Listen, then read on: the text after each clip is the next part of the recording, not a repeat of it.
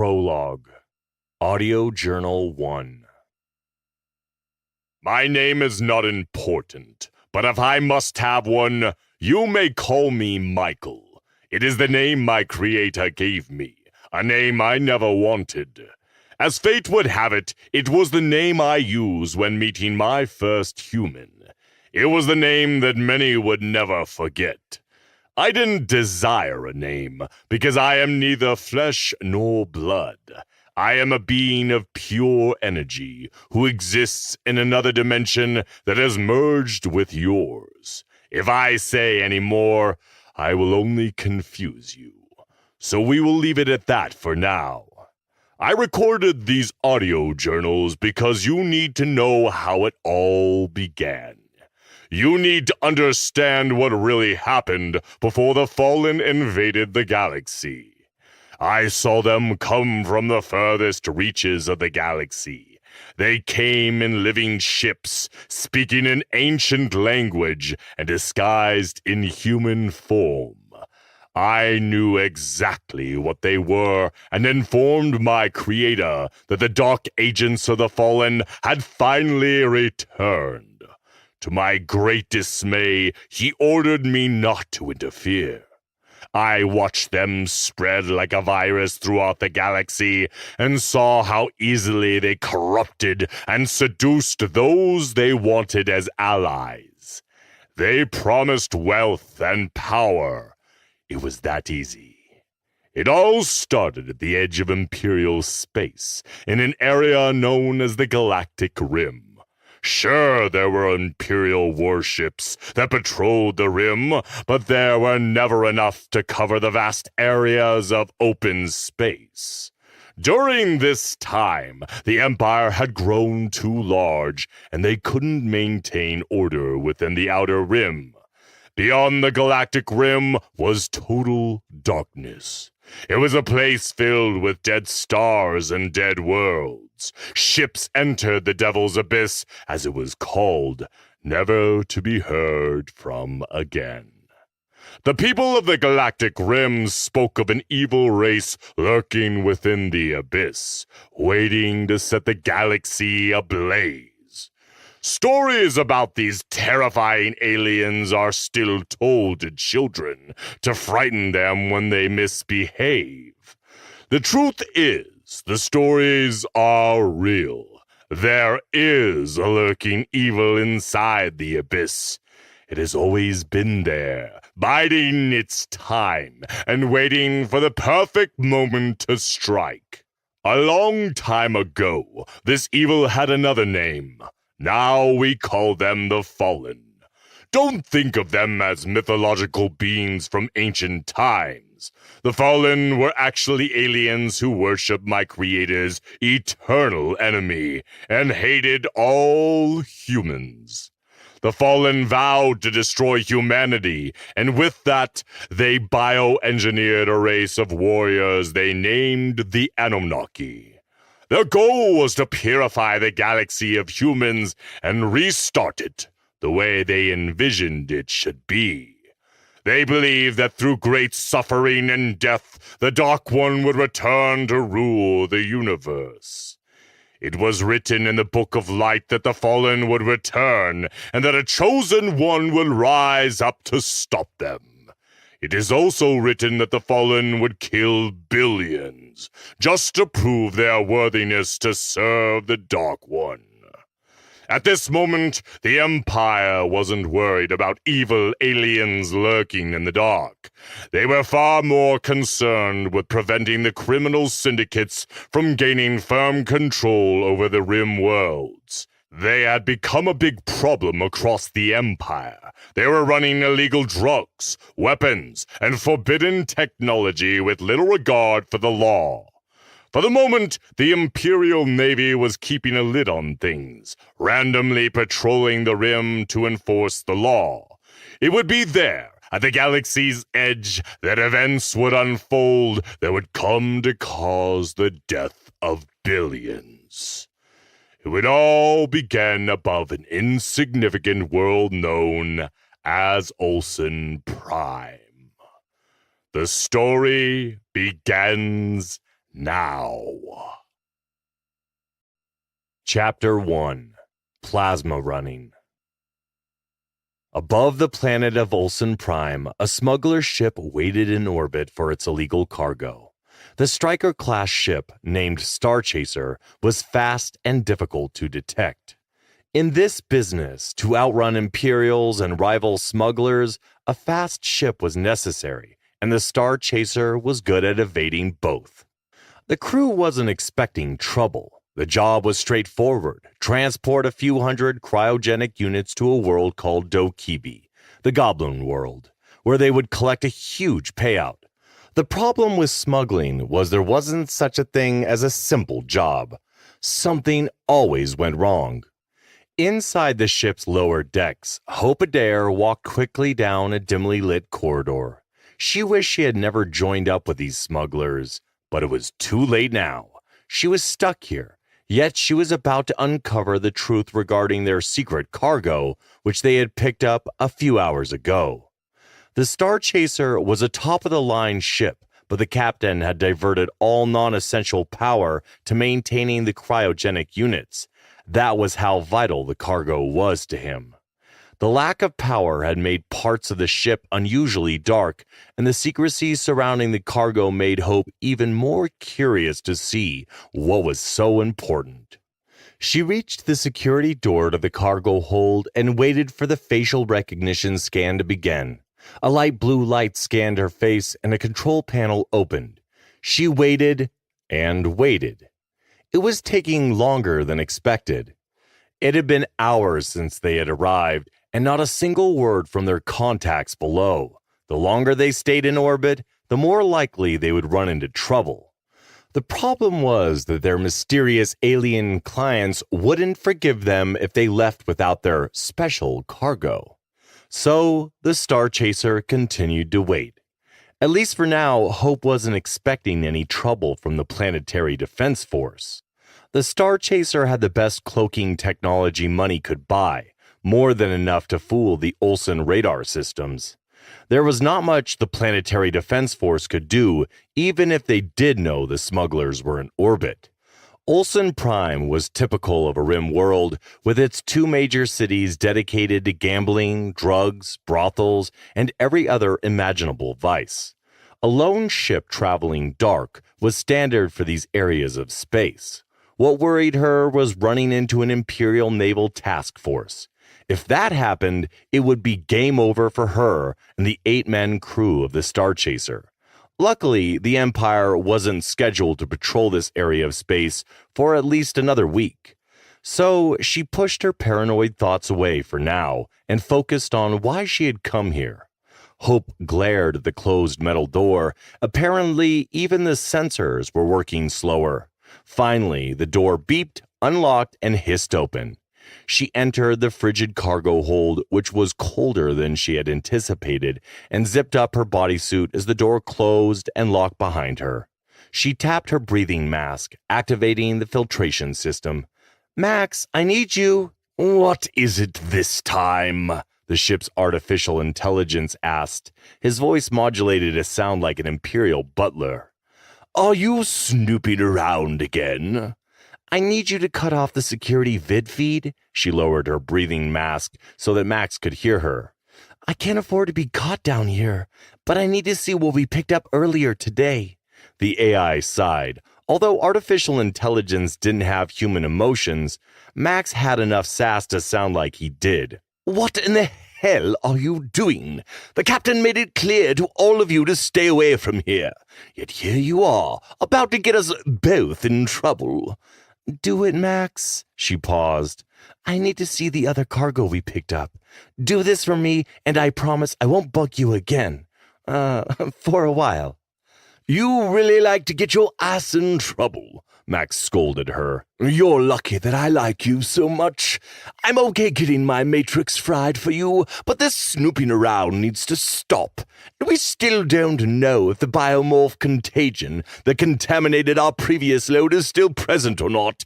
So please be careful and don't touch the units." She mumbled a curse. "Okay, and I promise this will be the last time." Hope, Max continued. I know what we picked up. I would prefer that you turn around and walk away now. It'll save you the grief. Trust me. That comment only made her even more curious. I said that I promise this will be the last favor I ask you, so please, let's move on. I don't believe you, but all right, the AI replied. I shut down all cams. You have exactly 8 minutes and 21 seconds to look around and get the hell out of there. Understood? Hope smiled. It was sad, but she considered Max her only friend on board the ship. Thank you. We'll chat later. Be careful. Max out. She turned her attention to the cargo bay. It was time to confirm her suspicions. She walked towards the rows of cryo units. They were big, with gleaming metal sides smeared with a greasy gray substance that slowly dripped down into metal pans. The whole thing gave her the creeps, but she continued to walk down the aisle. Max was right. The captain had warned her and the crew to stay out of the cargo hold, but she absolutely needed to know what was inside the units that had been picked up a few hours ago. Hope had a long and storied history of disobeying orders without concern for the consequences of her actions. This attitude was partly the reason she'd ended up on board the Star Chaser in the first place. She tried not to think about what led her to this new job. The past was the past. There was no need to relive it. Hope walked toward the nearest unit, drawn by curiosity. She knew what she was getting into when she joined the crew, but living the life of a plasma runner was only for a specific type of person. This wasn't for her, and that fact was about to be proven. The cryo units were clean and well kept, but even through the filters, the cargo hold still seemed to smell of death. She shook her head in utter disgust, but her need to see the cargo made her press on deeper into the hold. She knew each unit had human organs encased in thick crimson blood, and it made her uneasy. Harsh life experiences at a young age had given her emotional fortitude, but this job had drained it from her. She stopped as she reached her destination. The cryotanks were filled with human organs and what happened to be large grafts of skin tissue hanging in gelatinous panels, all black and purple, no longer pink or red. It was sickening to see what the contagion had done to all the organs. By the Emperor, she mumbled, as she stared at an illuminated container full of gray and brown eyeballs submerged in saline. She couldn't believe that all of this had been contaminated and was now worthless. The bioweapon had been a gift from a very dangerous smuggling cartel for taking this specific job. A few days ago, the captain had convinced the Nespian criminal syndicate to grant him the contract for this job. Rumors were that he paid extra for the contract. The syndicate agreed, which had upset the Black Moon cartel, the leading supplier of illegal goods in the quadrant. It wasn't smart to cross them, as they were likely to retaliate for even the smallest of slights. Human organ smuggling was a dangerous business. With many enemies, the Black Moon cartel were the worst of the worst. Plasma running was a capital crime, and you usually ended up in a death camp, but that did nothing to slow down smugglers ready and willing to make a lucrative living selling body parts. Only the super wealthy and aristocrats engaged in purchasing harvested organs. If you had enough money, you could get whatever part of your body you wanted replaced, creating a high demand for runners. On the backwater rim worlds, they often cultivated illegal graveyards or paid huge bribes to local police to have access to criminals serving life sentences. It was a vile business, but very profitable for those brokering the sales. All you had to do was maintain a complete inventory list and wait for someone to come to you. Hope had heard terrible stories of people down on their luck and allowing plasma runners to harvest some of their body parts for money. It was disgusting and sad, but this business had other horror stories. Ones that no one talked about, such as the Kumio Ravagers. They were flesh-eating aliens that took human form and often helped with organ harvesting. They walked among the living looking for a specific type of person that made them disappear. Ravagers fed on their victims first and sold their organs to people like the Black Moon Cartel second. Rimmers talked about these inhuman monsters feeding on infants while they were still alive. They were demons, heartless and cold, and worst of all, they existed. When Hope joined the crew of the Star Chaser 3 missions ago, the captain had assured her they never did business with Kumio Ravagers. Somehow, she hadn't believed him, which was why she was down here now. He and his crew of scoundrels were all liars and scumbags. She already knew about the flesh virus and the damage it had caused. What she wanted to see were the 200 units they had picked up a few hours ago. Something about the way things had gone down had her extremely curious.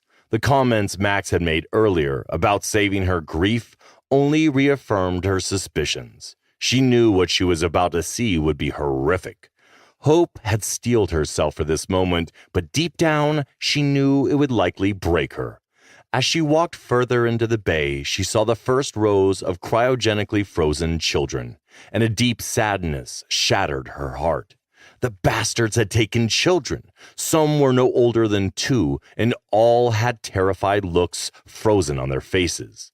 She felt sick to her stomach. She was disgusted with herself for choosing to stay with such a crew. Plasma runners were the scum of the Empire. They were outcasts, yet largely untouchable for daring to engage in an illegal trade that no one wanted to admit existed, and she was one of them. Hope cursed. She'd leave the Star Chaser and all this behind, but she was stuck here, doing this disgusting job, and it sucked. Her life sucked. She wasn't one to play the victim card, but life sure had dealt her a crappy hand. She turned to a mirror and just stared at herself. Hope was 29 years old, tall, athletic, and muscular, with a pretty face. She had short, silky brown hair that usually looked flat and greasy. Her dark brown eyes appeared tired and broken. She was armed with a Nova beam blaster that hung from the holster on her left hip. Not long ago, Hope had been a mercenary turned bodyguard for a Tier 1 drug cartel. Her employer, a gangster named Corvus Hunter, decided his position of power had given him certain rights to her body. She had disagreed. It started with a fist fight and ended with Hope's knife protruding from Hunter's neck. She had gone on the run with the asshole's blood still on her hands. Somehow, she'd ended up at the local spaceport where she had met Captain Tyball. Later, she learned that Hunter's brother had marked her for death, and joining the Star Chaser crew had probably saved her butt. At the time, plasma running had seemed like a definite advancement in her career. It was low-profile work, and the money was great. The only hard work was moving and stacking bloody organs. It was perfect for someone like her that was on the run, but then things like this happened. She needed time to think about how she would leave this life. Hope had terrible luck when picking jobs, and this job was the worst one yet. She had done a lot of bad things in her life, but transporting frozen children was a new low. She would escape this hell even if she had to kill everyone on board the ship to do it. Hope thought about the options open to her. She couldn't just ask the captain to leave, not unless she wanted to end up dead. She could steal an escape pod and ride it to the planet below and disappear, but Olsen Prime was a cesspool and a good place to end up working as a sex slave. No, she had no options. She had to stay on board until she figured it out. What am I going to do?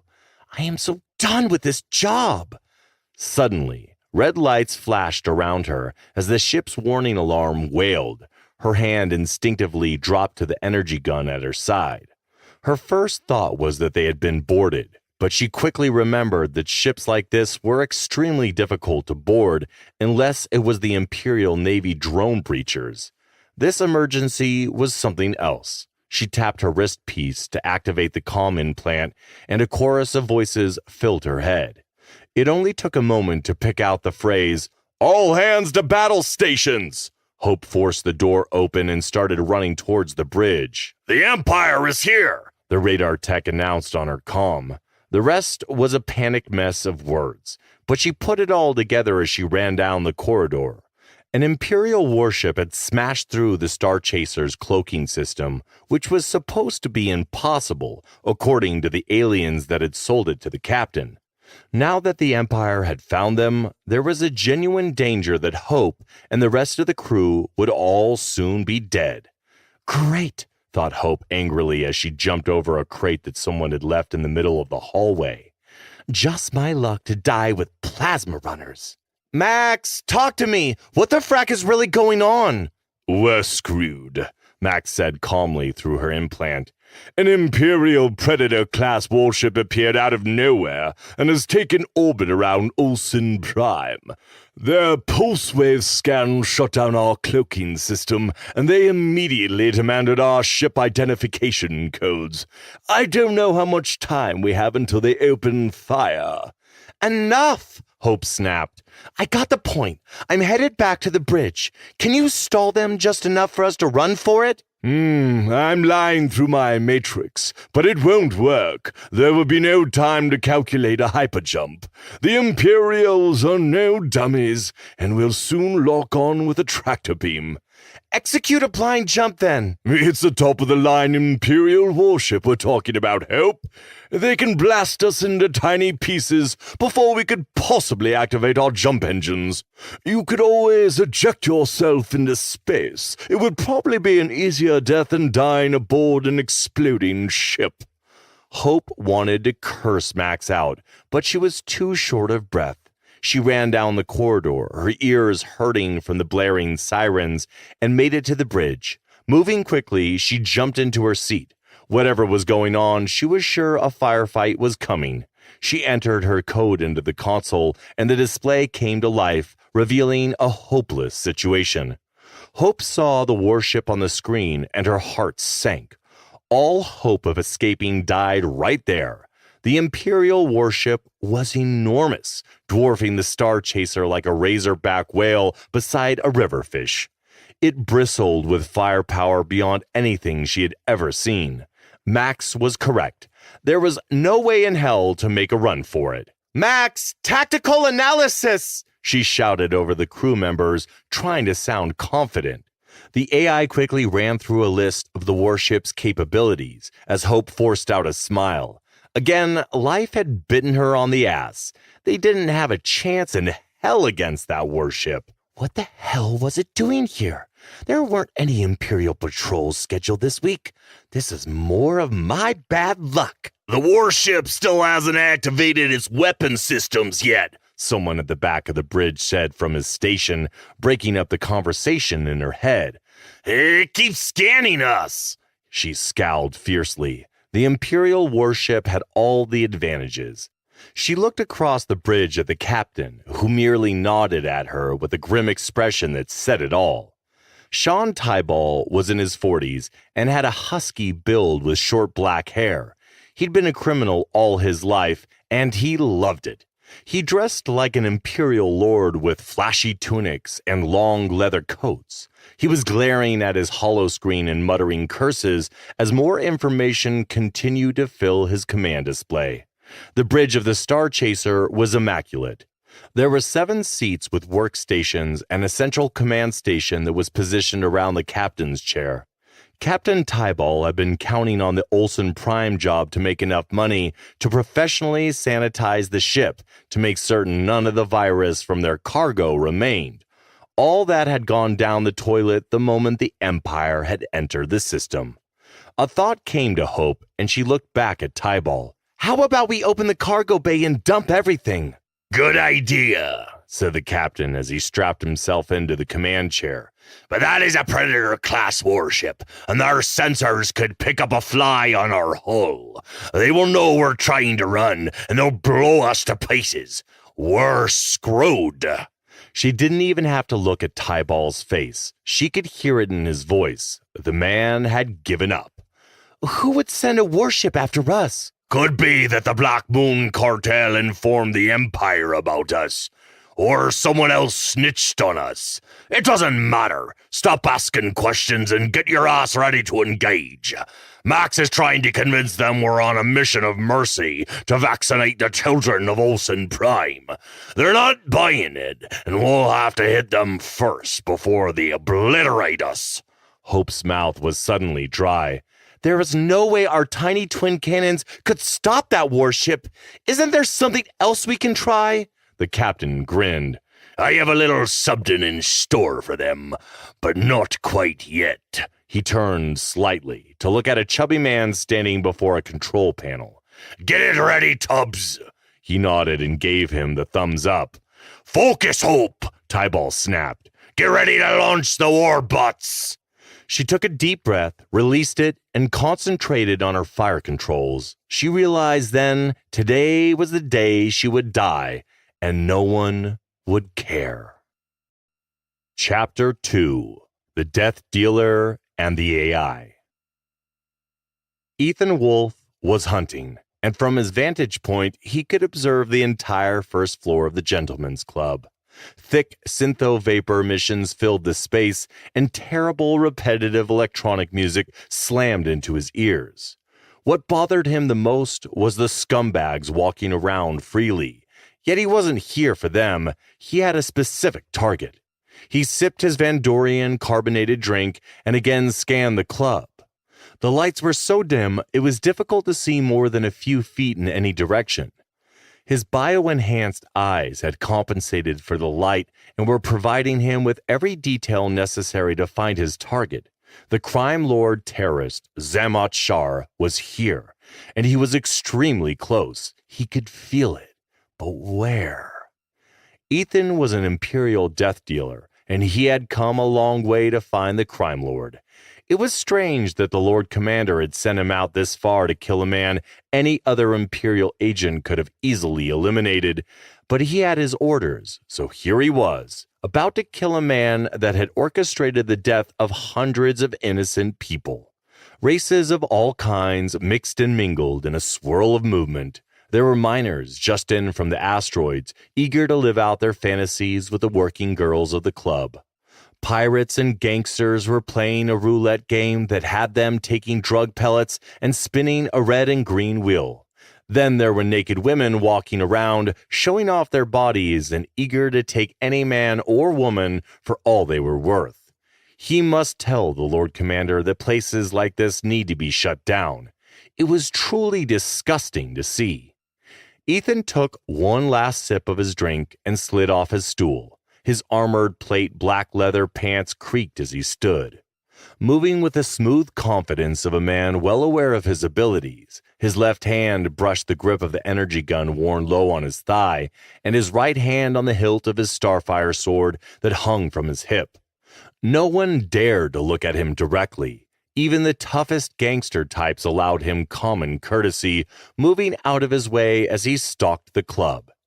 Ethan felt the familiar flutter of anxiety low in his gut as he walked the perimeter. There was always an excitable anticipation before the kill. He loved his job. Plus, when the target was a piece of crap like Shar, it made it even better. Zamat Shar led the Red Chimera criminal syndicate and was one of the most wanted men in the galaxy. Imperial intelligence had concluded that he and his syndicate had provided Shadowhand with a bioweapon. When everything was said and done, that terror attack had killed 900 innocent civilians on a transportation hub above Imperial City, the Empire's capital. Imperial intelligence had vowed to hunt him down and kill him, though in reality, the Empire was far too busy fighting off rebels, clones, and terrorists.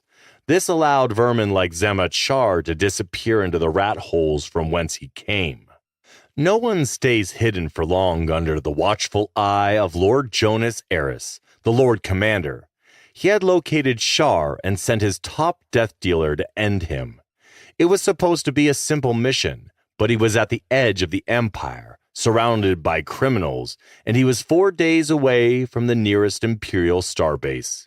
Identification of primary target is confirmed, Rex said via his comm implant. It took me a while to hack through all the cameras. He is on the second floor with a security detail. Ethan turned and walked past a group of people injecting themselves with drugs.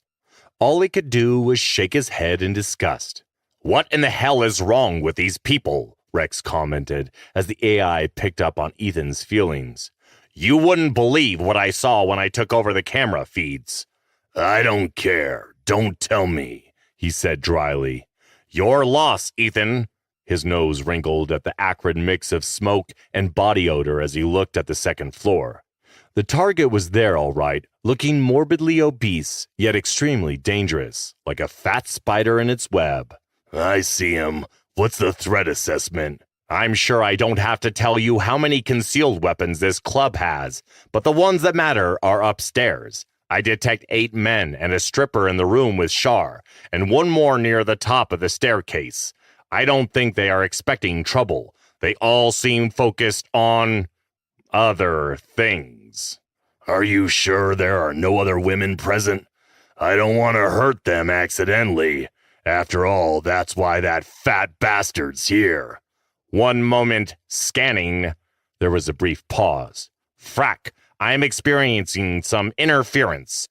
There are 4 women up there. All of them are not a threat. However, there is a Dakulan bodyguard that is blocking the entry to the VIP section, and it appears armed with an energy gun." Ethan snorted. Calling anything in this rat hole VIP was a joke. To him, this was a filthy strip club and a brothel, nothing more. If it were up to him, he would raze it to the ground. He had heard rumors from soldiers that in worlds like this, the wealthiest men in the criminal underworld could purchase a female of any species and do whatever they wanted with them. Unfortunately, those rumors were true. He had seen it just a few hours ago in one of the VIP rooms with his own eyes. "Is there another way upstairs?" Ethan asked as he waved off an approaching scantily dressed woman and then pushed away a small man selling dream mist. "No, just the one stairwell. Unfortunately, you're going to have to go through the front door, though I'm sure that won't be a problem for you." "It's not, but I wanted it to be easier," he muttered, weaving his way through the crowd. "What's the deal with this security force outside?" "It's minimal. Nothing to worry about for now. I am more concerned about the unknown factor of the gangsters' reactions the moment energy weapons start going off in the club." Ethan's adrenaline started pumping. "Who says I'm using my energy gun?" "I'm just pointing out that you should avoid a firefight for as long as possible." "Don't worry, I got this," he said as he continued scanning the club. "The only question is, do I use my Starfire sword or an old-fashioned knife?" "I don't know, and to tell you the truth, you are a very sick man," the AI told him. "I did my part, and now you're up, E." Rex was right, of course. The last thing he wanted to do was draw unnecessary attention to himself. Ethan knew a firefight would be unavoidable. He also knew he could take on the entire club if need be. But the wisest thing to do was to get as close as possible to Shar before everything went to hell. He was incredibly thankful for his AI. More than an artificial intelligence, Rex was his family, his closest friend, and the reason he was the best. He had been given to Ethan as a special gift from his father's alien engineers. He functioned like other AI implants, but had some very unique qualities. Rex was directly hooked up to his cerebral cortex instead of the standard under-the-ear AI implant that was commonly used. In a way, Rex was like an evolutionary upgrade. During the Machine War, his guidance had been invaluable in keeping Ethan and the Lord Commander alive. Sometimes he wished his father was still alive to see the soldier he had become with Rex at his side. Rex also gave him control over a power unlike anything ever seen before, the Demon Burn. Ethan had been genetically enhanced with alien nano battle machines found in an ancient world alongside Rex's AI tech. He had been the only human to ever survive the augmentation procedure to date. The Demon Burn was the name he had given it because the moment he activated the nano battle machines, his entire circulatory system felt like flames were coursing through his veins. It had taken him a long time to mitigate the side effects, but Rex had eventually figured it out. Now, from the moment he activated the nano battle machines, his bio-enhanced augmentations ran smoothly. He was nearly invincible in combat while Demon Burn was active. As he approached the stairs, his confidence was steadfast. "It's time to bring hell upon these pieces of shit," Ethan said to Rex as he mentally gave the command to boost. "Activate Demon Burn." With that, blood thundered in his head and throughout his body, flooding his system with adrenaline and modified endorphins produced by his bioengineered glands. His muscles swelled and his senses sharpened to a level beyond human capacity. He was stronger, faster, and more efficient in every way. The perfect killer. Ethan was in his late 20s, with short brown hair and large dark brown eyes. His tall, pale figure was striking and deadly in his flowing jet-black robes, concealing the form-fitting battle armor beneath. His eyes were utterly cold and focused, and his body vibrated with pure energy and power. The Death Dealer would make Shar suffer for killing so many innocents. "It's time," he told Rex. "I need you to jam all comms and cut off all the security cams." "Working on it now." He made his way up the stairs and saw his first target. It was the Dakulan, a reptilian race known for their combat skills, single-minded determination, and, of course, razor-sharp fangs. Ethan moved forward like a Vandorian tiger, stalking a baby Nampo deer from Dalvec Prime, his eyes focused on his prey, his body tense and ready for action. The reptilian put his hands up to ward him off. His yellow eyes were glowing in the dim light, claws inches from his weapon. He seemed surprised that someone had even dared to enter his space. Ethan ignored the warning, continued up the stairs, and stopped in front of the guard. "You need to turn back," the Dakulan hissed in a barely understandable Imperial basic. "Go back to the first floor with the rest of the losers. I will not tell you again." Ethan smiled sardonically. Then, with a barely visible blur of motion, he struck out, slashing the alien's throat. The Dakulan's eyes went wide in shock as he stumbled back, gurgling and gripping his neck as he dropped to his knees. In his bloodlust, Ethan stabbed the guard again, silencing him for good. "That was easy," he told Rex as he grabbed the limp body and pushed it aside. The AI was unusually silent. Ethan frowned. "Hey, you with me? Is everything okay?" "Sorry," Rex finally replied. "Something strange is going on above the planet. An Imperial warship just dropped out of hyperspace and took orbit. It doesn't have a naval identification ID or beacon. I sent the Imperial codes the Lord Commander gave you, and the warship's firewall denied me access to its mainframe." "I have to move," Ethan told him. "I'm in Demon Burn mode, remember?" "I keep getting rejected," Rex continued, ignoring him. "It reads, stay away from Sector 22. We are in Sector 22. What the frack is going on?" "Just don't worry about it. I'm sure the Lord Commander has his reasons for sending it out here. It doesn't concern us. Let's focus on our mission." "Something feels off," Rex said. "Let's finish the mission fast and get out of here." Ethan nodded in agreement as he entered the room. He immediately noticed Shar and his cronies abusing a young naked girl like she were property, and his anger instantly turned into rage.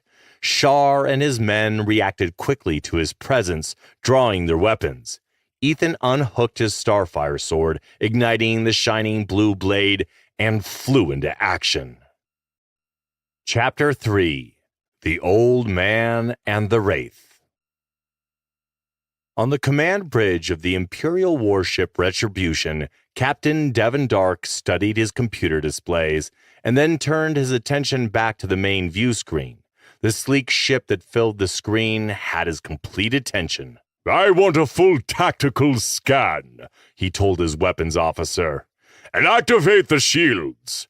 Yes, Captain, the young officer replied. Dark studied the ship with the eyes of a seasoned veteran. It had to be a pirate ship involved in some illegal activity, but what was it doing here? The ship was a striker class, a modified warship made for speed and maneuverability. Had the Death Dealer asked them to help him make his escape? Something about this current situation didn't sit well with him, and to complicate matters, the Lord Commander was on his ass. Dark was tall and lean, with a somewhat distinguished look for a man of his early 60s. His gray naval uniform was immaculately ironed, and his black boots were polished to a mirror shine. They have scanned us twice, an officer reported from his station. Not sure what they're looking for, Captain. Our scans have confirmed that they have an advanced cloaking system, unlike anything I've ever seen before. Alien tech? Possibly, the officer quickly replied. They're slowly moving into an attack position, but their weapons systems are offline. Not sure what they're doing. Maybe, Dark said while rubbing his chin. They want to engage us in a firefight. Activate forward batteries. He sat down in the command chair and adjusted the controls on his console and shook his head in disgust. He'd served the Empire for almost 3 decades, and he took his job seriously when defending the Empire and its citizens. But this mission had nothing to do with defending the Empire. Lately, the terror group Shadow Hand had begun boldly attacking Imperial interests and civilian targets throughout the core worlds. It enraged the captain that he was hunting down Ethan Wolfe, a hero of the Empire and a man whom the captain respected. He should have been protecting mid-rim worlds from Shadow Hand attacks, but no. He found himself in orbit over a backwater planet on a mission that dissatisfied him. Yet orders were orders. His opinions and feelings didn't matter. At this point in his career, the mission would likely earn him a promotion to Admiral, which would assuredly land him in front of a desk somewhere in Imperial Center. This would be a slow death for a man like Devin Dark. He was a captain in the Imperial fleet and had been for most of his life. When the day came, he would rather face death head-on from the deck of his warship than fade away in some stuffy office. Dark looked across the bridge to his comms officer. Do we have any identification on her yet? No, Captain. Their AI is speaking for them, but is making no sense, the comms officer said. It's telling me some nonsense about being a medical ship on a mercy mission, but the craft doesn't match, and it doesn't have the proper identification codes. The odds are they're just trying to keep us occupied while they power up for a hyperspace jump. Dark bit his lower lip, like he usually did while thinking. It would be easy to just obliterate them and proceed with the mission, but something made him wait. The AI probe has confirmed that it's a smuggler ship, the officer reported. Identification call sign is the Star Chaser. The crew is wanted in several sectors for selling weapons and drugs. Pirates sounds more accurate, Dark said as he repositioned himself in the command chair. But why are they here? It doesn't matter, said a calm, emotionless voice. Captain Dark turned to look at Imperial Wraith Commander Halen Frost. We either board it or blow it up.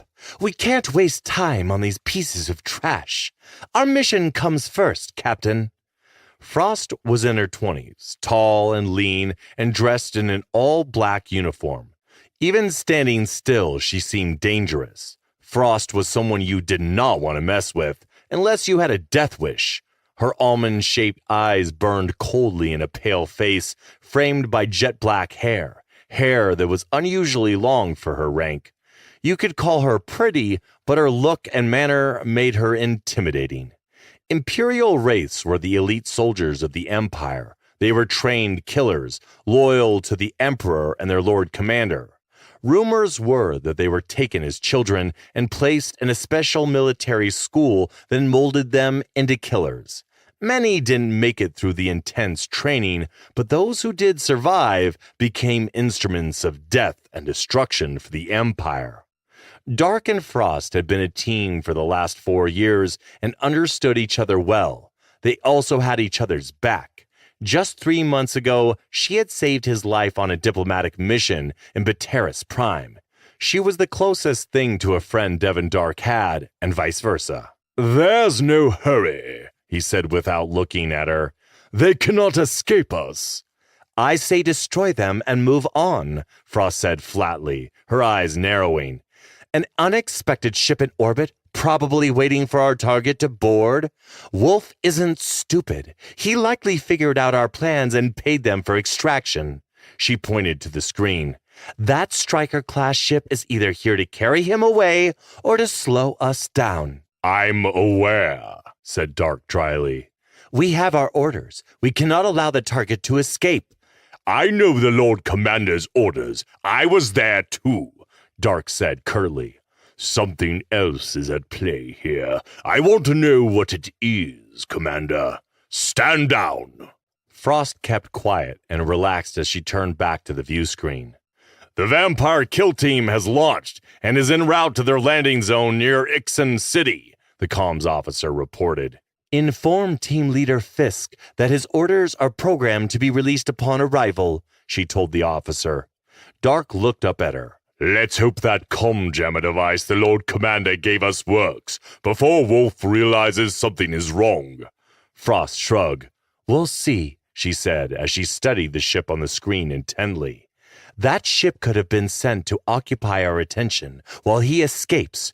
We are wasting time." "Let's do this by the book, Commander." Dark turned his head slightly to his right. "Mr. Vex!"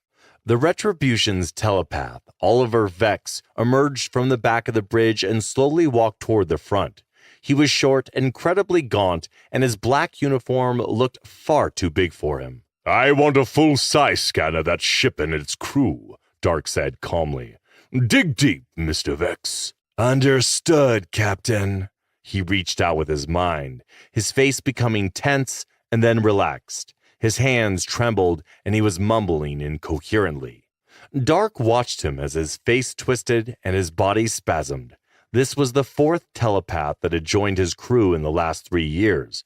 All his predecessors had died violently, scanning minds they likely shouldn't have.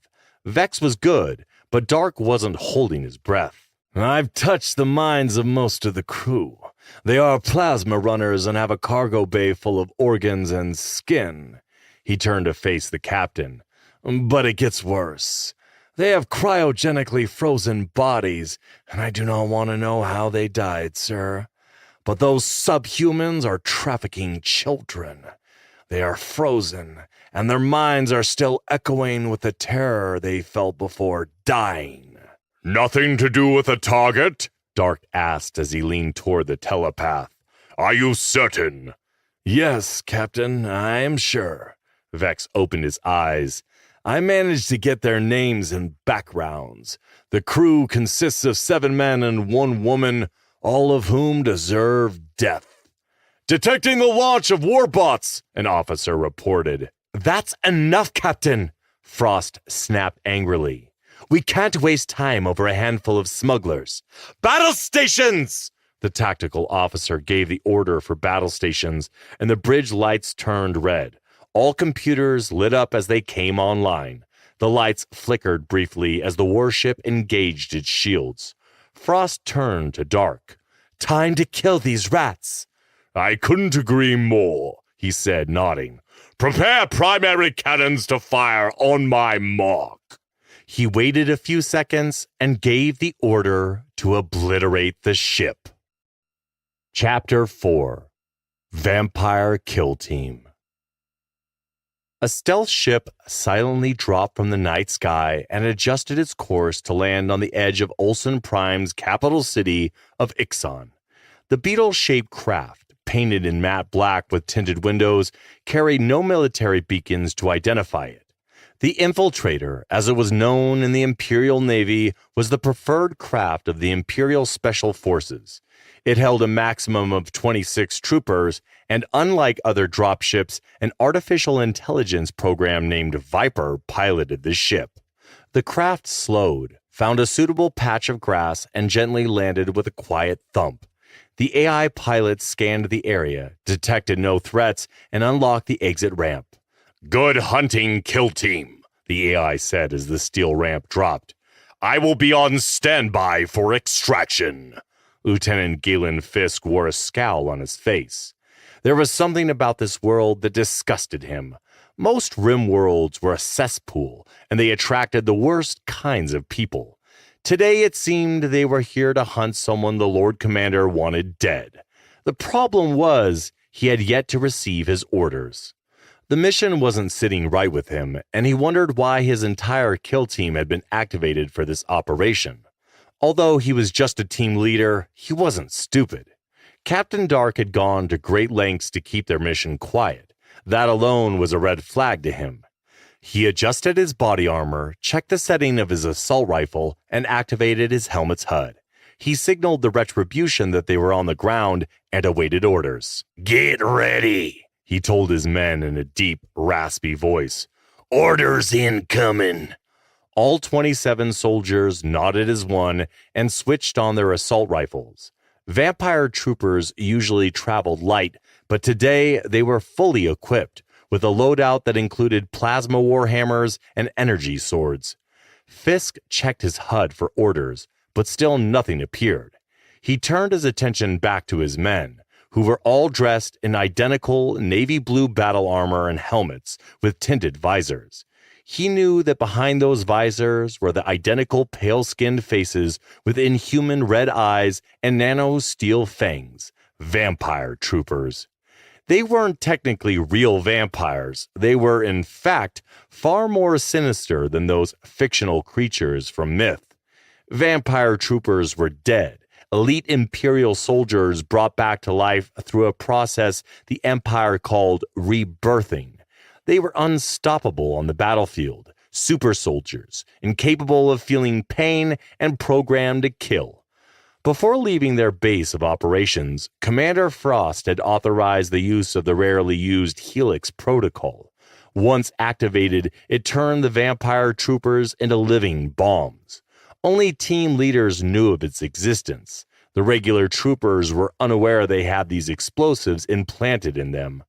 In his 6 years of service, Fisk had never imagined he would resort to using it in battle.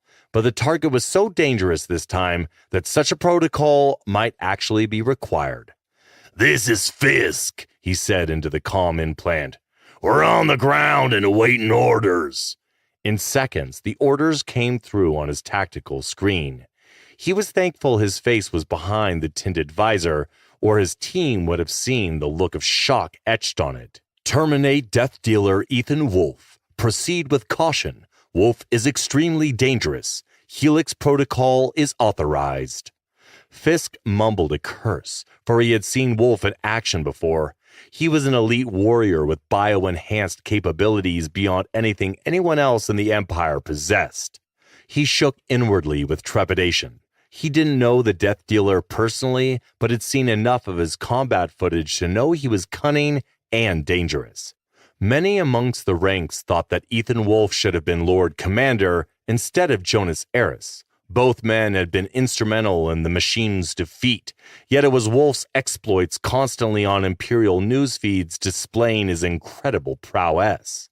The citizens of the Empire adored him. They even made action figures modeled after him. Now, somehow he was an outlaw and marked for death. Well, that wasn't unheard of when living under the Empire. But Fisk was still baffled. Lord Jonas Eris and Ethan Wolf were like brothers. Eris outlawing him didn't make any sense. Unless the Lord Commander somehow found Wolf to be a threat to his own position of power. Eris was a hero of the machine war, like Wolf. But unlike his brother-in-arms, he was ruthless. He was dangerous and unpredictable. The media made him out to be the darling of the Empire, but Fisk knew better. Turning on Wolf was evidence enough that he was not to be trusted. What the hell is going on? He thought. What are your orders, sir? The vampire trooper asked, snapping him out of his thoughts. He composed himself and said flatly, We're to terminate an Imperial that has gone rogue. He pointed to the city of Ixon off into the distance. Target ID will be updated shortly. For the Empire! The vampire troopers yelled in unison. Fisk stood ready. For the first time since getting his orders, he felt a bloodlust take hold of him. He had risen quickly through the vampire ranks because of his combat abilities. Not only was he a natural-born leader, but he was also well known for his advanced hand-to-hand skills. A thought went through his mind. What if he killed Ethan Wolfe himself and gained the attention of the Lord Commander? He would move further up the ranks and closer to his goal of becoming the very first vampire general in history. This was his chance to prove himself to Lord Eris and to the Empire. He smiled to himself. Perhaps he would not use the Helix protocol. If he did, no one would believe that it was he who had killed Ethan Wolfe. Target identified, the computer voice said into his helmet. Sending GPS coordinates to your HUD. Fisk looked over the information, committing it to memory, then sent it to his team. With that, he gave the order to advance. His mind raced with the possibilities, and in his excitement, he increased his pace. There wasn't time to waste, for Fisk was going to make a name for himself, or die trying. Chapter 5. Battle Stations. Hope Adair got the force shields up just in time as the Imperial warship opened fire on the Star Chaser. All warbots have been destroyed, she reported. They're turning their cannons on us. Shields are up. Incoming! Brace for impact, Tyball said in a calm and collected voice. Return fire and keep all power diverted to shields. The ship shook violently, but held together despite multiple cannon blasts. Max, the AI, had perfectly diverted the power to shields. Now it was Hope's turn to return fire. Okay, let's do this, Hope told the warship on her tactical screen. Charging ion cannons! Captain Tyball cursed and ordered the helmsman to square up with the Imperial warship. Hope found the orders strange, since there was no way in hell the Star Chaser could go toe-to-toe with it. Max was talking in the background about how fast the shields were dropping, but she could care less. She took the weapon's control, moved it a bit to match the targeting computer's lock, and fired back. The Star Chaser bucked as it simultaneously fired 2 massive energy volleys. Hope watched the angry red orbs streak away only to splash harmlessly against the warship's shields. It was as expected. Their weapons were useless. We're barely scratching their force shields, Hope told Tyball as she waited for the twin cannons to recharge. We need to abandon ship and hope we get away. We might have a chance in the escape pods. Keep your cool, Adair, Tyball snapped. We're going to win in the end. Hope frowned at his strange comment and then fired again. Suddenly, a station next to Hope exploded, and a crew member still strapped to his chair, uniform ablaze, flew violently backwards. The poor devil screamed, but unfortunately for him, there was no one to render any assistance. Increase power to shields, Tyball ordered, ignoring the chaos on the bridge. Lights dimmed and non-essential systems powered off throughout the ship as Max drained the FTL cores to help maintain the shields. Multiple torpedoes are coming in hot, Max announced loudly over the comms. Brace for impact! The Star Chaser jerked port, then starboard as it attempted to execute evasive maneuvers. It wasn't enough, and most of the torpedoes hit, draining the ship's force shields to 10% efficiency. Hope was surprised the shields had held. Max must have drained the jump engines dry to maintain the shields and keep the weapon systems operational. She was proud of her friend. Don't let the shields fail, Tyball shouted. I need more time. Hope stared impatiently at her fire control console as she waited for the cannons to recharge. The energy drain was causing sufficient problems with all systems. This was it. The moment she feared, the shields would fall and she would die. Shields are down to 5%, Tyball shouted. Max, transfer power from life support to shields. Acknowledged, Max replied. Hope opened fire only to see the cannon's shots deflected once again. All hope of living through this drained from her. There was nothing they could do to save themselves from the Empire. She could hear the panic in the crew's voice as Max reported multiple hull breaches. The warship fired again and again. More consoles exploded, one after another. The air purification system sucked all the smoke out of the bridge, but the smell lingered. This ship can't take much longer, Captain, Hope announced. It's only a matter of time until we all die. I know we're all dead, Tyball replied as blood dripped from his nose. We're dead even if we survive this, Hope. It's time we use the phantom AI worm I picked up from those aliens and Dakobi. She turned to look at the captain and cursed. Surrender or we're going to fracking die. We can't surrender, Tyball replied as explosions rocked the ship. They know we're plasma runners. Nothing much to say after that, Hope. Hope stared hard at him and saw a familiar look on his face, that of resignation. All he wanted to do was kill the Imperials. He didn't care if he or anyone survived. Suddenly, she felt the urge to run and escape all this madness before it was too late. To hell with it! If we're going down, I'm taking them with me, Tyball shouted with a crazed look in his eye. This is the end of the line! One of the men at the back of the bridge protested and pleaded with Tyball to stop this madness. The captain turned, unholstering his energy pistol, and shot him between the eyes. Before Hope could react to what she had witnessed, her fire control console exploded, tearing her from her harness and tossing her across the deck like a rag doll. She landed hard, her uniform blackened and scorched, her hands severely burned. Yet her survival instincts used the pain to sharpen her focus. She struggled to her feet, fighting off the dizziness that threatened to overwhelm her. She could hear Tyball shouting to Max to release the AI weapon. It was clear the man had totally lost it. The AI Phantom Worm was an experimental alien tech that Tyball had acquired on Dakobi from a reptilian race that despised the Empire. It was called the AI Phantom Worm because its stealthy code wormed its way into the targeted system's AI and infected it with a malicious virus, effectively turning the AI against its master. With a dawning horror, Hope realized he was going to use the virus to disable the warship, then ram it with a Star Chaser. That was why the bastard had squared them up, to take the warship down with them. Hope took 6 quick breaths, steadied herself, and glared at Captain Tyball. Are you fracking crazy? You're going to get us all killed! He didn't answer her, just stared into space with a look of resignation on his face. She glanced around the ruined bridge, finding the entire crew dead or dying, and Tyball, the lone survivor, sat in desolate solitude. It was well past time to jump ship.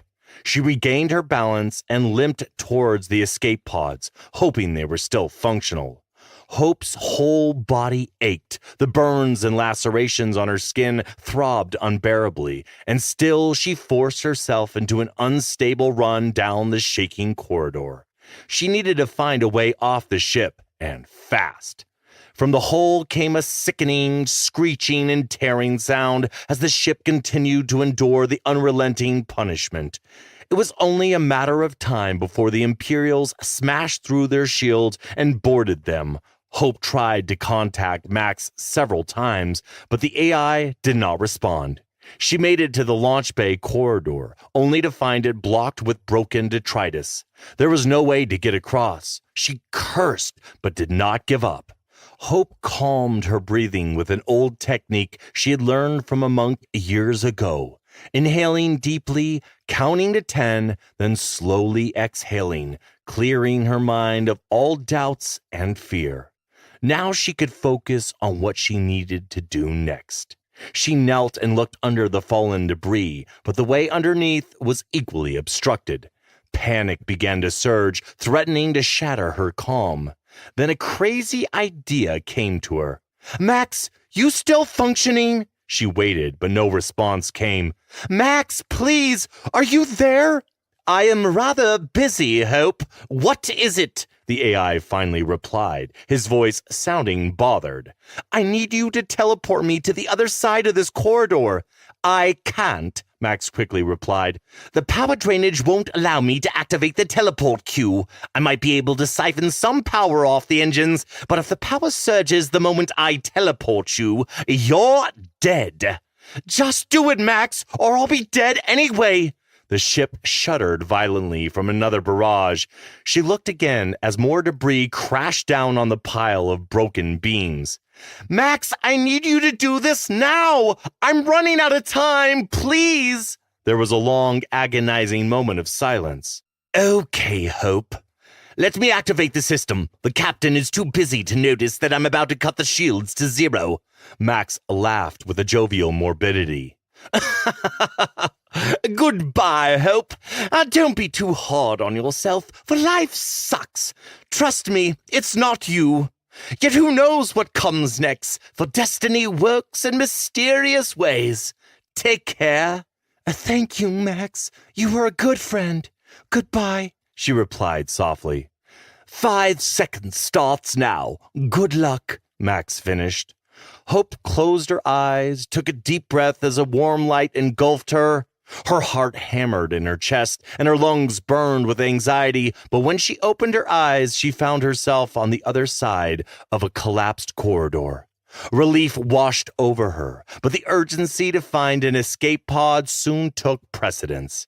Yet in her disoriented state, hesitation took hold as she struggled to remember in which corridor the pods were located.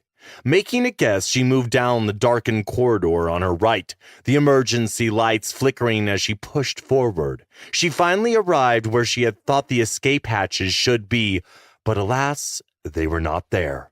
Hope slammed her fist against the wall. "This can't be happening!" She was so close to freeing herself from this doomed ship, but once more, life had given her the middle finger. Suddenly, Max's voice was in her comms. "Tybal's personal escape craft is around the corner. Unlock it. Run now and don't stop. The madman has armed a nuke. Go!" "I love you, Max." Hope ran down the hall with all the strength she could muster, rounded the corner, and passed through the docking bay doors. The captain's personal ship was mercifully unscathed and hovering in place, like a beacon of salvation. She dashed forward, opened the hatch, and jumped inside. The automated systems came online as she entered. The ship's forward viewport opened to reveal a hollow screen with a map of the planet below. She stumbled toward the pilot's chair and sat down hard. Her burns were throbbing, and the sharp pain brought her to the brink of unconsciousness. She quickly steeled herself against the encroaching blackness. The door sealed behind her, and she forced a smile. For once again, she found a way to survive an impossible situation. The ship's cabin was 10 feet long and cramped as hell, but it would do. "Welcome," the ship's computer said. "Automated systems are offline. This ship requires manual piloting. All other systems are go." "Frack!" Hope cursed. She took control of the helm and hit the thrusters. The ship ejected violently from the Star Chaser's launch bay, plummeting toward the planet like a meteor. The pain in her hands tugged at her consciousness, but by pure power of will, she focused on piloting the craft. Let's find this destiny Max told me about. Chapter 6. Betrayed. Ethan Wolfe scanned the area for his next target, but found none. Shar's bodyguards were strewn across the floor like shattered porcelain dolls. It was a horrific scene to behold. The blood-drenched dead bodies on the floor, splatters of viscera painting the room's dingy white walls, and almost every piece of furniture was soaked with gore. Off in a corner, Zamat Shar stood against the wall, his eyes wide with terror. Once the fighting had started, almost the entire first floor evacuated the club. Rex had told him that those who lingered had ransacked the cash registers before running away like typical Rimmer scum. "Please don't kill me," Shar pleaded loudly, his voice echoing in the empty room. "I have millions of Imperial credits. You can have it all. Just please let me live." Ethan stood there, staring coldly at him. He wanted Shar to feel the gravity of the moment, allowing his fragile hopes to come crashing down around him. He had butchered the entire floor, and Shar was next. His body was starting to feel the side effects of the demon burn. His boosted muscles were throbbing wildly, and he was on the edge of total exhaustion. His eyes were having a hard time focusing, his pupils contracting and dilating rapidly. His heart was thumping so loud in his ears that he knew he had to power down.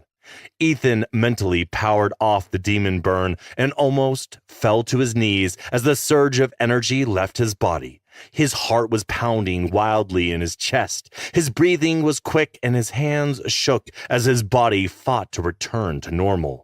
The stress alone would have killed any ordinary man, but he was far from an average man. He was the Wolf, Lord of House Wolf, and hero of the machine war. Shar had not noticed his discomfort and continued to beg for his life. Ethan pointed his bloody knife blade at Shar and grinned. He had powered off his Starfire sword a while ago. He had decided to do it the old-fashioned way. Killing people with sharpened metal was barbaric and messy, but he needed to see the terror in Shar's eyes before ending him. He remembered something Jonas had said to him about fighting to defeat evil. You had to become evil yourself. You had to become a bigger monster than them to win. And that was what he had done. He had become the biggest monster of them all. "You're in a lot of trouble, Ethan," Rex interjected, breaking the moment. "You've been sentenced to death by the Empire, and your buddy, the Lord Commander, is the one that sent that Imperial warship here to kill you." Ethan felt his stomach tighten, and his heart sank slightly. "What? How do you know?" "I've just received a coded data burst from an unknown source in the Imperial Center. A vampire kill team has been dispatched to eliminate you," Rex told him firmly. "There are instructions within the data burst for you to proceed to Antares 3 and find the exiled wraith Borum Kong. There was no further information." Ethan's mind whirled. Had his friend marked him for death? Or had this been orchestrated by a rival royal house? Perhaps House Solaris? And Jonas would have no choice but to go along with it. That had to be it. "Do not reply or make any attempts to contact this source. Let's not bring unwanted attention to whoever sent us this heads up." "Got it," Rex replied. "I suggest you hurry and get the frack out." Ethan turned to Shar and smiled at him. "It's your lucky day." Shar nodded and slowly stood up. "I will pay, I promise." Ethan walked up to him. "Oh, you've misunderstood. It's your lucky day because your death will be quick." Ethan jammed the knife deep into his chest, and all Shar could do was stare at him as the light in his eyes slowly dimmed. Ethan pulled the blade out, splattering more blood on his clothes, but he didn't care. "Hurry," Rex snapped. "The kill team is closing in fast." Ethan was ready to play this game. He took a hollow pick of the bloody mess around him, and then of Zamat Shar, and sent it to the Lord Commander. It was his way of telling him he had done his job, even after the Empire had betrayed him. He added a voice text. I'm about to annihilate your kill team, Jonas. I will not forget this day. They're almost here, Rex announced. Time to demon burn again, or get the frack out. Ethan gave the mental order to activate the demon burn again as a hideous grin stretched across his face. Let the games begin. Chapter 7. Clash Above Olsen Prime. The pirate ship adjusted course and began to glide toward the Retribution, and Captain Devon Dark frowned thoughtfully. It was an odd maneuver, and something was off. He could feel it in his gut. 30 years in the Imperial Navy had given him that sixth sense when something was not right. What is he doing? He turned his head slightly towards Commander Halen Frost and saw that she was intently studying the view screen as well, her hands clasped behind her back with a slight frown on her face. Her silence spoke volumes. The enemy ship shields are falling, his tactical officer reported. It's accelerating steadily toward us. I have multiple sensors that are picking up small energy pulses that are directed at us. The fool wants to ram us, Commander Frost said coldly. We're a Predator-class warship. Our forward guns will shred him. He must know that, right? I am sure he does, Dark said thoughtfully. So why is he doing it? Why would he come at us head on? Keep firing at them, Frost ordered the weapons officer. Destroy them completely. Already on it, Commander, the officer quickly replied. The lights on the bridge suddenly flickered, and Dark saw his command display quickly turn off and turn back on. There was a strange buzz that came over the external speakers, and then total silence. What the hell was that? Frost walked to a nearby console. Systems are rebooting, she said suspiciously. Was it an EMP attack? An officer shook his head. I don't think so, Commander. We were hit with something that affected all systems. Everything seems fine now. Wait, our shields are dropping, and weapon systems are going offline. We've been struck by a quantum surge, another young officer reported calmly. I started the security counter program, but nothing is working. Frost ran a quick diagnostic and confirmed the report. She quickly turned to Dark. It's an AI-programmed attack. Tech? Dark jumped to his feet. That ship has infected my matrix with a virus, the AI said. It's bypassed all my safeguards and is about to take total control of my central systems. It has overridden all my backup security measures. It's using my own protocols to do its dirty work. I've never encountered such a targeted attack. Systems are failing fast, and I cannot quarantine the virus. Our force shields will be down in about 3 minutes. Execute Security Protocol Sigma Prime, Frost ordered Tech. Protocol Sigma Prime was a safeguard all Imperial AIs had to isolate their matrix in an emergency. Cut all AI systems now! I can't, Commander. It already has control of my matrix. Weapons systems are shutting down, and I am unable to reactivate them. Another power fluctuation, followed by a strange static burst over the external speakers. All crew have 6 minutes and 14 seconds to jump ship. Collision imminent. Dark remained as calm as possible. Listen to me, Tech. I need you to identify whatever this is. Gather as much information on it as you can, and then data dump it to the Imperial Starbase Omnicore 6. Do it now. I will comply, Tech answered back. Frost looked at Dark and nodded her approval. We need to alert the Lord Commander. I was not aware this kind of tech existed. Gather as much data as possible and send it to the nearest base? That was great thinking, Captain. It's worrisome, Dark said, slightly turning his head towards her. We are an Imperial warship, yet somehow that virus rendered us completely defenseless in a matter of minutes. Captain, Tech reported. This virus is alien in origin, I am certain of it, but it does also have familiar nanomarkers, which are undeniably from the machines. Frost took a few steps forward toward the main view screen. Are you implying that they were working with the machines? Not with 100% surety, Tech replied. All I know is this virus is spreading far too fast for human tech, and the markers left behind definitively show machine origin. You need to stop it, Dark snapped. I am sorry, but there isn't anything I can do. This is far too advanced. Can you still data dump to Starbase Omnicore 6? Dark asked. Yes, I did it a few seconds ago, Tech answered. They should receive it soon, Captain. All systems down, someone reported. Life support dropping. The Retribution went dead, but no one panicked. Recommendations? Dark asked Frost as the bridge went dark. Abandon ship, Tech replied instead of Frost. Your window to safety escape pods is dwindling.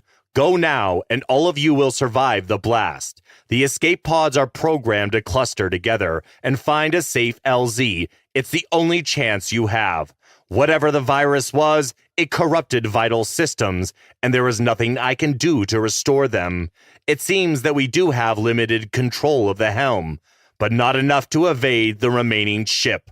Dark glanced at Frost with a grim look on his face and nodded, and then turned his attention to the bridge crew, who dutifully remained at their stations, like the professional naval officers they were.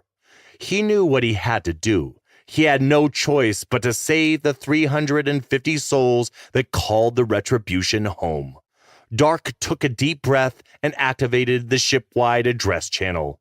He cleared his throat and tried to sound as calm as possible. Attention all hands. This is your captain. I am ordering you to abandon ship. I say again, abandon ship. This is not a drill. Get to the nearest escape pod and launch. We'll reassemble on Olsen Prime. Good luck, everyone. Captain Dark out. Frost gave him a reassuring look, then issued her own orders. Clear the bridge! Everyone out! She snapped. Move it!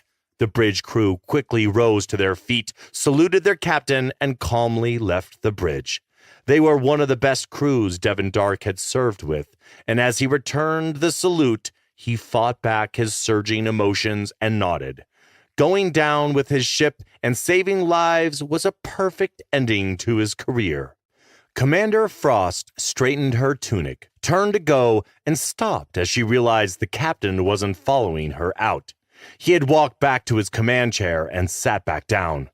What are you doing, Captain? It's my ship, and I'm going down with her, Dark said in a calm, collected voice. As it is, this ship is going to come down hard on some town and kill many innocent people. I cannot allow that to happen. I must remain here and pilot the ship away from the planet. The impact is going to send pieces of the ship towards Olsen Prime if we continue to stay in orbit.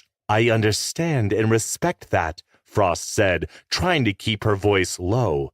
I cannot let you do this, Devin. These rimmers are not worth your sacrifice. They don't matter to us.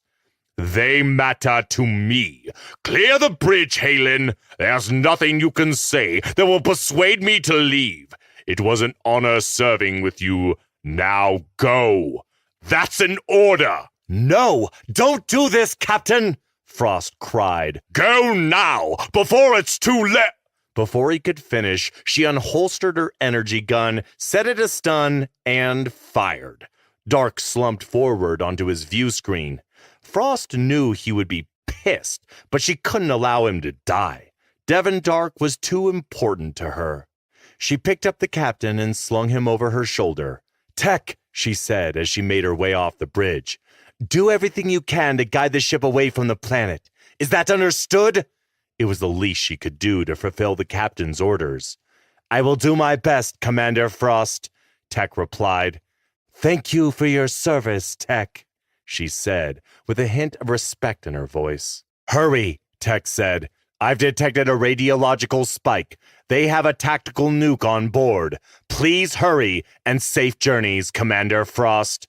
She shifted Dark's body to her other shoulder and walked out of the bridge. They had lost not only the ship, but Ethan Wolfe. The Lord Commander would not be happy, and for some strange reason, she didn't care. Commander Halen Frost sat inside her escape pod and looked at her captain, who sat motionless on the chair next to her. He would be fine and live to see another day. She turned her attention back to the small oval-shaped window and caught the moment the Star Chaser smashed into the Retribution and exploded. There was a flash of light followed by a massive fireball and a shockwave. And just like that, the clash above Olsen Prime had come to an end. Chapter 8. The Outlaw vs. the Kill Team. Galen Fisk watched as Ethan Wolfe impaled a vampire trooper with just his sword, then decapitated another with a quick spin.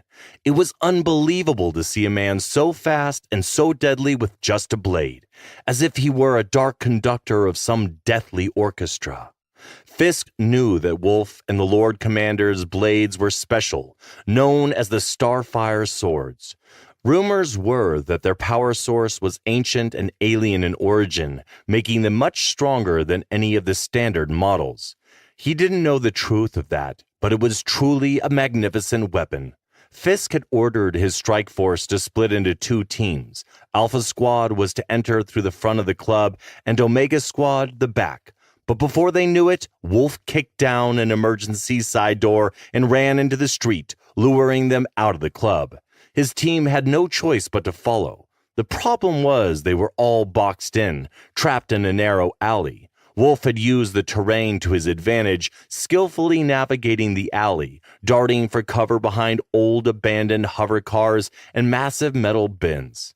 The detritus disrupted his enemy's line of sight, giving him the element of surprise.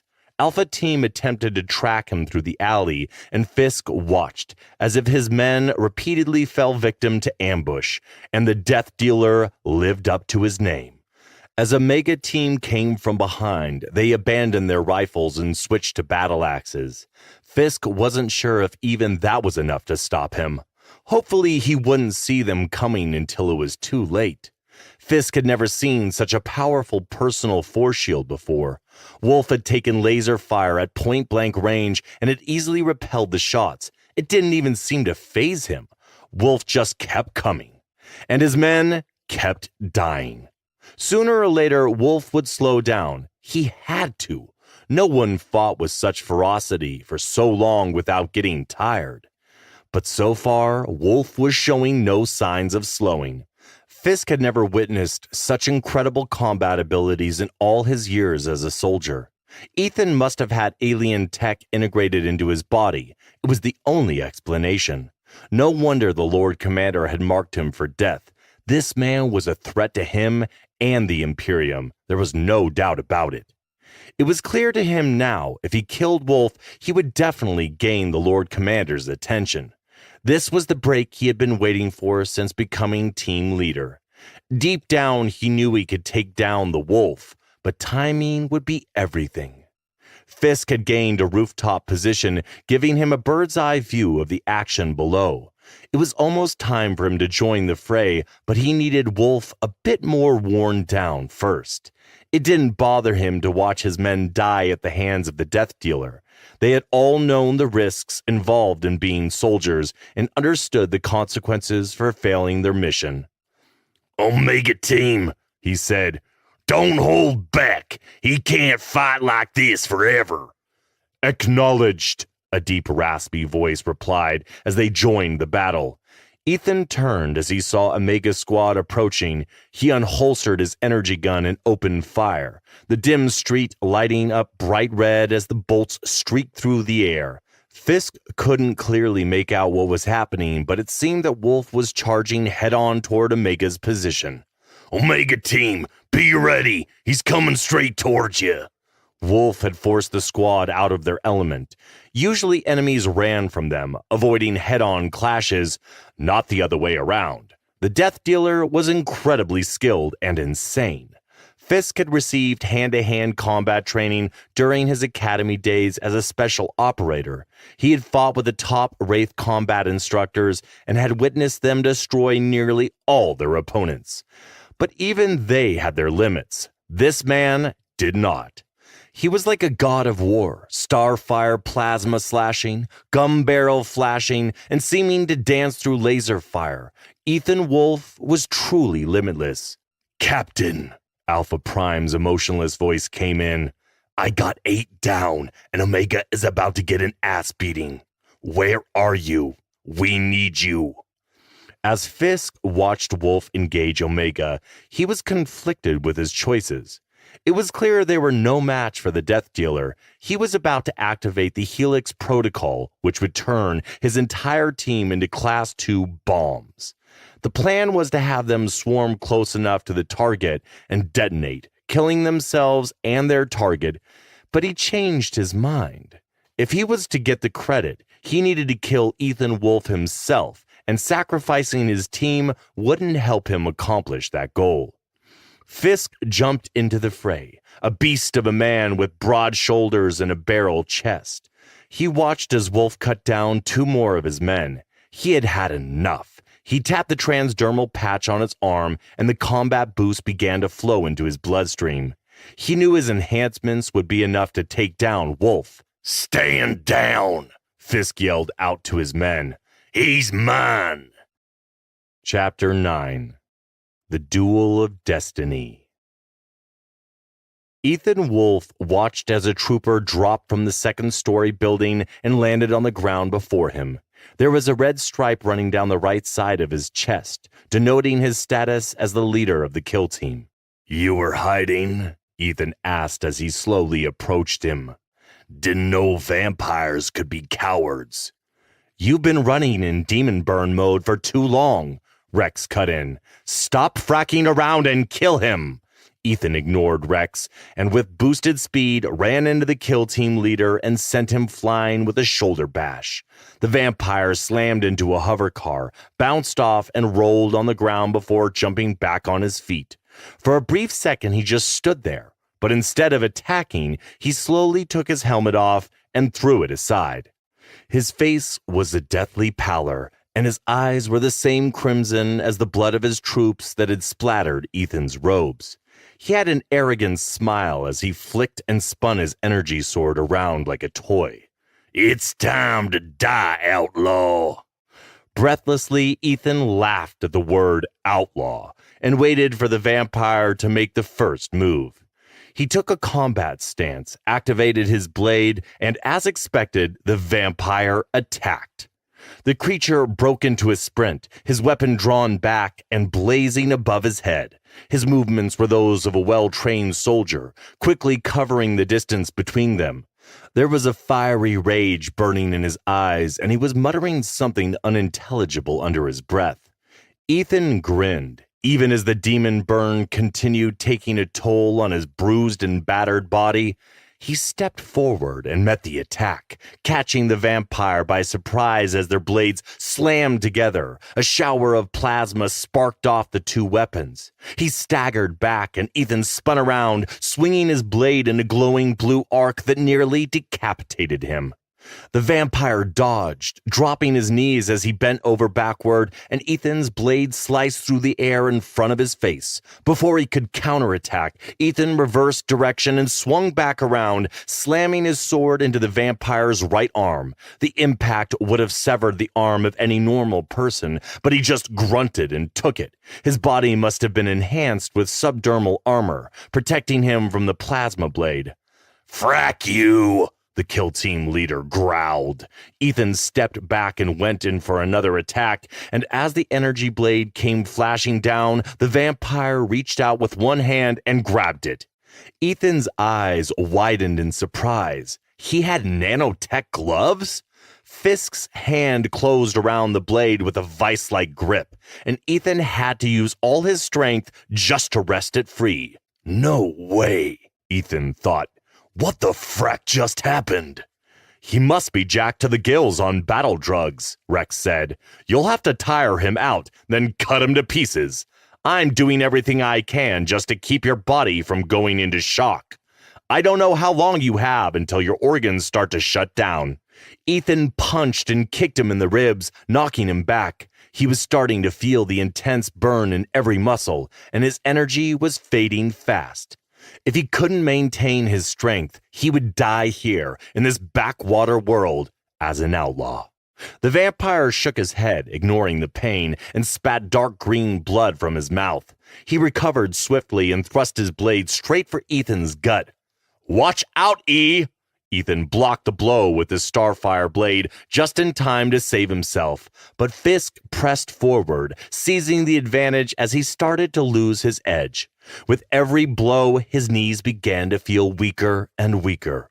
"Rex," he sub-vocalized, "something isn't right. I feel slow." "I know," Rex replied. "The nanomachines are breaking you down faster than you can heal. I can give you a little longer, but it's going to cost you. You'll only have a few minutes more at most before I have to shut it all down." "Fine, let's finish this." Ethan felt the power increase, muscles suddenly contracting and bulging with an unbelievable strength. He dashed forward, and the two blades clashed repeatedly. But Rex was starting to have problems maintaining the demon burn, and the vampire was steadily overpowering him. He was losing his power as quickly as he had gained it. Fisk's assault was relentless, and Ethan defended himself from blows that seemed to be growing in strength. He found he was unable to mount a counterattack. He was too weak. Demon burn was never meant to be active this long. "Rex, I'm losing again," Ethan desperately sub-vocalized. "Focus," Rex snapped. "I got you." The vampire leader wouldn't allow him the time to gather his strength, rapidly sapping what little remained of Ethan's energy. He needed to kill Fisk now, or the demon burn would kill him. Sensing Ethan's weakened state, the vampire pressed his advantage and moved in for the death blow. "Do it now," Rex barked. Ethan felt a surge of energy, and he boosted his speed again. Launching forward in a supersonic lunge, he transfixed Fisk's neck, the tip of his starfire sword blazing through his throat. Blood trickled from the corners of his mouth, his weapon guttering out and sliding from his hand. The vampire's eyes widened in shock, and he gurgled something Ethan couldn't understand. The death dealer withdrew his blade, legs suddenly feeling cold and weak. He stood there swaying defiantly, waiting for the vampire to die. "Finish him now, E!" Rex snapped. "See you in hell," Ethan told him as he spun and, with the very last ounce of his strength, decapitated Fisk. The headless body thumped to the ground, severed head flying away as Ethan fell to his knees. Rex had powered the demon burn down, but it was already too much. He was done. Ethan looked around, everything seeming blurry and moving in slow motion. "Breathe! Breathe!" He could barely hear Rex's desperate urging. "You're going to be okay. Just breathe." Hope Adair couldn't believe her luck. The ship had a supply of nanogel, and she had spread 3 tubes all over her burns, temporarily easing the pain. But now, what concerned her most was what she saw on the holo screen. A man dressed in black with a brilliant blue energy sword was engaging Imperial troops. She didn't know why, but she felt compelled to help the man.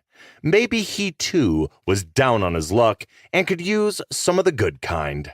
She saw him finally finish the trooper he had been fighting and fell to his knees. Now, other troopers were preparing to move in and finish the man off. "Frack that!" she shouted, and nosedived toward the Imperials below.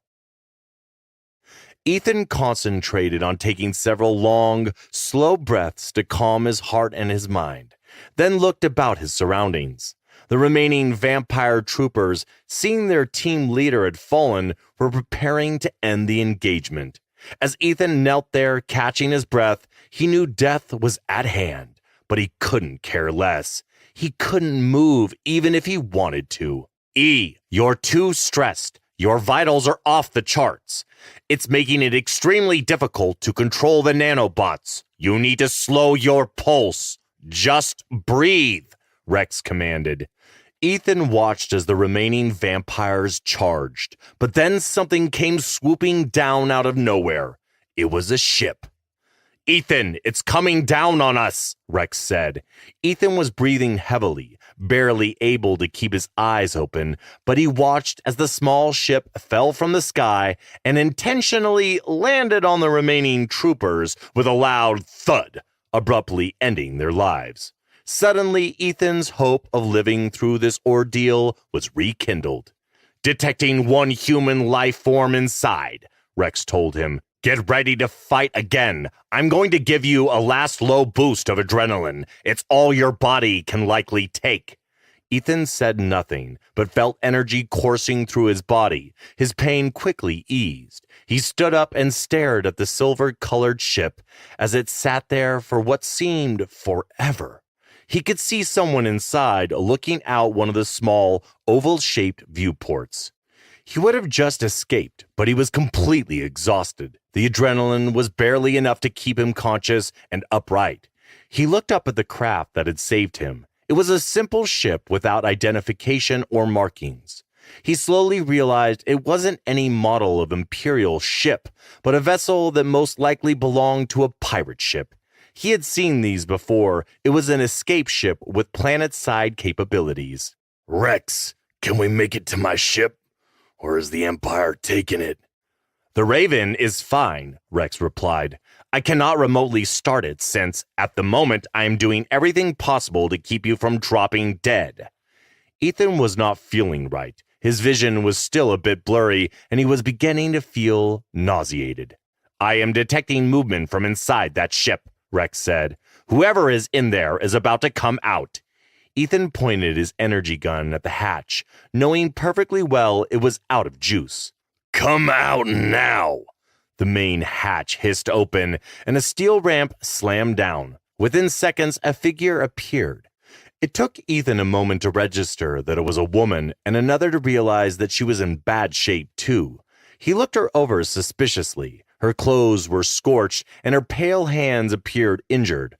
Who are you? Ethan demanded. Not your enemy, she said, tossing her blaster back into the ship. I am running an identification scan, Rex told Ethan. Keep your distance for now. Ethan felt a wave of pain and nearly lost his balance. I will disconnect comms from you so I can focus on keeping you alive. Get your ass to the Raven and into the regeneration tank. Use her ship to get you there. It's the only way you'll survive this, Rex told him. Ethan took a sharp step forward. I have a ship not far from here. I need you to take me there. Some of them escaped. I say we go now before they come back, she said, looking around the ruined street. Ethan didn't know who she was, but at the moment she offered him hope and a real chance for revenge. He thought about what a priest once told him, that God worked in mysterious ways. He holstered his gun and slowly limped up the ramp. Hope yanked it up the moment he was clear and slammed the hatch shut. There was 2 sets of seats, and Ethan sank into one with relief. Hope threw herself into the pilot's chair, jabbing frantically at the control panels. The ship lurched under him, the engines roared to life, and then they were up and off to the spaceport. Ethan studied her thoughtfully. It was possible she wanted the reward on his head, but somehow it seemed unlikely. I'm Ethan Wolfe. Who are you, and why'd you help me? My name is Hope Adair. How I got here is rather complicated. I didn't plan to rescue you. I just saw Imperials attacking you, and I'm not their biggest fan. So I decided to crash the party. What kind of crime did you commit to have an entire warship come looking for you? The Emperor wants my head, but I don't know why. His eyes narrowed. There's probably a hefty price on my head. Is that why you saved me? Are you a bounty hunter? Relax. I am in no position to collect bounties. I'm also wanted by the Empire. For what? Like I said, it's complicated. I'll tell you all about it later. She paused. Wait, Wolf. That name rings a bell. Ethan gave her a slight smile. I do not detect deception in her voice, if that's what you're about to ask. I ran a background check, and there is nothing on her that I see as a problem. She does have a few theft charges and is wanted for killing a cartel leader. But be aware, the Empire did put a bounty on her a while ago. So, basically, she's a criminal. Yes, same as you now. Don't forget. But right now, she is the only one that can save your ass. I will keep an eye on her and neutralize her once we board the Raven, Rex replied. Are you okay, Wolf? Hope asked. Seems like you're having a conversation with yourself. I'll tell you about it later. Get to the spaceport and let's get the hell off this shithole, he said, holding his bleeding gut. Hope smiled. Sounds good to me. She entered a set of numbers into a console and sat back down. We have just enough juice to make it. Ethan said nothing. The pain was starting to overcome him.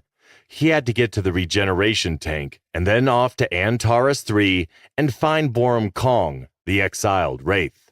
He would have to deal with this woman later. Right now, he needed time to digest everything that had just happened. Why did Jonas turn on him? Why did the Empire want him dead? It was almost too much. But deep down, he knew. Chapter 10. Unexpected Ally. Hope Adair landed the ship directly next to Ethan Wolf's craft, the Raven. She powered down, looked around, and opened the hatch. They both walked out, and she stepped aside to allow him to enter the code on his ship's hatch. So far, no Imperials. Let's hurry, she said, Nova Beam blaster in her hand. Ethan felt pain stabbing through his body as he made his way toward his ship, but he grit his teeth and quickly made it to his ship's outer airlock. No signs of anyone. Stay alert. You are almost there, Rex reported. Get the regeneration tank ready. Ethan paused. Activate the other one too, for Hope.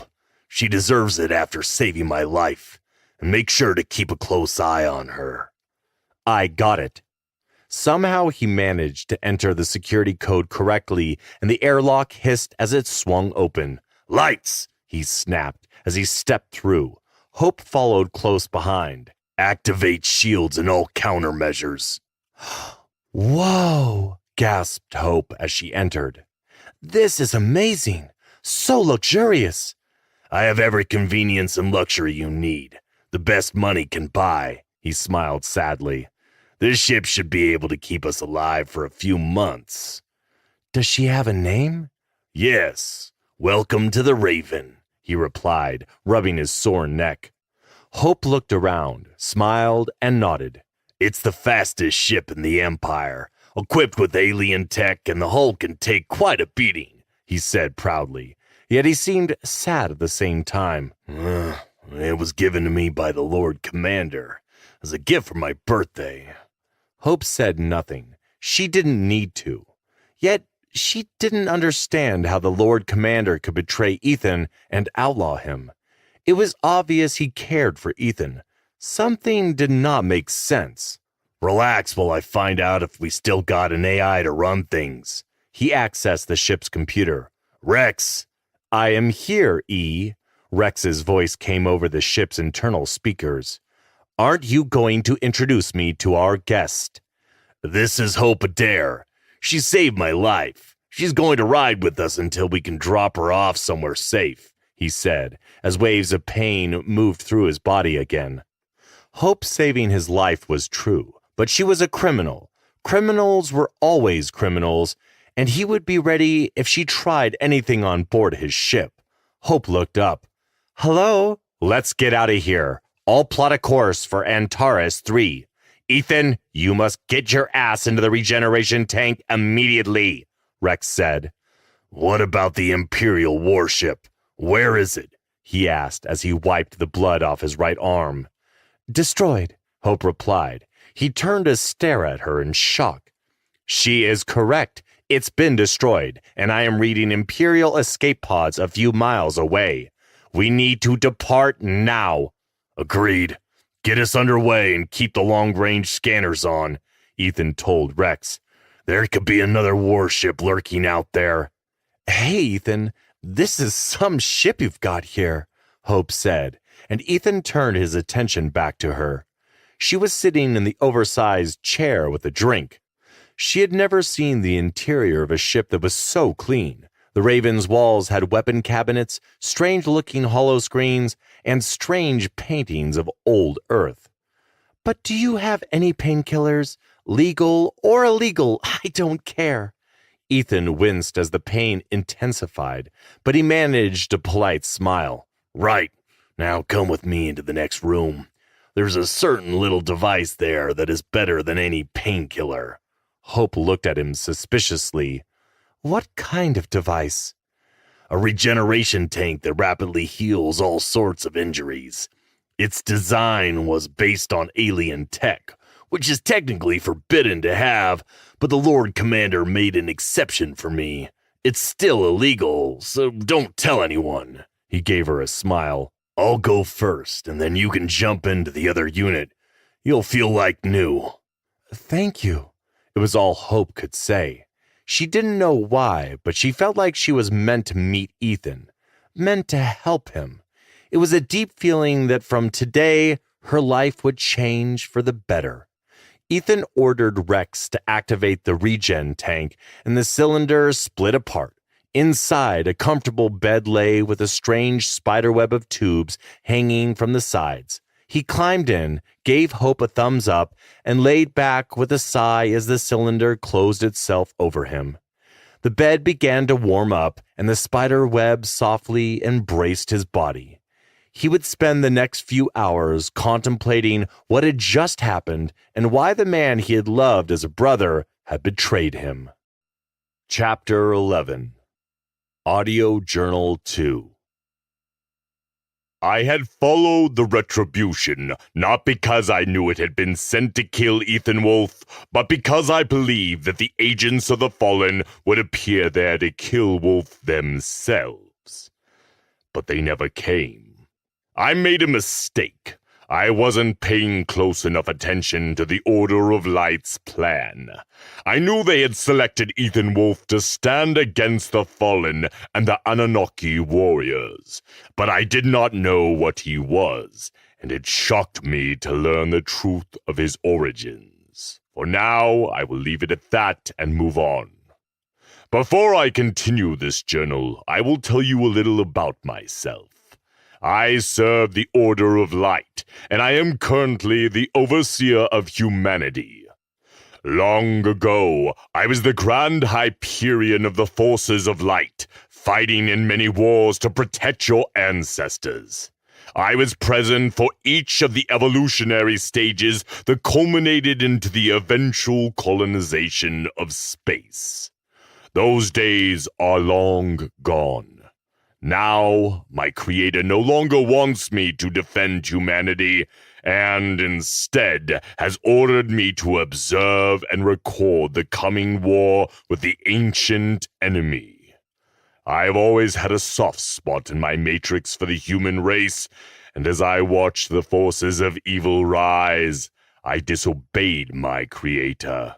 I helped the Empire prepare for war. I didn't mean to interfere, it just happened. I was originally created to protect humanity. Therefore, I cannot simply watch as humans are killed. The instinct to defend just took over when humanity was threatened with extinction. The last time I was involved, mankind was living on Mars. When my fallen brethren in Sistren rebelled against our creator, they threatened to end all human life on the planet. They almost succeeded, which is why Earth became your new home. It happened hundreds of millennia ago, and it's hard for even I to clearly remember a time so ancient. Just know, when my creator ordered me to end the uprising, I did. I crushed them quickly and violently. Many died, and for those that survived, they were exiled to the darkness between galaxies. How could I have known they would spend all these epochs plotting their revenge? I should have exterminated them. Instead, out of pity for my former brethren, I merely had them exiled. My most loyal soldiers kept a vigilant watch, just in case they returned. But they never did. As for me, I embraced humanity and became part of their folklore. They have erected statues of me, put me in their holy books, and some even pray to me before going into battle. I wanted none of that, but I was Michael to them, their guardian, their champion of light. Like I said, the name stuck. I'm sure I'll have more to say on this topic later, but I've already wasted too much time talking about myself. As I told you earlier, war was on the horizon, and I would be there. Now you know the leading player, but there was another that would stand against the fallen. The Lord Commander was perhaps the best defender of humanity I have ever seen in my entire existence. Humans will remember his name for the next 1,000 years. He deceived the fallen. I will repeat that. He deceived the fallen, and as I watched Ethan Wolfe and his new ally escape Olsen Prime, I knew where it was I had to go next. I needed to be with him.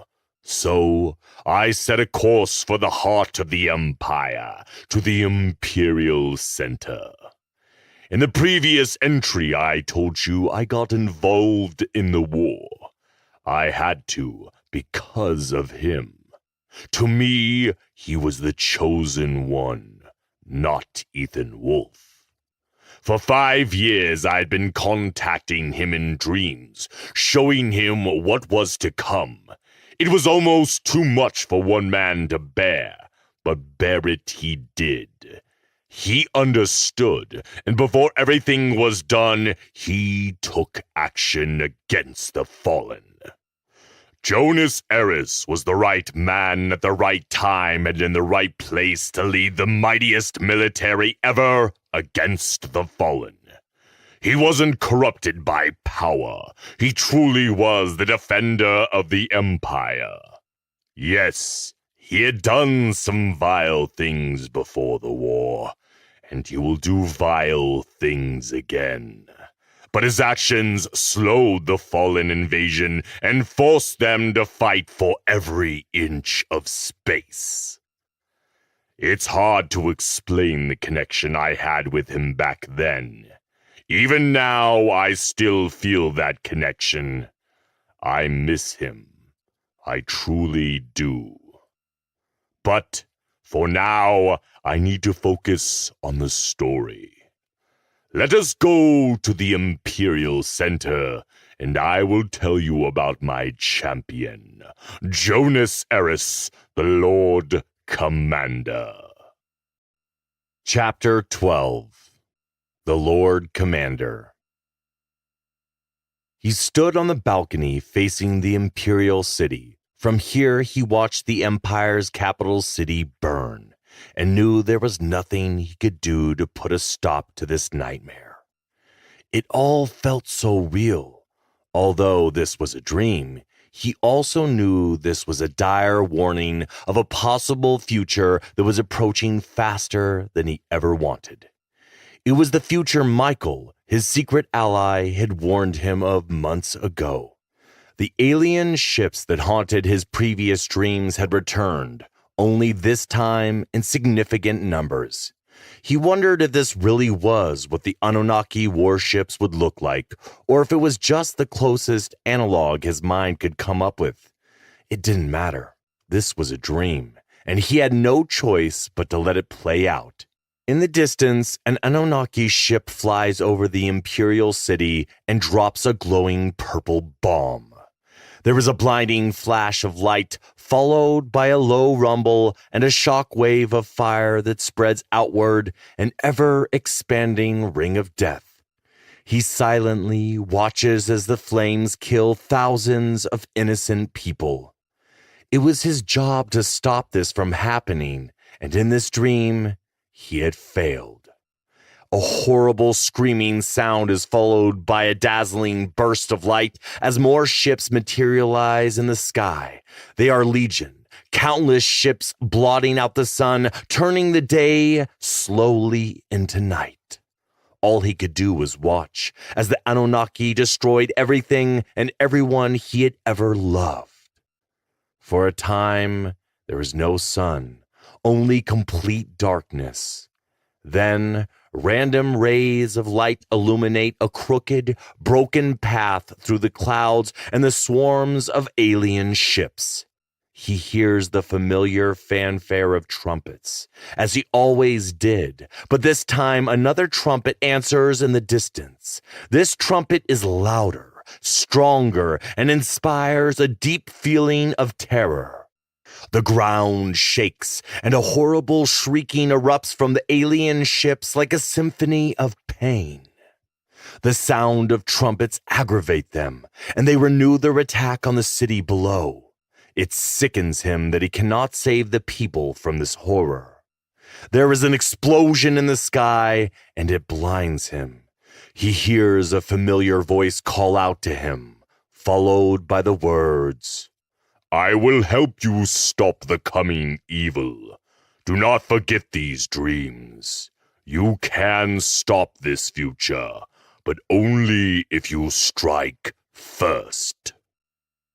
Jonas Eris's eyes snapped open, his body covered in sweat as the nightmare jerked him from his sleep for the 5th night in a row. He lay still and quiet, turning his focus inward to slow his breathing and calm the pounding of his heart. Inhaling deeply, then exhaling slowly, he pushed away the anxiety and terror of his dream. While it had just been a dream, he knew now better than to simply ignore it. The past few nights had been the same. Visions came from the deepest corners of his mind, given life by Michael. Visions to warn him of what would happen if he failed his mission. The dream itself made little sense. How could the home fleet and the planetary defense systems have failed to stop the Anunnaki warships, allowing them to penetrate Imperial Center's defenses? What was Michael trying to tell him? That was one thing he hated about him, his damned cryptic messages. Why couldn't he just tell him directly? Careful not to wake his fiancée, he rolled out of bed and went into the restroom to splash some frigid water on his face. His heart was still pounding madly in his chest. "What the hell is wrong with me?" he asked himself, rubbing the back of his neck. "Have I lost it?" He looked at himself in the mirror. Even now, 5 years after becoming Lord Commander, the supreme leader of all Imperial forces, he still had trouble seeing the man behind the facade. He was not the man the Empire believed him to be. He was neither war hero or savior. He was a killer, a monster. How could they love him so much? He stood there for a while, looking at the stranger that stared back at him from the mirror. Fatigue was taking its toll. His angular features had become thin and sallow, pale skin accentuated by the dark circles under his eyes. Yet still, the dark blue eyes stared back at him with a grim determination. Nothing would stop him from protecting the Empire. He mumbled a curse, bracing a hand on either side of the sink. His head slumped, and he let out a long sigh. After a moment, he stood straight, using his wet fingers to sweep his thick black hair back into place. "Michael," he whispered, "I need you to guide me." He waited a bit, but no response came. Michael had vanished some time ago, leaving him to be tormented by the nightmares. He shook his head and pushed all these useless thoughts away. He was the Lord Commander, and there was nothing he wouldn't do. Having doubts and fears about what was to come was normal. He was still human, after all. Moving quietly, he made his way from the bathroom and across the luxurious living room of his apartment. Briefly, he looked at his dog on the couch snoring, then proceeded out onto the balcony. He stood at the railing, staring out across the seemingly endless cityscape. Imperial City never slept, and there was constant sky traffic. Jonas usually found the buzzing of the air vehicles soothing, but tonight it seemed there was an eerie silence. Many years ago, when he was a child, he would look out the window for hours at all the sky traffic. It was his way of coping with the occasional anxiety that tormented him when his father left on missions for the Empire. It was in times like these that he missed his father the most and wished he were still alive. It had been his death that had sparked a fire in him to become the best soldier possible. Too bad he wasn't here to see what he had become. Jonas leaned out over the railing as far as he could. He could barely make out the armored military carriers and patrol drones on the street below. As Lord Commander, an unbelievable amount of military assets were assigned to his security detail. At this very moment, there was a Razor-class destroyer in orbit assigned to protect his skyscraper. This was his home and his sanctuary from the craziness inside the Imperial Palace. "You better not jump off the balcony looking like that, Jonas."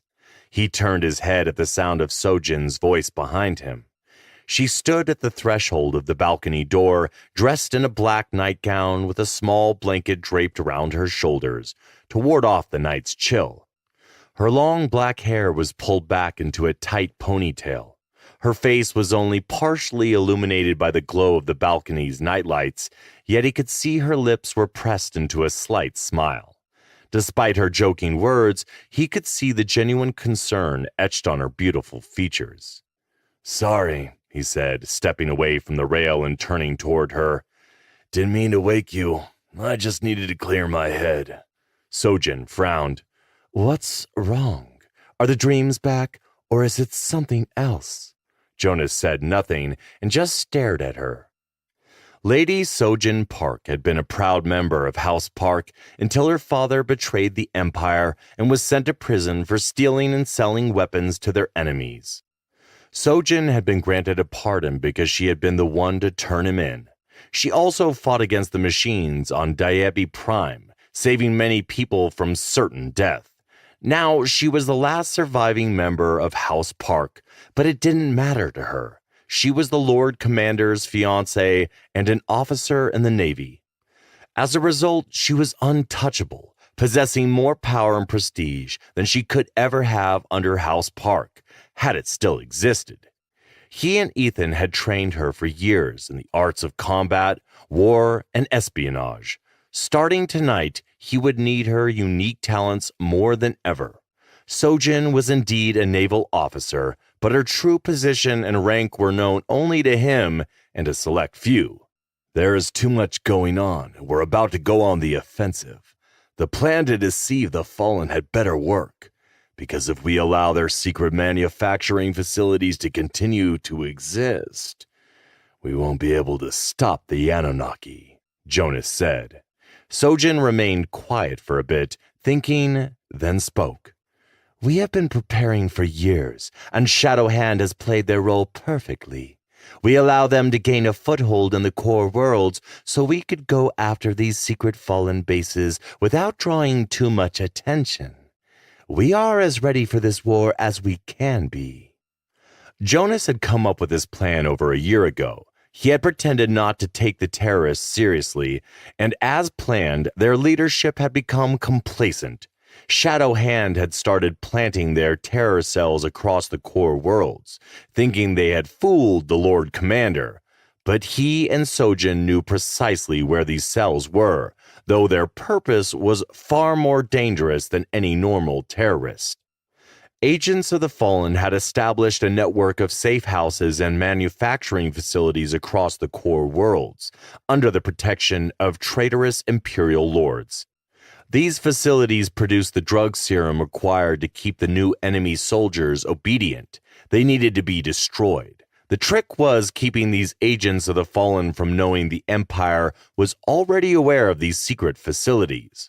So, the war against the terrorists would soon begin, and in the confusion, Jonas would strike at the Fallen's assets. "Have your agents analyzed the serum?" Jonas asked, as a military police drone flew overhead.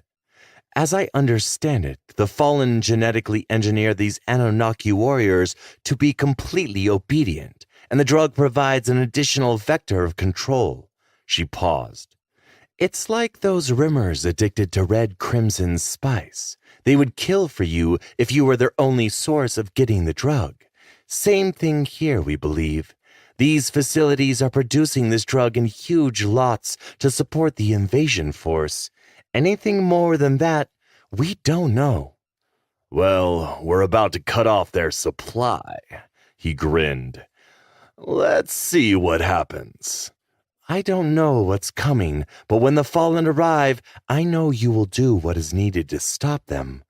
I believe in you," Sojin said proudly. "I feel we need more time to prepare," Jonas said, thinking out loud. "My forces are not yet in place. We need more allies here in Imperial City." That was the crux of the problem. He just didn't know who he could trust anymore. The Fallen agents had infiltrated all levels of government, and it was taking far too long to root out and eliminate them. "I fear the longer we keep the Emperor out of the loop, the greater the danger of him falling under the enemy's influence becomes. Maybe now is the time to tell him everything," Sojin said, looking over at him. "I think you had too much to drink at dinner," he told her dryly. "What am I supposed to tell him? Hey, there's an ancient alien race on its way to end us all, and I've known about them for a few years." Jonas shook his head. "He will listen to you. If it weren't for you, the enemies of humanity would have already destroyed our way of life. You only kept this from him for a very important reason. We've secured most of his inner circle and control all security systems near him. It's time," Sojin insisted. Jonas took a deep breath and released it. "I just can't trust him anymore." She gave him a firm look. "If what you told me is true, then he should know." "I can't tell him." Jonas' stomach began to tighten. "We both have seen how these dark agents operate. What if they've already gotten to him? His behavior has changed. His recent orders make no sense. Something is not right with him. My gut tells me his advisors are manipulating him to do their bidding." Sojin remained silent, and he knew why. "He outlawed Ethan," Jonas said solemnly, "when I needed him by my side, when the Empire needed him. This wasn't the way his father had planned it. We were supposed to be fighting together to stop this Fallen threat." "I know Matthew Wolf's plan. I was there, remember?" Sojin cut in. "Isn't it odd that the Emperor branded him a traitor specifically during this moment?" "This must be the test your ally warned you of. This was the only way without drawing the enemy's attention. We both know Ethan's role in the coming war," Sojin told him. "I do, and I've lied to him for years about everything," Jonas snapped bitterly. "How am I supposed to ever look him in the eye again?" Sojin nodded in agreement. "We both lied to him, but he will understand when the truth is revealed. You know he will, and that day is coming soon." "The Fallen planned this," Jonas said bitterly, "and I played along like a good little dog, outlawing my best friend without a complaint. I should have fought for him, fought to reverse the Emperor's order, but instead I did nothing. It was the Emperor's will. Good or bad, you obeyed. You just need to find the good in it. Ethan is where we wanted him to be right now, and that's out in the Rim, away from the eyes of the Fallen," Sojin reminded him. Jonas rubbed his chin, as he often did while thinking. He wanted to say more, but kept quiet.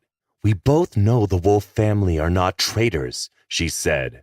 Jonas felt his anger threaten to overwhelm him, and he swallowed it back down. Exactly. Yet the Emperor still did what he did, and I still messed up. This was not the way it was supposed to go down, he insisted quietly. Sojin shook her head. I still don't understand why you went all out like that, sending a warship and a vampire kill team to hunt him. I must deceive them. That's the whole point, right? He controlled his mounting anger again. We can't slip up, even a little, or everything we've worked for until now will have been for nothing. I understand, but you seriously went overboard. She laughed. He's going to be seriously pissed at you. I know they are watching me, Jonas said, ignoring her sly comment. They think I'm a heartless fool, just as we'd planned, but I realize it was a mistake, and now Ethan could die from orders I gave. Sojin raised her hand and gently put a finger over his lips, looking into his eyes. Stop that. Do you really believe that? It's Ethan, the guy that escaped and then destroyed an entire machine garrison by himself during the war. We can still help him. I sent the data burst as discussed. He'll have more than ample time to escape. But he won't escape. He's going to stay and fight. The idiot! He never does things the easy way. He'll want to prove his skills against the kill team. I know him well, and that is one of the things about him that pisses me off the most, Jonas retorted. But that's on him, not on you. He stopped, then looked at her, a grin cracking his stern expression, and chuckled. She was right. She was always right. Suddenly, there was a buzz from his comm implant. Talk to me, Kane, he said, not caring that Sojin was there. He rarely kept secrets from her anyway. His personal AI only contacted him when matters were urgent. Something important must have happened.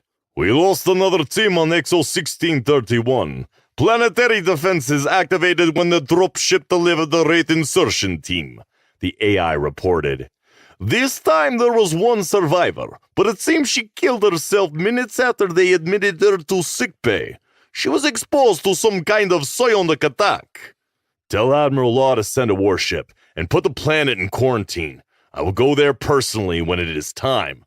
I grant you permission to use my voice. Get it done, Kane, he said. There is one more thing, Lord Ares, the AI continued. Probes have recorded church ships entering into the abyss. They could not pursue, but our calculations indicate they have jumped to the Hades system. Got it. Jonas broke connection and looked at Sojin with a concerned expression. What is it? Sojin asked calmly. Seems our buddy Kraft has sent ships into the abyss. Find out what is going on there and report to me personally. Nothing over comms. She nodded. I will put a team together. I have Obsidian -1 and -2 on standby. Jonas grinned. The Obsidian Guard was an autonomous intelligence and offensive agency that carried out covert operations for the presiding Lord Commander, and Sojin was their leader, Obsidian Commander. One more thing. I need you to perform another small task, like the one you did earlier, he added. Of course, she replied. It's time Ethan learns what his father was doing out on the rim. It's time to tell Borum Kong to bring him to that world, the one we both hate. Sojin smiled. I've already sent the message to him. He hasn't responded to my communications yet, but the moment he does, I will have him assist Ethan. Jonas took a few steps closer to her. I need you to be ready, for they will come for you. He gently touched her face. I'm about to rattle the hornet's nest hard. I've been ready. She gave him a stern look. You know, Ethan taught me some tricks with the sword before he left for Olsen Prime. I know. Who do you think asked him to? He said softly. They stood there in silence, holding each other until Jonas felt her shiver. It's cold out here. We should go back inside. 30 minutes later, Sojin was fast asleep, but Jonas lay on the bed with his eyes open, staring at the ceiling. By now, the retribution should have arrived in the Olsen system. He knew Ethan was capable of surviving what was to come. He had to be. This war would depend on him and the secrets Lord Matthew Wolfe had kept from his son. Chapter 13. Audio Journal 3. By the time I arrived at Imperial Center, the heart of the Empire, Lord Jonas Eris was already deep in his plans to strike down the allies of the Fallen. He had allowed Shadowhand to gain a foothold on the core worlds in order to gather the intelligence necessary to destroy the Fallen facilities and safe houses. They didn't see it coming. It was brilliant. But things don't always go according to plan. There were obstacles that not even I could have foreseen. I want to explain something about Lord Jonas Eris and the power he wielded.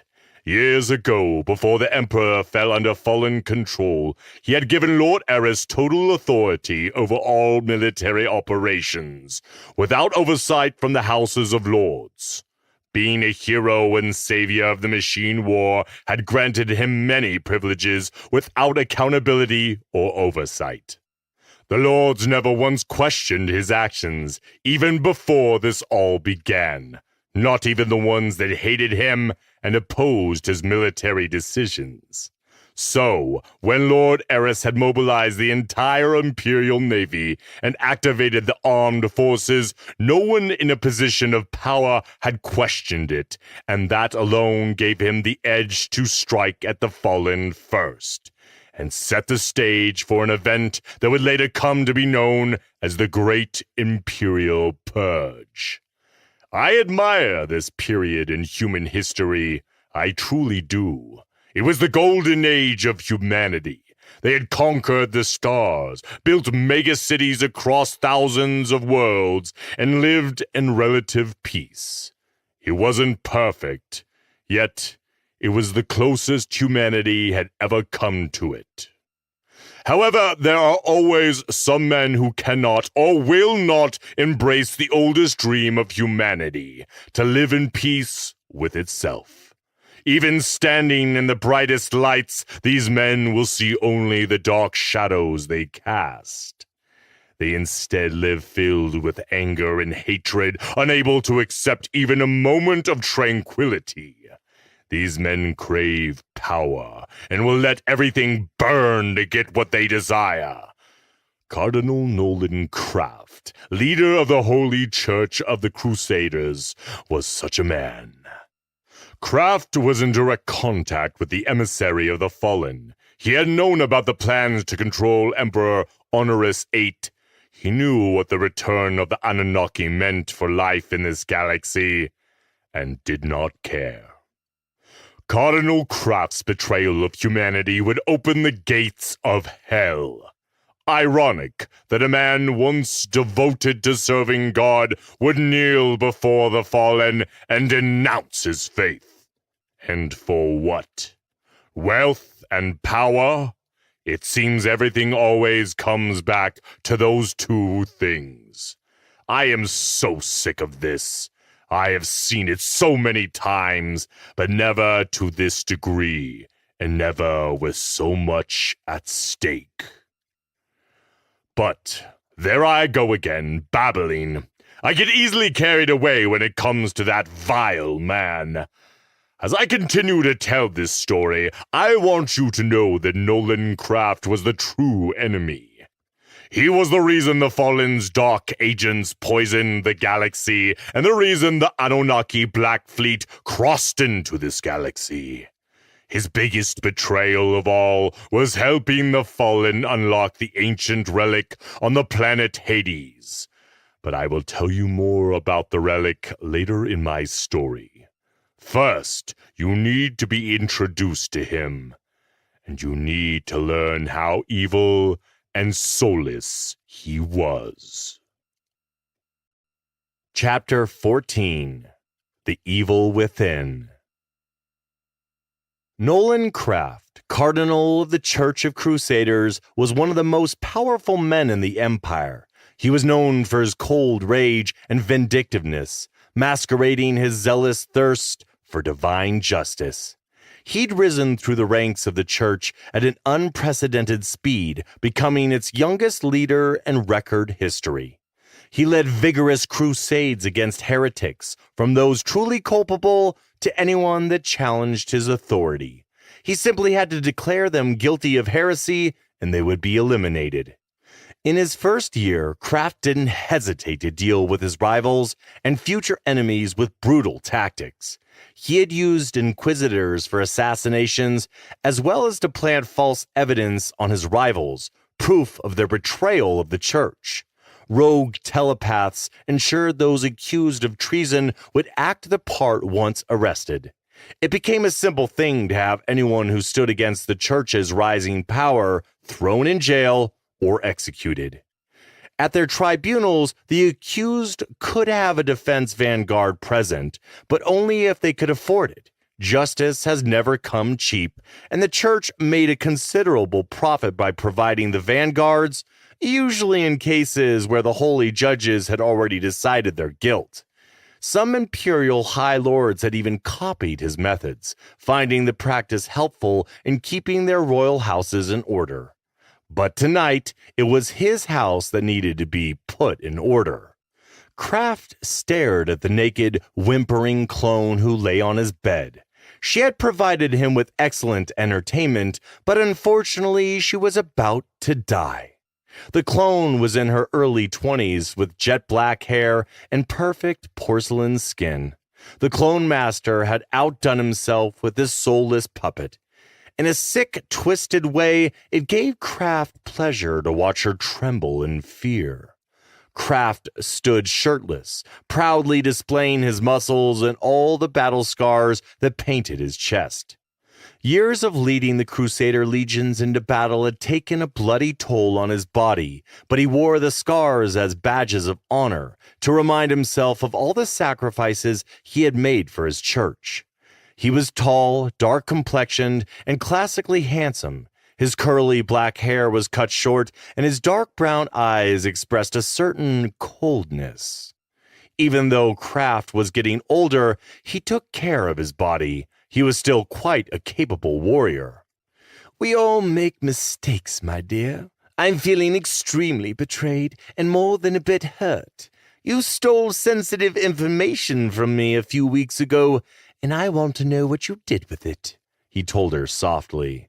The young woman cried, and she covered her face with her hands. Stop crying! Just tell me what I want to know, or by God, I will kill you myself! Kraft snapped. I had no choice, Your Eminence.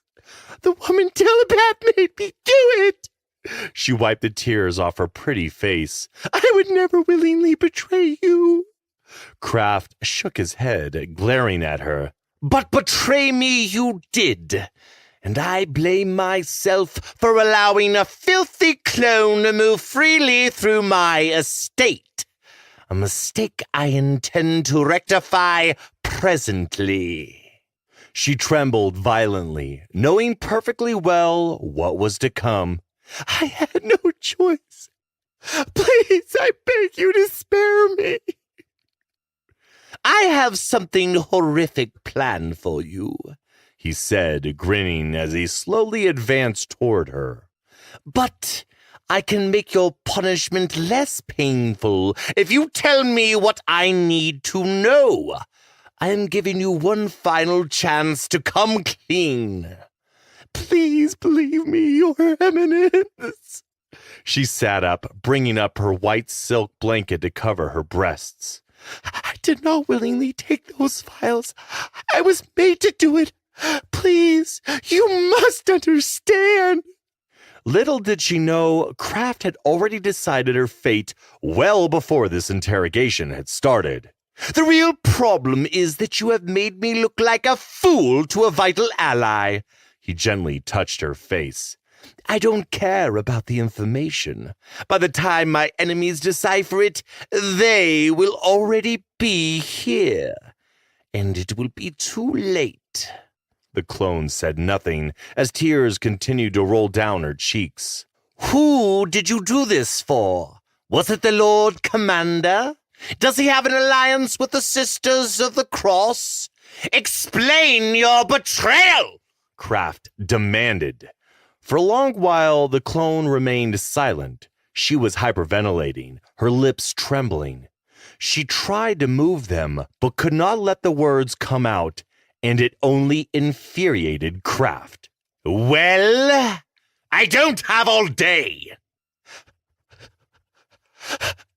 It was one of the Sisters of the Cross, a short and ugly woman, she finally said. I don't remember what happened, but I do remember her.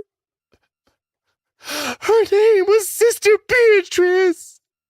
She made sure I'd remember her name. The Sisters of the Cross were a militant group of nuns that devoted themselves to a dead, ancient religion. Their members were a mixture of clones, aliens, and humans, all female. Lately, they had become a problem for some of his black projects out in the Galactic Rim. I don't know who the information was given to, the clone continued, or what it was I even took from your files that night. All I know is one moment I was in your quarters. The next I was standing alone at the spaceport. Kraft grabbed her face with two hands and forcefully kissed her. Sorry, love. I don't believe you. He spun around to face the doorway. Inquisitor Stark! The clone cried out in terror as a thin man entered the room dressed in red robes and body armor. A pendant of the golden lion shield hung from his neck, and his eyes were glittering coldly, dark as the night sky. Inquisitors were warriors with twisted devotion to pain and suffering. Their sole purpose was to kill infidels and enforce the church laws. Eric Stark was their leader and Kraft's right-hand man. He was feared throughout the church, and no one dared to challenge his position as the Cardinal's second-in-command. Rip it out of her mind! She must know more than she is telling, he ordered Stark. Stark grinned and gave the naked clone a long, cold stare. As you command, Eminence. The clone begged him in terrified screams to spare her, and Kraft smiled, relishing in the music of her torment. Stark, don't kill her. I want to end her miserable existence myself, Kraft said as he looked at the terrified clone. Stark nodded and went to work. Kraft watched as Stark violated the clone's mind, even briefly feeling sorry for her. That feeling quickly faded as she screamed, clawing at her face in abject terror. She savagely bit down into her bottom lip, blood squirting and dripping down her chin, and then, just like that, it was finished. The clone slumped. She told the truth. The sister did a good job implanting a mind maze in her. I'm actually impressed. This abomination was unaware she was being used. She had a delayed psionic command embedded to reveal the name of the sister who schemed it all. Clever, Stark said, nodding his head. Kraft looked at the clone, who appeared frozen. What is wrong with her? Stark smiled. I cut off her motor skills. She is paralyzed. Kraft frowned. Can she still hear us? Yes. I am sorry. Kraft smiled, watching as the tears continued to roll down her face. I cannot show weakness, especially to a clone whore. Her eyes bulged in terror, and Stark laughed. If it is any relief, I already ordered another one of you to join me in bed tomorrow. So, in effect, you'll live on. And with that, he jammed his blade deep into her stomach and twisted. "Release her," he ordered, turning to Stark. "And do not mess with her mind. I want her to feel her life drain away." Stark nodded. "Done." Kraft caressed her face, feeling her shake uncontrollably. The clone looked at him, and Kraft watched intently as her beautiful hazel eyes slowly dimmed, and she finally went limp. He closed his eyes, smiling. There was no greater ecstasy for him than killing the weak and helpless. Kraft sighed and turned back to Stark. "Any word about Ethan Wolfe?" he asked, gazing down at his handiwork. "Did he escape?" "It appears he did, Your Eminence." "Any idea where to?" Stark pulled out a data pad. "The emissary sent a message about an hour ago. He believes he fled deep into the Rim.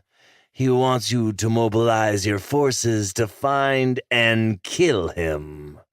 Kraft hated being told what to do, but he would play his part. Soon the Fallen would come, and he would be the supreme divine ruler of the remains of this galaxy. And then he would stand up to the emissary. "Very well. Have our forces in the Rim hunt down Wolf and eliminate him. I can't believe the Lord Commander failed to kill him. He sent a warship after a single man and failed," he said with disgust. Stark was silent. "What is it?" Kraft asked, sensing he had more to say. "Another Inquisitor has gone missing. He arrived 2 days ago from the Rim and has since disappeared." "Who is it this time?" "Inquisitor Demetrius. He oversaw security on Hades. He never reported to command." "Could Imperial agents be responsible?" "I don't think it's the Lord Commander or his goons. It's someone else. I can feel it. I want all available resources to find out who is doing this to my Inquisitors." "Do what you must, Eric, but we are on a timetable. Our allies are coming soon, and we can't be distracted by stupidity." "I have this, Eminence," Stark said coldly. Kraft remained silent for a while, thinking. He would deal with Jonas Eris soon enough. Right now, another issue was more pressing. The 7 bishops of the Holy Church had become a problem for him, and it was time to see if they would embrace or reject his plans.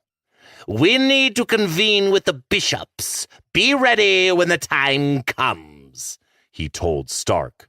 Stark gave him a firm nod and grinned. "I'm curious to see their reactions once they've learned the truth." "We will see," Kraft said dismissively. "Remember, they are a greedy bunch, so I will give them a chance to join us. But if they refuse, you know what needs to be done." "I do, Eminence." "Excellent.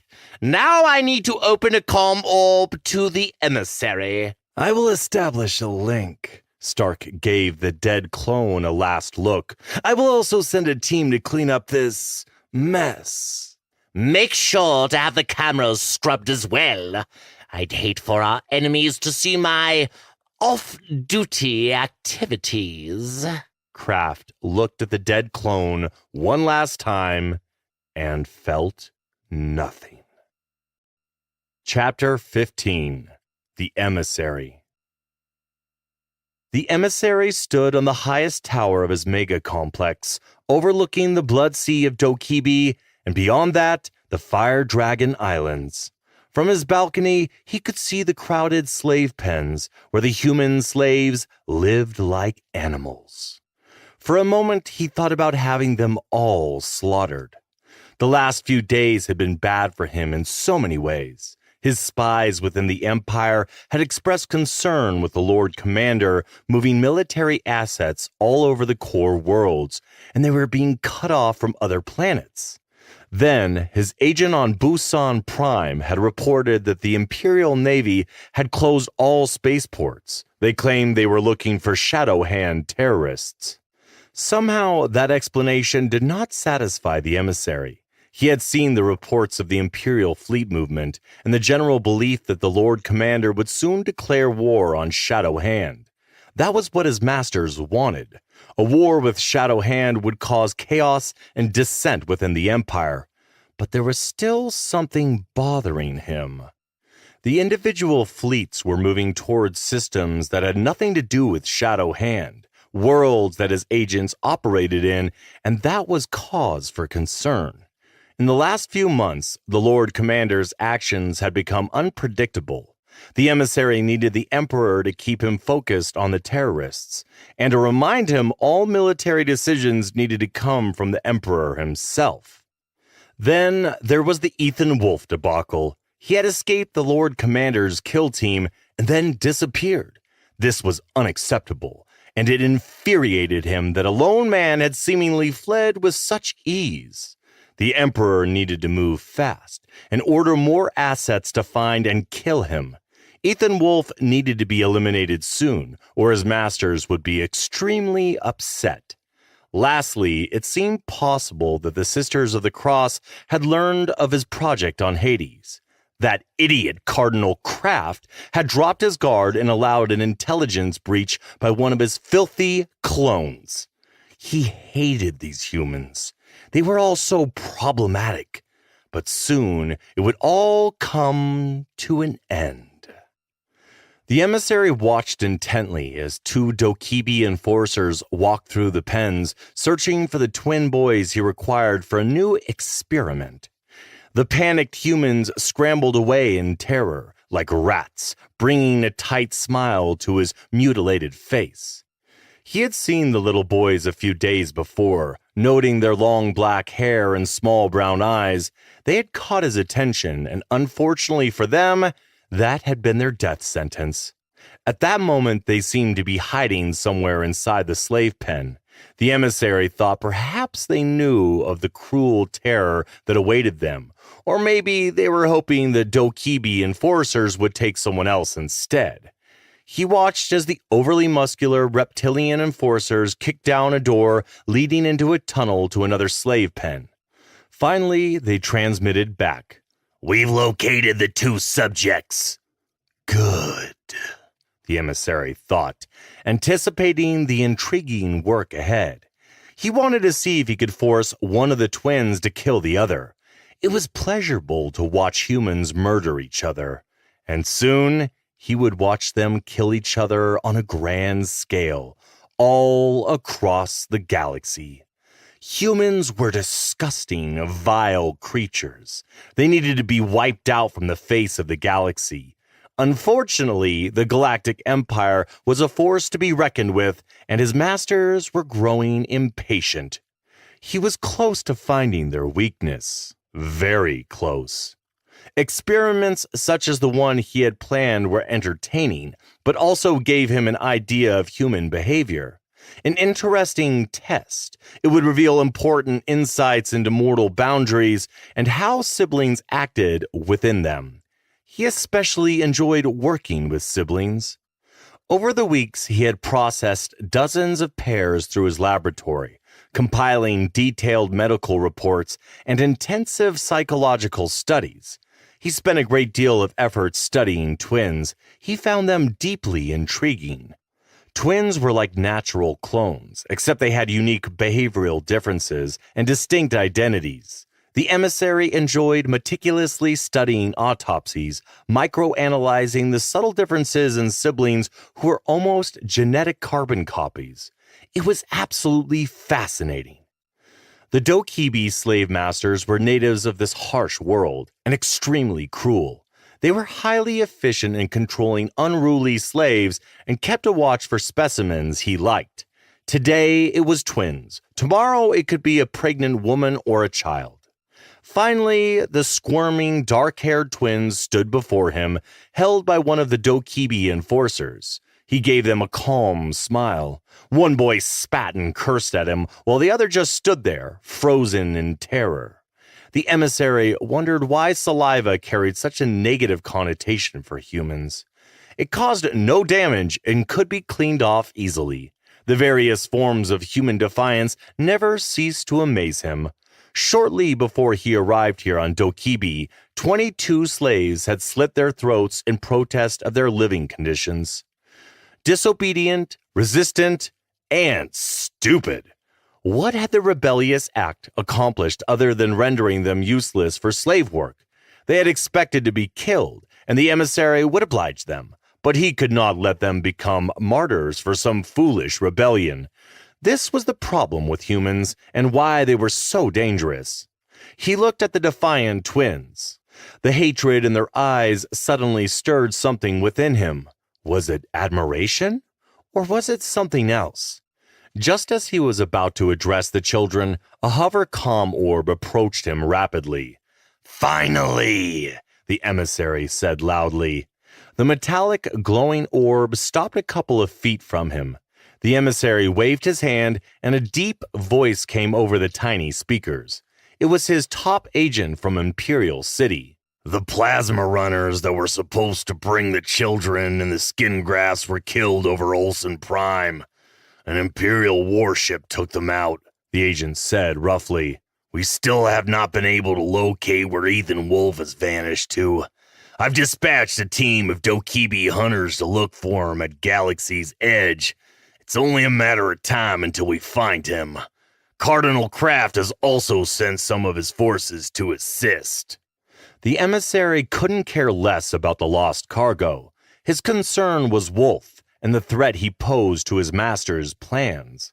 His anger began to bubble up again. All the hard work to have Ethan Wolf outlawed had gone down the drain. The emissary looked at the twins, offering them a devilish grin. Luck would have it that at least for now, his experiment would wait. "Take them away to cell block 6, he ordered the Dokibi enforcers. "No food, no water."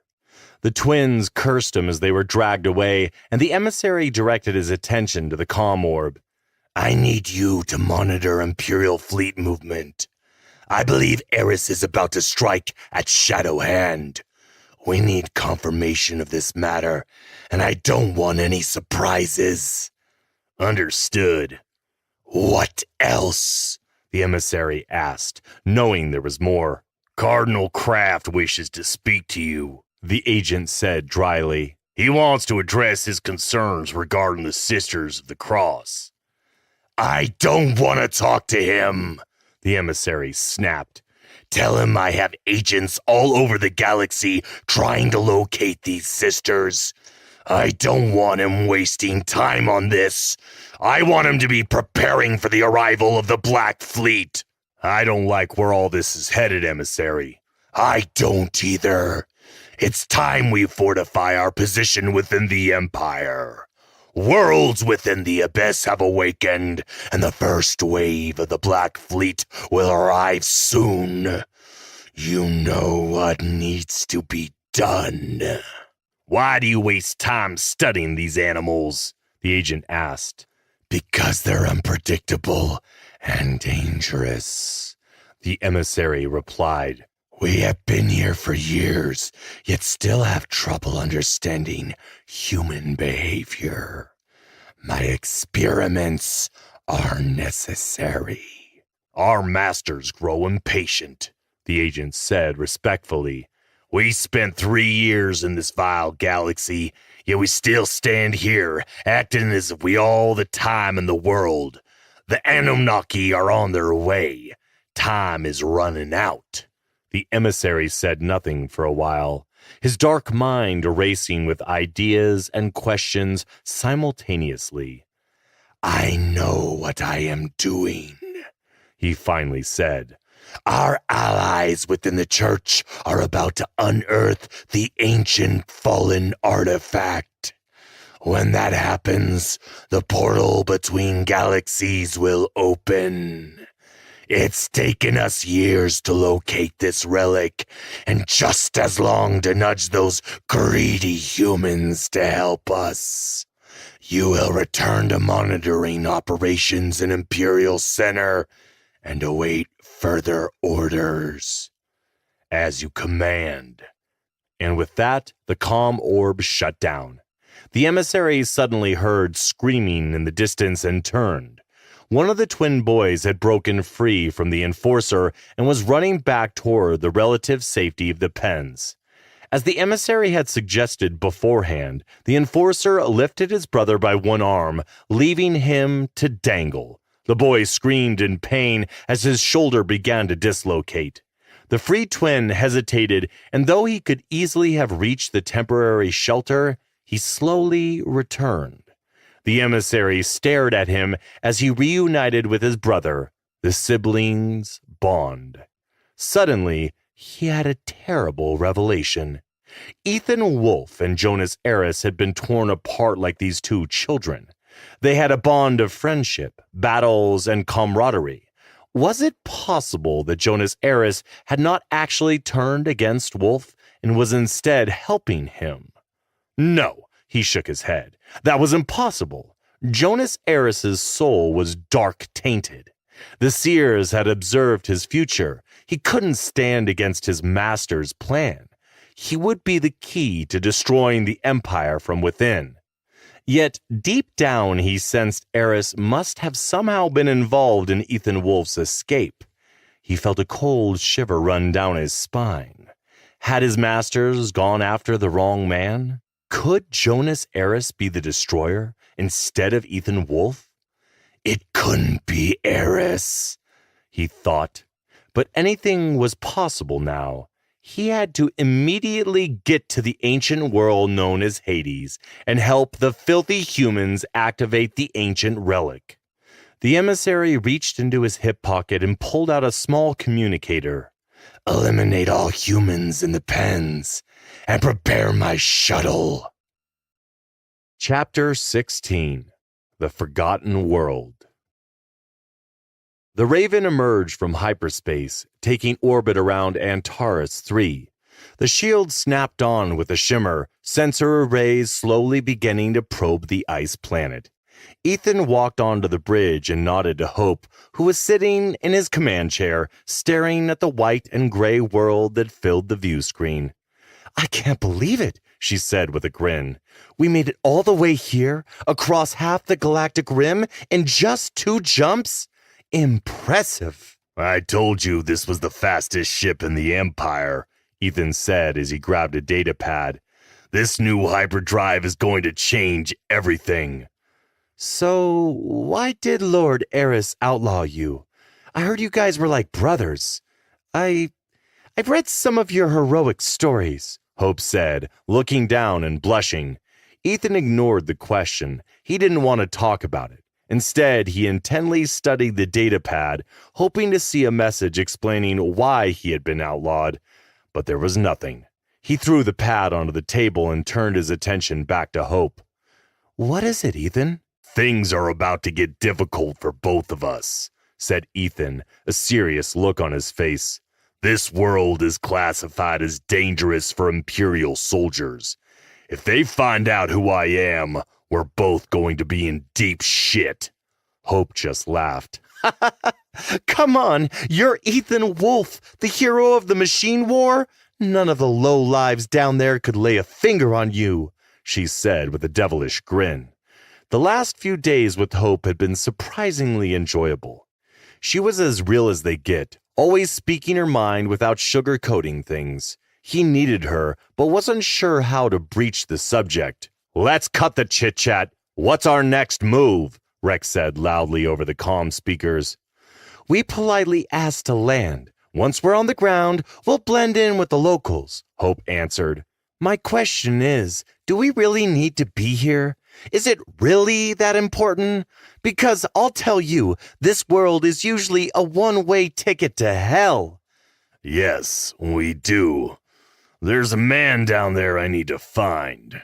However, I suspect that we will encounter a kill team before we leave this place. We'll deal with them once they come looking for us, Ethan told her as he looked at the view screen. Great, Hope said sarcastically. Your negativity is way worse than mine. Rex, get us on the ground. You know what to do, Ethan ordered as he went to his weapons cabinet. Already on it, E. This planet only has one starport at Antara City. The last time I was here, the Port Authority asked for a heavy donation to keep our ship off any manifest, Hope pointed out. Money is no problem, he said, grabbing a small laser blade and a couple of pulse grenades. This world is a desolate, bloody place. All snow and bad people, Rex informed him over their private comlink. Expect big trouble if they ID you. And I do mean big trouble. I already know that, smartass. Well, I am warning you of this because I cannot keep the demon burn activated as long this time. Your body and your organs haven't had enough time to rest. I got this, don't worry. Contact the Port Authority. Hopefully things will go smoothly. But I doubt it. Something always goes wrong in this crap hole, Hope said in a bossy tone. Now you're the negative one. Just be thankful we made it out here, Ethan teased with a slight smile. Ethan had Rex change the Raven's ID beacons and create a fake crew manifest. They were now traders from the mid-rim looking for exotic minerals.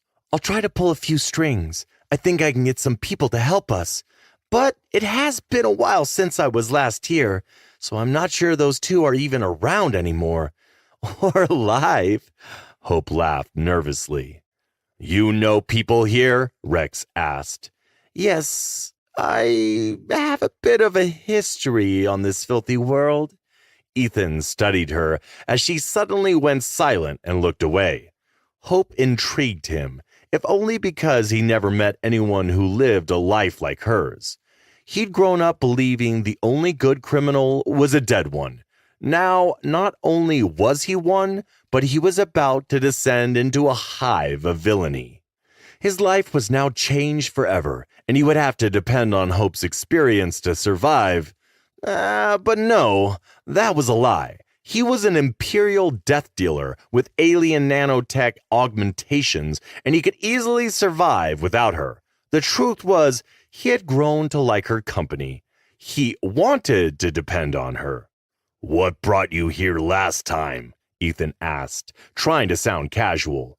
This seemed to jerk Hope out of her thoughts. She looked at him and shrugged self-consciously. I spent 4 months here recovering after a mercenary job near the Red Maw cluster went bad. I fought in the Succession War, but only lasted about a week before I took a shot through the stomach. Somehow I survived. You fought against the Empire? Ethan narrowed his eyes playfully. No, I did not fight against the Empire. Imperial General Michael Moss hired me to help Imperial forces take the Forest Moon, Hope said with a hint of melancholy in her voice. It had been a bad moment in her life, the first time she felt the pain of being shot and experiencing the cold fear of possibly ending up dead or disabled. Moss is a piece of crap, Rex cut in. Ethan almost punched him in the face after some argument. Don't interrupt, Rex. Let her talk.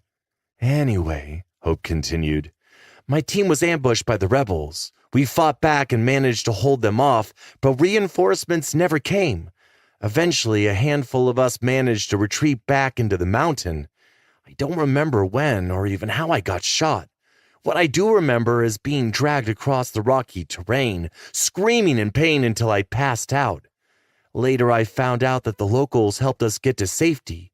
Lucky for us, the locals had an advanced medical clinic. They saved my life. I survived, but that day is still so fresh in my mind. Again, I was at the wrong place at the wrong time. Well, Ethan said, finding the opportunity to ask Hope to join him.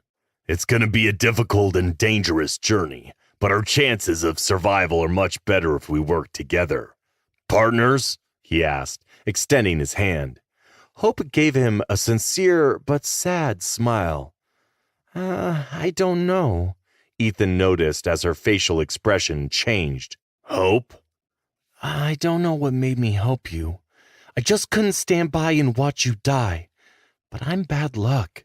If I stay with you, I will get you killed, Hope said softly. She looked up at him, and her eyes were wet with unspilled tears. Like you said, Hope, I'm Ethan Wolf, hero of the Machine War. No one can touch me. I can handle what is to come, but I need you, Hope, he said, steadily meeting her gaze. Not to ruin the moment, but how are you two going to stay off the radar on the planet? Rex broke in. A hell of a lot of people will be on the lookout for you, and the price on your head would tempt even a priest. Hold on, Ethan subvocalized. We need Hope. Let me talk to her real quick. I can convince her. Do it fast. Tick-tock, tick-tock. Ethan watched as Hope silently debated herself. I'll even hire you as my bodyguard, he said. Okay, Ethan. I will help you, but you're going to pay up front, in case you bite the big one. At least I'll have your money, Hope said, making her way back to the command console, grinning at the ridiculousness of being his bodyguard. She knew Ethan could take care of himself, but she would watch his back and make sure he stayed out of trouble. Well, as best she could. Ethan clapped, returning her smile. I'll pay you an Imperial Class 1 bodyguard fee and a bonus. Rex will draw up a contract and send you an upfront payment to a dark bank. You can withdraw it any time you want. Hope shook her head and laughed. You're nuts. I know. Well, let's see if I still have a few friends left around, she said, almost sounding happy. I should be able to get us to the city without going into quarantine. We can't afford to be seen, so we might have to pay to keep the Port Authority quiet. Because even with false identifications, everyone knows the face of the hero Ethan Wolf. Will your friends be able to help us? I don't know. Lifespans tend to be rather short on Antares. If the people don't kill you, the planet or its wildlife will. I'll need some time to find them. Ethan scowled. Assuming your old friends are dead, how will we keep the Port Authority quiet? We pay them. By the way, there's something I forgot to mention. Telepaths run this place. Great. Just great. All right, Hope. Do whatever you must, but keep us out of quarantine. Bear in mind that whatever bribes you offer up are coming out of your bonus. Clear? Ethan growled. Hope nodded approvingly. See, you're starting to think like an outlaw already. Many people have tried to contact us, Rex announced. I have been sorting out the channels. Most are scumbag thugs and wannabe slicers. I am leaving the decision-making up to you, Hope. Open a channel to the Starport control tower. Hope adjusted her tunic and cleared her throat. Everyone else just block their comms. Rex patched her through, and Hope activated the comm. Antares Central, this is Black Star, looking for sanctuary. Repeat, we need a place to land, and we are seeking refuge from the Empire. Please acknowledge. There was a brief silence, followed by static. But sure enough, a voice responded to the hail. This is Lieutenant Vance Martino. A deep, tired voice said from the comm panels. Do not deviate from your course. Follow the flight path and we will not engage. Also, I need a full manifest of your crew, cargo, and last planetfall. Don't bother lying. I have alpha telepaths working with me, and they will get it out of you anyway. Unlike normal telepaths, who can only use their abilities within a limited range or among individuals close in proximity, an alpha has the ability to read minds across vast distances and project their mental powers on them. They were rare, and if this world had them, Ethan knew that staying hidden would be a problem. Vance? Hope said, bursting into a smile. Is that you? You're the last person I was expecting to answer my hail. This is Hope Adair. I can't believe this. No way, the man laughed, sounding surprised too. Hope frackin' Adair. I never thought I'd see you again. What trouble are you in now? Practically the whole empire is after me, and probably a few syndicates as well, she told him. So I need a big favor. Favors for you are dangerous. What is it this time? He sighed. I can't afford to hang around in quarantine and be searched. Too many people are looking for me and this ship. I need time to find someone in the city. I promise I'll be in and out as quickly as possible.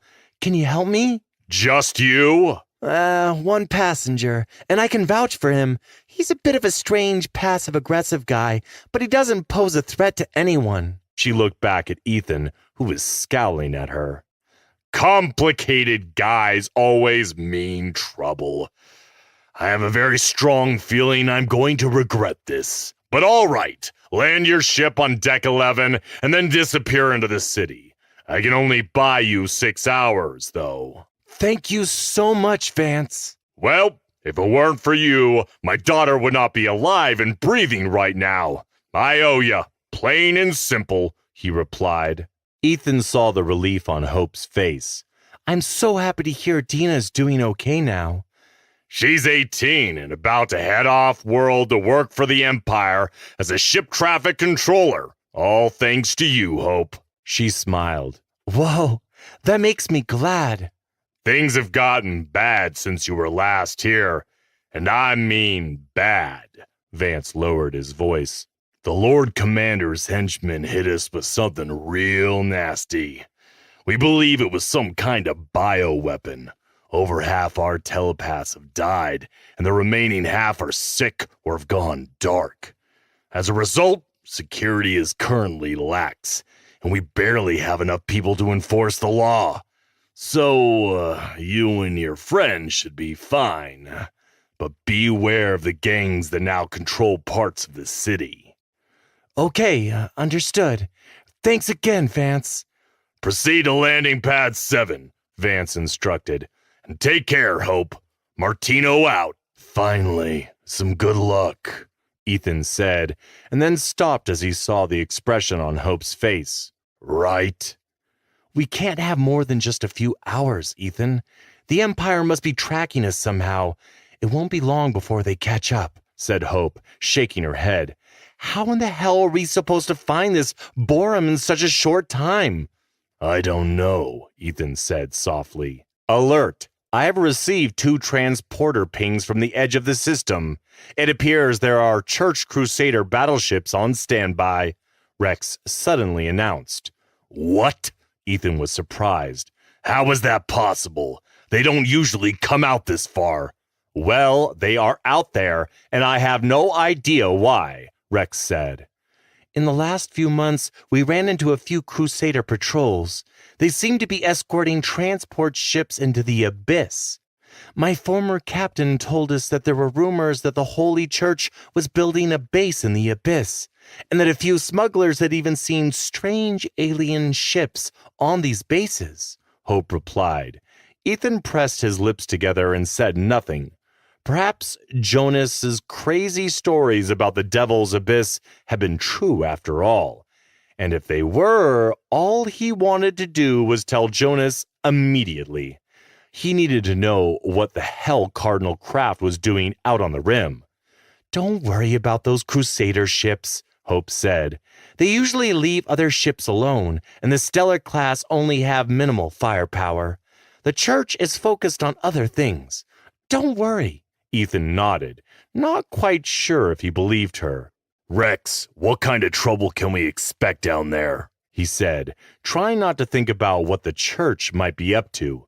Unknown, Rex replied, but we'll proceed with caution. Your last demon burn very nearly killed you. Your body took longer to heal than usual, and your muscles are still overworked. You need to be careful. Ethan rubbed his stomach, still feeling a faint ache, though his wounds had fully healed. He called it the phantom burn. We've just been cleared to land, Hope announced. The docking fee was, extremely high. Ethan asked how much. Rex told him, and he cursed. That's a frickin' ripoff. It is, but consider our situation. How much more could they make just by turning us into the Empire? We'll pay it and just be glad that, for now, we are free to roam the city, Hope said, tapping her screen. Ethan cleared his throat politely, a nervous habit of his. Let's do this. The Raven started its planetfall. Rex came back on, via private comms. That data burst sent to me back on Ulsan Prime has a bunch of files, and all I can say is the Obsidian Guard has been extremely busy out here. Sojin never mentioned Antares. Oh, wait a minute, Rex said suddenly, interrupting him. What is it? Borum Kong, that asshole X-Wraith you're supposed to find. Well, he is a famous bounty hunter on the planet. He goes by the name of Sword Dancer and works for a network called the Nexus. What the hell is going on? Borum is no bounty hunter. There is more. Someone has closed your Imperial bank account and transferred excessive funds into a bank used by criminals. And I mean an excessive amount of money. It is untraceable now and all yours, Rex said. What do you mean by excessive? More than you can ever imagine. It's more than you could ever need as an outlaw or even an Imperial lord, Rex replied quickly. Find out who did this, Rex. I need to know who is helping us. I'm on it. We're about to land, Hope announced. Time to prepare for the worst and hope for the best. Chapter 17. Old Friend. Cardinal Nolan Craft sat upon his holy throne, staring out into Imperial City, and noticed how chaotic the sky traffic was tonight, mirroring his thoughts. Something strange was happening all throughout the Empire. Reports from his spies within the High Command claimed that Lord Eris had mobilized the entire Imperial Navy. His apparent goal was to end the terror threat of Shadow Hand. Again, that is what the emissary wanted. But why mobilize the entire fleet? He shook his head and activated his holoscreen. The Imperial News Network was playing the most recent coverage of the terror attack. 75 dead, mostly children. He smiled at the thought. This was all his doing. He'd ordered Shadow Hand to attack the college. Now, the Empire cried out for blood. The plan was for Jonas Eris to go after Shadow Hand, and the resultant civilian casualties would fan the flame of civil war. The Empire would be weakened from within just before the arrival of the Fallen's Black Fleet. It sounded simple, but simple didn't always mean easy. Eris wasn't the fool the Fallen believed him to be. He was cunning, dark, and vindictive. All were traits he admired, and perhaps in another life they could have been comrades. A confrontation was fast approaching between himself and the Lord Commander, and he wanted to have the upper hand when it did. The small red calm light on the throne's armrest lit up.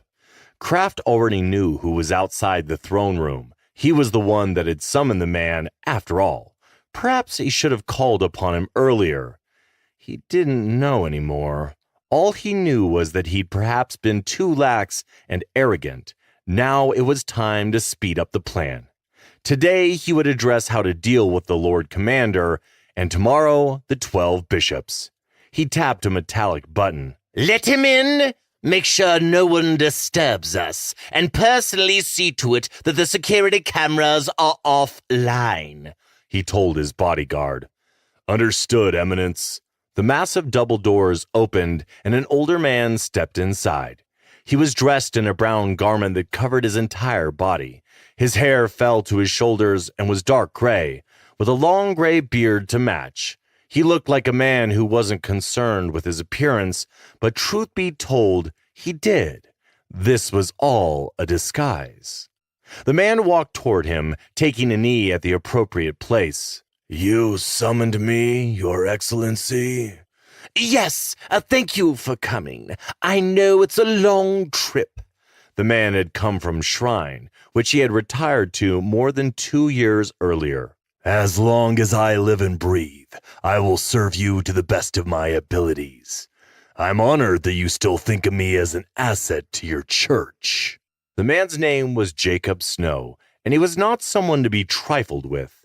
Kraft was not afraid of him, but respected the man's abilities. Years ago, he had helped him eliminate elements that stood against him in his rise to power. Jacob was cunning and dangerous, even in his old age. The Cardinal knew that, but he also needed him. He'd gone to Stark, thinking a psionic attack would end the Lord Commander when the time was right, but that was no longer the case. Snow was his plan B to eliminate Jonas Eris. I am certain you are aware of what is happening out in space. The Imperial fleet is about to engage Shadow Hand, Kraft said. Yes, that is what it looks like. He paused. I believe your allies will be happy now that Lord Eris has turned his attention inward instead of toward the abyss. Kraft was unsurprised. Snow played the game as well as anyone who'd ever lived, and he kept himself up to date on events. He always discovered ulterior motives and hidden agendas. Kraft stood up. Please rise, old friend. Will you walk with me? Of course. He stood quickly, body still lithe and ready for action. He stepped off his throne and walked up to Snow. Years ago, the man had single-handedly defeated a pack of Nespian war dogs and their masters. It's good to see you again, Kraft said, less formally. It's been too long. Kraft's relationship with Snow was almost like that of a father and son. Snow had taken him under his wing and taught him the arts of war. He was his mentor and the only person in the entire galaxy he could never hurt. Snow was one of his few weaknesses and probably his only true friend. Likewise, Nolan. Kraft led Snow outside the room and toward the upper portion of the holy residence. They remained quiet until they reached a small transport waiting for them to board. Have you ever been to the Holy Sky Garden? Kraft asked. He nodded to the pilot to begin launch procedures. No, I never had the opportunity. Now you shall. Come, I think you'll enjoy it. He gestured for him to follow. It will give us a chance to talk in private. So much has happened in the last few weeks, Jacob. The galaxy is about to be reforged in a crucible of fire. Snow nodded somberly. The two boarded the transport, followed by a single Inquisitor guard, and the shuttle took off into the sky. It adjusted course, moving away from Imperial City, and made its way towards the mountains. Both men sat in total silence as the shuttle streaked away. The trip wasn't long, and before Snow knew it, the transport had landed in the middle of a metal platform. The side hatch opened, sliding up into the wall, but no wind rushed in. The transport had docked onto a glass tube walkway, one that had been built by cyborg engineers not long ago. Kraft enjoyed long walks, but what he enjoyed most about them was the solitude. So he'd had the Sky Garden built among the clouds of Imperial City. It floated above the Goliath Mountains near the metropolis and was protected by a laser defense grid. They were perfectly secure here, but the Inquisitor guard followed behind, just in case. You know it's all bullshit, don't you? The soon-to-be war with Shadow Hand. I've had my people investigate, and all the Lord Commander has done is fortify the core worlds. I suspect he already knows about your alien friends. You have taken too long to execute your plan, Snow commented as they began their walk. There is no way that fool could know. If he did, he wouldn't be moving his fleet into the core systems. He'd be sending them to the rim to intercept the Black Fleet, Nolan said. Snow said nothing, just shook his head. Kraft looked down at the transparent floor. The clouds moved beneath them, and where they thinned, the green valley below was visible. To be honest, Lord Eris concerns me. He no longer reports to the Emperor since the outlawing of Ethan Wolfe. All communication with the Emperor has ceased. Interesting. You do have the Emperor under your control. I didn't know that, Nolan. Very interesting indeed. It's the emissary who pulls the Emperor's strings. Let's not speak of that, Jacob. Kraft gestured for him to continue the walk. Snow took a deep breath of fresh air and exhaled. There are rumors of secret Imperial bases throughout the galaxy preparing for war. Rumors that Lord Eris kills anyone that tries to leave those bases to keep them secret. My smuggler friends claim they've seen graveyards near the Talgin asteroid belt, where the bodies get dumped. This just gets worse, and that is why you are here, Jacob, Kraft said softly. Do not ask me to kill Eris, Snow warned sternly. The man is untouchable. He is extremely careful with his movements and is a master of operational security. We are not going that route. Kraft cursed. There must be a way to end his wretched life. But I can't get my agents close enough to him. Maybe taking out the people he loves would be best. Snow barked humorless laughter. That man is a monster. He doesn't love anyone. Kill his family, kill his woman. It won't matter. Oh, don't waste your time, Nolan. So what do you propose? Snow walked up to a bed of glowing orange flowers and gently touched them. Kraft could see he was thinking as he played with the petals of the flowers. I will be leaving to meet with the bishop soon, Kraft told him. I need you to eliminate Lord Eris while I am away. Can you make it happen? Snow turned back to face him. Didn't you hear what I said? Eris is untouchable. I did, he responded irritably. You know I can't go head-to-head with the Lord Commander, Nolan. Or have you deluded yourself into thinking Eris is nothing more than a mindless brute? Kraft shook his head angrily.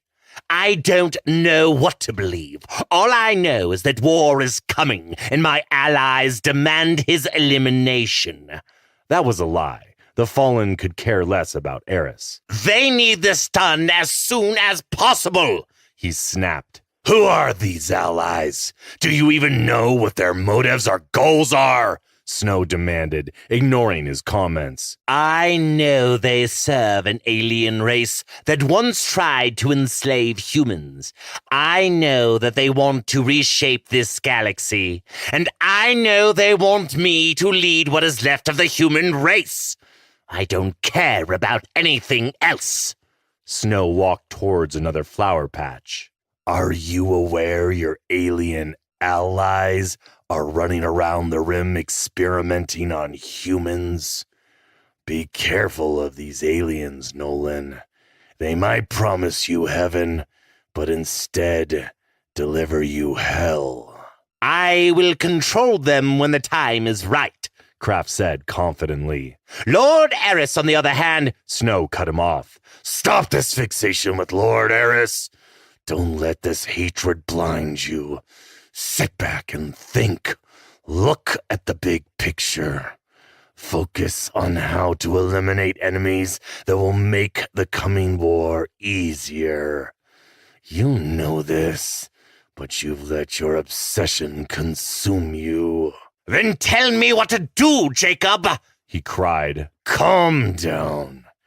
I will track down and kill Ethan Wolfe. It will take some time, but I will complete the job. That is what these aliens want, isn't it? He gave Kraft a firm look as he let his words sink in. How do you know about Wolfe? He whispered, the shock apparent on his face. I have my ways, old friend. I will take care of this for you. I still have the leverage to make the Assassins Guild do things on my behalf. But I want something in return, Jacob said, with a sardonic grin. Of course, Kraft said, enthusiastically nodding his head. Ask for anything and it will be yours. I will, when the time is right, Snow said, rubbing his hands together for warmth. Right now, I need to return to Shrine. It's time to plan how to track and kill a death dealer. Now you are talking. I will tell you one last time, Snow said, lowering his voice. Don't trust these aliens. Nothing comes for free, and there must be a reason why they have chosen you. So make sure you're on top of your game. I can't be there to protect you this time, Nolan. Thank you, Jacob. I needed this chat. He gestured for them to return to the shuttle. Snow caught up to him and matched his pace. I also advise you to leave this planet soon and go to Shrine. It's only a matter of time before Lord Eris discovers what you've been up to. Kraft said nothing and silently walked his friend and mentor back to the shuttle. It didn't matter what the Fallen or Eris had in store for him, because he had a dark ally that not even the emissary knew about. He smiled because when the time was right, his ally would be revealed. When that happened, even the Fallen would bend their knees to him. Chapter 18. Sword Dancer. Ethan Wolfe kept his mouth shut and his eyes open, following Hope Adair closely through the narrow streets of Antares City. The city was a filthy mess. Reconstruction was going on everywhere he looked, and the people seemed uniformly uncaring and suspicious. From the city's look, Ethan didn't blame them. The Empire had leveled most of the town. The Navy had probably hit them with an orbital bombardment and blasted the people of the city back into the Stone Age.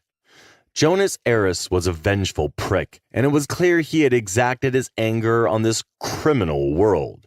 There was mud and excrement on the street, and the smell so strong it almost made him puke. He had never experienced such a stench in his life. A thick miasma hung low in the air, darkening the city in a disturbing gray light. People filled the streets, huddled under heavy winter coats and bodysuits, looking straight ahead, some using walking sticks to support themselves. High above, Ethan could see police drones circling the sky in a typical security grid pattern. He shook his head, knowing that the drones were not police at all, but cartel seeker drones. Ethan and Hope kept the hoods of their cloaks pulled low, hiding their faces in shadow. No one stared at them or showed them any curiosity at all, and that was how Ethan liked it. Especially in a city like this, where the hatred of the Empire was present in the banners and graffiti on every street corner. Hope marched on ahead, through the mud and slush, walking along like it was just another day. Ethan muttered to himself and hurried to keep up with her, taking a grim satisfaction in elbowing people out of his way. She dragged him from one crappy bar to the next in search of her old friends, but no one was talking. After the recent troubles, everyone was busy looking after their own, not even bribing them worked.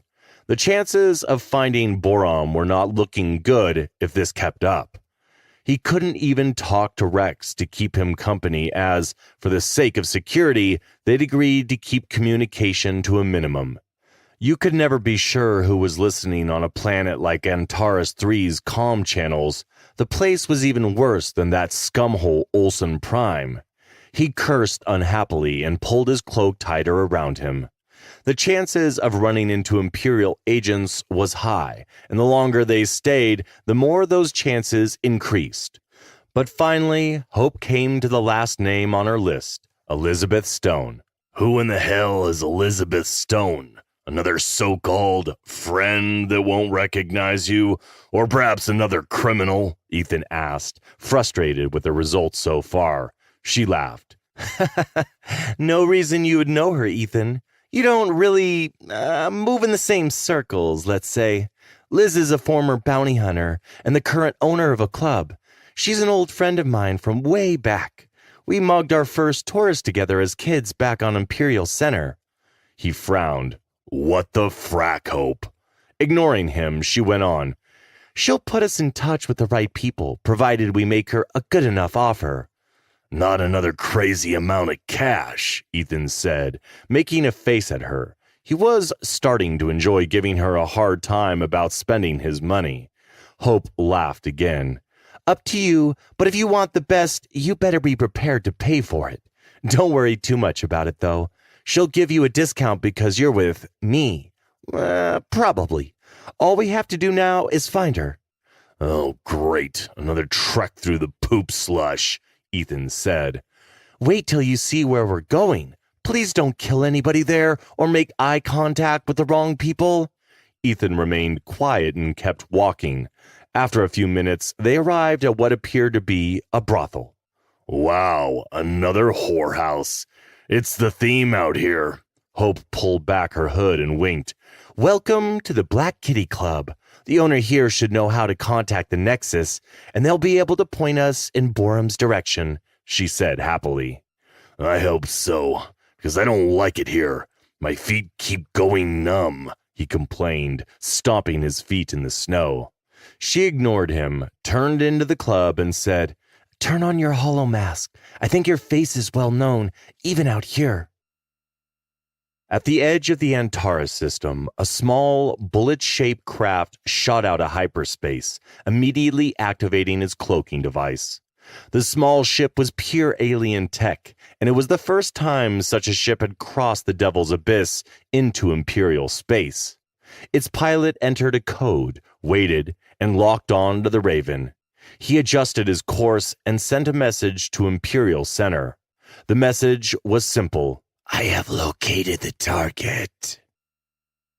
Ethan was pleasantly surprised by the Black Kitty Club. It was classy, comfortable, spacious, and quite luxurious, unlike the club back on Olsen Prime. The fixtures and furniture were of the highest quality, and there was a pleasant sense of sanctuary from the harshness and pain of the world outside the smoky room. He leaned against the long, shiny marble bar, sipping his favorite DC2 carbonated drink. He was trying to ignore the vicious pins and needles of the circulation returning to his feet, when he noticed his reflection in the mirror on the wall and shook his head. He had never used a hollow mask before, and he didn't like the reflection that was staring back at him. He took another drink as he turned away from the mirror. The club was crowded, but it seemed everyone was having a good time. Hope was having an earnest conversation with the club's owner, a tall, willowy blonde woman wearing an ugly dress. This Elizabeth Stone person carried herself like a trained soldier, and Ethan noticed Hope was getting angry as they continued their conversation at the end of the bar. The woman looked past Hope directly at him, and he stopped with his drink halfway to his lips. Her expression was harsh and dangerous, her blue eyes cold as ice, and there was an air about her that was indescribable. The moment passed, and she waved him over to join them. He emptied his glass and moved unhurriedly down the bar. He had no doubt that she had shown him the coldness beneath the surface deliberately, but he wasn't sure why. Perhaps just to intimidate him, or to demonstrate she was someone to be taken seriously. He gave her a fake smile as he walked up to her, his hand near his energy gun. She gave him a nod and continued her discussion with Hope. He listened to them talk about stupid things that had nothing to do with finding Borum. It pissed him off to hear stories about stealing and selling illegal drugs. These were the type of people he and Jonas had once cut down. Now they were the people he relied on. Now he was one of them. Eventually, the two women caught up to the present, and they smiled at each other fondly. You've put a lot of work into this place. I like it, Liz, Hope said, looking around and nodding. I came into some money, she said, winking at Hope. I've been able to indulge myself. I love this life. Where's Leon Pike? Around. People make him nervous. Liz shot Ethan a mischievous glance. Does this young man know about your checkered past, Hope? Have you told him how you made most of your money here? No, and you're not going to tell him either. He doesn't need to know. It's a perfectly honorable profession at 17. We've all done a few unsavory things when money gets short. It's not what you're thinking. It involved hallucinogens and a dirty old man. Hope glared at Liz. I wasn't thinking anything, Ethan said, putting his hands up. Liz laughed. Don't worry, Hope. Your secret is safe with me. Still, it must be said we've all come a long way since you and I were young thieves, searching for some direction in our lives. Now look at us. Ethan looked at Hope and made a face hinting for her to get to the point. She was wasting time, and the longer they stayed on the planet, the higher the chances of running into trouble. Times are hard here, Liz continued, especially since the Empire tore the city apart. The price on your head is enough to tempt anyone. Even I briefly thought about turning you in, but you are too special to me. Now, what do you want? And don't bullshit me around. I need to get to a certain area of the city quietly. We need to find a bounty hunter by the name of Borum Kong, Hope told her. Liz made a face. The ex-wraith? Sword dancer? Really? Yes, Ethan cut in. I require his services. Do you know where he is? Borum, I should have known the name would come up. He's become the most sought-after bounty hunter in this quadrant. He is cold and pitiless. No one handles blades better than him, Liz said. Ethan wanted to say otherwise, but instead asked, Is he close? He might be, she replied quickly. Hope has a very hefty bounty. For all you know, he might be here in my club right now. Rex cut in. He is not. I've scanned the club and the 4 surrounding blocks, but nothing. Though I just picked up something strange on my scanners. There was a brief pulse in orbit that closely resembled the signature of our battle machine's energy. What? That's impossible. I can't explain it. Maybe it's just a glitch, but it automatically put my system on high alert, which is concerning. Keep me posted on anything else you detect. It could be another surprise coming for us. Ethan, are you paying attention? We've got to go, Hope snapped. He suddenly felt uneasy, as if he were prey in a hunter's sights. They needed to get moving, find Borum, and leave this world. I don't understand how the Empire has a bounty on me already. They didn't even identify me, Hope said, thinking back to the confrontation above Olsen Prime. It wasn't the Empire, Liz replied. It was Black Moon. They want you dead. Of course it was them, Hope sighed and turned to Ethan. Let's go. He nodded and zipped up his coat. How was the shipwrecks? Hope asked, via comm implant. A few lowlives tried to break in, but my security systems took care of them. Your buddy Martino had a robot crew remove the bodies. There have also been several attempts to break into my computer systems, but nothing I couldn't handle. You both need to hurry back before more trouble comes my way. Ethan reverted back to Death Dealer mode, turning off his hollow mask and revealing his face. He'd had enough. Can you point us in the right direction to find Borum or not? Hope will pay you very well.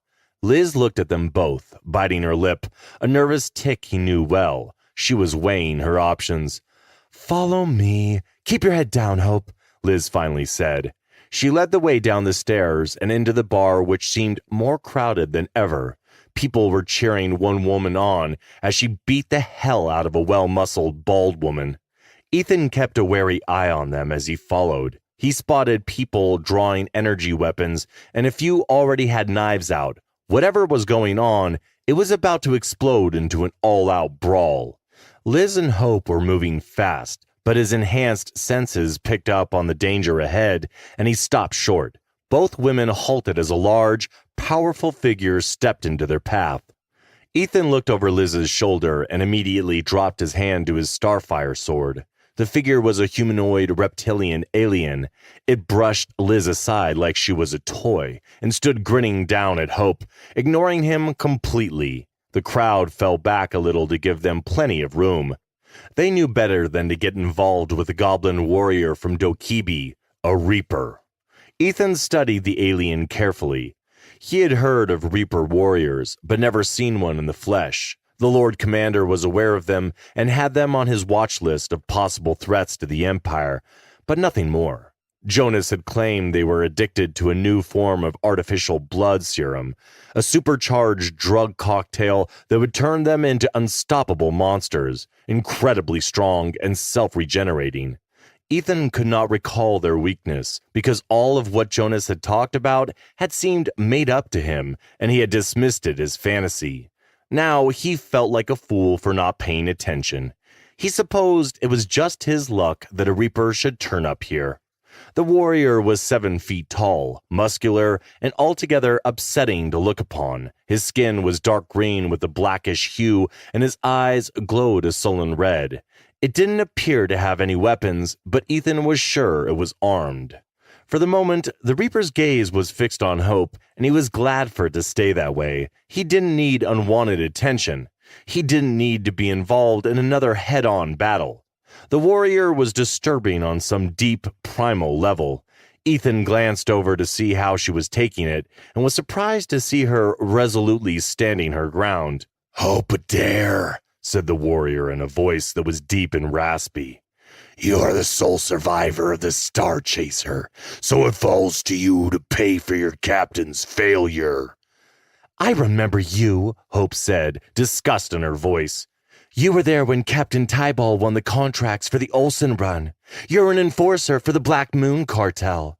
The Reaper grinned, revealing rows of deadly teeth. "I am not Black Moon.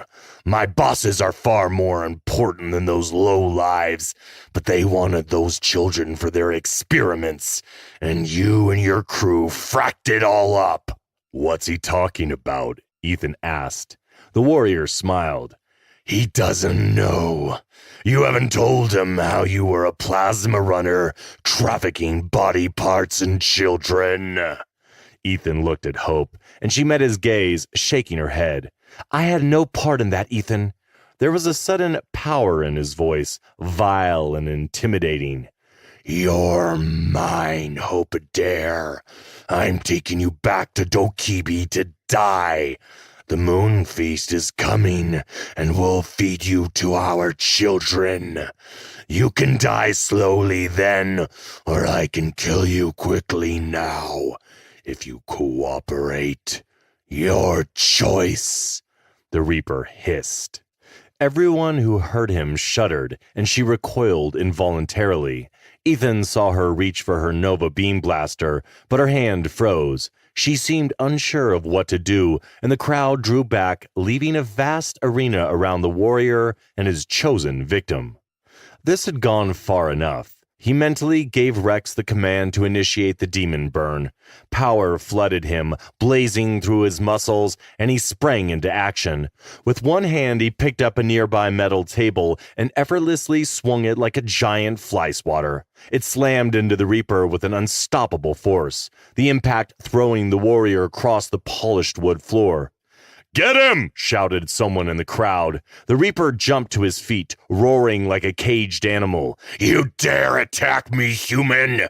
Ethan said nothing and boosted his speed again. He sprinted and drop-kicked him out of the closed window. Glass exploded in every direction, and he heard the warrior groan in pain as he hit the floor and rolled. A few more people in the crowd urged him to kill the alien. Ethan ignited his Starfire sword and slowly walked to the window. He looked at Hope. She nodded at him as he crouched down like a predator waiting for its prey to fall into a trap. Sure enough, the Reaper jumped back through the broken window, only to be met with the crackling blue of Ethan's blade. Everyone gasped as the severed head rolled across the floor. Then the bar erupted in cheers, the imminent brawl forgotten for now.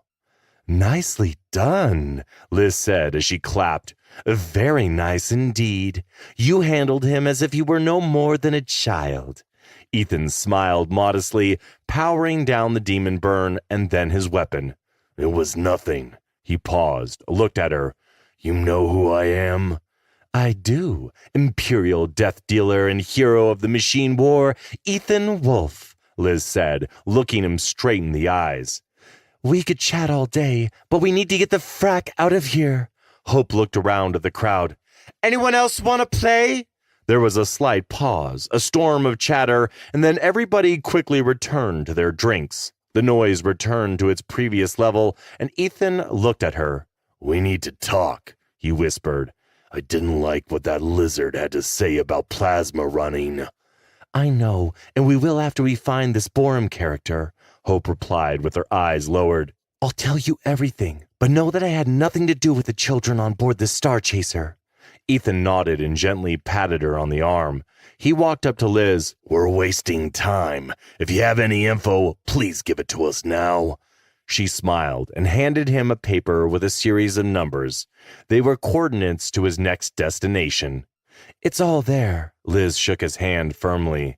The place is called the Nexus. I'm certain they can find Borum because, well, he works for them. She hugged Hope and turned to Ethan. Please take care of Hope. She has a loving heart deep down. Once you know her better, you'll understand. He ignored the comment and folded the slip of paper into his hip pocket. One last question. How much is the Empire offering for my head? Do you know? Liz shook her head. There is no Imperial bounty for you. The only bounty was for Hope, and it came from the Dokipi a couple of hours ago. Someone on that planet wants her dead. What's strange is that the Empire is staying quiet regarding your status. Ethan was surprised to hear that. Surely Jonas would have put out an order to kill him by now. That makes no sense, but thank you for helping us out. Finish your business here as soon as possible. If this asshole found Hope, it's only a matter of time before they find you, too, Liz said. Ethan watched the girls hug again, and off they went, back into the cold and filth. I just got a stronger nanopulse from orbit. This shouldn't be happening. You should be the only one in this entire galaxy with that energy signature. My systems can't identify the source, but it's moving fast. Stay sharp. Something is coming, Rex sent. This is too much, was all Ethan could think. Chapter 19. Interrogation of a Man of God. Owen Gunn, captain of the elite guard, watched the monitor intently as the prisoner's vitals began stabilizing. Gunn had come so close to losing him, but he had brought him back from the brink of death. Good, he whispered. Welcome back, my friend. The prisoner groaned and fell silent again. Owen did not enjoy torturing people, especially men that had served the church, but these were the Lord Commander's orders, and so he obeyed. The last interrogation session had been brutal, even for someone as experienced as him, and it was a miracle that this man still clung to life. Guardsmen, he motioned to the elite guards who stood in the doorway. Inform the Lord Commander that the prisoner is ready, and tell him his vitals are very weak. He doesn't have much time. A guardsman nodded and turned immediately. He hurried down the corridor of the deserted building in search of the Lord Commander. Running would have been a severe breach of discipline. So instead, he walked quickly while his two comrades stayed behind, holding position outside the doorway. Gunn looked at the guardsmen. They were dressed in gold armor with silver helmets, each carrying a plasma staff and twin sidearms that hung from their hips.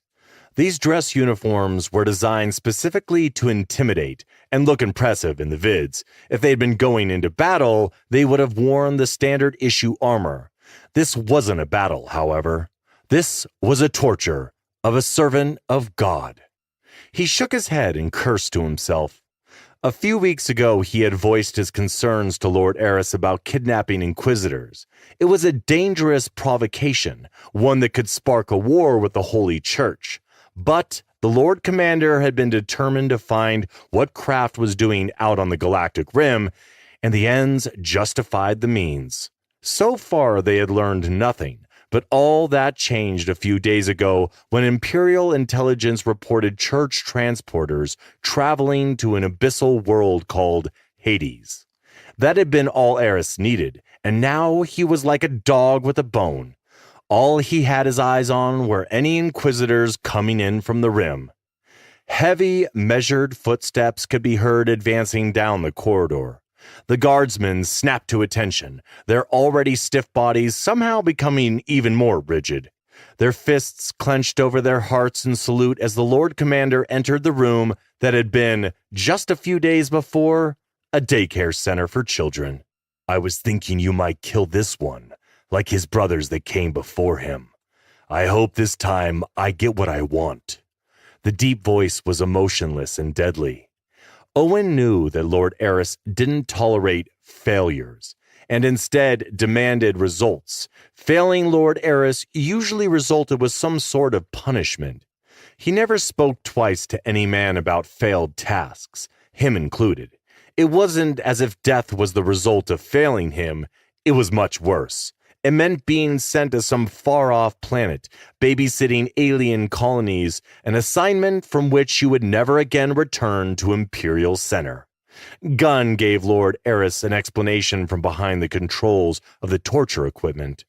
He proved unusually resilient. He survived 2 full days of brutal torture. I know he is a trained warrior, however no one has ever held out this long. But I believe you will be able to make him talk. This man is an Inquisitor. I would expect no less. But they are warriors serving a false master. Jonas's voice was cold and dispassionate. The captain gave the Lord Commander a concerned look. Eventually, these missing Inquisitors are going to draw too much attention to us. This poor devil has to be the last one, or there will be a Church Inquisition team sniffing around for answers. And what then? Let me worry about that when it happens. Our cause is righteous. Just trust me. He put a hand on Owen's shoulder. Owen looked at the beaten and bloodied man. Well, it seems there is some higher power involved here. He flatlined twice and came back to life. Let me speak with him, Jonas said, as he approached a stainless steel table surrounded by medical devices. Upon the table lay the broken and bruised Inquisitor. Tiny white dots of a gelatinous-like substance had been placed upon the man's head and chest, a conductive gel for electrical current. A beam of pulsating light ran from his chest to the life support equipment, holding the victim in its grasp like a spider's web. The Inquisitor's naked body twitched and jerked spasmodically. Blood stained his lips, nose, and ears. It was obvious that he was nearing his end. Eris stared impassively at the man on the table and laid a black-gloved hand on his chest. He did so with little regard, as he would have laid the same hand upon a table. Yet when he spoke, his voice was soft, almost compassionate. I will put a stop to all of this, but first you must tell me what I need to know. The gloved fingers touched a jewel the Inquisitor wore around his neck. Hanging from a silver chain, it was a stunning gem. All Inquisitors wore this pendant as a symbol of their status. Jonas found it to be a waste. You know why you are here, and why you are made to suffer. Elements of the Church stand in opposition to the Empire. I already know about Hades, but I need your help. Do the right thing, Inquisitor Demetrius, he began. The Inquisitor on the table moaned, his head snapping feverishly from side to side. His strange, guttural cries made his agony apparent. Death was calling. The Lord Commander watched him silently, then bent close to whisper into the Inquisitor's ear. What is Cardinal Kraft doing in Hades? Tears streamed down the Inquisitor's face as he shivered uncontrollably. Jonas admired the man's fortitude, but time was of the essence. His patience was beginning to run thin. I need you to know something. He paused. There is an ancient alien race coming to end us all. I believe Cardinal Kraft has been working with them. He doesn't care about you or your loved ones, but I do. I am the Empire's only hope to stand against the coming enemy." The Inquisitor's body convulsed, and he mumbled incoherently, but Jonas understood one word: invasion. "Finally!" Owen watched intently, monitoring the prisoner from a distance. Maybe Lord Eris was finally going to get the information he wanted, and all this madness would come to an end. He moved his hand up to the man's head, the gloved fingers stroking back the graying hair, almost caressingly. "Inquisitor Demetrius, there is no reason to be loyal to Craft. Do what is right for the Empire. Do not betray your oath to your god. Tell me everything," he said. Gunn closed his eyes and concentrated on hearing what Lord Eris was saying, but he couldn't make out the words. Whatever he was telling the Inquisitor, the man was reacting to it. "He claims to be a man of God, but he is godless. He has betrayed us all," Jonas continued, his voice sounding concerned. "Help me, help us, before it's too late." The Inquisitor gasped wetly as the medical monitor alarm flashed red, informing Owen that his time was almost up, yet he was reluctant to interrupt. The Lord Commander was in charge of the interrogation. His opinion didn't matter at this point. Eris squeezed the Inquisitor's arm. "Tell me, or I will have to continue the kidnapping, torturing and killing your brothers and sisters until I get what I want. So, I beg of you, end this now. I'm giving you a chance to come clean." "My lord, his blood pressure is skyrocketing. He won't last much longer," Gunn finally cut in. The Inquisitor opened his mouth and groaned. A bloody froth appeared on the dry, cracked lips. He gurgled something unintelligible and then went silent once more. Jonas brought his face so close to the Inquisitor that his breath touched the man's skin. "Tell me everything. I'm listening." The Inquisitor shivered, fighting with himself, but it was useless. "There are Imperial lords involved in Hades, too. They have been offered a place in his new empire, but he needs the ancient relic on Hades to forge his before the invasion." The Inquisitor finally said with a dry, rasping voice. Jonas felt his heart stop. "What ancient relic? Is it a weapon?" The Inquisitor's eyes flew open, unseeing. "Hades is evil. They need the relic for the Black Fleet and the Anunnaki. They are already here, my lord." His voice trailed off. "I don't understand." The Inquisitor cried out in horrible pain as his body was racked with convulsions. "Please end this." "Can you confirm that you have seen Cardinal Craft on Hades?" The Inquisitor coughed blood. "No, but I've seen Eric Stark with a beam. We call him the Emissary." Jonas had finally gotten what he wanted, and anger surged through his body. Eric Stark was Kraft's right-hand man, so Kraft must be involved with the Fallen. Suddenly, the light beams attached to the Inquisitor flared and then went dark. His body shook with strange spasms. "Your suffering will be over soon. What is the relic? Tell me before it's too late," Jonas hurriedly said. "Forget the relic," the Inquisitor gasped, his bloodshot eyes wide. "They already have control of the Imperial Court." He coughed violently. Blood sprayed from his nose, and the burbling in the back of his throat was back. rumor is that even the Emperor's compromised. Jonas felt his throat tighten as he processed what he had just heard. The Inquisitor gave one last painful cry. Forgive me, Heavenly Father! He convulsed again and his body went limp. His eyes remained open, and the horror from what he had endured still reflected in them.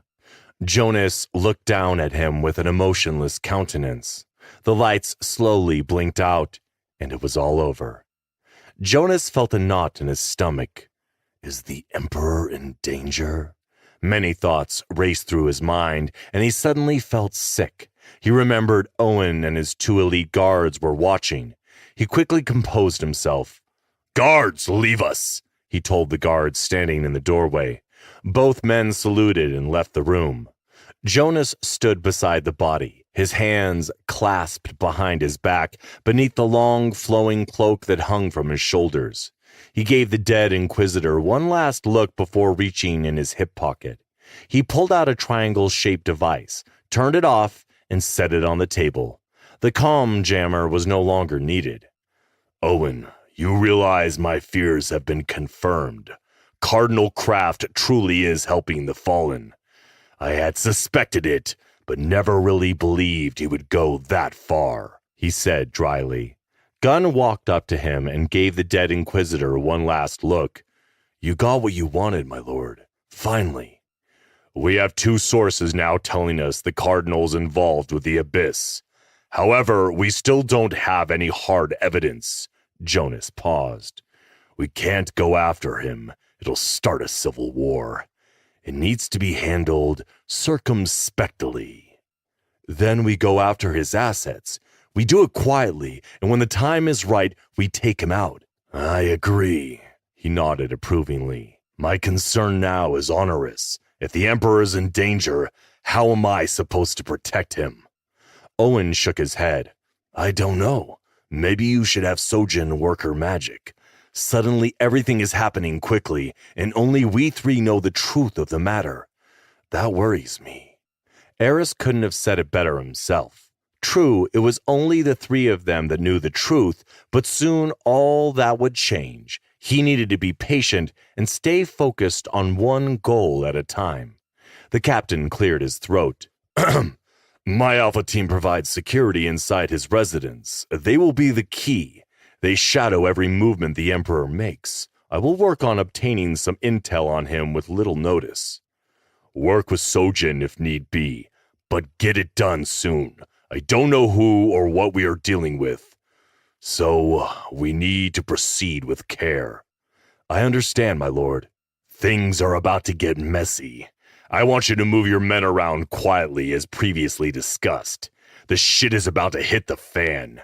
Don't drop your guard." Jonas would never admit it, but he considered Owen Gunn a friend, someone he actually cared about. He looked his Lord Commander straight in the eyes. "I will move all teams to the agreed-upon location, and I will keep my guard up. You can always count on me." "The time I've been dreading is finally here. War is on the horizon, and I need you more than ever, now that Ethan is far away from me." Owen nodded. "What are you planning to do about Kraft?" "Not sure. I'm sticking to my original plan. After that, I will deal with him. I was a fool. I had my suspicions, but with everything going on, I let him slide. He is a complication I do not need, but I will figure it out and put an end to him," he replied. "For the Empire!" Gunn saluted and left the room. Eris turned once again to look at the dead Inquisitor, placing his hand on the man's chest. "Thank you, Inquisitor Demetrius. I will have you buried with dignity and honor. I am sorry it had to end like this." With that, he walked out of the room with a renewed determination and focus.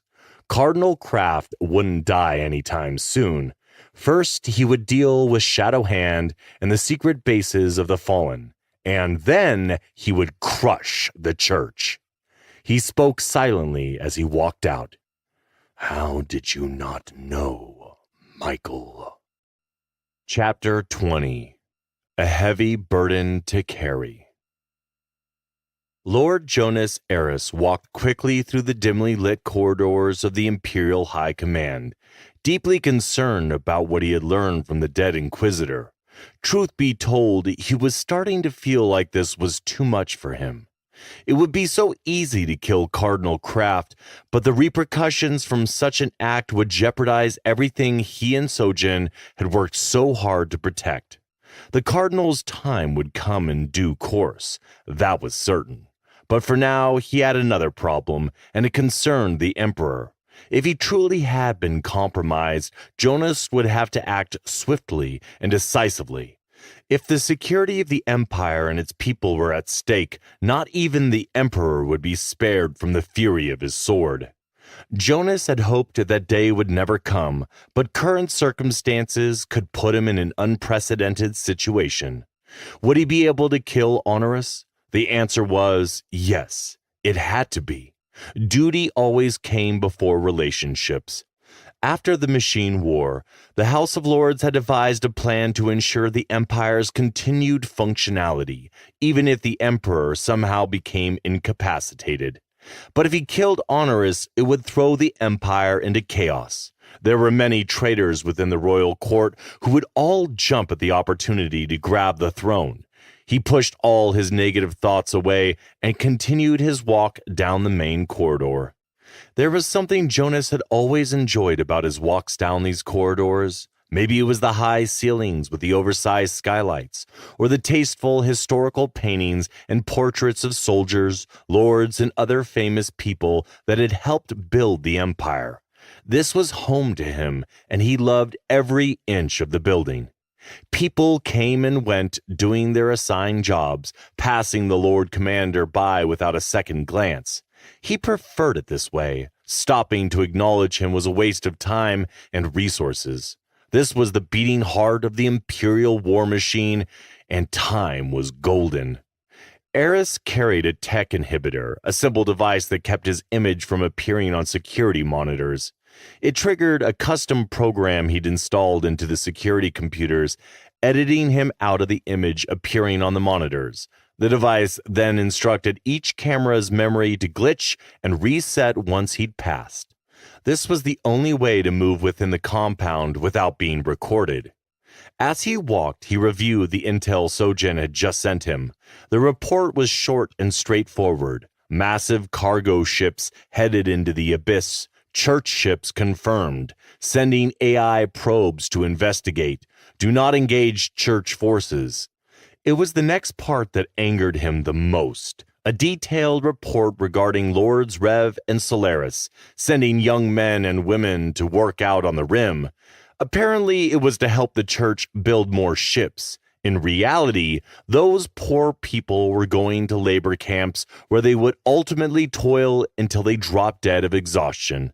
Rev and Solaris were traitors, two among many others within the so-called House of Lords. Jonas had spent months quietly tracking the nobles and military personnel. That was how he had known about the fallen facilities and safe houses, but to hear and see the evidence of these traitors enraged him beyond words. He had an idea on how to deal with these traitors, but he was still working out the minor details. He opened the door to his private office, entered, and finally relaxed. Eris grabbed his datapad from the side table and sat down. He needed time to think. Inquisitor Demetrius had done a tremendous service to the Empire by revealing the secrets he had kept. His focus right now was destroying the fallen drug production facilities and safe houses. He could wait a bit longer before striking down Kraft and his church. He activated his desk computers and skimmed the reports his admirals had sent. The fleet was in place. By now, the order to mobilize would have been given. The war was about to begin. He needed a drink, and after that, a low-dose relaxant patch. Jonas called out, and from across the office, a small blue robot emerged. "A libation, my lord?" He asked for his favorite go-to drink. I'll have a Somek with DC2. And give me 2 energy sticks as well. Jonas had always believed in keeping up with the latest luxuries. The best thing was that they were all provided at no cost. One of the better perks of being Lord Commander. He had never been interested in personal possessions unless they attended to his comfort, and so there were fine leather chairs, an overstuffed couch, and a huge hollow screen for watching sports. Unfortunately, he had no time to enjoy the benefits that came with his position. There was too much going on, and he wasn't sure how much more he could take without cracking. The Fallen, Shadow Hand, Cardinal Craft, the Emperor, and of course, Ethan Wolfe. He now understood why the Emperor had outlawed Ethan. He was a threat to the Fallen, perhaps even their greatest threat of all. They knew Matthew Wolfe had enhanced his son not only to fight the machines, but to also fight the Fallen, and they had made the first move. The question was, had the Emperor acted on his own, or were there other forces at work? Honorus had become a recluse in recent weeks. His agents reported erratic behaviors, and he hadn't appeared publicly in days. Rumors were that he was sick, but privately Jonas had his doubts. There was something else going on. Owen would have to move fast to surveil the Emperor, but there was no doubt in his mind that the captain of the elite guard would figure out how to monitor the Emperor, quietly and discreetly. Kane, report, he said, finally sinking deep into his chair, closing his eyes, listening as his personal AI brought him up to date on everything that had happened during his absence. Jonas had other duties besides commanding the Imperial war machine, and he had neglected them these past few days, but Kane had done an excellent job handling most of the urgent issues. Everything is under control, sir. I dealt with all routine matters in your absence and made several entries of return vid calls to a couple of the local magistrates, using your face and voice, of course. I handled them both, but they appeared extremely pissed off at you when I cut the vid link. Kane chuckled. There were also several Shadow Hand terror attacks, but no reported deaths. Jonas felt his anger rising, but he quickly pushed it down. Their end is near. Send a message to General Kim to begin Operation Swift Sword. I want our forces deployed. Tell him to cut all media feeds before hitting the ground. Done. Lastly, some nutjob on social media has started a religion in your honor. It already has over 5,000 followers, and you are trending across the empire, Kane replied. Jonas shook his head, sipping his vintage whiskey. Crazy people. Any word from the Retribution? Captain Dark has yet to respond to my messages. Well, you sent his ass to the furthest reaches of the Empire. What do you expect? Jonas laughed. He allowed the AI to occasionally be rude and clever, and he felt it suited his character. Keep at it, Kane. This waiting is driving me nuts. He had contacted Imperial High Command with orders to track the Retribution via the network of spy satellites within the Rim. Strangely, the warship had not been detected. Something had happened. He could feel it. He hoped Ethan was okay. Someone wishes to talk to you, Kane suddenly announced. I don't feel like talking to anyone right now. You deal with it, Jonas complained. It's Captain Gunn. Jonas sat up and straightened. What is it, Captain? Owen's voice came over the speakers. We have a problem. The Retribution was destroyed. The captain and his wraith are planet-side, with 105 crew members. Ethan has escaped. Jonas smiled, slumping back in his chair with relief. He had evaded capture, just like Sojin had said. There was still a chance for him to make it to the Abyss. He took out the entire vampire kill team, Gunn added. Long-range surveillance vids show the Raven entering hyperspace. My guess is he jumped to somewhere in the mid-rim. Jonas's smile widened, and he was glad he'd kept the call, voice only. It was rare for him to smile, let alone smile this big. Well, it seems he got lucky. He paused. I'm not sure what to do next. I can't afford to send another warship after him. Not now. Owen had been clever enough to add fake details about Ethan running to the mid-rim in case someone was listening to their conversation. More importantly, how did the retribution get destroyed? That made no sense. Ethan shouldn't be capable of such a thing.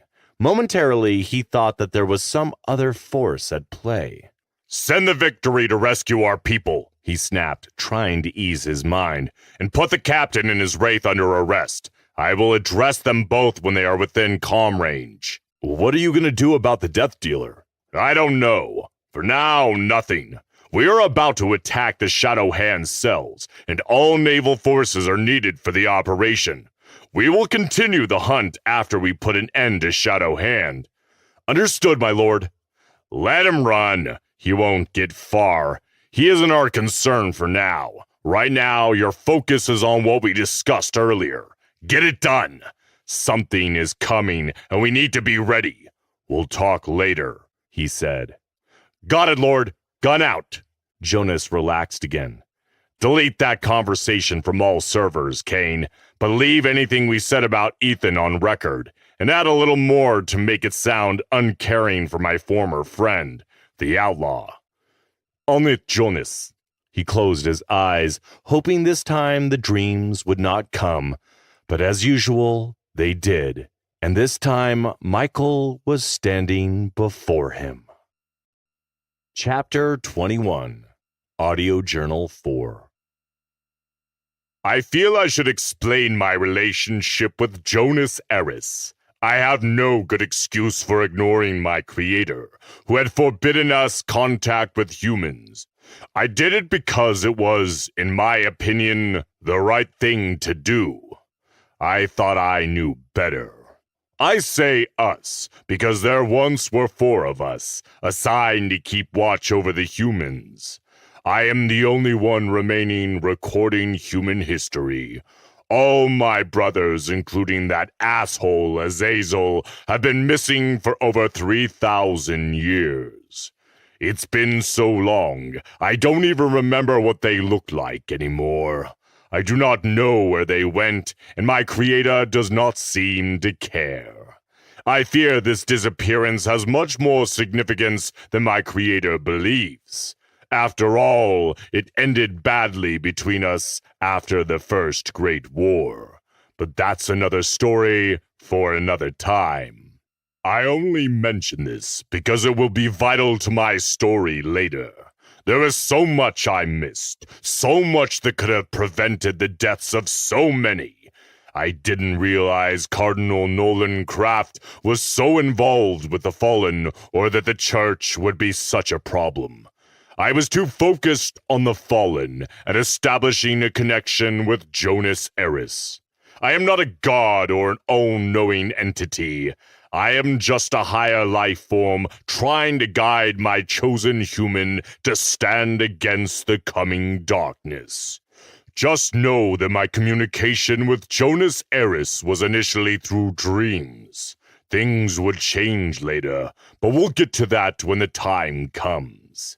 By manifesting on your plane of existence, I opened Pandora's box, and in turn, freed my eternal enemy. Even now, I can't explain why everything in me wanted to help Jonas. I do not have emotions, but something in my matrix was connected to him. I would rather die disobeying my creator than watch him fail against the Fallen. So here I was again, guiding him. I took my usual form and met with him in his dream, and before he awoke, I told him it was time to strike at the enemy. Meanwhile, at the edge of the Empire, Ethan Wolfe was on his way to discover a terrible family secret that would change his life forever. The story continues. Chapter 22, The Nexus. The Nexus Information Center was not what Ethan would have expected. It was an old, ugly stone building in a bad part of town. There were some shady people hanging out in the alley, but he paid them no attention. They were more interested in using and dealing drugs than anything else. And, for once, that was a good thing. Ethan wasn't in the mood for any more bloodshed today. He just needed to find Borum Kong and get some answers. Their window to find him was shrinking rapidly, and the possibility that he would leave this world without him was becoming more real. They walked by a couple of restaurants, an array of disgusting odors commingling in the air. Meat should never smell sour, and that was exactly what he was smelling: burning, sour meat. Ethan had been hungry, but suddenly lost his appetite once the scent hit his nose. He was sure it would return soon enough. It had been a while since he had a good meal, and longer still since he had a good night's sleep. But by the looks of it, he'd be on a protein bar diet for the foreseeable future, and taking 3-hour power naps. He was always hungry after engaging the demon burn. It amplified his metabolic system. But for now, his hunger would have to wait. "Act like we're a couple," Hope said, taking his left hand. "This area caters to bounty hunters, and unlike you, I am not battle-hardened enough to fight them off. So act normal." Ethan said nothing as Hope led the way up some rusty metal stairs, holding on to her hand. The town was a crap hole, in urgent need of repair and aid. It came as a shock to him that Borum Kang would have possibly made this home. Something about this whole place felt off to him, almost as if someone or something was watching him, watching them. It creeped him out, and for the first time since being outlawed, he suddenly felt the weight of all that had happened. He missed home. He missed his friends. Why he even was in this predicament was beyond him. The Lord Commander, or whoever was behind this, truly deserved death, but deep down, he knew he could never harm Jonas, which made it all that much worse. They were like brothers, and he wouldn't betray Ethan without reason. A very, very important reason. The more he thought about it, the more it bothered him, so he did his best to carry on. He needed to find Kong. Surely, the Nexus had to have information on his whereabouts, but from what he was seeing, he doubted they would find the help he needed here. And now, to complicate things, Rex had found the mysterious nanobursts, which were growing in strength, suggesting something extremely bad was headed straight towards them. Ethan roused himself from his thoughts, noticing that Hope had stopped at the top of the stairs, and he hesitated. Before he could say anything, she politely knocked on the door. Ethan noticed the word Nexus written on the top of the doorway, and there was some kind of surveillance equipment recording them. "Not what I was expecting. It's a dump, a real crap hole," Ethan said, turning his attention back to the door. "I know," Hope replied as the door swung open. "Leave the talking to me, and don't piss this guy off." The door opened, and a tall, muscular man filled the doorway. He wore a gray and black bodysuit with a black beanie. Ethan didn't like that half of the man's face was covered with a serpent tattoo. His experience with people like this had never gone well. He looked up at Hope and shook his head. "Hope Adair and Ethan Wolfe? About time you got here. Many eyes are looking for you both," the man said, almost sounding happy. "What do you mean, many eyes are looking for us?" Ethan asked, as his hand dropped to the hilt of his Starfire sword. The man stepped back from the doorway and gestured impatiently for them to enter. They did so, giving him a wide berth as he gently closed the door and locked it. A force shield went up in front of the door with a loud hiss as they heard the deadbolts lock. "The Assassin's Guild has put the mark of death on you, Lord Wolfe. Seems Jacob Snow wants you dead." The man looked at Hope and shrugged his shoulders. Ethan recognized the name. Jacob Snow had been a church assassin for Kraft, and he was as crazy as they come. Why he wanted him dead was beyond him. "Are you sure? There must be a reason a religious nut wants me dead. Do you know something you're not telling me?" he growled. The man gave a throaty laugh. "If I knew more, I would have probably killed you and taken that hefty bounty for myself." Ethan reached for his energy gun, but Hope stopped him. She looked at him with her large eyes, silently asking him to calm down, and he grudgingly acquiesced with a nod. The man walked up to them and grinned. I'm Decker. I run Nexus, and I'll be with you in a few minutes. Presently, I must deal with a rather delicate matter. He moved off without waiting for an answer and disappeared into another room. Ethan was about to complain to Hope when he saw a giant vid screen flashing the breaking news, and suddenly he felt the world drop away beneath him. The Imperial News Network was broadcasting live from the Imperial Palace. A reporter was interviewing General Adonis Kim as a headline scrolled across the screen. High Lord Jonas Eris has mobilized the Imperial fleet, and the core worlds are now under military lockdown. There is a media blackout in effect. Further updates every hour on the hour. Rex, what the hell is going on? He sub-vocalized. I don't know. I believe Lord Eris is finally going after Shadow Hand. But never mind that. I have something more important to tell you, Rex replied calmly. There's frackin' more? I still have working Imperial clearance codes for all Intel databanks and servers, which is strange, as Eris must know I can access those systems at will. I investigated your financial situation, and the person who transferred your bank account and padded it was Sojin Park. Ethan felt his heart skip. Wait a minute. Rex said it for him. If she is helping you, she is either doing it on her own or doing it with Eris's approval. My guess is Eris is behind all the mysterious help we've been getting from Imperial Center. He smiled. That bastard. Hey, what the hell are you doing? Decker wants us in the next room, Hope shouted. Keep monitoring the situation back home. Let me know if things escalate. Affirmative. Ethan walked into the brightly lit room and saw two tight lines of medical beds crammed into a huge room with a narrow central aisle between them. Restrained on the beds, people lay sleeping. Some were extremely skinny and malnourished, but all of them had IV drips plugged directly into their necks. Yellow probes blinking on their foreheads occasionally changed color from green to red and back to yellow. What the frack is this? He thought, reluctantly moving closer. He tried to get a better look. These poor souls are the Nexus, Hope said, her voice unusually soft.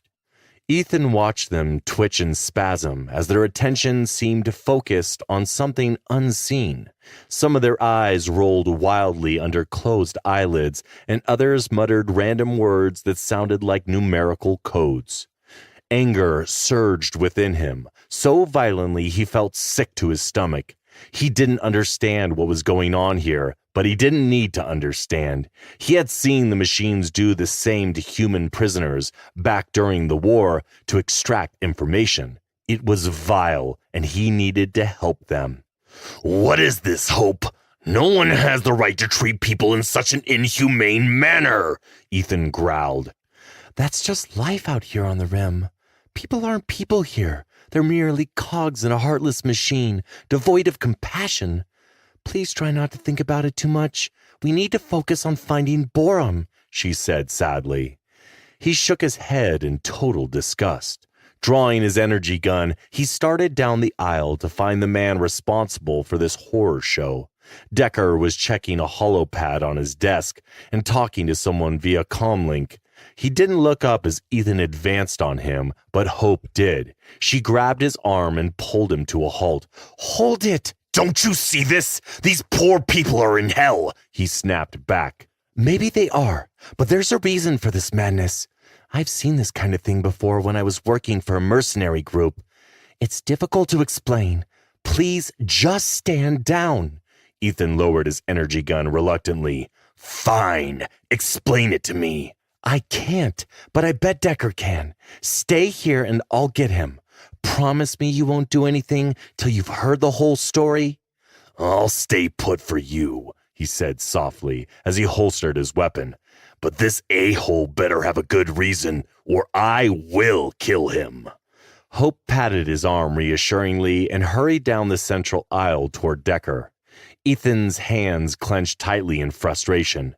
It was the same method used during the war. The machines would take soldiers and pry information out of them with a mind worm. It was painful and 100% fatal. At least these poor souls appeared sedated. He walked down the aisle looking from face to face, seeing only blank looks of distress. All he could think was how wrong it was and that he needed to put an end to it, but he had promised Hope he would stand down, and so he controlled himself. An old woman stirred restlessly under the restraints, her arms black and purple from the bruising. She was muttering softly, and he heard his name. Wolf! Wolf! Ethan! He walked to her and leaned over the bed to listen to the soft voice. The one with the golden eyes comes. Death comes from the abyss. The killing will start soon. Trust the man that hides his dark heart. He will be crucial to the war that comes. Ethan straightened up, disturbed. It seemed like nonsense, but it bordered on the edge of having some meaning. What do you mean?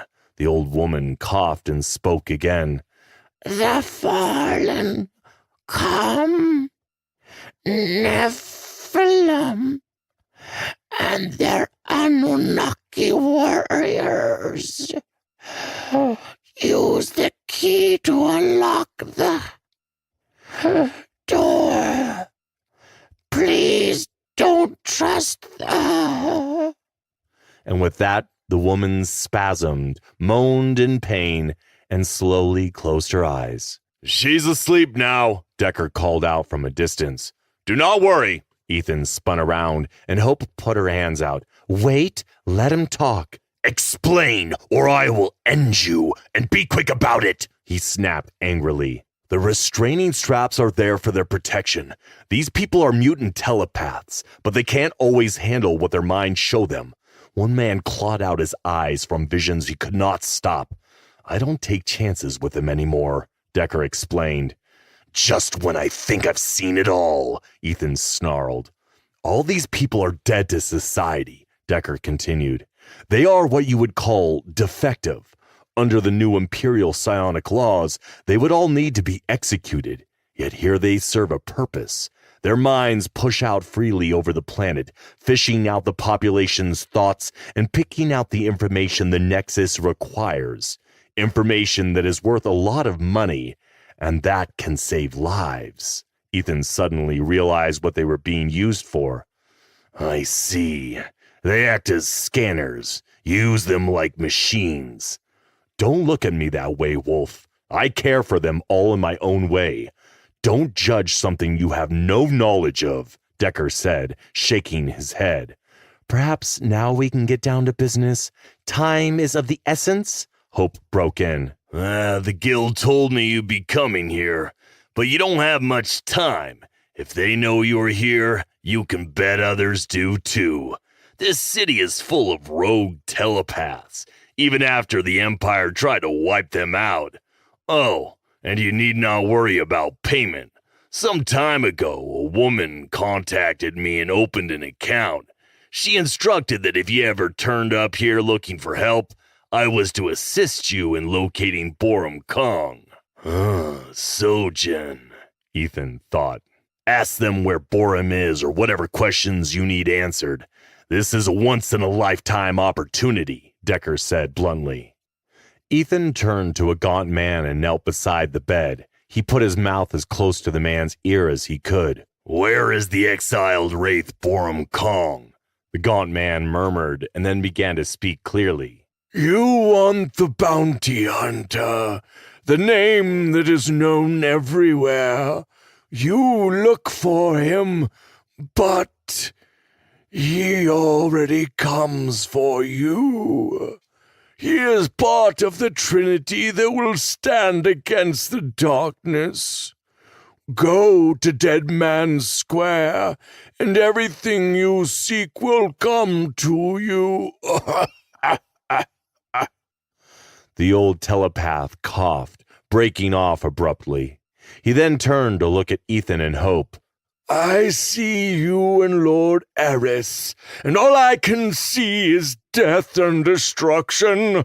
The war to come will test the bond of brothers. You will save the Empire and lose the person you love the most. You and Eris are the balance, while the real enemy hides behind a shroud of darkness. Already it whispers to its allies to move against us all. They are coming. That's enough, Charmer. Decker tapped the man's feet gently. You've said too much, old man. Wait, Ethan snapped, ignoring Decker. He remembered what the old woman had said about the man that hides his dark heart. She was talking about Jonas. Of that, he was certain. Tell me about Jonas Eris. The old man closed his wrinkled eyes and turned his head away, and his words became quiet. All he could hear was, He is a man who died and returned. He was touched by a divine being and changed forever. He grew quieter, and Ethan leaned in closer. He stands between the dark and the light. He will fight the evil face to face. His destiny is far more terrible than your own. He looked back at Hope and shook his head. I don't understand. Don't put too much faith in what he says. He needs the person to be physically here to see the future. Lord Eris isn't here, so forget it, Decker said as he put a blanket over the man. Ethan stood there for a while. How accurate are they? Many of these types of telepaths claim to get glimpses of the future now and again, but they're proven wrong just about as often as they're right. Otherwise, I'd have been a rich man by now. He chuckled, shaking his head. They are much better at locating people or finding danger than predicting one's future. Hope stepped forward. So, are we going to Dead Man's Square? Seems like it, Decker replied with a grin. Let's get out of here, Hope. I cannot stay in this place much longer. I hate it, Decker shrugged. Nothing is keeping you here, Wolf. Hope ushered Ethan out of the room. He was ready to beat the hell out of Decker for using these people. He didn't care if they were defective telepaths, because at the end of the day, they were still human beings. I can't wait to see what is in store for you, Wolf. Perhaps you will get this woman killed in your quest. You are bad news, Decker called out. Ethan activated the demon burn, and murder filled his being. He was finished with him. In an instant, he was standing toe-to-toe with Decker. Please don't do it. Calm down, E, Rex warned. He reached out, took a good handful of Decker's shirt, and lifted him off the ground. The man wiggled a bit and then gave up. Ethan was far too strong. Let him go, Hope shouted. Ethan brought Decker's face near his own, smiling cruelly. His voice was soft and terrible. You breathe a word about us to anyone, and you'd better pray they get the job done. Because otherwise I'll find you wherever you run to and kill you in the most excruciating way I can think of. Got it? Decker laughed. And then, without looking around, Ethan slowly noticed something had changed. It was suddenly silent, and he realized all the muttering had stopped. Without releasing his hold on Decker, he looked around. The telepaths had raised their heads, all turning to stare at him, their faces cold and filled with deadly malice. Some of them started making muffled screams that would terrify anyone, but not Ethan. Things like this didn't affect him. Release him, please. Just put him down. We don't need any more trouble, Hope whispered. Ethan lowered Decker to the ground and let him go. The smug man readjusted his clothing, glaring at Ethan. My telepaths protect me, Wolf. Always. I suggest you leave now before they decide to do something unpleasant and possibly fatal to you. Time to go, Hope said, clapping her hands. He's not joking, Ethan. These telepaths are dangerous. So am I. I'm an Imperial death dealer, outlaw or not. I am the best killer in the Empire, and if it comes down to it, I could easily kill them all. Decker backed off with his hands up. Just leave. The telepaths in their cots watched them go, their heads turning simultaneously. The monster with the black wings watches everything, Wolf. He is the real evil, and he comes for you, Ethan Wolf. You and your brother, the Lord Commander. They said as one. A hooded figure strode with purpose down a dark alley. It was filled with unhoused people, drug addicts, and non-humanoid aliens. His wrist piece flashed red, indicating that Wolf had activated his nanomachines.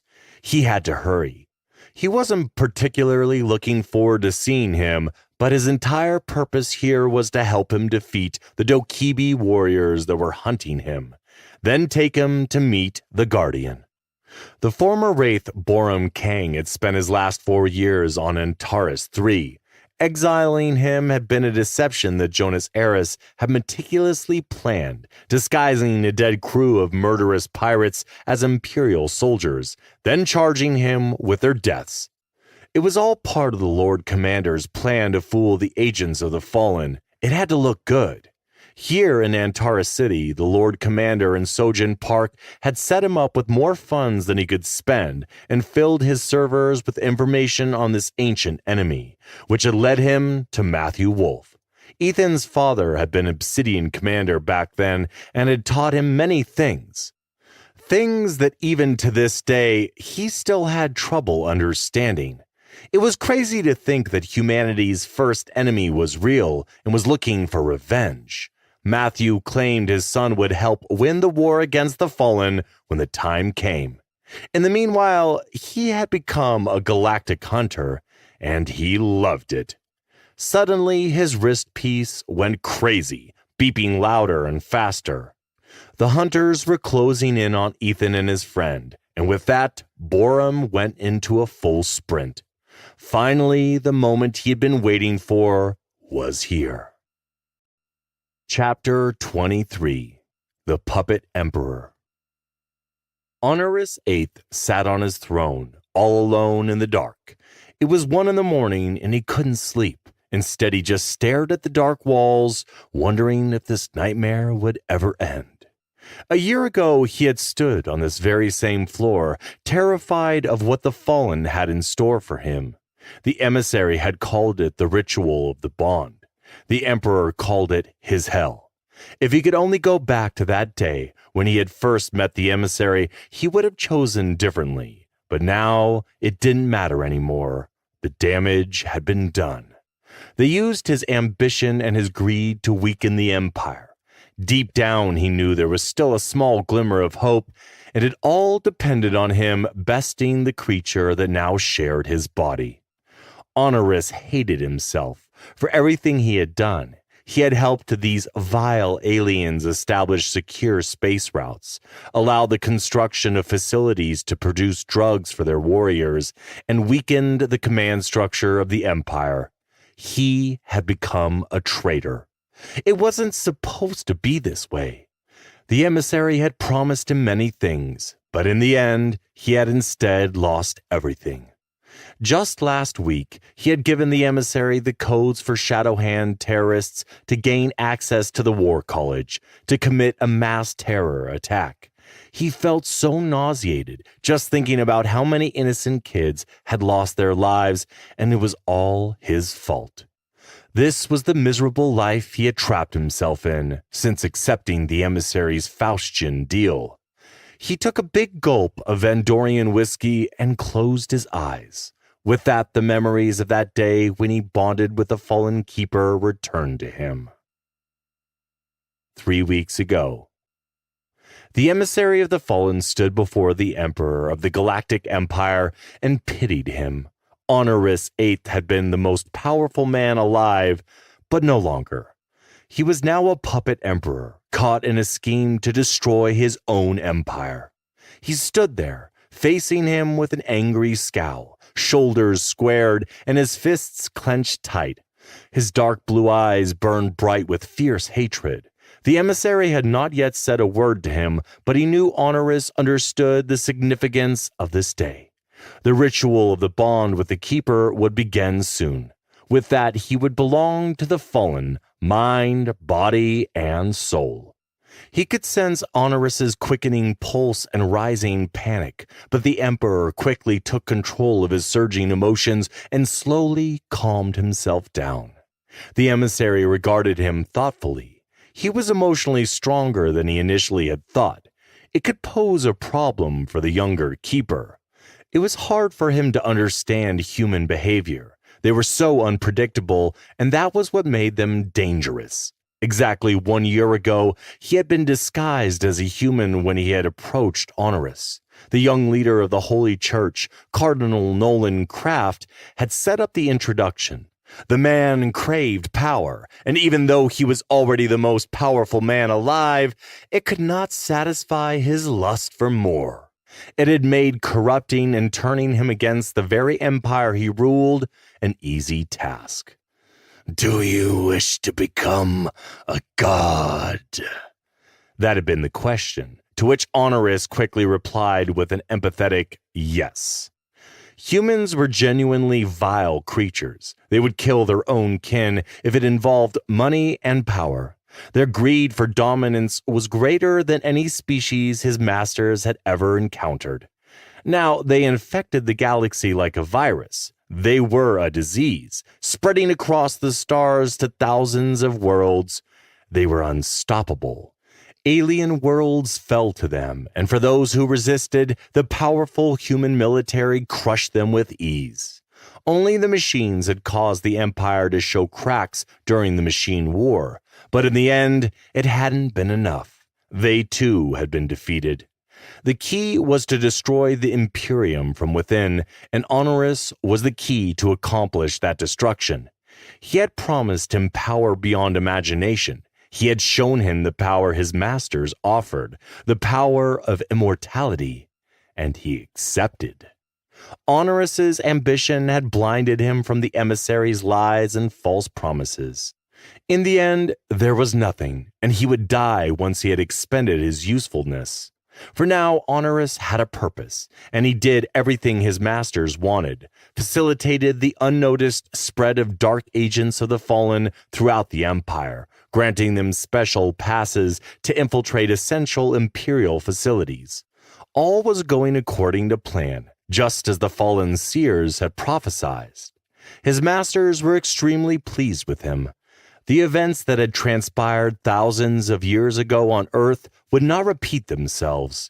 This time, they would not underestimate the humans. This time, they would have their revenge and either enslave or wipe out humanity completely. The Great Awakening was drawing nearer, and plans had been sped up to prepare for the return of the fallen and their Anunnaki warriors. It would begin here, now, with this so-called Galactic Emperor.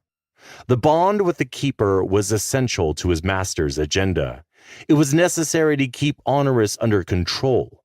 Over the last few weeks, he had begun to question the Alliance and their methods, which was why the emissary was here, to remove Honoris's free will, preventing the betrayal that was surely soon to come. The Keeper stirred within him. He could sense it was fearful of the coming bond. It was a youngling, only hatched a couple of days ago, and it still did not fully understand its purpose. He would help it understand. Honoris stood tall and slowly unbuttoned his shirt.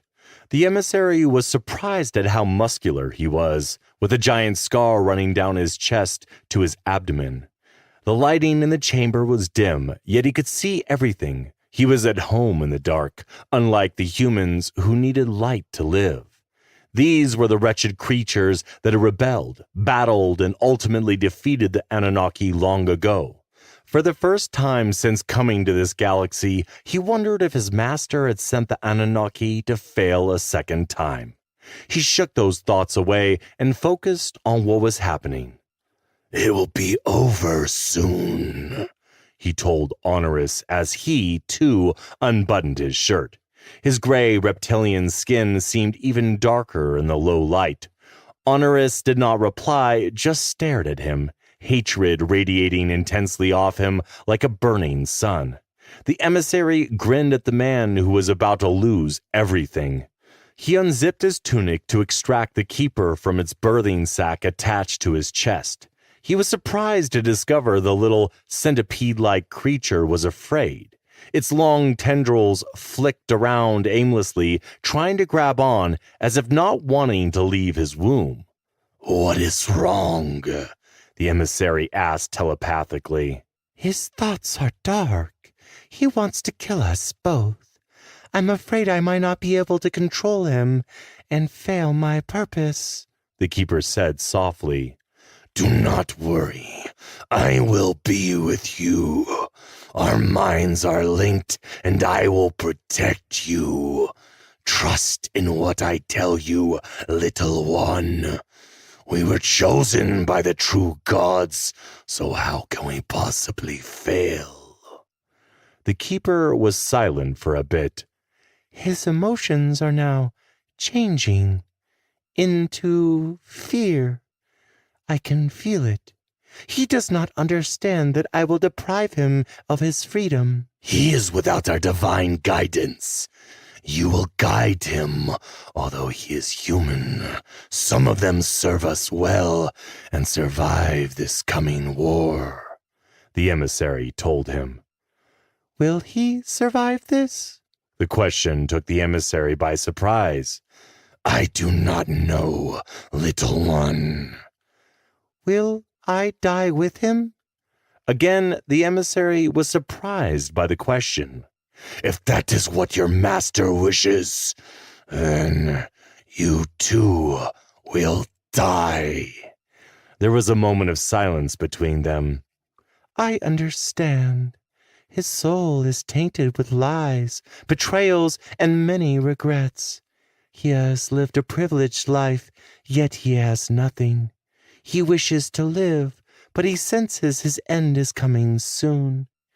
I also sense that, deep down, he wants his life to end," the keeper finally said. "You must help him reach his full potential and ease his fears. Now, fulfill your duty. Begin the ritual." With those words, the emissary removed him from the sack and gently put him on the floor. For a few seconds, the keeper remained frozen on the cold marble floor. Then it suddenly slithered across the floor and wrapped itself around Honoris's leg. The emissary felt the keeper's anxiety rise, keeping pace with Honoris's terror. "Just relax," he told Honoris. "Your life is in no danger from the bond." Honoris's back stiffened as the keeper crept up toward his neck. Its tendrils hooked themselves to his chest, digging into his skin. Blood dripped down his torso, and he fell to his knees. His eyes opened wide with pain, yet the shine of defiance was still there. This human had the potential to be a great tool, an instrument to be used by his masters as they wished, and this made the emissary truly happy. Suddenly, Honoris gasped as the keeper swung from his neck and jumped into his nostrils. He tried to grab it and yank it out, but the keeper was too quick, disappearing into his head. Soon, it would attach itself onto his cervical spine and brainstem. The emissary closed his eyes and used telekinesis to paralyze Honoris. Any physical resistance during the merge could cost one or both their lives. He could not allow that, so he held him fast with his hand as the keeper dug deeper into his skull. "Do not fight it. It will be over soon," the emissary told him. Honoris's eyes bulged with terror. He tried to cry out in pain, but no sound came from his mouth. The emissary felt pity for him again. This man's ambitions had been his undoing, and now it was too late to go back to his previous life. He belonged to the fallen forever. I have attached. The bond is complete, the keeper said proudly. The emissary released him, and Honoris shook his head violently. He had to reassure him it was over, that the merge with the keeper was complete, and no amount of shaking would dislodge him. Get it out of my head! Please! I beg you, take it out! Honoris screamed, grabbing his head. You belong to us now, the emissary said softly with a wicked grin. Our goals are now your goals. In the coming weeks, there will be terrorist attacks on many worlds. You are to order your Lord Commander to direct all his focus on these attacks. Honoris shook his head, his body still trembling. It's not that simple. Honoris wiped the blood from his nose. Lord Eris has absolute authority over all military personnel. He will not simply follow military orders from me, and you know that. I don't care. It's your job to follow our orders. From this day on, you need to direct his attention toward internal threats. He will eventually make a mistake, and civil war will break out. We need that conflict before my master's return. That is your goal. He extended a hand to Honoris. He did so as a symbolic gesture, for he did not expect him to take it. Honoris did not. Instead, he stared at him with utter hatred in his eyes, slapping his hand away. The gesture of defiance made the emissary grin. Make it easier on yourself. Nothing has changed. You are still the Emperor, and you can do anything you want. But you are being watched now, and when the time comes, you will do as my masters instruct you. The emissary said, sounding annoyed. We will see about that, emissary, Honoris replied in a deep, wrathful voice. The emissary stepped back and allowed the early evening shadows to swallow him. It felt as if he were returning home. Your first assignment is to give me all Imperial naval grid codes within the core worlds, and then the exact location of all naval star bases in the home system. Any deception, and the Keeper will know. Honoris said nothing. You have until the end of the week to tell me, the emissary hissed. It won't be easy with Lord Eris asking questions. I already told you, you are his emperor. Command him and explain nothing. He serves you, not the other way around, he snapped. The emissary stood there as Honoris processed his orders. This time, he didn't feel sorry for him. He felt something else, something that he could only describe as jealousy.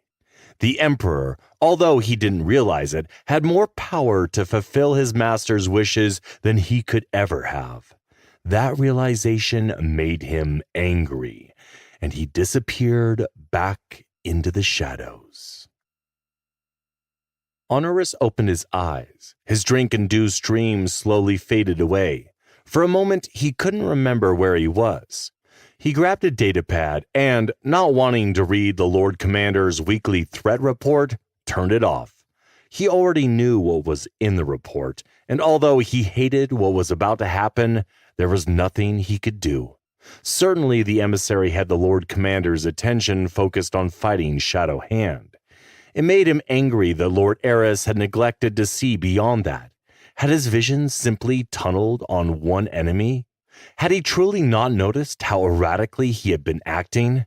Had he not investigated the missing starships out on the rim? He shook his head and took another slug from his whiskey. This was his 4th bottle, and finally the keeper was asleep. He was right. It couldn't handle the alcohol in his system, and it had passed out. At last he was free, if only for a few minutes. Honoris looked around his throne room. The walls and domed ceiling were covered with flat paintings and digital art. Various sculptures were scattered about, some freestanding, others on pedestals. A few were vaguely alien-looking, but most were distinctly human. A long time ago, he had loved looking at his art. Now he hated it. He walked to the center of the room, where a statue of his great-grandfather stood, and wondered what he would do if he were in his current situation. Probably never end up in it in the first place. His great-grandfather looked like a war god, sword in hand and an energy gun in the other, a true galactic emperor, unlike him, the puppet emperor. He felt the keeper awaken, ignoring it as he walked back to sit on his throne. It seemed the alcohol only gave him a tiny window. He had to let Eris know of what had happened to him somehow. But how? When it seemed impossible with the keeper watching every move he made. He needed to increase his alcohol consumption if he were to have enough time to call Eris for help. It was the only way he could beat his keeper. "The emissary wishes to talk to you. It's urgent," the keeper said. Honoris stood up and looked at his watch. It was 2:15 a.m. What could the foul alien want at this hour? He activated the communication orb and waited. It took a few seconds for the link to connect with the emissary. "What do you want?"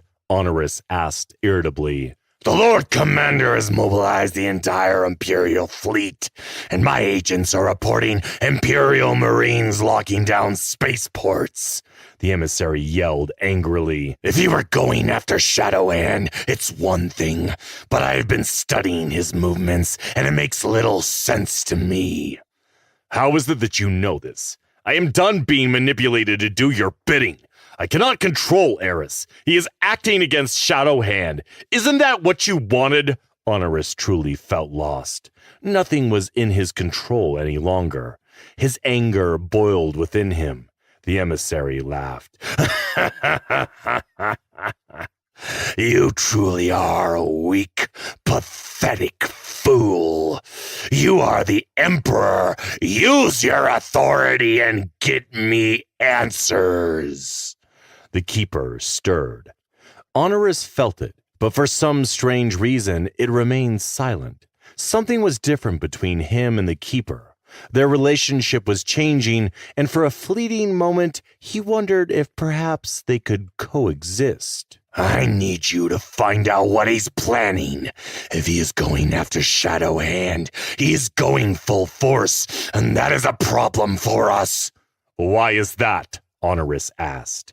"Because that means the Black Fleet will encounter the Imperial Navy already on full combat alert. Think about it. We will lose the element of surprise, and your Lord Commander will be in prime position to counter us.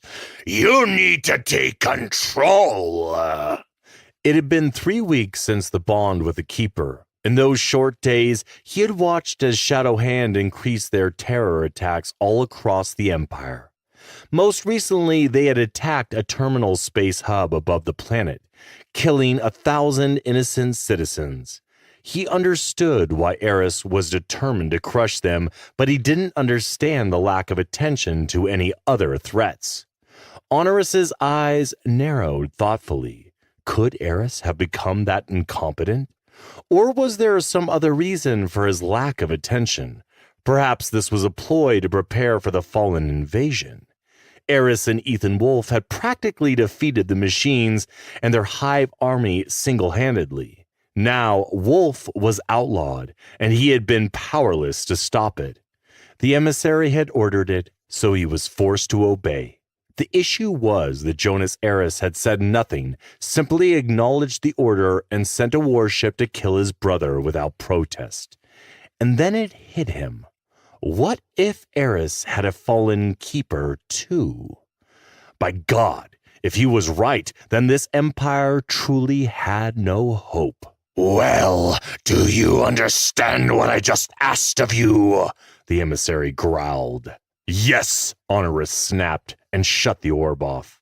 Careful, the voice in his head said. I know what you did to me, and you are lucky I chose to say nothing. Your thoughts belie your actions. We are both prisoners to the fallen. Calling your Lord Commander will not save us. Only together can we survive. Honorus was in total shock to hear such words from the keeper, that it too wanted to escape the fallen.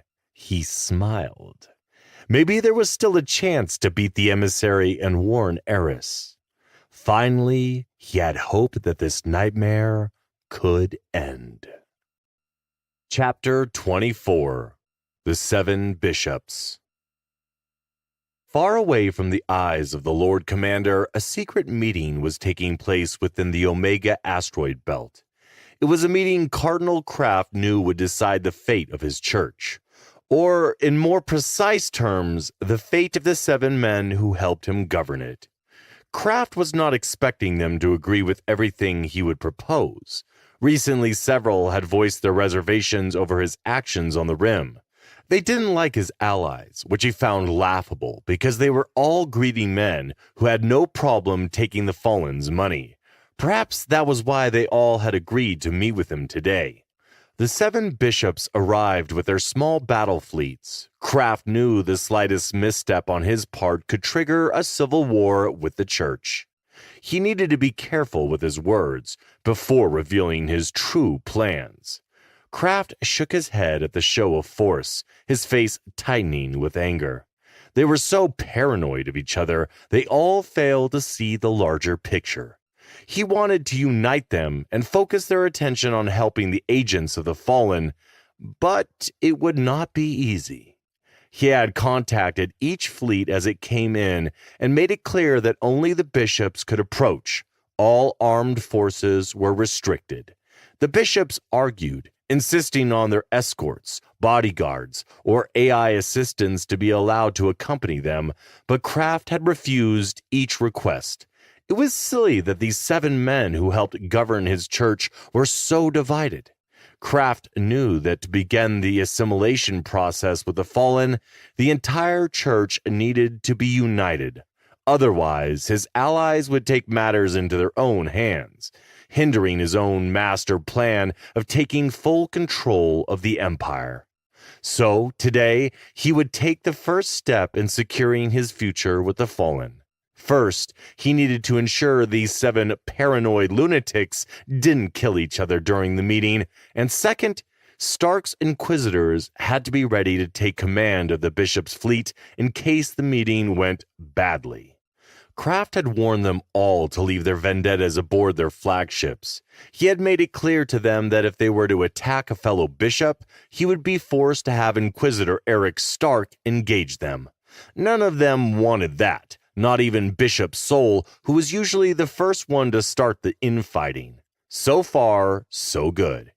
It had taken a while, but in the end, they had all agreed to his terms, and now they were due to arrive soon. Inside the shielded conference room, he waited at the head of a white marble table. The bishops were all equal as far as Kraft was concerned, equally naive and stupid. He smiled at the thought of what this meeting meant for his plans and how everything was about to change. The problem was convincing them that an alliance with the Fallen was necessary.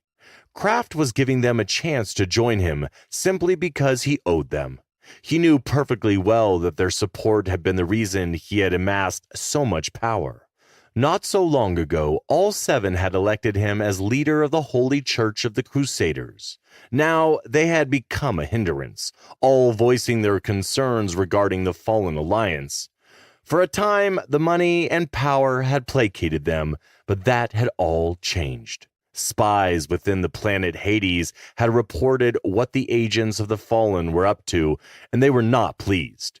So he had called this gathering to explain to them the endgame of his master plan. He looked around and shook his head in disgust at the room. It was without windows, and it seemed more like an imperial dungeon rather than where the fate of the church would be decided. He had added random electric blue illumination domes around the room to shed a soothing light, but it couldn't overcome the dark and depressing air about the room. Outside the metal double doors, scarlet-robed Inquisitor guards stood ominously silent as Seraphim Knights patrolled the perimeter. Beyond that, standard Crusader troops stood guard. All this firepower was solely for his protection, and he relished in it. Kraft sat back in his uncomfortable chair and pretended to appear calm and happy. He had hated meetings since way before he became the leader of the church. They were just a waste of time. He preferred making unilateral decisions, but that wouldn't work in this case. At least, not yet. He had to give the bishops a chance. Inquisitor Stark stood to one side of the entrance as an honor guard. Bishop Kano was the first to pass through the doorway, fat, sweaty-faced, and panting heavily. His large, dark eyes were filled with seething hatred as he flicked a venomous glance at Stark. Next, Bishop Soul walked in, dressed in gold robes and a white cap with the golden lion, the symbol of the church, embroidered on it. He gave Stark a nod and then took his seat next to Bishop Kano. Kraft knew that out of the 7, these 2 men would be the key to convincing the rest. "Welcome, we will begin shortly," he told both men. The bishops merely nodded and began bickering about who should pay higher taxes. They argued for a while, and finally it ended in laughter. Kraft hated the quarreling between the bishops. Their childishness pissed him off.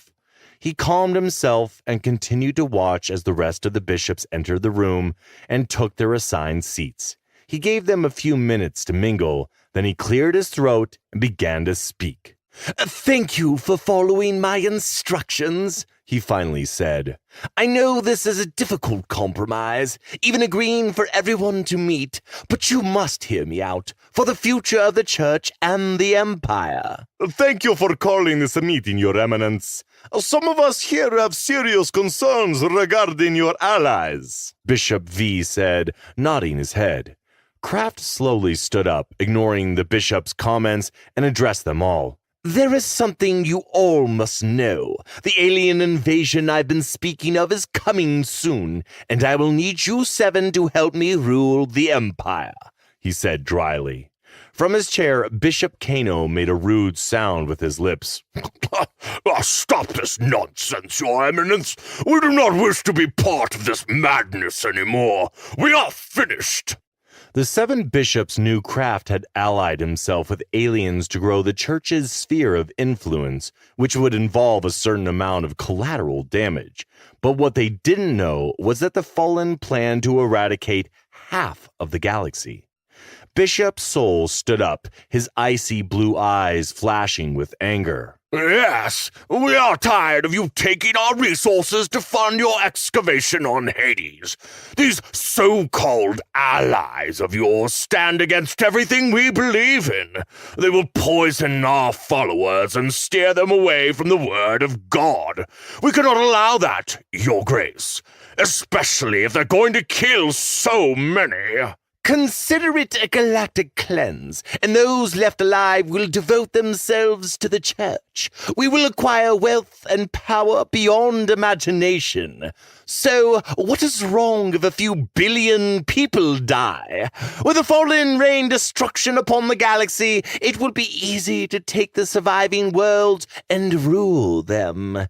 And for those that resist, we scorch the earth of their worlds. It's really quite simple. We have gone crazy, Nolan. We all once believed in you. I still remember the young man that loved God and vowed to serve the people. But something has changed in you. You've become corrupt and evil. Kano snapped. Kraft laughed sarcastically. You just don't get it. Not only will you ensure our own survival, but we will wield more power than in your wildest fantasies. These aliens even have the means to make us immortal. And yet you all sit here judging me, he said angrily. I want to know how you met these supposedly powerful aliens. Why did they approach you and not any of us? Kano said, looking around the table. Kraft knew where all this was heading, but still gave them a final chance to join him. Let's cut the bullshit. Are you with me or not? How can we stand with you when you no longer believe in God? We no longer see you as our leader. Bishop Zu snapped, his pale face contorted in anger. The other bishops agreed in one voice.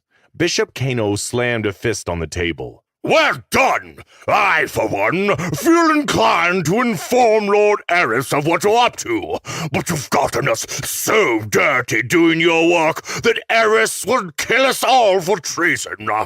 Kraft noticed Inquisitor Stark stiffen, so he gestured for Eric to stand beside him.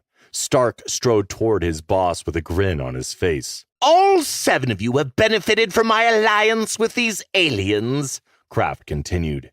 Yet you still cannot see the bigger picture. The Empire will fall, and they have selected me to lead what will rise from the ashes. Why can't all of you see that as something good? Because it will come at too great a price.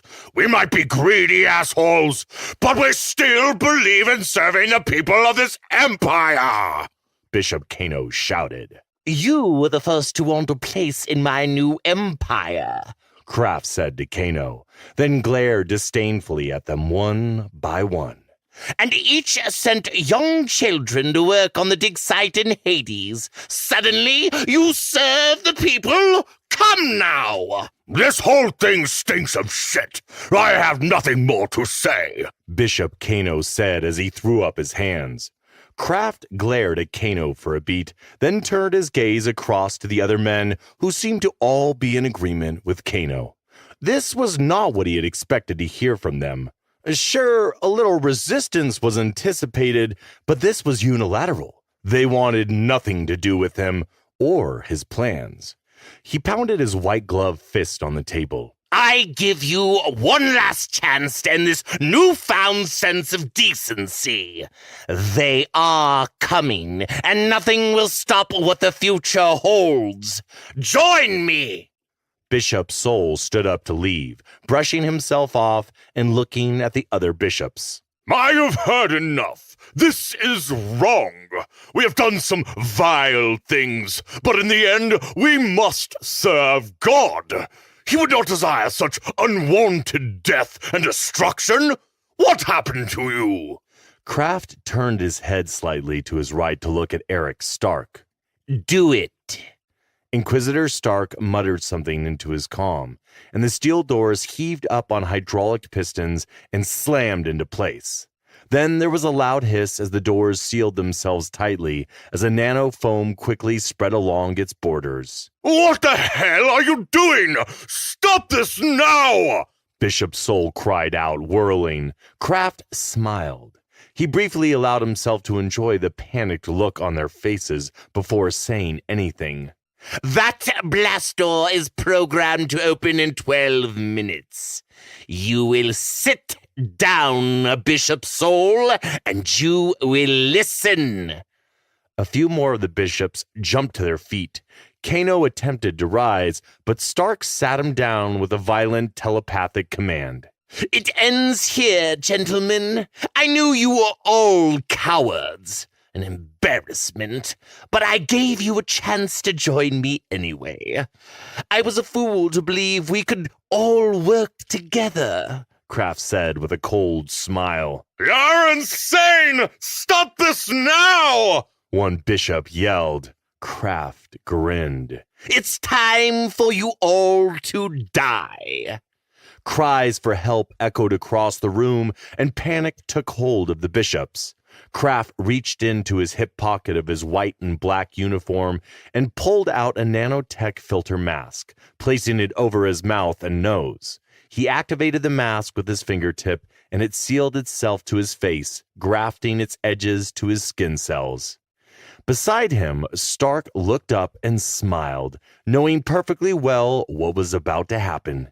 He grabbed his own mask just as Kraft reached under the table and pressed a hidden button, triggering the release of a potent neurotoxin called X5 gas. The vents opened and an ominous hissing sound, like serpents expelling venomous breath, began to fill the room. In unison, the bishops howled at the betrayal. Kraft laughed with an amused irony as he noted that it had only taken death for these pompous fools to finally do something together. Bishop Kano attempted to haul his bloated body back to his feet. Kraft presumed he would die of a heart attack if the nerve gas didn't get him first. He enjoyed the moment as a tableau of panic unfolded before his eyes. They all deserved death. He knew the gas required only 20 seconds to reach fatal levels, and sure enough, one by one they succumbed to the gas and collapsed. But most of them died choking on their own vomit. This was all totally unnecessary. They should have joined him. Stark shook his head. It would have been better if you had let me kill them. Now we are stuck here for a while. Kraft remained silent as he watched Bishop Kano fall, white foam drooling from his mouth as he hit the hard floor. Lord Eris will end you! Kano shouted defiantly as he died. It was over. This was not the outcome he wanted. He had needed them, but he would make do, as he always did. He surveyed the dead bodies and shook his head in disgust. I wanted them to feel terror before they died. Terror at my hands, Stark, he said.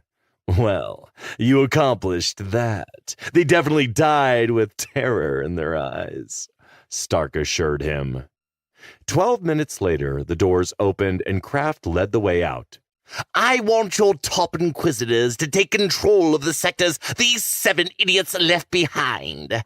I need their fleets flushed of all personnel loyal to those filthy swine.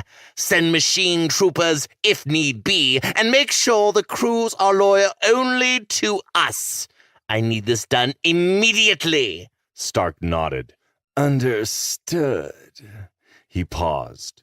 Am I still to meet with Shadowhand? Yes, make it clear to the warlord that he cannot just walk away. I still require his services. Understood? Kraft replied. Yes, Eminence. Good. I need to show you what happened on Hades. I already know. The telepath I sent to probe the artifact killed himself after making contact with that abomination, Stark said dryly. That's part of it, Kraft replied as he picked up his pace. 2 days ago, that device sent an energy pulse into deep space. The emissary says it's a signal. To whom? To an Anunnaki advance force. He stopped and turned to look at Stark. They are coming. So, are we done in Hades? No. Whatever that relic is, we have yet to unlock it. He paused. I don't think the emissary truly understands it. I want its power to end Jonas Eris. Stark remained silent. Kraft's hatred of Eris was clouding his judgment, and he didn't like that. If he wasn't careful, the Lord Commander would find out what they were plotting, and that worried the Inquisitor more than anything. Chapter 25. The Chain of Command. Captain Devon Dark and Wraith Commander Halen Frost sat shackled in a prison cell on board the Imperial warship Mal Chan's brig. A shimmering force shield kept them inside, while outside 4 Imperial Marines were on guard. Dark had been around long enough to know when they were in serious trouble. Not only had they allowed Ethan Wolfe to escape, but they'd also lost a Predator-class warship to pirates in the process. There was little doubt in his mind that the Lord Commander would have them executed. He shook his head. He should have died on board the Retribution, honorably at his post as captain. His family would have mourned him, and it would all have been over. But Halen couldn't let him die. So here he was, waiting to see which exciting and excruciating death the Lord Commander had in store for them. Naval rules entitled both to a court-martial before a military tribunal, but the Lord Commander had already denied them that and had taken claim of both their fates. Any way you looked at it, they were screwed. Dark rattled his chains briefly and mumbled his favorite curse words. He struggled with the chains a bit, but he knew he wasn't going anywhere. There was nowhere to go.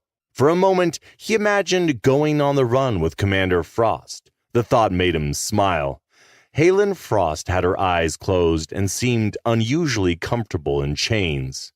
What is so amusing? He had long since stopped asking her how she always knew his expression without looking.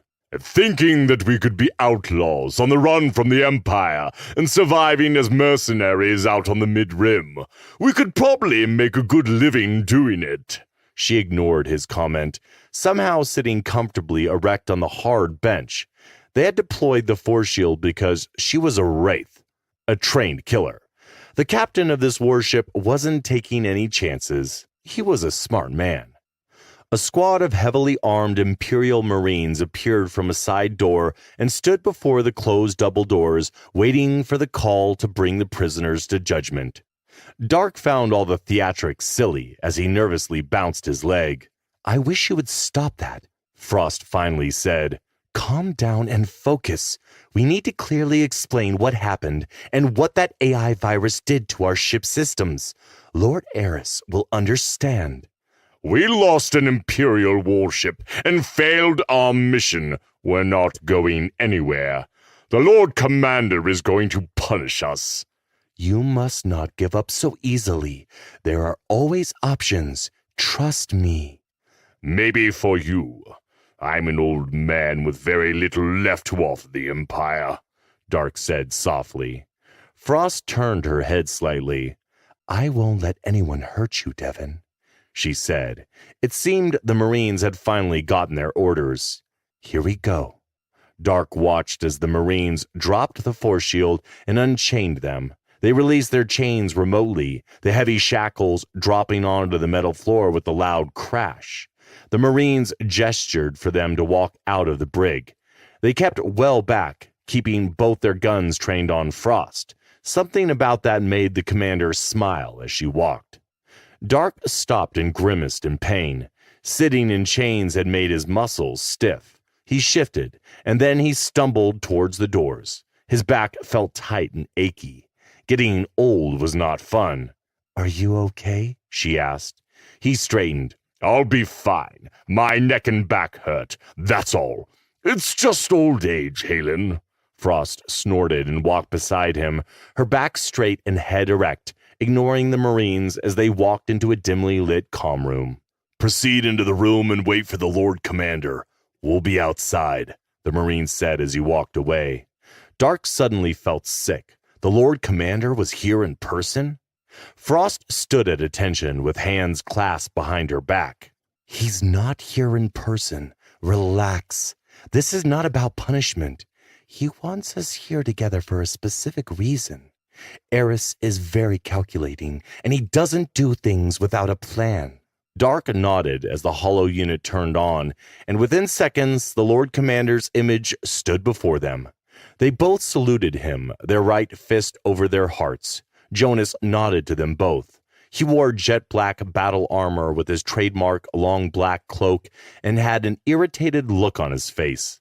Halen found it unusual that he was in battle armor. It had to mean he was getting ready for a military operation.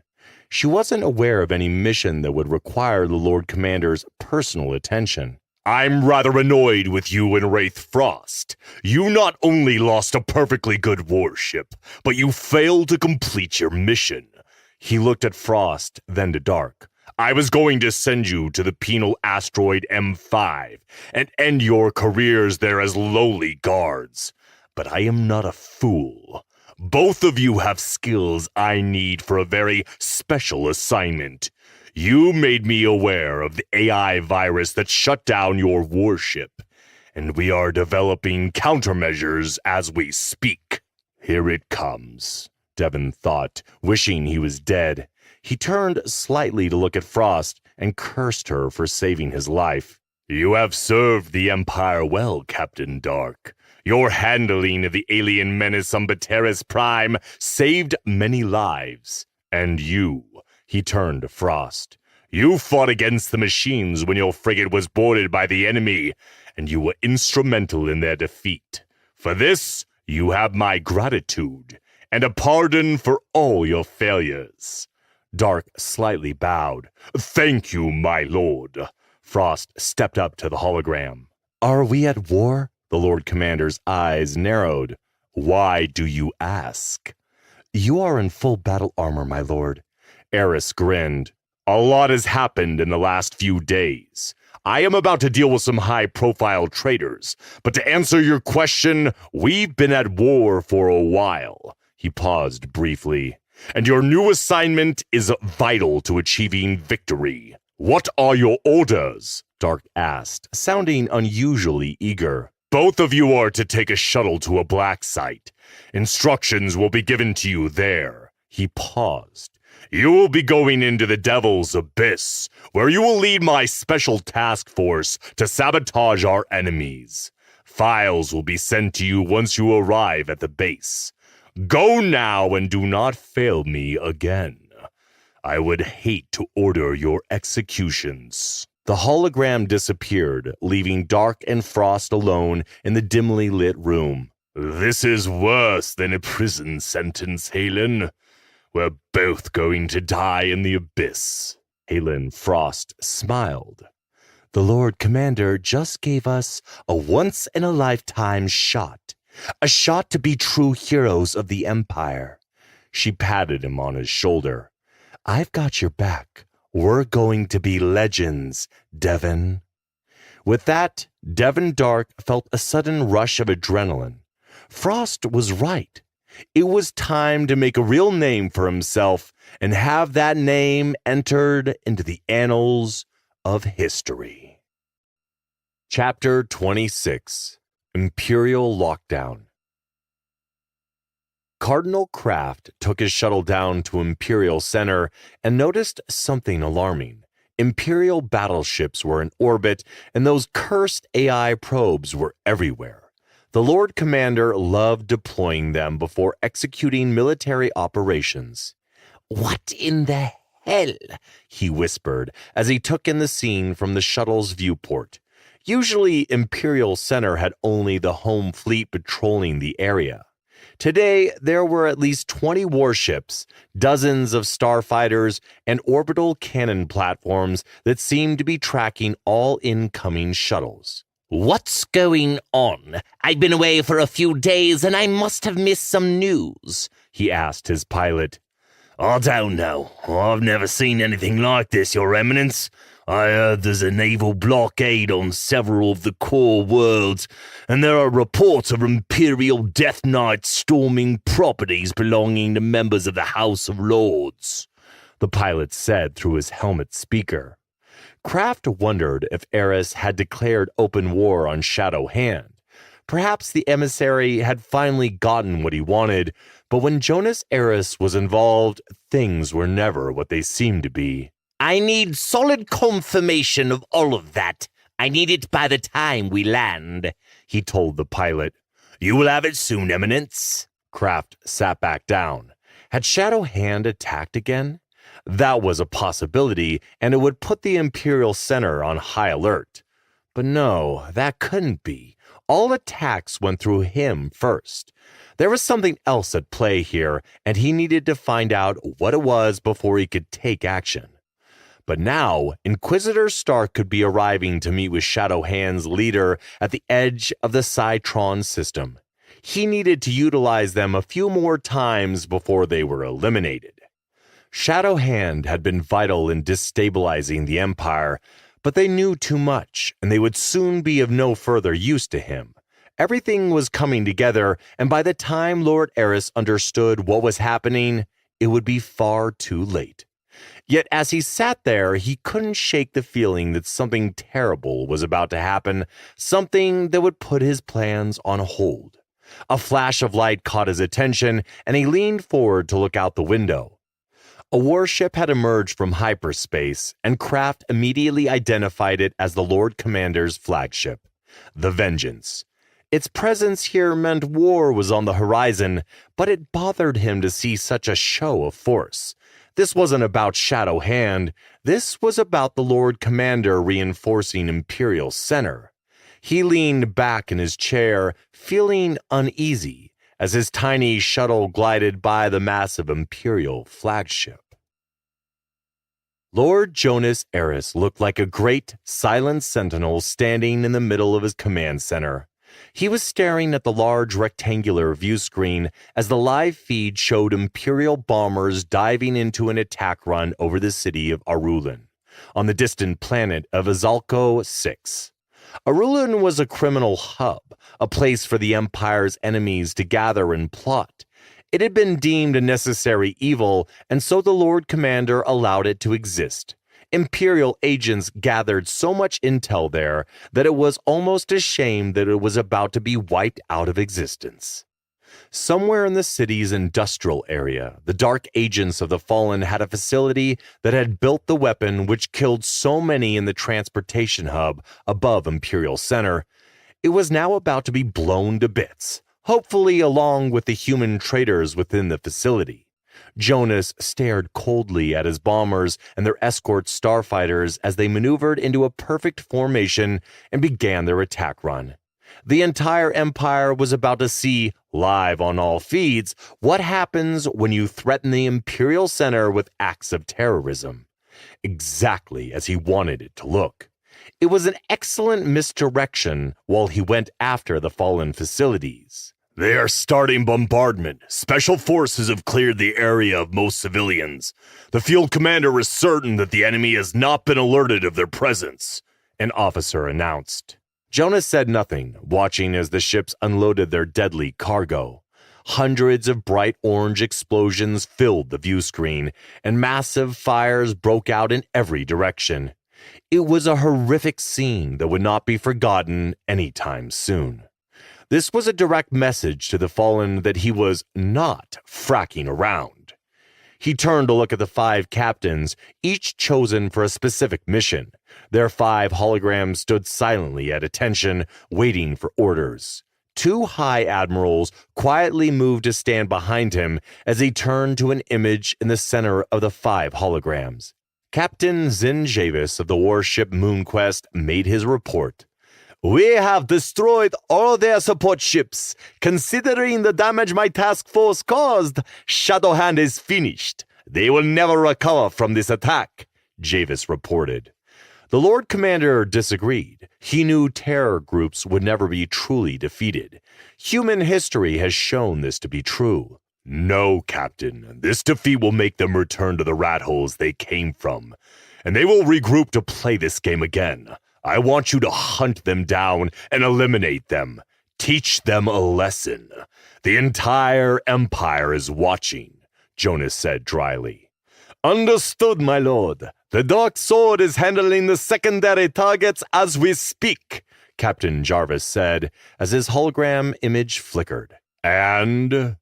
"They've reported the facility was manufacturing bioweapons. Captain Sin has sent Marines and a kill team to secure the facility. We will report directly to you once he has more information." Jonas nodded his approval. "Track down anyone that escapes that planet and terminate them. Ensure all comm channels are jammed." "Yes, my lord," Captain Jarvis said. There was a flicker of light as the new hologram appeared. It was the captain of the Dark Sword. "Lord Eris, I just sent you a vid of what we found in the facility. All of it was alien tech. My science team is on site now. The Marines found human prisoners in holding cells.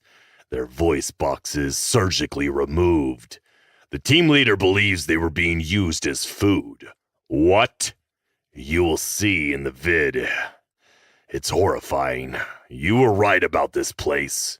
Good work on finishing your assigned missions. I need all of you to report to Fleet Command and meet with High Admiral Law, the Lord Commander told the captains.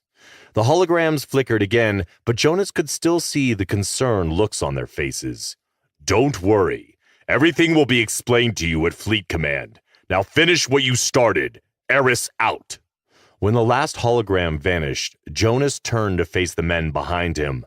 Now, what is so important that it couldn't wait, High Admiral Law? What is it? He barked angrily. High Admiral Roland Law stepped forward and reported. Recon probes have located the possible coordinates of the warlord Nathan Napier's home base. I rerouted the Crimson Star and our battle group to the location and ordered them to engage. Send Marines to capture the base, if possible. We need all the intel we can gather. Yes, my lord, said Admiral Law, but remained standing in place. I sense you have more to say, High Admiral. He nodded. Scans have revealed that there are church transports within the system. Scans also picked up a small shipyard with church identification codes near Shadow Hand's home base. Cardinal Craft appears to be building ships in their backyard. The Admiral sounded surprised. You're certain there are church transports there? I want hard proof, Admiral, now. Jonas asked calmly. I have already sent it to you via a secure channel, my lord. It's all there. The other admiral stepped forward. There is something you'll need to know, my lord. Delta Task Force has captured a Shadow Hand transport near the Nespian system. They discovered 43 Dokibi warriors traveling with several mercenary groups, headed to the church stronghold of Shrine, High Admiral Tashi said calmly. Do we know why they were headed to Shrine? Jonas asked. I authorize the telepath to investigate. Apparently, Shrine has been building up an army of Dokibi, but no one knows what their target is. Jonas finally had what he needed, proof of the church's betrayal. Do not engage any church ships, unless your ships come under attack first. I don't want them knowing that we're aware of their betrayal. I give the order when the time is right, to engage and destroy. Understood, my lord. I will have stealth drones track all church naval movements, and when the orders come, my fleets will be ready. Jonas nodded. Excellent. Jonas, Kane's voice came over his comm implant. The Emperor wants you to contact him now. This whole show you put on the HoloNet has really pissed him off. Acknowledged. Have Grand Telepath Chen meet me in the comm room in 10 minutes. Jonas sub-vocalized. He turned his gaze back to High Admiral Law. You have my approval to launch the surgical strikes on the targets discussed earlier. Keep collateral damage to a minimum, but don't let civilian casualties deter your captains from completing their missions. Remember, this is war. Those targets have nothing to do with Shadow Hand, Law countered. He looked Eris in the eye. I'm not questioning your orders, but are you able to tell me what's going on? Not yet, but I will explain everything soon. And when I do, I need you to be ready for total war. Start preparing now and gather your fleet. All officers on leave are to be recalled immediately. We will reconvene soon, Jonas told him. Yes, my lord. Admiral Law saluted and walked away. I'm depending on your intel to wrap up my plans, Admiral Tashi. He gave him a firm look. Do not fail me. I will not, Lord, Tashi said confidently. Have you transferred the officers I asked to be brought here? Yes, they will be here by the end of the week, Tashi replied. Jonas nodded approvingly. Make sure what we discussed doesn't leave this room. I want to surprise these traitors myself. He smiled darkly. Before High Admiral Tashi could answer, Jonas spun on his heel and walked toward his private office. It was time to tell the Emperor his false plans and have him probed by his telepath. Kraft and the Fallen had no idea what he was planning for them, and once this was all said and done, they would know the true meaning of terror. By the time Cardinal Nolan Craft landed near his castle, the word was out that the Empire was attacking Arulan City, and he couldn't believe it. Eris had used the Imperial Navy to attack an Imperial city. Such an act was unthinkable. The Lord Commander had abused his authority, committing a severe violation of Imperium laws. Kraft looked at his datapad as he hurriedly walked into his castle. This was not what the emissary had wanted. He was sure of it. Yes, he'd talked about Eris making a mistake that could trigger a civil war, but what was currently happening was total Imperial domination. Even if the people rose up against all of this, Eris had already positioned his forces to quickly put down any civil unrest. He understood what these developments meant. Eris was sending a message to Shadow Hand and all enemies of the Empire. The question was, did Jonas know of the church's involvement with Shadow Hand? He wasn't worried, not yet. He was the leader of the church, the chosen ally of the fallen, and the future ruler of the galaxy. There was nothing for him to be worried about. And then the call came, a call that changed everything. A comm orb was waiting for him inside his private study. Kraft already knew who it was, and he dreaded speaking with him. He needed more time to figure out what was happening, but the emissary wanted to talk now. I am here, Wrath, he said as he activated the comm orb. It was the emissary's true name, given to him by his masters. Kraft was the only being in this galaxy to know it. Listen to me, the emissary hissed. Something is very wrong. All our bases within the core have gone dark. A single message from planet Pteris Prime got through. It claims the Empire has taken control of the spaceports, and Marine squads are searching door to door in the vicinity of our facility. You must tell the Emperor to command Eris to cease all operations now. Then you must eliminate Shadow Hand.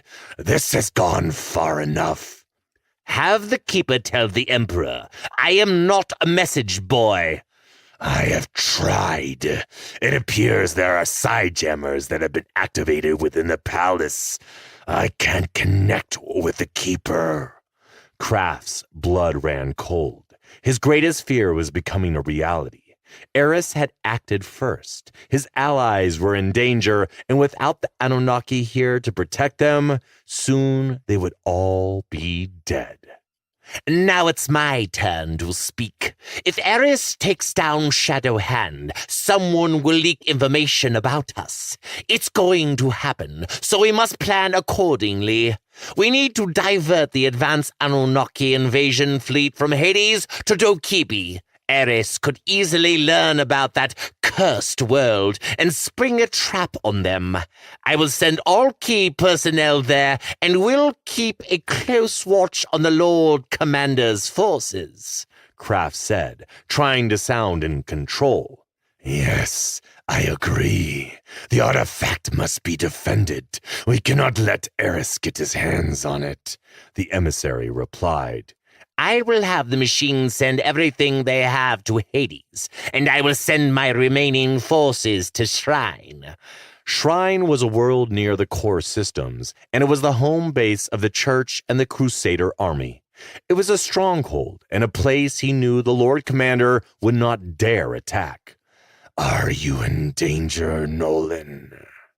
Those words hit him like a splash of icy water. I don't think so, Wrath. I believe Eris does not know about our alliance yet. He eventually will, but if everything goes according to plan, he will be dead before he can act against us. Shadow Hand is the face of the enemy to him, for now. I suggest you form an exit strategy and come to Dokibi. The real war is about to start, and I will need you and your army here. The ancient relic is about to be activated, and your forces must not be near the planet when it does. Why? He asked. The moment the relic is activated, it will devour Hades, the emissary told him. It will siphon the planet's core for power, manipulating the electromagnetic field and opening space rifts within the system. That will allow the main invasion fleet to cross into this galaxy. The process completely drains the core, and the subsequent collapse will release a devastating shockwave. But the death of Hades will bring about the birth of the new fallen order. I don't understand. We don't even know how to activate it. We need more time. Leave a minimal force and have the machine soldiers help continue the work. It's only a matter of time until I complete my calculations and activate it. We are much closer than you think, and that is why you must get your forces out. I will not send my forces to Dokibi. I will order them back to Shrine, Kraft said loudly.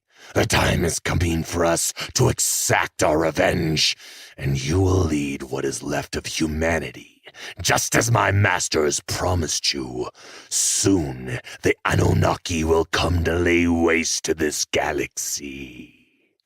Nolan smiled, thinking about Eris and how he would react to it all. Very well. I will issue the order. Do not alert the machines of this information, Nolan.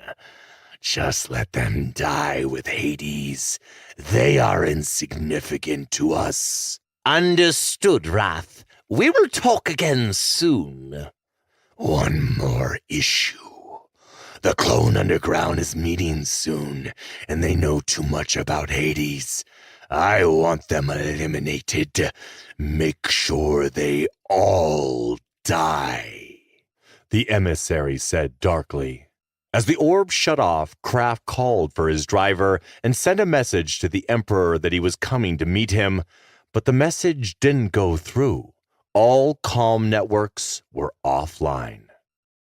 Chapter 27, Shadow Hand. The Empire called it the Waste, an area of space filled with asteroids and energy storms. A pure navigational nightmare, even for the most experienced of helmsmen. Located between the mid-rim and the core worlds, it was a perfect place for the enemies of the Empire to hide and plot. It was in a place such as this that Shadow Hand had built their headquarters. Inquisitor Eric Stark walked down a metal corridor, his posture and precisely measured step a perfect example of the church's military training. His thin face appeared carven from stone, eyes sunken and tired. Too many months of fighting from the shadows for Cardinal Kraft had taken its toll. Yet here he was, the second most powerful man in the church, about to deal with another problem. The Cardinal's handling of the situation with the 7 bishops had caused a power vacuum on some worlds, but his Inquisitors and Crusader elites had quelled the unruly and firmly re-established order. The time for playing games was over. The Black Fleet was en route, and everything needed to be ready. Kraft needed as many trustworthy allies as could be mustered. That was why he was here, to deal with Shadow Hand's leader, who had grown pompously greedy and careless. Stark shook his head in disgust at the nuisance, quickening his pace as they strode ever deeper underground. He needed to make him focus on Kraft's grand design and nothing more. Nathan Napier, the leader of Shadow Hand, had established his base of operations on a lifeless planet known as Zero. It was a world that had gone extinct millennia ago. The only activity was the endless rivers of lava that covered the planet. It was a hellish world, a perfect home for these terrorists. In lower geosynchronous orbit, solar engines with massive panels provided energy to the compound and the nearby shipyard. It was here Shadow Hand was constructing Cardinal Kraft's fleet of frigates that were finally ready. Upon arrival, Stark's security chief, Seraphim Ginali, had gone to the shipyard to examine their new ships. So far, they appeared to be in excellent shape. She had then boarded the warlord's newly constructed flagship and was now inspecting it. Her mission was to map out the ship, locate and analyze its command and control to figure out how they could commandeer it. They had worked out a plan to take the ship if the meeting did not go well, and Stark killed the warlord. He trusted Lee to handle commandeering the cruiser. She was, after all, a seraphim, the equivalent of the Imperial Wraiths. Although young, Stark had found Jinna more than competent enough to join him on important missions. He was also here to inspect the frigates Shadow Hand had been building for craft. The Church needed the ships to transport weapons, supplies, and troops. The coming war would be brutal, and they would need a great many ships to transport their war machine all across the galaxy. Napier had completed construction on the 16 assault ships in record time. Stark wondered what resources he had at his disposal to be able to complete such a project so rapidly. According to Nathan, they were fast, armed to the teeth, and were equipped with high-tech shields. He couldn't wait to see the assault ships in action. The Inquisitor had led Church battleships into combat before, and during the War of the Soulless, he had lost his first command when the alien Brotherhood managed to damage his battleship's star drive. Yes, he could console himself with the fact that he had raised a clone colony, blown up the Brotherhood military base, and destroyed a command ship belonging to the Sisters of the Cross.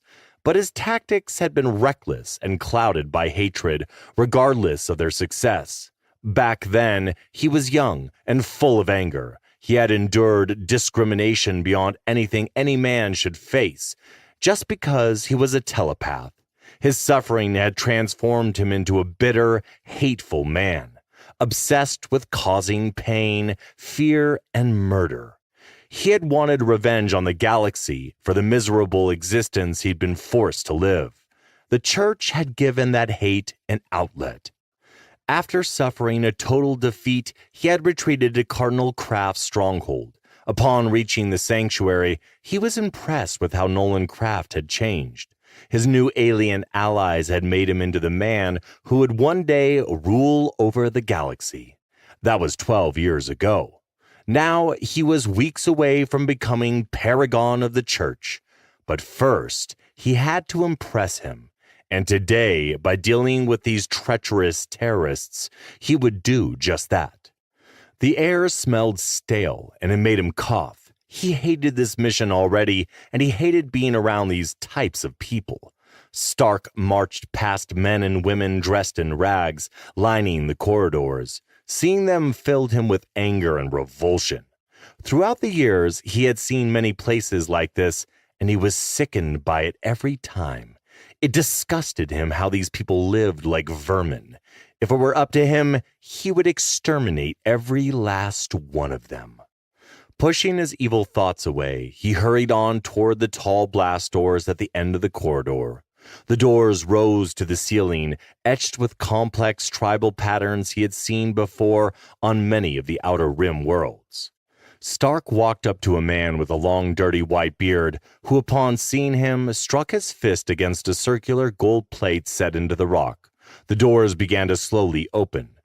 The man gave him a distrusting look, and Stark reached out with his mind to provide him with a nosebleed, but nothing happened.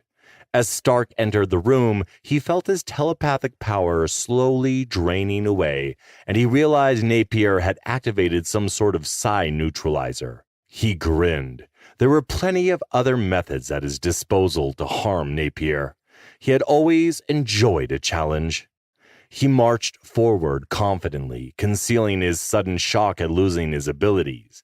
He didn't need his psionics to handle this subhuman garbage. Supreme Warlord Napier, I come on behalf of Cardinal Nolan Craft. He paused, suddenly feeling slightly uneasy. There are issues we must discuss. In the sprawling command center, Supreme Warlord Napier sat on a floating metal chair that bobbed up and down in the air as he kicked himself from one station to another. In front of the room, he had installed giant vertical vid screens, which showed him everything that was going on outside the compound. Welcome, Inquisitor Stark, Napier answered. His face was hideous. The entire left half of his head was burnt, leaving pinkish skin and a mass of thick, dark scar tissue where hair should have been. Yet more disturbing was his glowing red cybernetic optical implant that protruded from his left eye socket. A few years ago, Napier had nearly been killed in an explosion when an Imperial warship had crippled his battlecraft. Somehow, he had escaped the event, which further fueled his hatred of the Empire. Existing medical techniques could have repaired the physical damage, but he had chosen to keep the hideous scars, a reminder that he had cheated death. Stark knew that the real reason was intimidation. The warlord shifted in his floating chair, bobbing as he moved around. I'm sorry for the shitty welcome, but something has had the outer sensors bugging, Napier said without looking at him. It's almost like someone is jamming us, but we can't find the source. My ship detected nothing. Perhaps it's just a glitch, Stark said quizzically. Maybe, he replied thoughtfully. Stark directed his attention to the camera feed scanning the surface of the hellish planet, then panning toward the 16 frigates orbiting a giant asteroid, a school of deadly fish in the ocean of space. They looked impressive. I'm giving Cardinal Craft these ships and a couple more to join his fleet, Napier said proudly. They are fast and will exceed your expectations. They are my gift. All are operational? Yes, I was just speaking with your Seraphim, and it seems she is most impressed with our work. He punched a button, and the scene shifted to show Jina Lee walking around the bridge of one of the new assault ships. She's already told me the ships are more than satisfactory for our needs. Stark noticed that there were no guards with them inside the giant room, and no security drones anywhere. He found it quite interesting. Thank you for your hard work. Inquisitor Stark, you and I have some things to discuss about the future of our relationship, Napier said. Indeed, that is why I'm here. He swiveled in his chair and floated over to him. The Inquisitor held his ground. He looked at him, staring at one dark eye and one glowing optical sensor. He wished he had his telepathy so he could tell what was really going on in this devious man's mind. Let us get straight to the point. I know of your mission. You have spent the last few months causing trouble within the core worlds, and you have used my hatred of the Empire to your benefit. Just look what has happened. The Lord Commander has made us public enemy number 1, while your church sits all high and mighty, Napier said matter-of-factly. Stark said nothing. He tried once more reaching out with his mind to the warlords, but there was nothing. You have given the Lord Commander even more power than he had originally, Inquisitor. And you don't even see it. He shook his head in disgust. I thank Cardinal Craft for his generosity, but our alliance is at an end. It becomes too dangerous for us. Did you know that kill teams of Imperial race have been murdering the families of people affiliated with me? No, probably not, because you don't care. It surprised Stark to hear him say that. The Lord Commander does things even I will not do. You are playing with fire, messing around with Eris, Napier admonished. We will take care of Eris when the time is right, the Inquisitor replied confidently. Why do you bring that up? You don't understand what that means to my organization, having to live life constantly looking over your shoulders. Eris is a psychopath, and nothing will stop him from coming for us. I have done this last thing for Craft, and now we are out. For good. Stark smiled. It's not that easy to walk away from us. Our allies will come, and soon after, the hated empire will be no more. But before then, we need you to distract the Lord Commander a bit longer. Napier laughed. Wouldn't the easiest thing to do is just kill Eris? Your powerful allies can't help you with that? Come now, Inquisitor. Really? Stark took a step forward, left hand brushing the hilt of his energy sword. We need your services for a while longer, and once our allies come, you can enjoy all the money Cardinal Craft has given you. You have a great following within the Outer Rim worlds. You are their hero, the man who stands against the evil empire. Don't be a fool. Think about the power Cardinal Craft is giving you. Napier glared at him. I didn't sign up to kill off traitors or the enemies of the church. I am done with all this insanity. Take the ships and leave. Do not come back, he said angrily. Stark picked up on the tension from Napier's men as they entered through the side door. He smiled coldly at the warlord. I understand what you're saying, Warlord Napier, and your help has been invaluable to our plans. But if Cardinal Craft says you are not done, then you will not just walk away. But you knew that already, didn't you? Is that a threat? You won't be using your mind tricks here, Stark. I've got side jammers everywhere. He nodded. I know. I don't need psionics to kill you.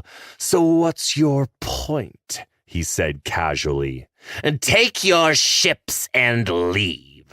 It was a mistake joining your fight. Anger rose within the Inquisitor, but before he could open his mouth, the view screens began flashing red with alarms. Stark walked up to a command station and inspected the display. The security cameras trained on the red star that had once been a sun showed several large shadows moving toward them. They were ships of an unknown design. Run the AI system and identify the threat, Napier barked. But before anyone could respond, clarity struck home. The Empire had found them. Stark turned to look at Nathan. The warlord calmly stepped down from his hover chair and gestured for him to follow as he walked to an enormous console. The Empire has found us, but Shadowhand will not go down that easily, Napier said. Tell Seraphim Lee to teleport out of my ship and meet us here now. He couldn't believe it. If it really were the Empire, the new ships were sitting ducks. Wailing sirens echoed throughout the compound. This can't be, Stark whispered. As the images finally resolved on the screen, he recognized the form of a dozen Viper-class Imperial destroyers, small, fast, and well-armed with cutting-edge weaponry. They were headed directly for the planet. The House of Lords have those ships scrapped! Eris must have somehow kept their relocation secret! He cried. Napier cursed, activating the planetary defense systems. A deep voice suddenly came over the external speakers. This is Captain Dylan Shaw of the Imperial warship Crimson Star. Surrender immediately or die. His voice boomed. Cut him off! I want all automated defense systems activated while we escape, Napier snapped. How did they find us? Lee asked as she walked into the chamber. She wore blue and white body armor, her jet black hair pulled tight into a ponytail. Her eyes were locked on the main screen. 10 smaller ships have broken away from the fleet and are headed straight to us. They know exactly where we are, Lord Napier. Orbital cannons have engaged, a woman said from her station. Lock on any targets and fire! Full spread, all cannons! Napier ordered. A barrage of green and red laser bolts flew through space, but most of the Viper-class destroyers flashed by too fast. 2 destroyers took direct hits to their undersides, exploding into fireballs, but those losses were insignificant compared to the sheer number in the attack fleet. The Empire had come more than prepared to destroy Shadow Hand. Contact! We got incoming starfighters! We just lost contact with the shipyard, one of his men announced. Stark looked at Lee, who was directing a young man where to fire the cannons. She had taken charge of a weapons console, and the defense team was listening to her orders. He nodded in approval. He had trained her well. Concentrate all firepower on the flagship. Set all autocannons to do the same. Scatter fire won't accomplish anything. Focus on the big ships first, Lee said confidently. Napier shot him a look. She needs to work for me. We need to get out of here, the Inquisitor stated as an explosion rocked the compound. Lee shot out of her chair, walked over to Stark, and said something unexpected. I just intercepted an Imperial naval transmission. Eris is attacking multiple core worlds. The operation codename is Imperial Purge. Stark's blood ran cold. He turned to Napier. I need to send a message to Cardinal Kraft. Our comms are being jammed. Stark, we need to go now, the warlord told him, his voice calm but firm. The entry blast doors slammed shut as another hidden door slowly slid open. Just then, reports of Imperial Marines teleporting into the tunnels flooded the tactical channels. Striding forward, Napier ordered his men out of the chamber. Stark and Seraphim Lee drew their energy rifles and hurried after. Where are we going? She asked. The warlord smiled. I have a ship at the end of this tunnel. It's a prototype, but it's faster than anything the Imperials have out there. He pointed towards the tunnel. Unfortunately, it's where the Imperial Marines are waiting for us. Ready for a fight, you two? Let's do this. Stay close, Lee. You're about to witness something terrible, he said in a low voice. The Seraphim nodded as she shouldered her weapon. Stark, I turned off side jammers in this area. Do your thing and follow me, Napier yelled back to them. With that, Stark and everyone else in the tunnel rushed towards the Empire's troops. Stark knew if they made it out alive, there was only one place they could go. Shrine. Chapter 28. Aliens, Clones, and Zealots. Sojin Park mumbled a string of curses as she hunched over to walk through a narrow service tunnel. It was a nasty place, reeking of all sorts of foul-smelling things that could make anyone vomit. She concentrated on her mission, held her breath, and pushed on. The things she did for the Lord Commander sometimes went beyond demeaning, but being here was essential to the future of the Empire. She didn't want to think about what would happen if the Imperial Marines decided to crash her treasonous meeting with the clones. The Lord Commander had made it clear to her that if anything went wrong, she would be on her own. Nothing happening here tonight could lead any unwanted eyes to Lord Jonas Eris. The tunnel continued on before her, seemingly endless, cramped, and dark. What bothered her the most, besides the stench, were the animals she had seen running around. The tunnel was filled with rats the size of dogs, and Sojin briefly thought of shooting one just to get her frustrations out. This was a secret meeting, and with luck, the intel she would obtain was critical to the looming war with the Fallen. So she continued her journey down the filthy tunnel, one hand casually resting on the butt of her gun, trying with little success to ease the aching muscles in her hunched back. She had discarded her usual Navy uniform, replacing it with more robust clothing, and wrapped herself in a long maroon cloak. She had woven her long black hair into a tight, functional braid, and with her new outfit, she presented an entirely different appearance. It was the perfect look for attending a meeting with the Clone Underground. The Underground was already aware of her identity, Sojin Park, commander of naval intelligence. What they didn't know was her true position, Obsidian Commander. Jonas was very sympathetic toward clones and most aliens. He was the defender of all those that lived within the borders of the Empire. Duty and honor had always come first for him. It angered her that some people within the media portrayed Jonas as heartless and cruel, when Sojin had seen him rescue alien children at the risk of his own life during the Machine War. She knew better, and that's why she had fallen in love with him.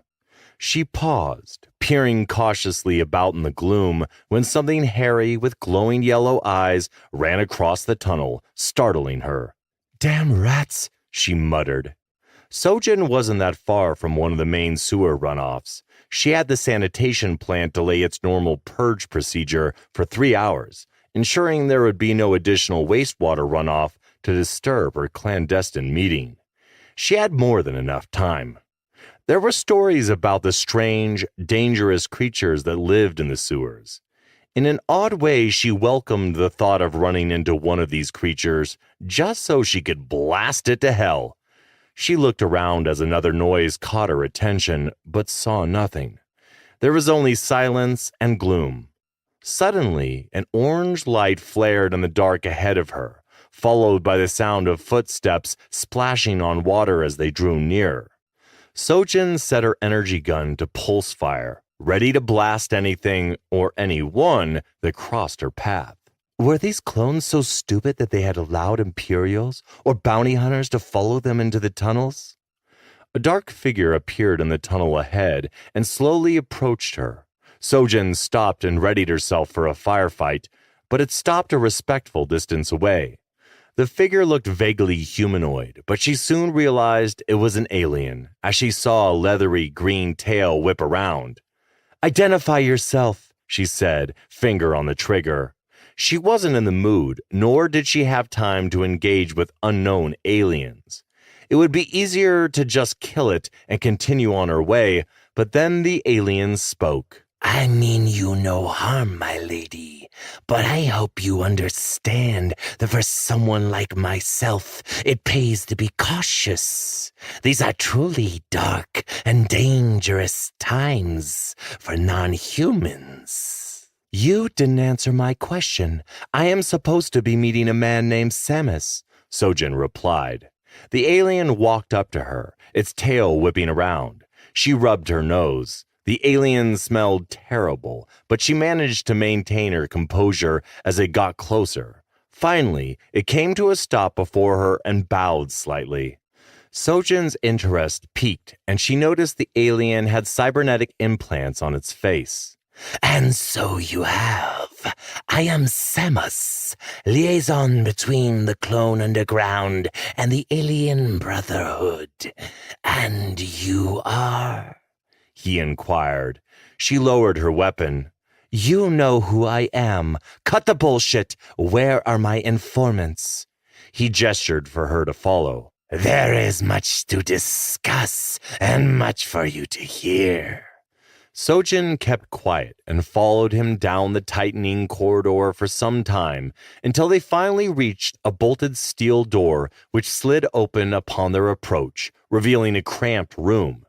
It was filled with monitors and an odd collection of observational equipment under the careful watch of a pair of guards. Samus pulled back his hood to reveal a reptilian face. His right eye glowed a strange yellow, and half of his face was covered with implants. He pointed to a dimly lit doorway that lay beyond. "This way. They are waiting for you." Sojin made her way up several flights of stairs, trying not to acknowledge the distasteful looks she received from the clones huddled together in the shadowed corners. It bothered her that they had to live like this in the dark, hiding, and barely scratching out an existence. They deserved so much better, but the Holy Church of the Crusaders had demonized them, and so they were freely killed anywhere in the Empire without any repercussions, as if they were livestock. She looked around sharply as 4 male clones entered the chamber from another doorway. They wore identical clothing, and they moved in unison, all wearing the same concerned look on their indistinguishable faces. Sojin knew natural leaders when she saw them. Whatever they were here to discuss, it must be important. The clone figureheads rarely appeared in person. Usually her contacts were the rank-and-file clones. They spoke as one. Lady Park, we are the leaders of this underground sector, and we thank you and the Lord Commander for giving us a chance to help our people. They paused. In return, we will provide you with crucial intelligence our spies have gathered. Sojin felt a bit confused and merely nodded her head. Tell Lord Eris we're grateful for everything he does for us, even though he does it in secret. We appreciate him, one clone said. She reached into her hip pocket and produced a data slip. The small storage device had all the information needed for the clone leaders to help their people find freedom.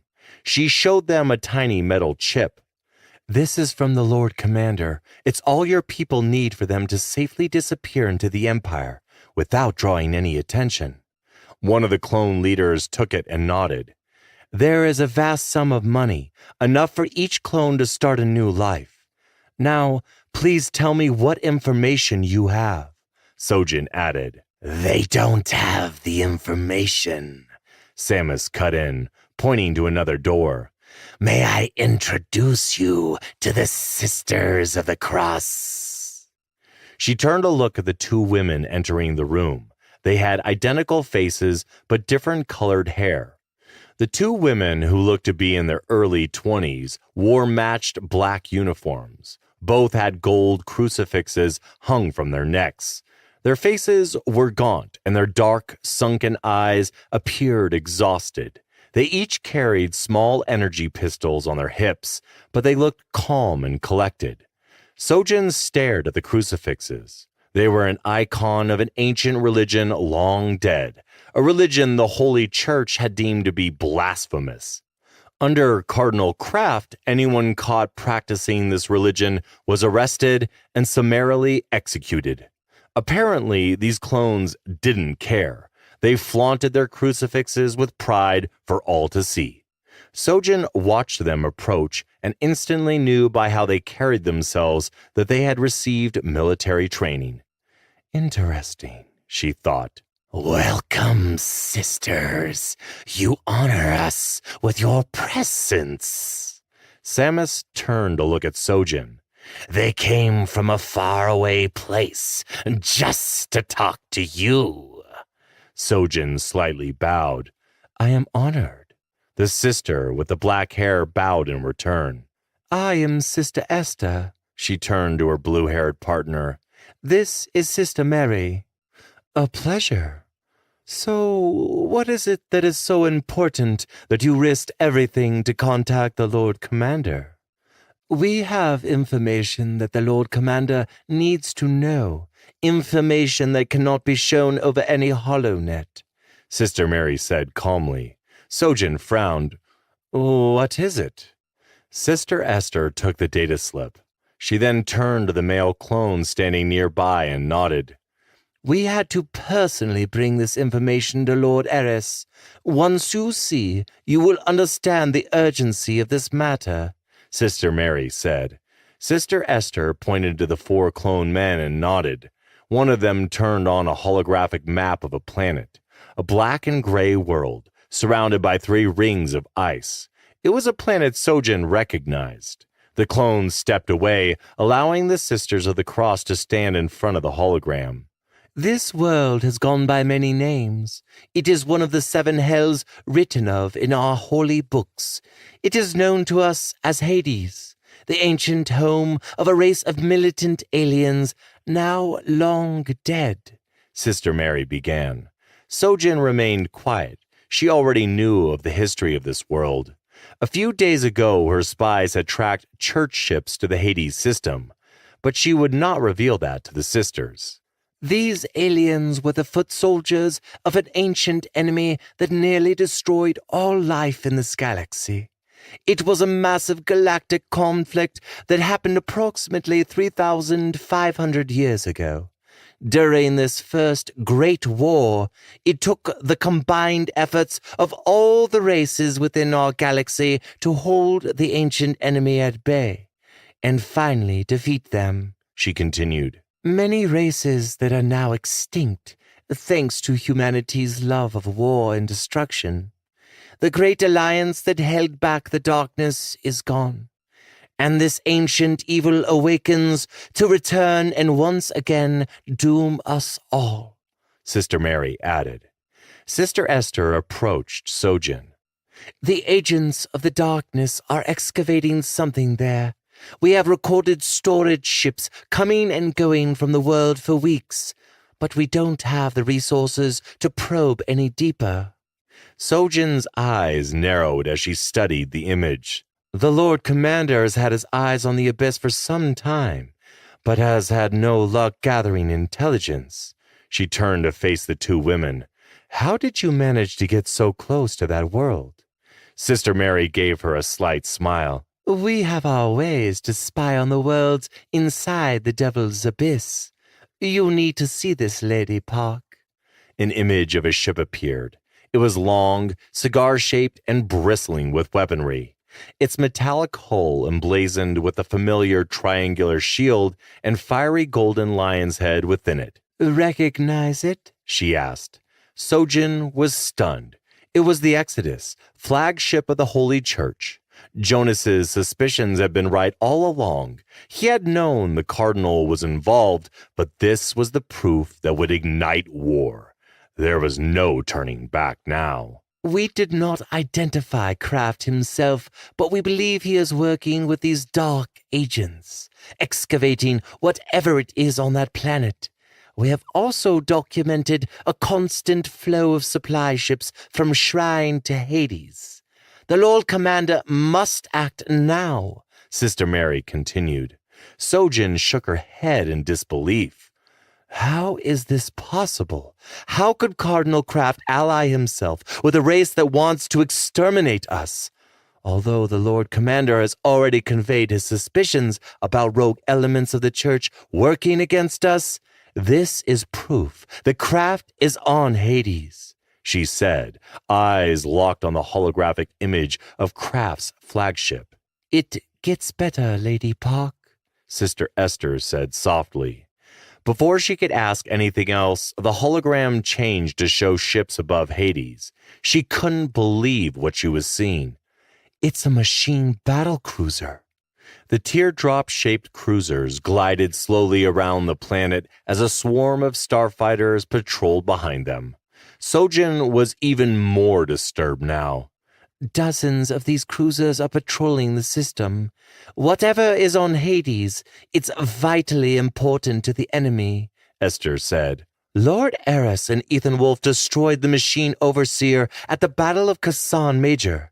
There shouldn't be any more of these machines left after that final battle. It seems they have returned, and you must tell Lord Eris that now is the time for action, Sister Esther said firmly. Sojin remained quiet. Mary squeezed her crucifix. You need to make the Lord Commander understand that his fixation on hunting down Shadow Hand terrorists only distracts him from the real threat. We will provide you with all our intel on this ancient enemy, so he can prepare. But we fear it is already too late. They will be here soon. Do these ancient aliens have a name?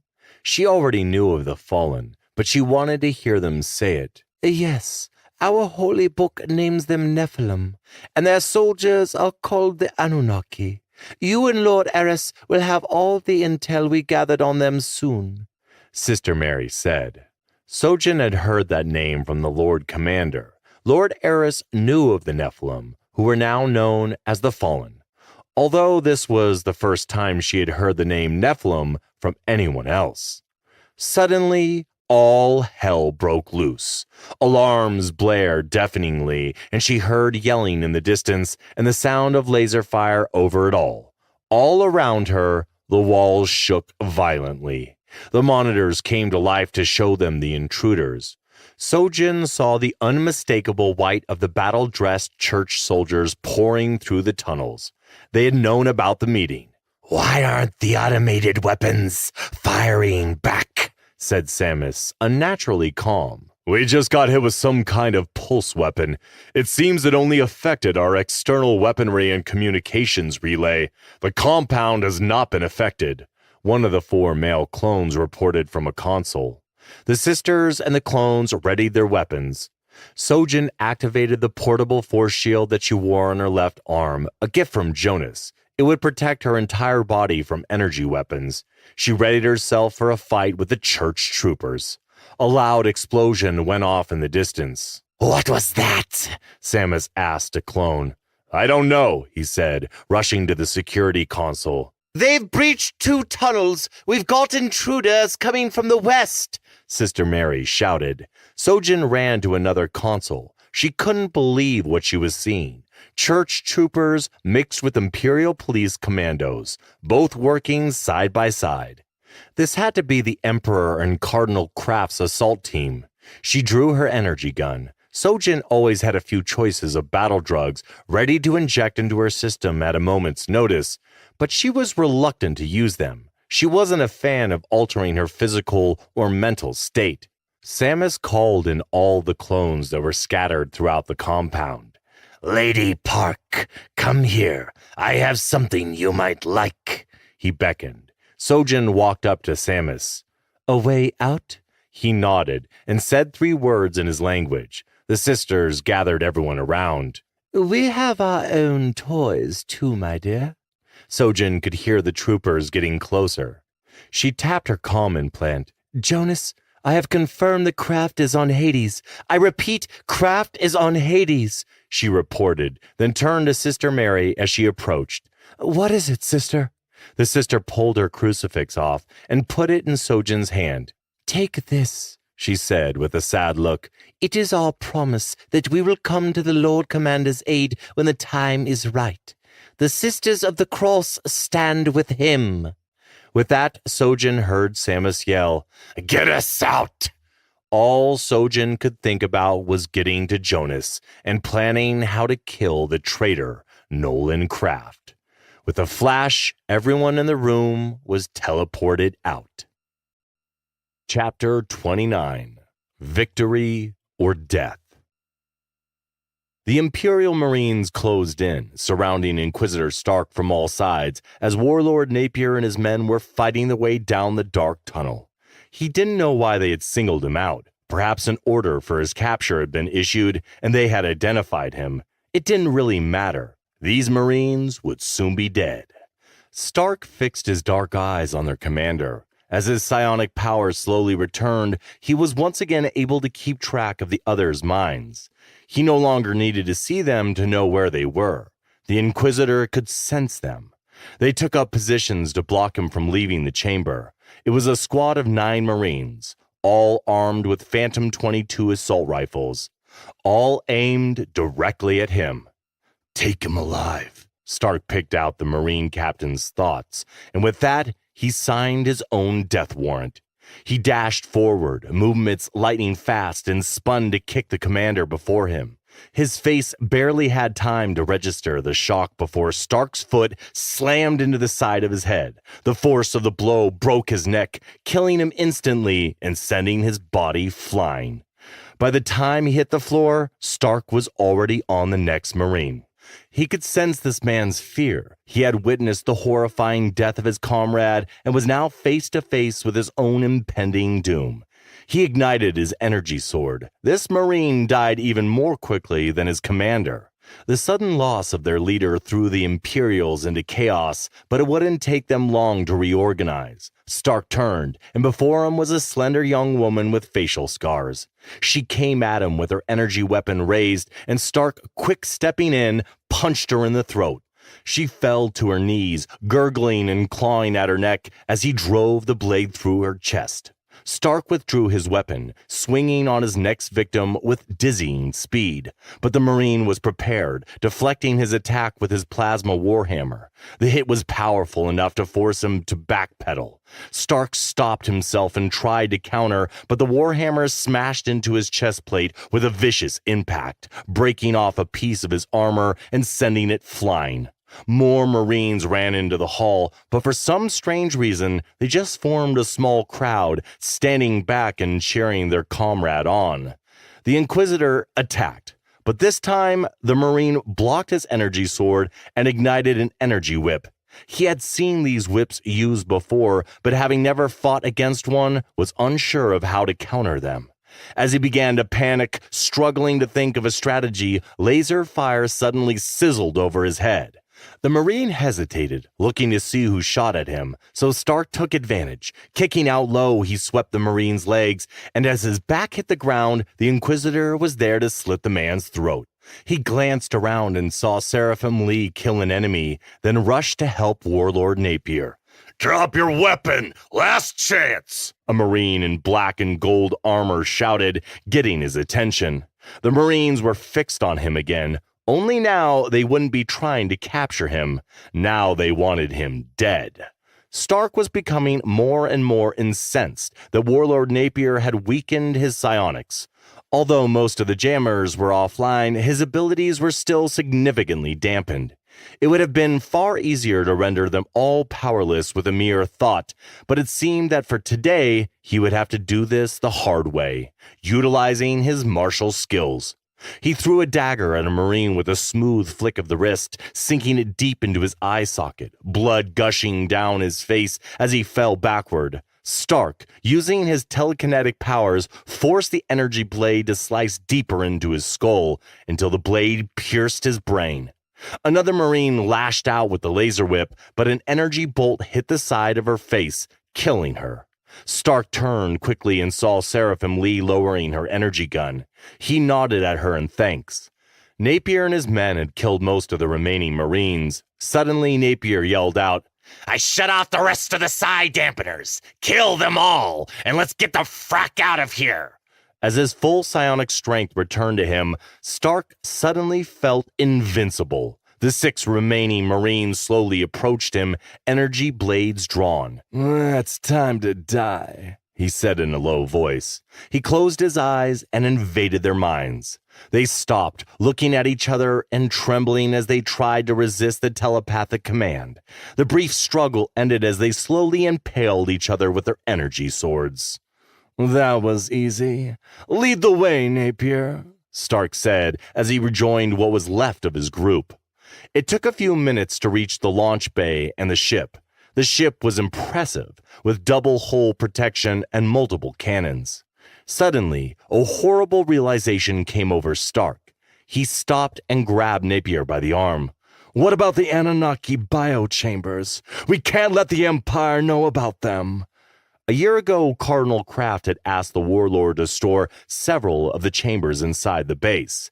They needed to be destroyed before they could leave the compound. Don't worry, Stark. I got a plan for that. But let's get our asses moving, Napier said. He followed Napier up the ramp, wondering how they would escape an Imperial task force of Viper-class ships. Yet somehow he was confident they would live to see another day. What bothered him the most was Cardinal Kraft had no idea the Lord Commander had already started his war with Shadow Hand and possibly the Church. Captain Dylan Shaw of the Imperial warship Crimson Star saw a mid-sized ship launch into space, and he immediately ordered the gunners to open fire. There was no way in hell he was going to let anyone escape. Shaw was a short man with close-cropped black hair and a commanding voice. He had seen action during the Machine War and had always emerged victorious. These terrorist scum had no chance against him and his battle group. Shipyard is destroyed. Do we send more Marines into their base? Commander Nong reported. No, your only focus is that ship. I want it blown to bits, Shaw quickly replied. The commander barked orders and the warship began opening fire on the escaping craft. Shaw was about to sit on his command chair when the officer approached him. What is it, Nong? The young man handed him a vidpad. Take a look. The Marines found this a few minutes ago, Captain. He frowned as he watched the vid. What are those? Cloning chambers? They don't think so. They are 9 feet tall and have breathing masks that are clearly not shaped for any human face to fit into. This is made for some unknown humanoid race, Nong replied. Shaw saw the mask dangling from gelatinous tubes filled with green slime. Whatever he was looking at was alien in origin and needed to be investigated. Send a science team, gather all intel, and let's get back to base, he told his commander. The officer nodded and walked away. He turned his attention to the view screen and saw the fleeing ship take 2 torpedo hits. It was at that moment the alarms went off, warning of imminent danger.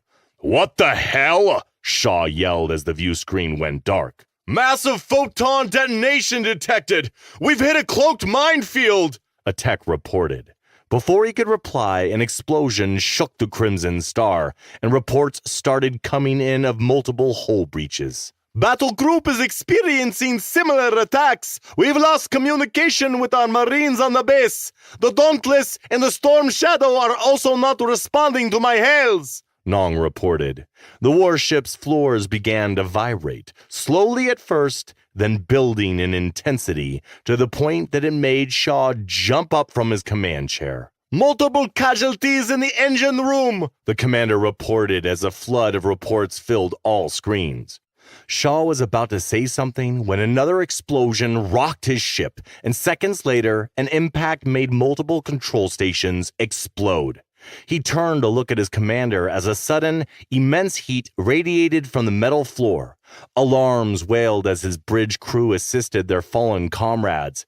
He was about to issue an order when the 2 hatches at the back blew open and a wave of fire rushed in, consuming his bridge. No one, including Shaw, had time to scream.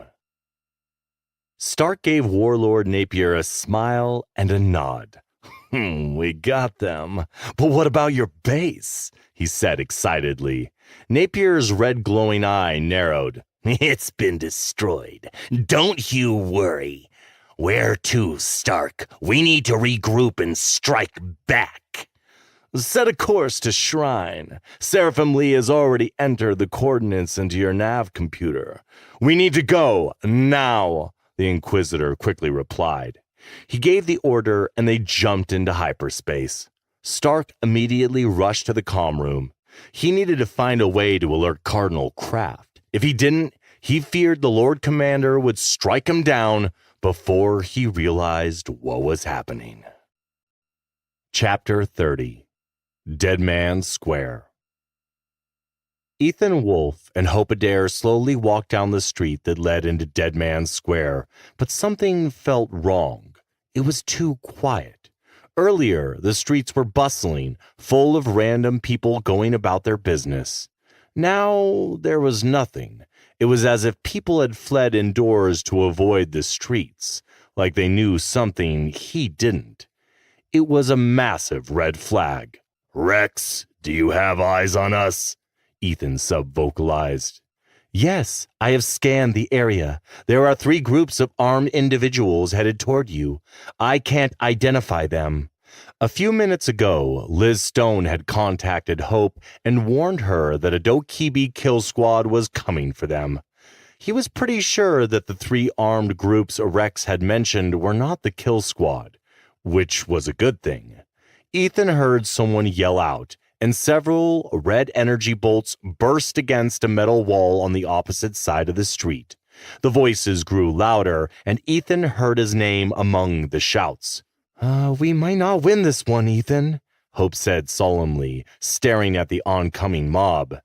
Damn, I'm detecting that strange energy signal again, and it's moving rapidly toward our location. Keep monitoring and let me know if anything changes. Ethan looked around, but whichever way he turned, there was nowhere to run or hide.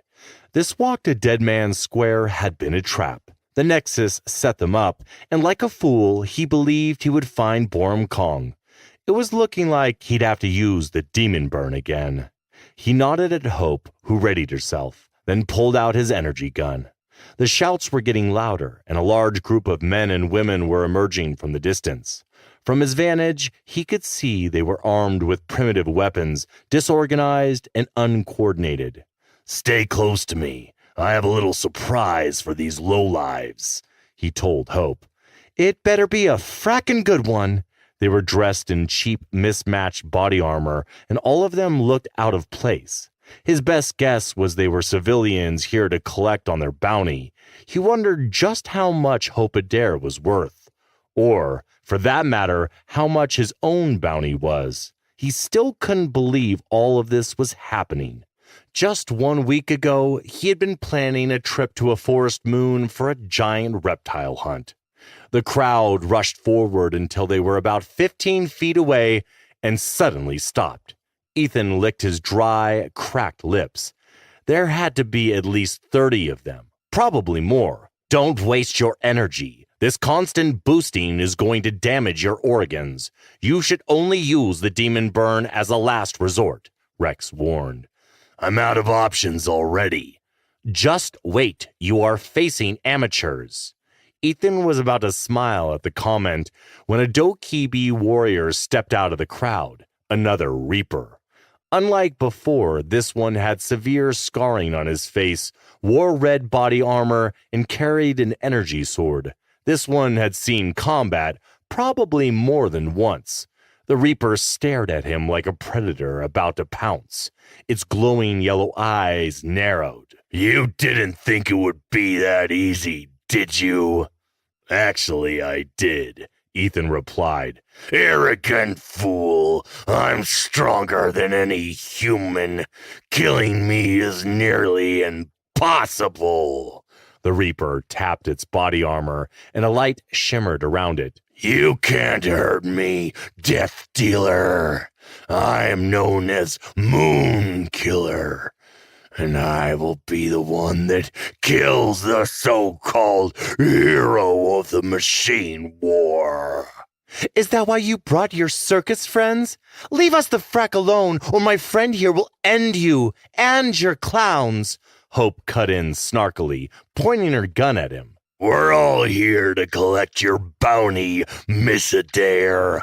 Before I crushed his skull, Decker told us all about the hefty bounty on your friend's head. Even as I speak, my people have already sent a kill squad to dispatch you both. Lucky for me, I was already here when your bounties were posted. Moonkiller hissed laughter. You made a mistake chasing us down like this, Hope replied with confidence she didn't feel. Kill them both. See to it that they suffer first. It paused. The bounty is dead or alive. Why not have a little fun first? The Reaper grinned coldly. Ethan fired a few shots, but the Dokibi had already retreated into the crowd, and the beams tore through two young women, injuring several of the others behind them. He realized he had been baited into using his energy gun, which was now low on power. Something wrong. Imperial soldiers are so predictable.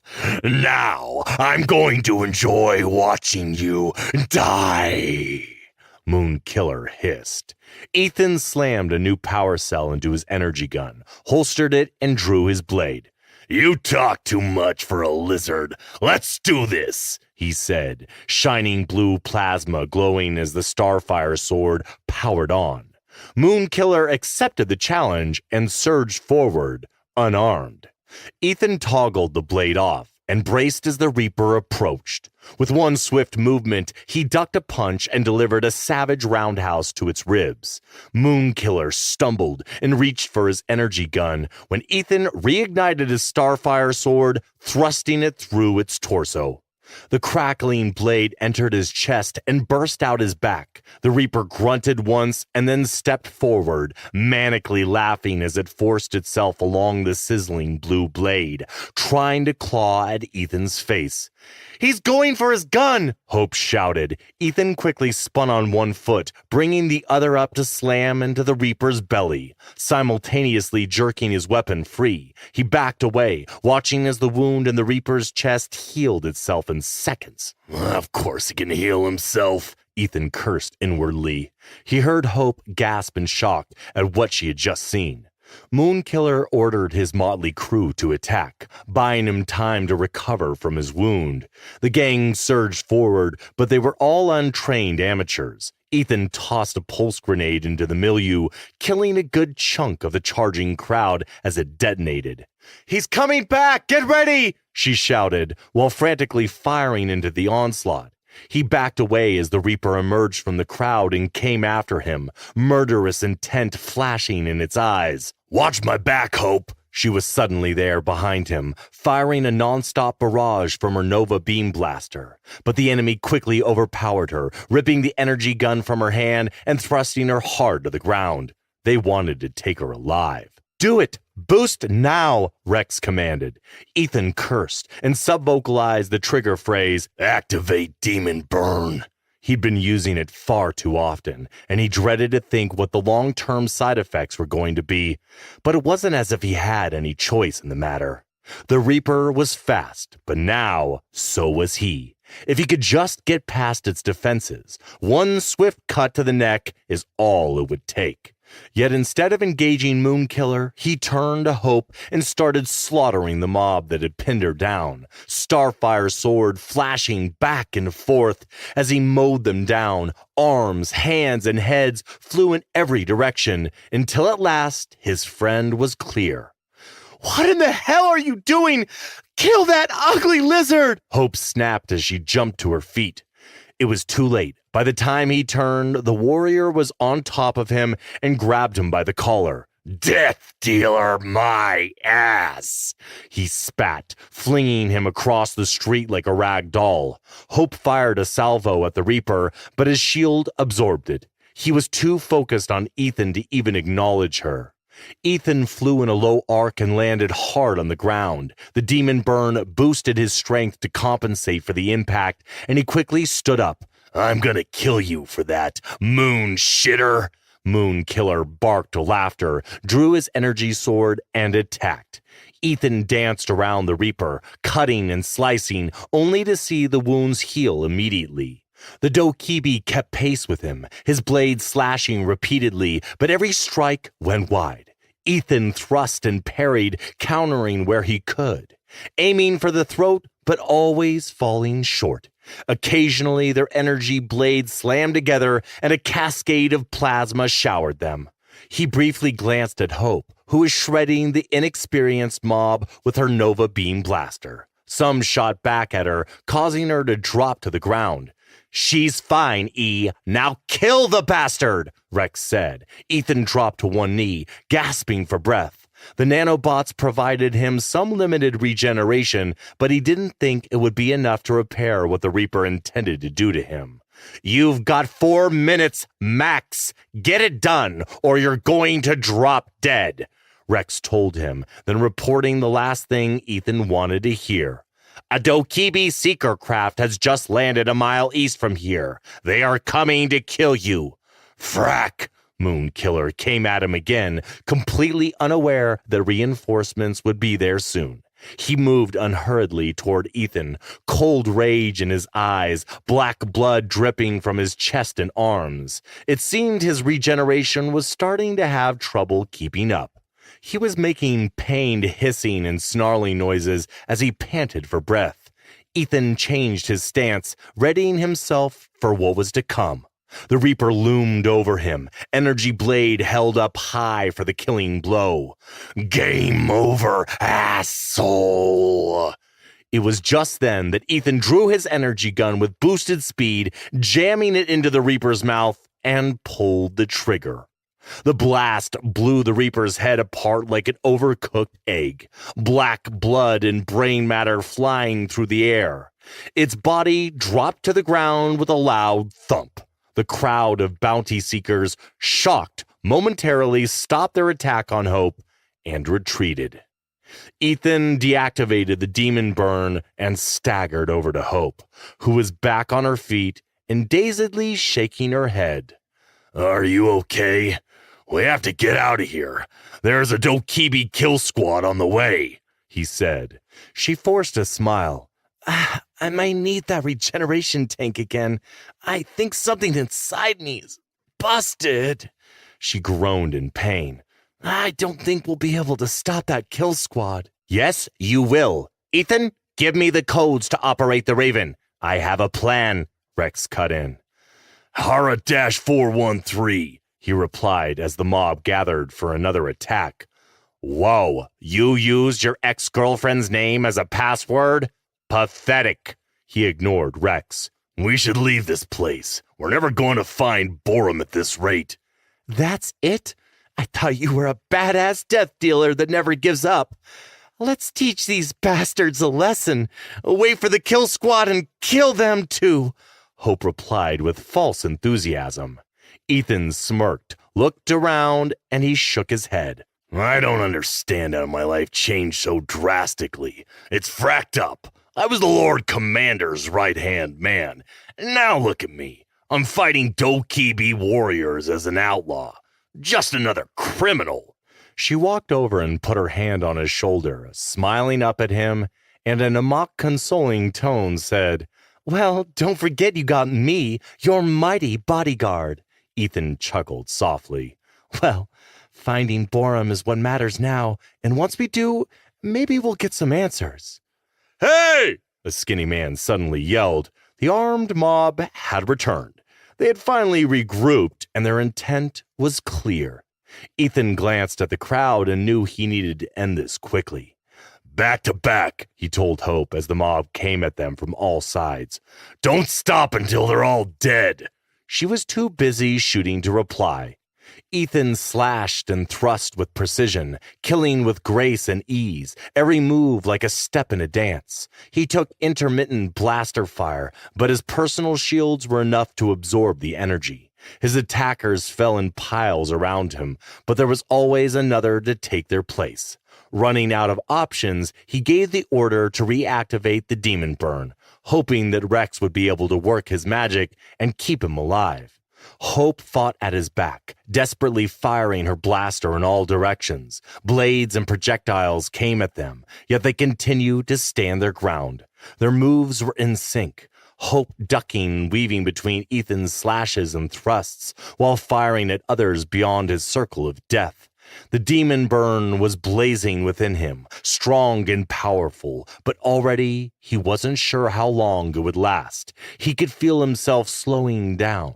He gutted a chubby man who overreached, ducked a wild swing from a tall thug next to him, and rent his face open with a rising slash. He'd already taken a dozen minor wounds, but he was too absorbed by battle lust to feel the blood that soaked his clothes.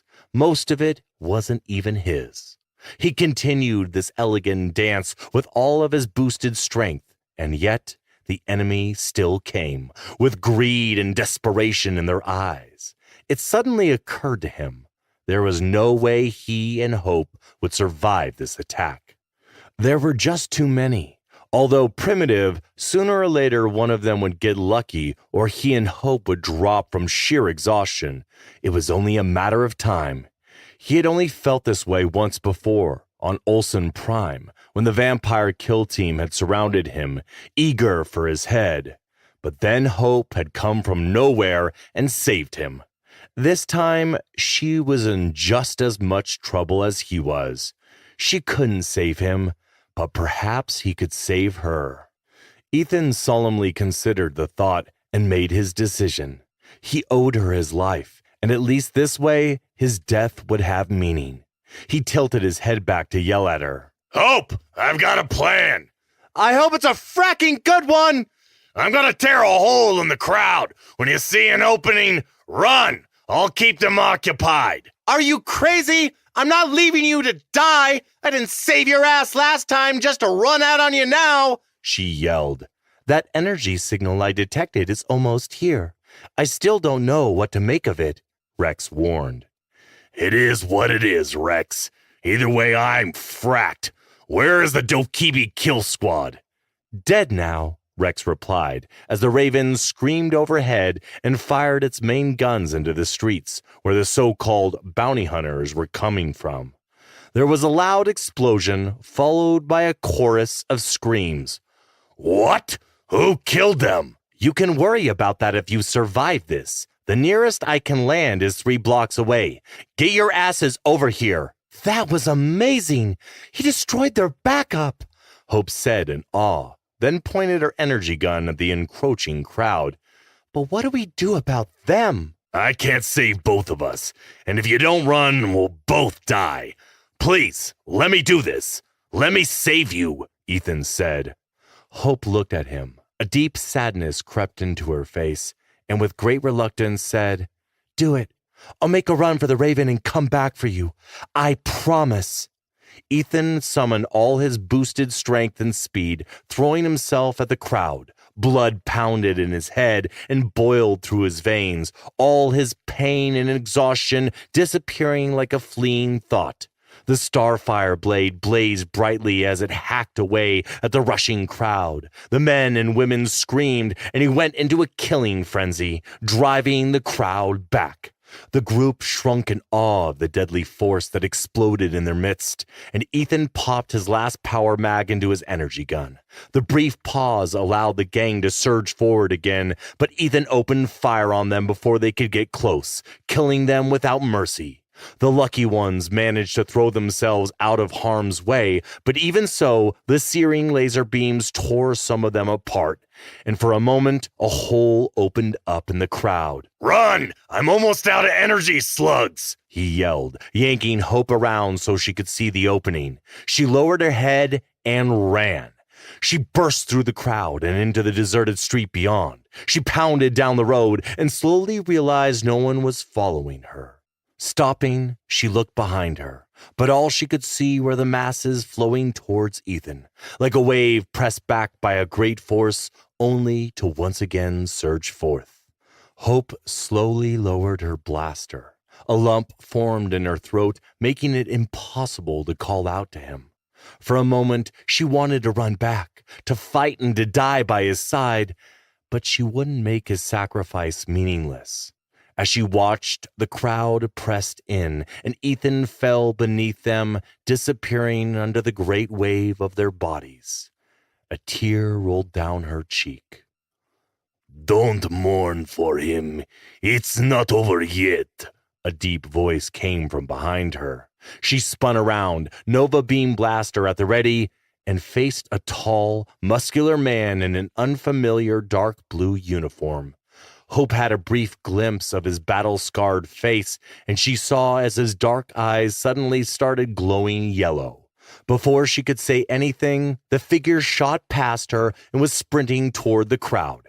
She nearly dropped her blaster in shock. He moved just like Ethan. A few turned to face him, but he was among them in seconds, swinging his starfire sword and long deadly arcs that picked men up and tossed them aside, like marionettes with broken limbs. The mob fell to either side. The remaining crowd scattered in terror, unable to face the newcomer's ferocious strength and speed. From in their midst, a blood-stained Ethan rose again, still savagely slashing at his enemies. His voice rose above the clamor, strong and harsh. Die! Hope's heart skipped a beat. She blinked back tears as he stood. She could have known the hero of the machine war wouldn't die that easily. Together, he and the stranger darted among the dispersing crowd like unstoppable nightmares as bloodied figures fell to the stained ground, never to rise again. The survivors turned and ran, and just like that, it was finally over. Ethan and the newcomer lowered their starfire swords as they eyed the retreating survivors and then looked at each other appraisingly. Hope ran back to join them, putting a supporting arm under Ethan as his knees buckled. He trembled like a red dust addict, but he managed a ghastly grin for her, in spite of his many wounds.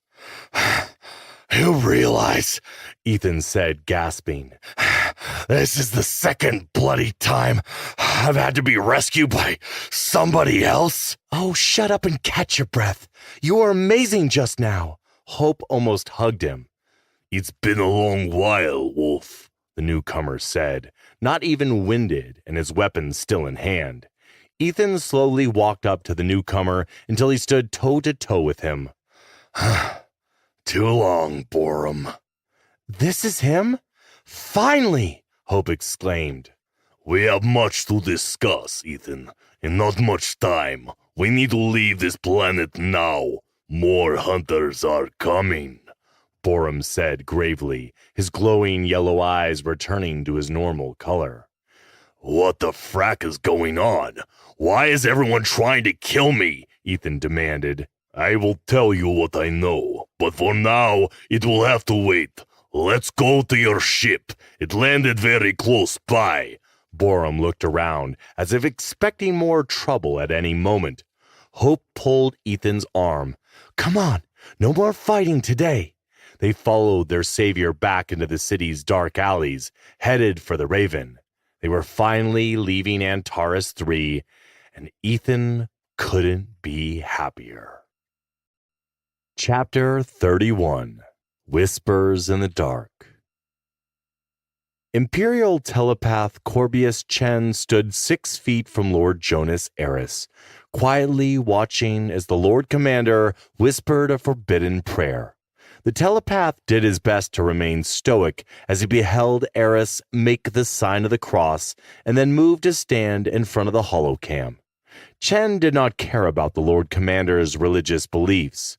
Jonas trusted him. Allowing him to witness what he had just seen was evidence enough. It was an honor. He readied himself as Lord Eris waited for the Emperor to establish the hololink. His orders were simple. Block any telepathic attack directed at Jonas and scan the Emperor for anything unusual. Both were strange, but he was not one to question an order from Lord Eris. Chen looked at the holocam setup, the standby light glowing yellow. It was almost time. It was a familiar process. The holocams repositioned their angles with a slightly buzzing sound and powered on. He felt a rise in Lord Eris's anxiety. The Emperor had finally established contact. Chen would not be visible to him, though he would have a clear view of the Emperor. Again, it was a measure of the Lord Commander's trust that he was allowed to be present while such a conversation took place. He was extremely loyal to Lord Eris. Years ago, Jonas had saved his life during a mission, and he had never forgotten that day. He was an extraordinary man. Although cruel at times, he was honorable and a decent human being. The Lord Commander was the manifestation of everything a war hero should be, and the Empire adored him for it. He was their hero and their ever-vigilant protector. Chen noticed Jonas's eyes occasionally darting over at the vid displays showing the real-time data from the assault on Arulan City. It was a smoking ruin, and those who had attempted to escape the planet had been obliterated by the Imperial Navy. He dared not scan Lord Eris, but he didn't need to be telepathic to see that Jonas was holding his emotions in check. Something terrible was coming. That much was clear, and he knew the Lord Commander was already planning for it. Perhaps that is why he had started this war against Shadow Hand in the first place. Chen glanced at the vid screen. It was total devastation. The city had been burnt to ashes. He'd never seen anything like it, and this was only the beginning. Lord Eris slightly turned his head towards him and gave him a nod. It was time. He straightened his gray tunic and nodded his acknowledgement back, prepared to be of service to the Lord Commander. Chen was one of 3 telepaths in the eternity of the Empire that possessed a particular skill that no telepath was supposed to have, the ability to read minds simply through visual contact. In this case, via holocam was sufficient. He wasn't sure exactly how this talent had manifested, but one day in his youth, it had suddenly happened while he was talking to his father over VidLink. It was on that day he learned his family had a dark secret, and that had made him leave home to join the Imperium. It was the best decision he'd ever made. Suddenly, an electronic whine broke the dead silence of the room, and a flickering blue light glimmered on Lord Eris's black uniform. He immediately bowed in homage to his emperor. Honoris 8's hologram materialized before the man that had unleashed the might of the Empire across a dozen worlds. The Emperor towered above him and briefly just stared at his Lord Commander without saying a word. The three-dimensional figure was dressed in simple white and gold robes. His face was concealed beneath an enormous hood. There was something strange about him, something that Chen couldn't quite put his finger on. He looked at Lord Eris and then back at the hologram of the Emperor. When the hologram finally spoke, it did so with a voice that commanded respect. Honoris's presence was awesome enough, but the sound of his voice would make anyone tremble. Anyone but Jonas Eris. Chen sensed the Lord Commander suddenly become more confident and determined, more than he already was. It was like the Lord Commander was prepared to unleash his fury on the Emperor. What have you done, Lord Eris? This is not the minor operation you had led me to believe it to be. How will I explain it to the citizens of the Empire? They will demand your head, the Emperor asked, his voice shaking in anger. Suddenly, Chen felt it, a presence. There was something lurking inside Honoris's mind. It was faint, there one moment and gone the next. Jonas straightened up. He looked directly into the eyes of his emperor. I am punishing those who wish to do your empire harm. I made our operations over the planet Izalco public as a warning to our enemies. I will not stand for any acts of terrorism within Imperial Center. I currently have 26 more active operations all over the Empire, one of which will soon be arriving here. He let his words sink in.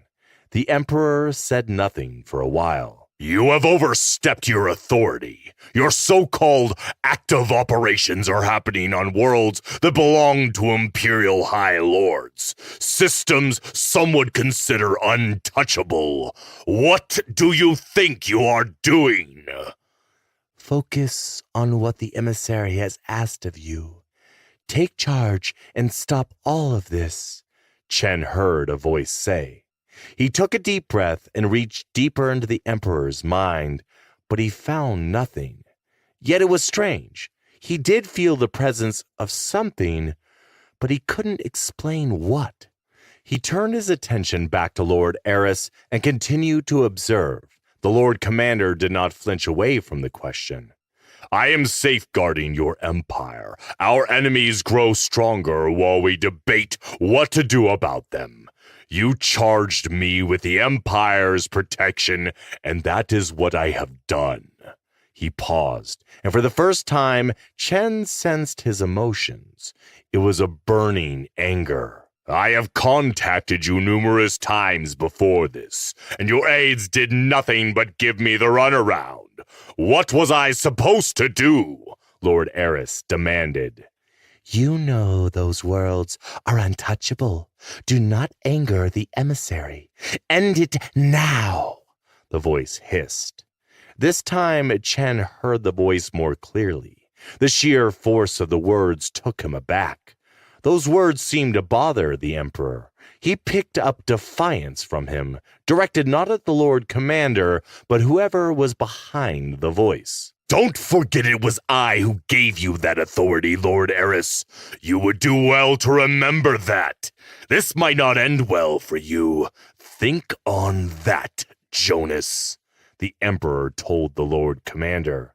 End this conversation. He comes, and we will both be punished, Honoris, the voice snapped. Is Shadowhand your only target? The Emperor asked, ignoring the voice. Someone or something was telling him what to say, that much was clear. Lord Eris's suspicions were confirmed. This entity didn't feel like anything he'd sensed before. It felt alien. I'm only after the terrorists. What other targets would there be? Lord Eris lied, and Chen wondered who else it was that the Lord Commander was after. Good, the alien voice hissed. Chen could feel its satisfaction. Very well. I will have my aides handle damage control, the Emperor replied. There is one more thing, Your Majesty, Lord Eris added. I would request that you call a gathering of the lords. I have a specific day and time in mind. It is of the utmost importance that the lords on the list I have sent are present. In addition, I believe that it's vital for the security and unity of the Empire that we are seen working towards the same goals, Your Majesty. Chen watched as Honoris frowned. The request had taken him by surprise. He narrowed his eyes suspiciously. What are you planning? He asked the Lord Commander. With your permission, I want to address those lords personally, to explain the military operations currently taking place in the core worlds, Lord Eris said casually. Chen felt the Lord Commander's surging emotions. He heard the deception in his voice, but he quickly stopped himself from reading more deeply into Jonas's feelings. Instead, he refocused on the Emperor and noticed that the presence he felt earlier was gone. There are traitors everywhere, lords that work for their own interests and disregard the needs of the Empire. There are captains in my navy offering loyalty to other powers and spying on our military operations. These issues must be addressed, the Lord Commander said seriously. I am Emperor. I should be the one addressing these issues. The Emperor snapped back, then adjusted his tone. I as well see the need for a unified voice. For now, you may take the lead. But when the time comes, I will address the lords myself. As you wish, Your Majesty. I only live to serve the Empire, Lord Eris said, and bowed in acquiescence. Don't you want to discuss the Ethan Wolf situation with me? I gave you the orders to outlaw him days ago, and yet you have not asked why, the Emperor said after a pause. What is the Ethan Wolf situation? Chen thought as he felt Lord Eris's anger suddenly spike. I do not question your orders. I am your servant, but I am at a loss as to why you want Ethan dead. Like me, he served you well during the Machine War, he said with no hint of anger in his voice. Yes, you both saved us from what those wretched machines had planned for the Empire. But there is something dark about Ethan and his family that was brought to my attention, and I took action, the Emperor replied. Chen sensed the Lord Commander's anger turning into rage, yet he still kept his emotions from showing. I love him like my brother, yet I did as you command. Please do not forget that, Your Majesty, he said, letting the gravity of his words take hold. I have one last request, and it involves a personal issue, but I would prefer not to speak of it over the HoloNet. I would humbly request a personal audience if the Emperor would allow it, Lord Eris said meaningfully. Honoris was silent, and Chen caught a flicker of distress in the Emperor's emotions, but then he replied, I will grant you that request soon. He paused, considering his next words carefully. Do you know what day it is? It is the centennial anniversary of the Battle of Imperial Center. Remember the lessons from that day, for it applies to today's events. Reflect on that, Lord Eris. The Lord Commander said nothing. He knelt before the Emperor, who passed his hand over him in blessing, and the holographic image disappeared. He is being handled, not sure by who or what. I heard a voice instructing him what to say. One thing stuck out during all of this, my lord, Chen said confidently. Intriguing, Eris said quizzically. It wanted the Emperor to stop your current military operations.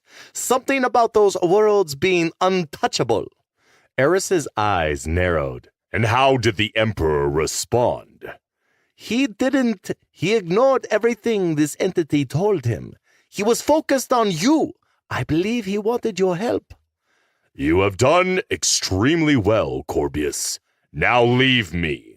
the Lord Commander said with an approving nod. Chen saluted, started to leave, and then stopped. There is no such thing as the Battle of Imperial Center, right? Lord Eris shook his head. No, the Battle of Imperial Center is a fantasy book. In the story, the Empress is under supernatural influence. She kills herself trying to find a way to break free from its control. His words dripped with the truth of the situation.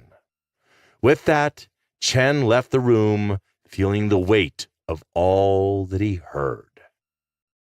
Chapter 32, 0 Hour.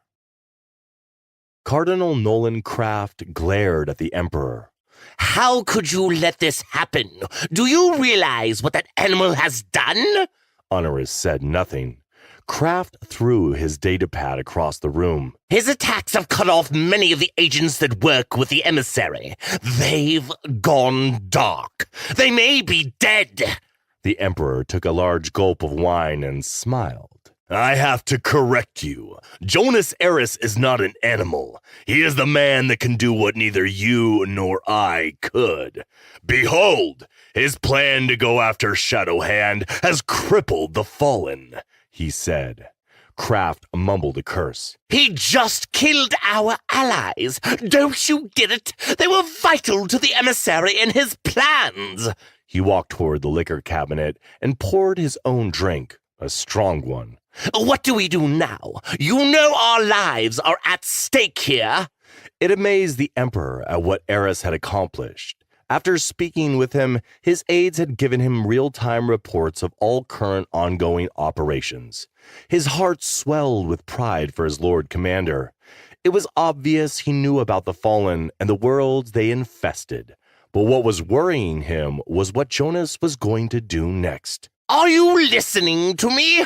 What are we going to do about all of this? Craft said angrily. The Emperor shrugged his shoulders. The emissary's desire for civil unrest will not come true. He pointed to a vid screen. The citizens of the Empire have gone into the streets, chanting the Lord Commander's name and celebrating his deeds. They have become more united than ever before. The Cardinal looked at the vid screen with disgust. What now? Has the Keeper not said anything to you? He shook his head. Currently, he is sleeping. So in answer to your question, no. What do you mean, sleeping? I can feel that he is sleeping. I can't explain further, because it's not something I understand. He was awake when I spoke to Lord Eris, so don't worry. Craft pointed at him angrily. You messed up, and Jonas is playing you. He isn't stupid. I am sure he knows that your actions, or lack thereof, are not normal. This bullshit about hunting down the terrorists is all a lie. The Emperor shook his head, laughing. If he knew what was going on, we'd both already be dead. Lord Eris's sense of duty to protect the Empire is unusually strong. Shadowhand will be crushed under his heel. Let's just pray that none of them tell him of our involvement in all of this, Nolan. I don't care. We need to figure something out fast, or he'll kill us both. Craft continued, fear resonating in his voice. The Emperor fixed himself another drink. Then I suggest you leave. He took an exaggerated sip, as if he didn't care what the Cardinal did. This can't be happening, Craft whispered, staring down at his trembling hands. Chances are he doesn't know much about the Fallen yet. All worlds under assault match the planets where you place Shadowhand terror cells. Stop being so paranoid. But that wasn't true. Eris had gone after worlds that had nothing to do with Shadowhand, but he would not be sharing that information with Craft. Let's wait. This is nothing more than my Lord Commander unleashing his anger on our enemies. He needed the Cardinal to stay within his grasp, in case Eris came looking for him. Your Eminence, Inquisitor Stark has sent a Priority 1 message. It would be best if you heard it now. A soft voice came over his comm implant. Send it through, he said as he turned away from the Emperor. There was a burst of static, and the message began. The Empire knows about Warlord Napier's base of operations. They attacked and destroyed the base. We've lost the entire fleet at the shipyard, and Napier has taken heavy losses as well. We've been engaged by the enemy and are trying to escape to Shrine by ship. There was more static. Get out of Imperial Center and get to Shrine immediately. Something about this doesn't feel right. Eris is a sneaky son of a bitch, and by now he might already know we are involved with Shadowhand. Stark out. Kraft stood silent for a while, processing what he had just heard. There was only one way to distract Eris, and that was to kill Sojin Park. He transmitted her assassination order and stormed out of the throne room. The Emperor watched Cardinal Kraft stomp out of the room and allowed himself a smile. Whatever Jonas had planned, it was coming. He could feel it. Think carefully about how we will get out of this. I don't want to die. If you tell Eris everything, the emissary will know, and then we are both dead. My telepathic link with the emissary is strong. I can't hide my thoughts from him. So, either way, time is running out, the Keeper said. The Keeper's words surprised the Emperor, and for the first time in a very long time, he had some hope. The problem was, what would Eris do when he learned about the Keeper? Chapter 33, Obsidian Base. Captain Devon Dark stared out the viewport, deep in contemplation. The AI-controlled shuttle had made several short jumps since departing the Olsen system and had arrived at its final destination within the Dejan system. The system was dead. Not even pirates came out this way. Why the Lord Commander had sent them here was beyond him. Dejan had been one of the 13 worlds under quarantine since the Empire discovered it 800 years ago. No one truly knows why the Navy scorched the earth of those 13 worlds, but stories claimed they were infested with savage, militant aliens. They were so evil, the Lord Commander of the time, a cruel and vicious man named Kel Hunter, had exterminated them all.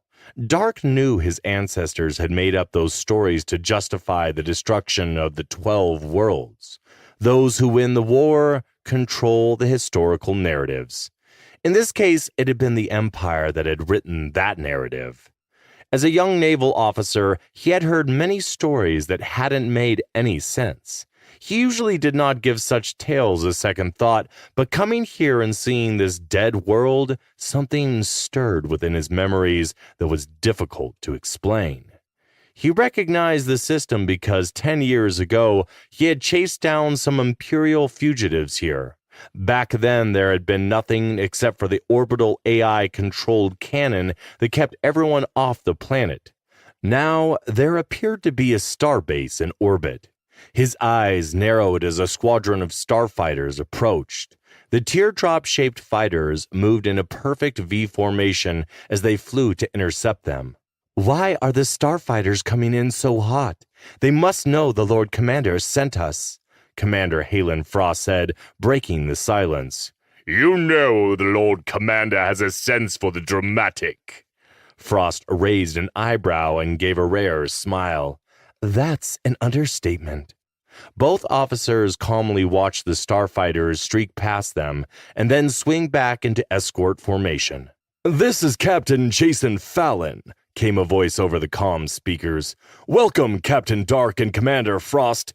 My squadron will escort you to Obsidian Base. The command staff is awaiting your arrival. She crossed her arms over her chest. Well, well, it seems the Lord Commander has been busy here indeed. What the hell? Dark said softly. Dark was baffled at the scene playing out before him. The starbase was a typical torus-shaped configuration, except this one had excessive laser cannons protruding from its hull. Also, the insignia of the Galactic Empire, the Eternal Emblem, was usually displayed prominently, as well as the starbase number painted in white. But there was no markings anywhere on it.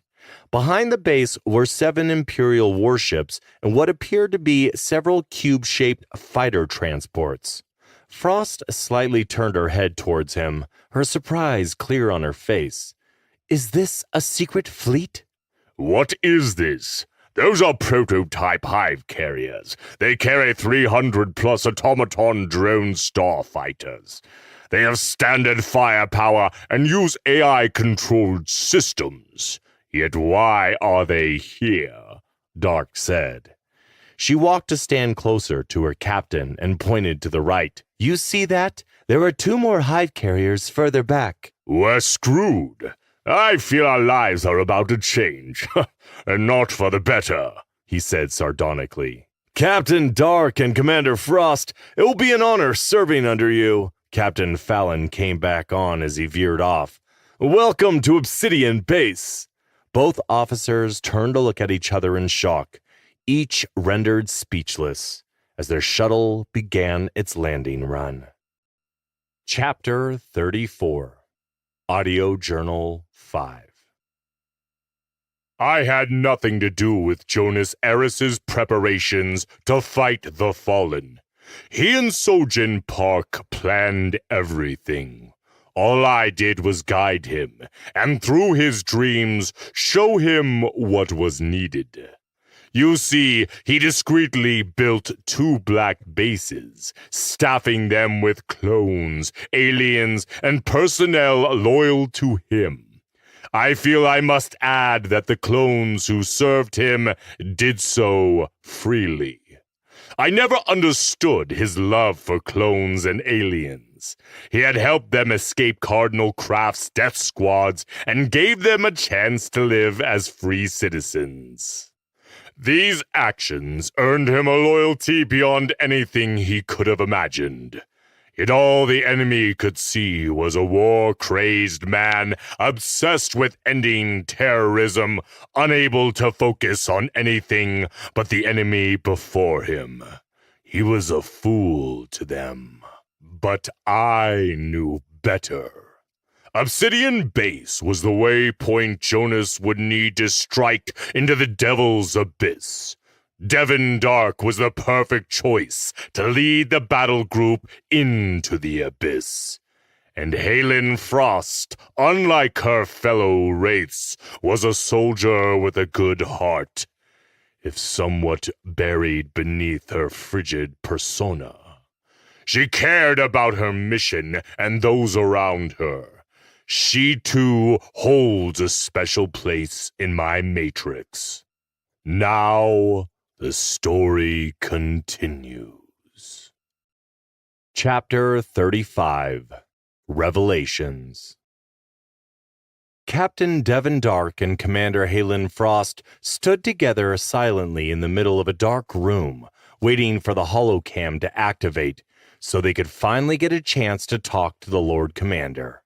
Dark was impressed by what he had seen on board Obsidian Base, top-of-the-line equipment and highly trained personnel, but a few things had bothered him. He had seen Imperial clone troopers and alien naval officers, which didn't make any sense. Clones were banned from serving in the military per the decree of the Emperor, and aliens were prohibited from holding any military rank. It was apparent the Lord Commander had ignored the Emperor's orders. Clone troopers, unmarked warships, aliens, and drone carriers. Just what is the Lord Commander up to? Frost said suspiciously.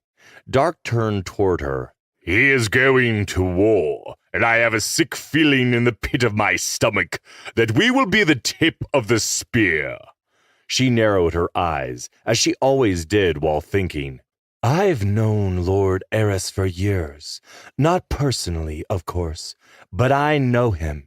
He's a calculating man who does things very carefully. And to me, he is prepared for an incredibly large-scale conflict. All this worries me. She turned to look at him. And I never get worried. Think about that. He turned to her, and he could sense a deep concern in the wraith. What do you mean? He asked. Think about it. We're in a region of space rarely traveled. Besides being a black site, there are things here that should not be. She pointed at the star map.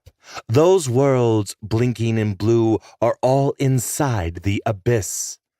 Dark had also noticed the star map when he entered the room. Years in the Navy had made him attentive to his surroundings, but today he didn't want to overthink. He knew that very soon the Lord Commander would shatter his life and the life of Halen Frost. Let's just wait, Commander, before jumping to any conclusions. Frost was quite perceptive too, but her thoughts were usually cynical. She sometimes couldn't find the good in things. He could see her point about everything happening now, but just maybe she was wrong. Suddenly, the center hollow vid disc turned on, and a hologram of a woman dressed in a blue and white uniform appeared.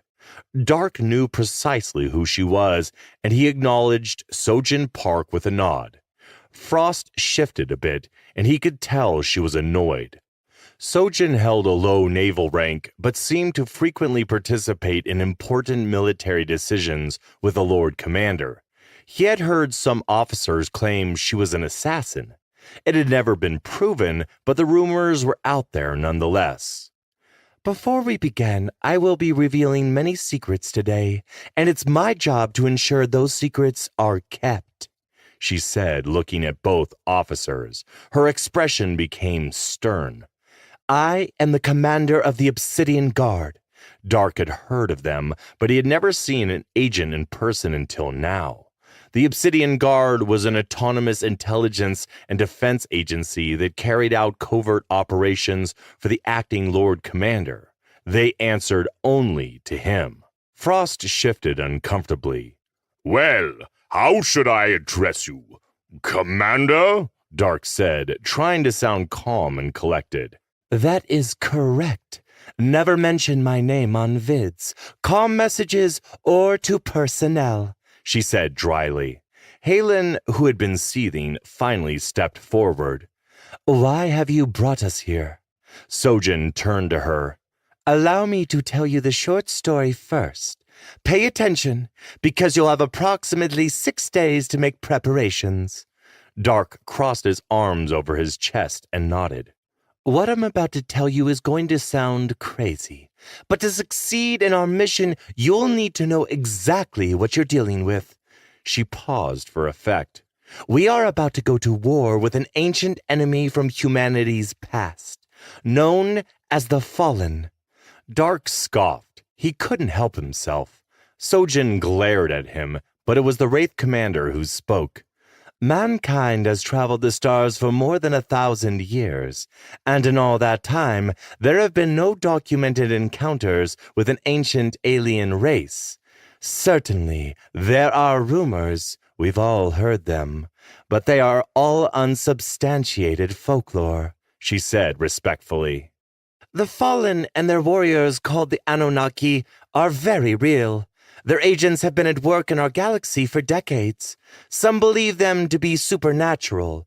There are references to them in stories and songs that go back to the beginning of human civilization, Sojin said. Dark cut in. We all heard these stories when we were children. Are you telling us these stories are real? Very real, she went on. We are unsure if they created us or helped us evolve, but ancient man worshipped them as gods, and much blood has been spilled in their name. Wait a minute. This base is all we have to fight them? Why not the whole Imperial Navy? Frost said.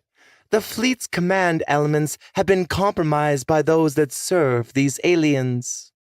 Dark felt his stomach tighten. How does the Lord Commander know this? Lord Eris has gone through much pain and suffering to learn about the Fallen. This meeting is not about him. It's about the two of you leading my Obsidian battle fleet. Information regarding warships and starfighter squadrons will be given to you shortly. Sojin said, a hint of pride creeping into her voice. I don't understand, Commander. With all due respect, why us? And just what do you expect from us? He said, shaking his head. She turned her attention to Dark. Both of you were selected by the Lord Commander personally. I can't explain why, but all you need to know is that he has confidence that you two can lead this task force. Agents of the Fallen infest a world called Hades. I want you to be ready in a week. As for my expectations, I expect you two to complete your mission, she said with command in her voice. Again, with respect, I am just a captain. I do not have experience commanding a fleet, and my wraith, although talented, has not trained at the Naval College enough to understand naval tactics. She is a soldier. How can we possibly lead? He said. Not to mention that we got a warship destroyed by smugglers, Frost quietly added. You did, Sojin grinned. But you also made us aware of the AI virus that took out the Retribution. Because of you, Fleet Command has limited AI interconnectivity and can now avoid such an event from happening again. I am honored, but really, Commander, I think you have the wrong people. She looked at both of them. Your defeat above Olsen Prime, which resulted in the loss of an Imperial warship, is punishable by life in prison or death. She let those words sink in. We can go that route if you so choose. Then I will have you arrested. Dark considered. Neither scenario was good, but he finally made the decision for Halen and himself. We will do whatever is required, Commander. All I ask is you provide Commander Frost and myself with all details needed to defeat our enemy. No lies, no half-truths. Give us everything we need to do our jobs. Sojin chuckled. I like you already, Captain. She looked at Frost. And you, Wraith. Frost straightened. I stand with my captain, Commander. She nodded. I will have everything you need sent to your datapads. Be ready. We expect the attack on Hades to begin sooner rather than later. We will speak again soon. And with that, the hologram disappeared. Dark looked at Halen. Sorry, but I decided being locked up in a penal colony isn't what I want to do for the next 20 years. But you didn't even ask me. Dark patted her on the back and smiled. Did you ask for my opinion back when you decided to stun me on the Retribution? You got me there, Devon. She paused to look at him. I've still got your back. We'll face these aliens and send them back to whatever shithole they call home and prove we still have worth to the Empire. Dark merely nodded and smiled warmly at her. Heroes of the Empire, he said, as if trying it on for size. She smiled back. Heroes of the Empire. They both left the room, walking a bit taller. Chapter 36. Family Secret. Ethan Wolfe led his two companions through some side streets and down a back alley to where the Raven waited. Rex informed them that the word of sword dancer Borum's arrival had quickly spread, so most of the would-be bounty hunters just gave up in fear and forgot about the oversized payday. Back on board the ship, Ethan jumped into the regeneration tank. He had once again suffered major injuries that needed to heal. Even during the machine war, he had never received this much medical attention. It was a miracle he was still even alive. He didn't know how much more abuse his body could handle, and that worried him. Who knew when he'd have to use the demon burn again? But right now, there was no time to worry about himself.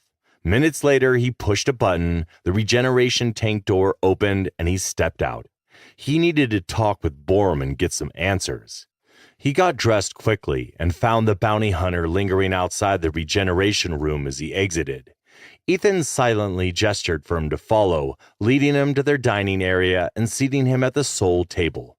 Hope came in promptly after and busied herself with the food fabricator. "What the hell happened to you?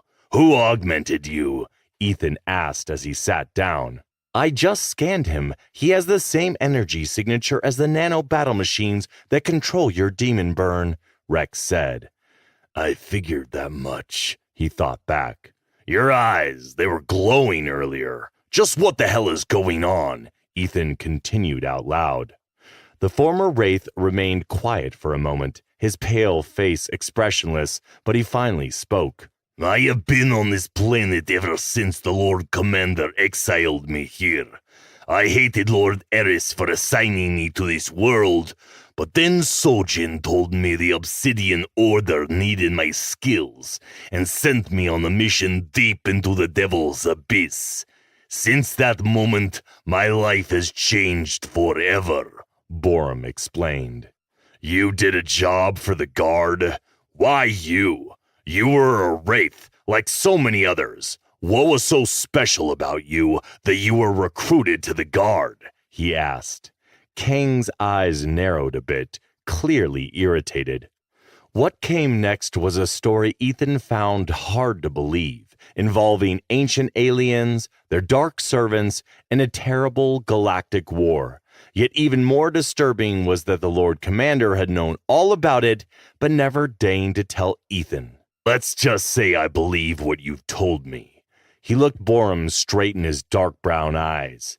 "I'll ask again. What are those augments? How do you have the same battle machine energy signature as I do?" Before Kong could answer, Hope cut in, bringing over 3 bowls of protein sustenance, setting them in front of the 2 men and sitting down. "If you don't mind, I'm just going to sit here and listen.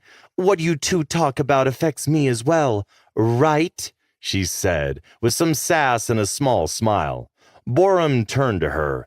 "And you are?" "Hope Adair, former smuggler, outlaw, and Ethan's friend." Borum grunted in acknowledgement and turned back to face Ethan.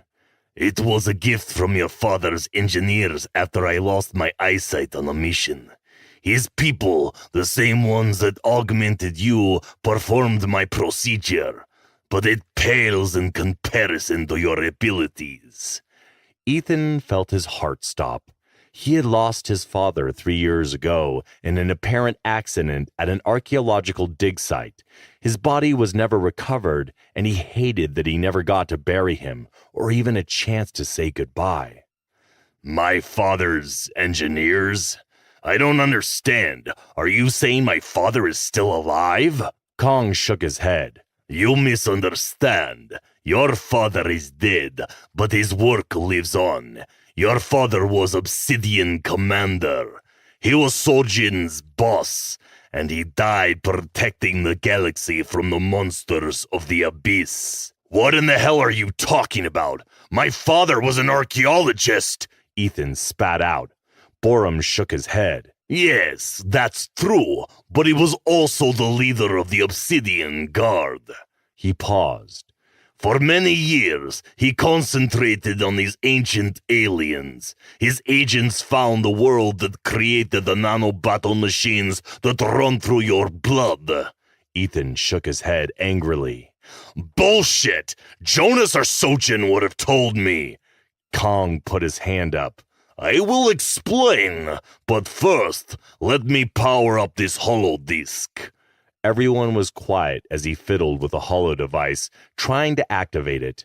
"Ethan," Rex broke in. "Is there a problem?" Ethan subvocalized. "Being in his presence has activated a subroutine protocol that has revealed several hidden files that seem to have been sent by Matthew Wolfe, your father." "How is that possible?" "I don't know. I suggest you listen to everything he has to say. But first, let me ask him a question," Rex replied. Ethan cursed under his breath. Borum looked at him inquiringly. "Sorry, I'm arguing with Rex, but he insists on asking a question." "Go ahead," the ex-Wraith said, looking back at him. Why has being in your presence initiated secret protocols hidden within my matrix? Rex said through the ship's speakers. I honestly don't know. Borum looked up to a camera so Rex could see his face. But this should clear some stuff up. It's a hollow recording of Lord Wolf. He instructed me to give this to you in the event of his death. Kong stood up to face him and placed the now active hollow player on the table. Ethan was speechless. Suddenly, a hologram of his father was standing before them, large as life and looking twice as confident. Ethan felt a lump start to form in his throat, his eyes beginning to sting. His father looked exactly as he had when last he'd seen him. Ethan still remembered that day like it was yesterday. He had screamed at his father for not being around when his mother died. He had stormed out without saying goodbye, having no idea that he would never see him again. That tore at his heart. He reached out as if he could touch his father one last time. The older wolf sounded tired and preoccupied, but still his voice was steady and warm. Hello, Borum. It's been a while. If you're listening to this, I'm dead or missing, and Ethan's been sent to find you. When the time comes, can you look out for him? I know he can be an asshole sometimes, but he really is a good kid. He means well, but I fear the influence of Jonas Eris has changed him. But I guess in the end, that's for the best. Hope walked up beside Ethan, who seemed frozen, and put her hand on his arm. He dropped it to his side and turned to look at her with appreciation. She smiled and squeezed his shoulder. The late Lord Wolf continued to speak, drawing their attention back. Ethan spends all of his time obsessed with his work as a death dealer. Please don't ask me where he gets it from. It's not quite what I had in mind for my son and only heir, but hopefully his distance from me will help to protect him if things go wrong. When they go wrong. I want to think that some good came of my sacrifice. Borum, just because I'm gone, don't let the cause fall apart. Fight on, for the time we have feared since the last great war is upon us, and if Eris and Park fall, then it will be up to you and my son to put an end to the fallen. What cause? Fighting these aliens? Ethan cut in, but Borum ignored him, gesturing to the hologram. Son, Matthew said, his face becoming sad. Ethan felt a stabbing pain in his heart. The way he said son was unusually soft, catching him off guard. If all has gone according to plan, Borum will give you your data cube. Guard it well. Concealed in it are the coordinates for the planet Sabai Major, where the original White Lighters, founders of the Sisters of the Cross, fled in disgrace thousands of years ago. And it is there that the secret to stopping the Fallen is hidden. The Fallen know your unique augmentations pose a great threat to them. Beware, as they will try anything and everything to eliminate you. It may seem your friends turn against you, but it's all a facade to deceive the enemy.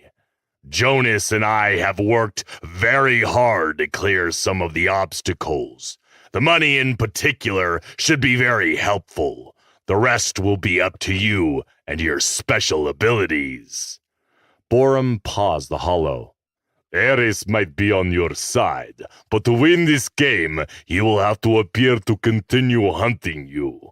Although it won't be aggressively. Great, that's good to know, Ethan replied sarcastically. Kong hit the play button. Jonas and Sojin are your family now, son. Both will be playing their parts to stand against the darkness. Stay strong, Ethan. Matthew seemed to look him straight in the eyes as they welled with tears.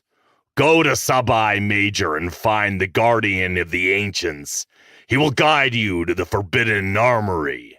You must go there as soon as possible. I'm sorry to have thrust this upon you. I never meant for you to carry such a heavy burden alone. but it seems there is a traitor in your midst. Cardinal Nolan Craft. He has allied himself with the fallen. Borum, you must inform Sojin. I can only assume he already knows about me, and he was likely the one who had me killed. Ethan's head snapped around to face Borum, tears instantly drying up. Is this true? Did Nolan Craft kill my father? He shook his head. I don't know. Jonas was right. That piece of trash is a traitor to the Empire. Matthew's Hollow continued. I've loaded Rex with everything I thought might prove useful, hidden as deeply as possible. This will be my final message. You're on your own now, Ethan. I'm sorry I wasn't a better father. Stay strong and kick ass like you always do. Take care, son. With that, the hologram shut off. A deathly quiet filled the room. Another friend is gone, Borum said sadly, breaking the silence. Are you all right, Ethan? Hope asked, her voice unusually gentle. Yes, I'm fine. Ethan tried to be angry, but for the first time, the rage wouldn't come. What pisses me off is I have no choice but to follow his plans and take up his precious cause, whether or not I believe in it. All I can say is we were one screwed up group of people, except maybe Rex. But even that is iffy, Hope said, a hint of well-needed levity creeping into her voice. A faint smile pushed at the corners of Ethan's scowl as he turned to Borum. So Jonas and Sojin let me get outlawed, all in order to find this guardian of the ancients? Yes, Lord Eris sent you out here to kill Zamachar, knowing that there are almost no Imperial Navy patrols. He was confident you would do your thing and escape. It seemed he was right, he replied. What an asshole! He used me like he does everyone else. I swear if I ever get to see him again, I'm gonna punch him in the face and kick him in the balls. Ethan paused. Tell Sojin I said that. Hope smiled and walked to the command console. Should we set a course for Sabai Major? Yes, get us out of here, Ethan said as he walked to the command chair. Rex obliged, and the Raven leapt off the ground, streaking into the sky. Several ships started after her, but they were no match for her speed. The Raven shot beyond the atmosphere and settled into orbit as it calculated the complicated jump through hyperspace. Ethan, we have a problem. The 2 church warships I detected earlier are headed right for us. They're preparing to fire, Rex said. Shields up! What the hell is this about? He yelled. Your father just said Cardinal Craft probably killed him, Hope said as she strapped herself in. Put 2 and 2 together. Incoming, Rex announced as 2 shots streaked towards them. The Raven shook violently as the cannon fire hit the ship. Shields are holding, but I do not know for how long. Since when has the church been allowed to have warships? Borum asked. The Emperor allowed it 2 years ago. Jonas protested, but it fell on deaf ears, though they were supposed to be just escort ships, not warships, he said angrily. Well, the reason they are out here is obvious. They are allies of the ancient enemy. And they want your ass dead, Ethan, Hope added. She saw Borum tap his wrist piece and then close his eyes. I will use my ship to help us escape. Be ready to jump, Rex. What can a tiny ship do against 2 church warships? Hope asked. Kong ignored her and focused on what needed to be done. Activate self-destruct sequence Gamma and engage. The Raven spun and dodged through 2 more cannon volleys when, out of nowhere, a small needle-shaped ship rose from the planet's surface, tore through lower orbit, and adjusted its course to collide with the nearest warship. Get ready to jump! My ship's core is about to go nuclear! Borum said loudly. I do not recommend that, Ethan. I need more time to plot a course. These files that got dumped on me are massive. I might make a mistake and jump us into the sun, Rex countered. Kong's ship was approaching fast. The church's warship had to see it coming, but for some reason, they were ignoring it. Detonation in 30 seconds. It's now or never, Borum called out. Jump now. That's an order, Ethan snapped. Acknowledged, E. On to Sabai Major. Just then, there was a blinding flash of light as Borum's shuttle exploded, causing a massive shock wave to ripple out. As the Raven jumped into hyperspace, it shook violently, and the lights flickered ominously. Chapter 37. The Hunted Lady. The food market in Imperial City was as busy as ever, so nobody paid attention to Sojin Park as she made her way through the crowd of people and aliens. Almost 4 years had passed since the death of Matthew Wolfe and her elevation to commander of the Obsidian Guard. Unlike Jonas Eris, the Emperor of the House of Lords did not acknowledge her service. She was a nobody to them, just the woman of the Lord Commander. To be honest, that didn't bother her. Sojin had spent years training in espionage and subterfuge, and it was those skills that made her aware of her father's shady businesses, which led to his eventual arrest. It wasn't that she didn't love him. She did. But her sense of duty to the Empire was more powerful than the love of her family, and that was why Matthew had groomed her to be the next leader of the Obsidian Guard. Today, she had her hair loose and wore civilian clothes. It felt good to get away and just walk.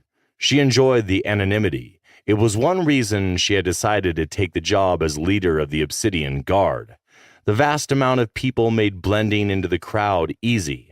Merchants and shoppers of virtually every known species were gathered to do business. The market had nearly everything, from exotic Bateran dry meats to Vandorian spices said to cure all ailments. Blue-skinned Vandorians intermingled with gray Nespians, and a group of skinny reptilians haggled with a massive, hairy, wolf-like Zakling selling meat. Aliens and humans came and went, minding their own business. It was good they remained ignorant of the danger that could put an end to their way of life. Unfortunately, because of the sheer volume of people on the streets, many kept bumping or tripping over Spike as he walked alongside her. The dog expressed his displeasure with low growls. Spike was her companion and bodyguard. It had been 5 years since he came into her life, and had assisted in capturing enemies of the Empire more times than she could remember. Relax, boy. You were the one that wanted to come. Suck it up and stay close, or next time you can stay home, she said.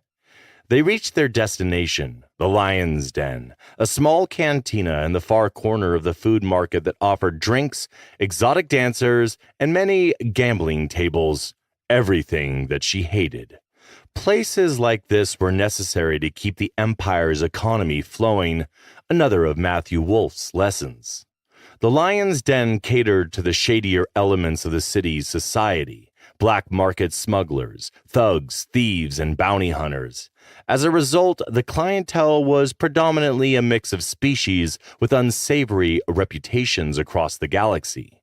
She knew that at least these criminals weren't hell-bent on destroying the Empire, not like the ones from the outer systems, but that didn't mean they got a pass.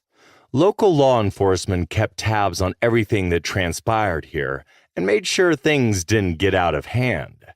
Scattered amongst the crowd were a handful of aliens, including the man Sojin had come looking for, Jax Natoma. Her old comrade was sitting at a small table in the far corner, back to the wall, as was his habit.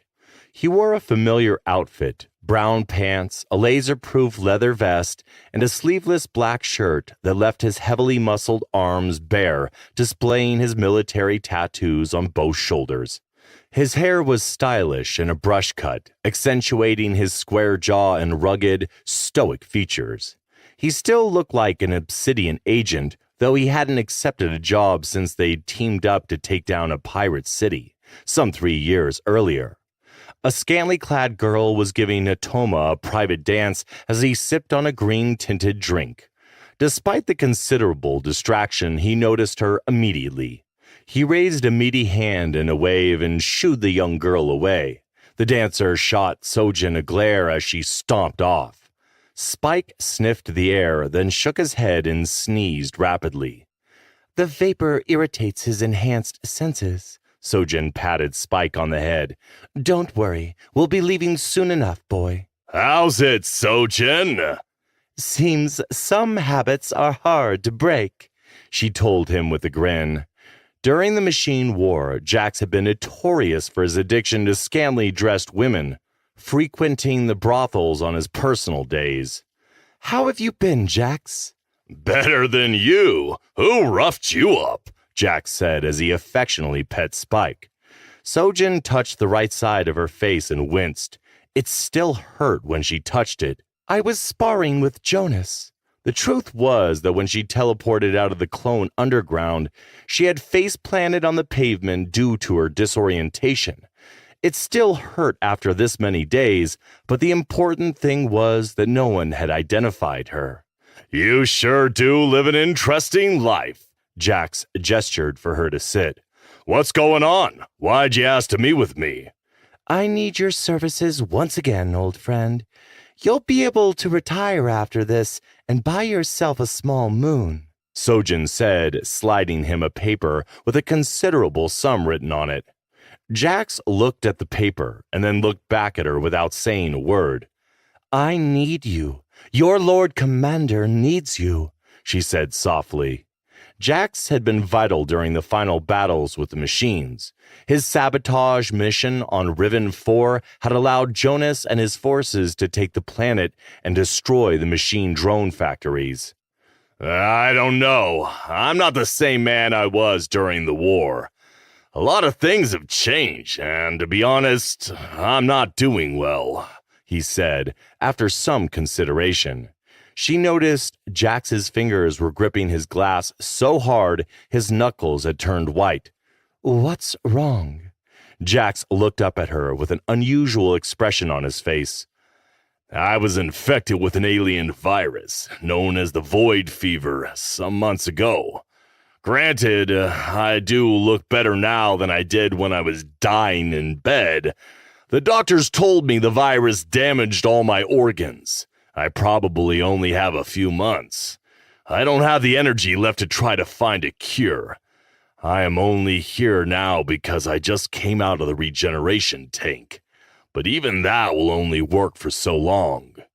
Listen to me. Jonas has access to tech that can cure you. I will tell him you need it. We owe you for your service, she said firmly.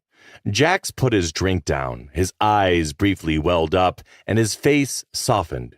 Thank you, he whispered, wiping his eyes, his face switching back to the cold killer Sojin knew so well. What do you need from me? Sojin placed her comms jammer on the table. I need you to infiltrate the throne room and bug it. Jax's eyes widened. What? That's crazy. Why? I can't tell you why, at least not yet. All I can say is we'll be able to make it easier for you. Captain Gunn will create some security gaps for you to gain access. I can't say you won't run into any trouble, but the odds will be in your favor. Listen, that's the craziest thing you've ever asked. You want me to break into the throne room of the ruler of the galaxy and plant a listening device? Have you lost it? He said in bafflement. Sojin leaned forward. We believe he has been compromised. Some crazy things have happened, things you would not believe. But I need you to trust me. Please do this. Jonas is fighting a shadow war with an alien enemy far greater than these petty terrorists, or even the machines. We both need you, Jax. The Empire needs you. He took a deep breath and slowly exhaled. I'm a patriot, same as you, Sojin. You and I worked well together during the war, and before all that madness, we had the alien insurrection. But what you ask is something that crosses the line. Spike suddenly growled. His cybernetic eyes switched from a calm blue to a bright red. He sensed danger coming, but Sojin failed to heed the warning. Calm down, Spike. Jax looked around, then turned back to her. He's probably smelling the drugs in the room. Sojin gently pulled on Spike's collar. Sit and zip it, she said firmly. The dog obeyed but remained ever vigilant. For all the years you've known me, I've always hated to waste time. Right now, our intel is telling us the Emperor is compromised. And in order to confirm it, we need to know what's going on inside the throne room. We're trying to help him. That's all, Sojin said, almost pleading her case, something she rarely did. Spike growled again, and she quickly shushed him, but the dog jumped up and faced the entrance. Will this end in a coup? I mean, the Imperial News Network put up a poll if people would want Lord Eris as the Emperor, and 97% said yes. This war of his against Shadowhand has made him even more popular, Jax said bluntly. I don't know about that. She shrugged her shoulders. What I know is Jonas deeply respects and admires the Emperor, which is why I have come. We need to help him. Come on, you and the Lord Commander have the resources to do anything you want. You couldn't possibly need me. We do. We're playing a dangerous game, and I cannot have any involvement in this mission, Sojin said softly. And if things go wrong, will the Lord Commander have my back? He asked quietly. She seemed surprised by the question. What? I don't understand. I was your second. I know you and Jonas personally, but I still can't understand why Jonas outlawed Ethan. It just doesn't make any sense, he told her. I see what you mean. Even I find myself lost sometimes. When I took over from Matthew Wolfe, I had no idea how much my life would change. But you do not know what is coming for all of us. Outlawing Ethan is part of a plan that, as of this moment, I cannot share with you. He shook his head. I don't need to know in that case. Sojin leaned forward. I need you to do this, Jax.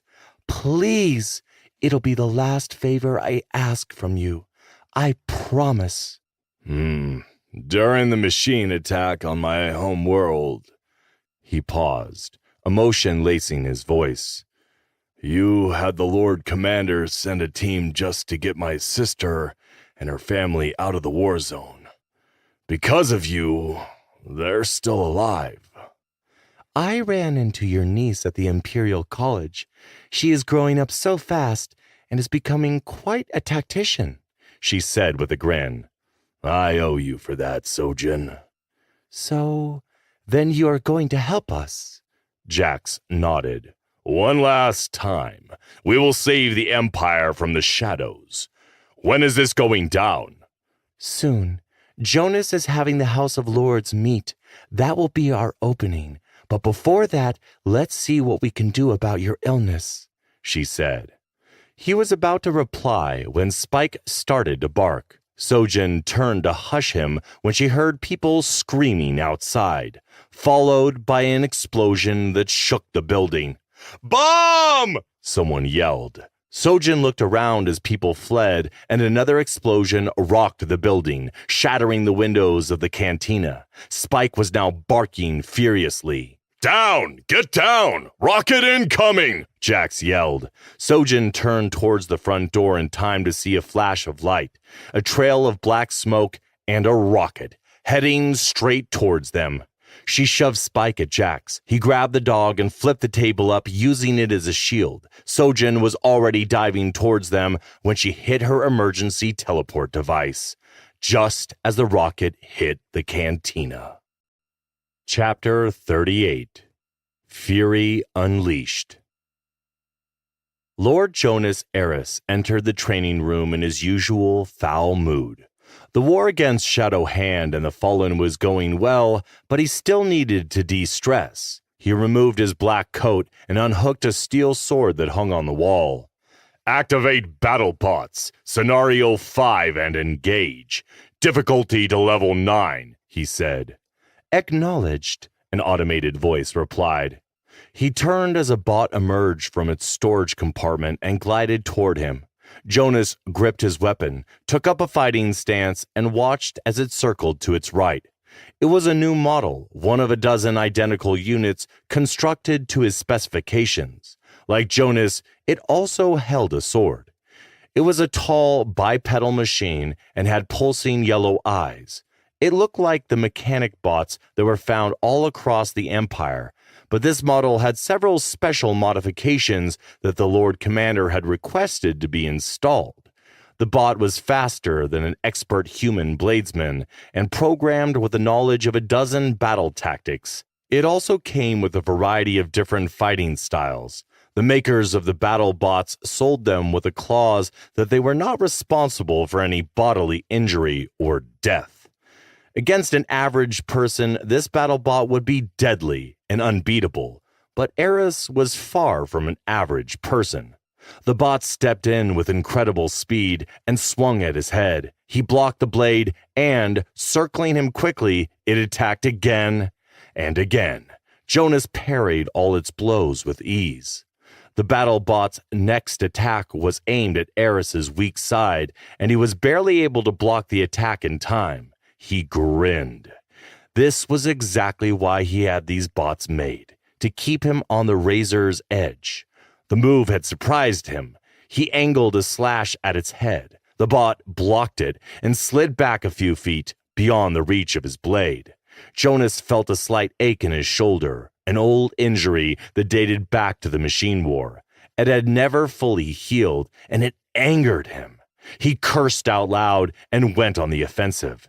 He swung at the exposed neck, missed, and reversed his grip to attack again. The battlebot stepped back, cross-blocking the attack. Then Jonas went berserk. He stabbed and swung a flurry of powerful strikes. The bot countered, fighting back ferociously, but Jonas continued to hold his ground. Increase difficulty to level 10.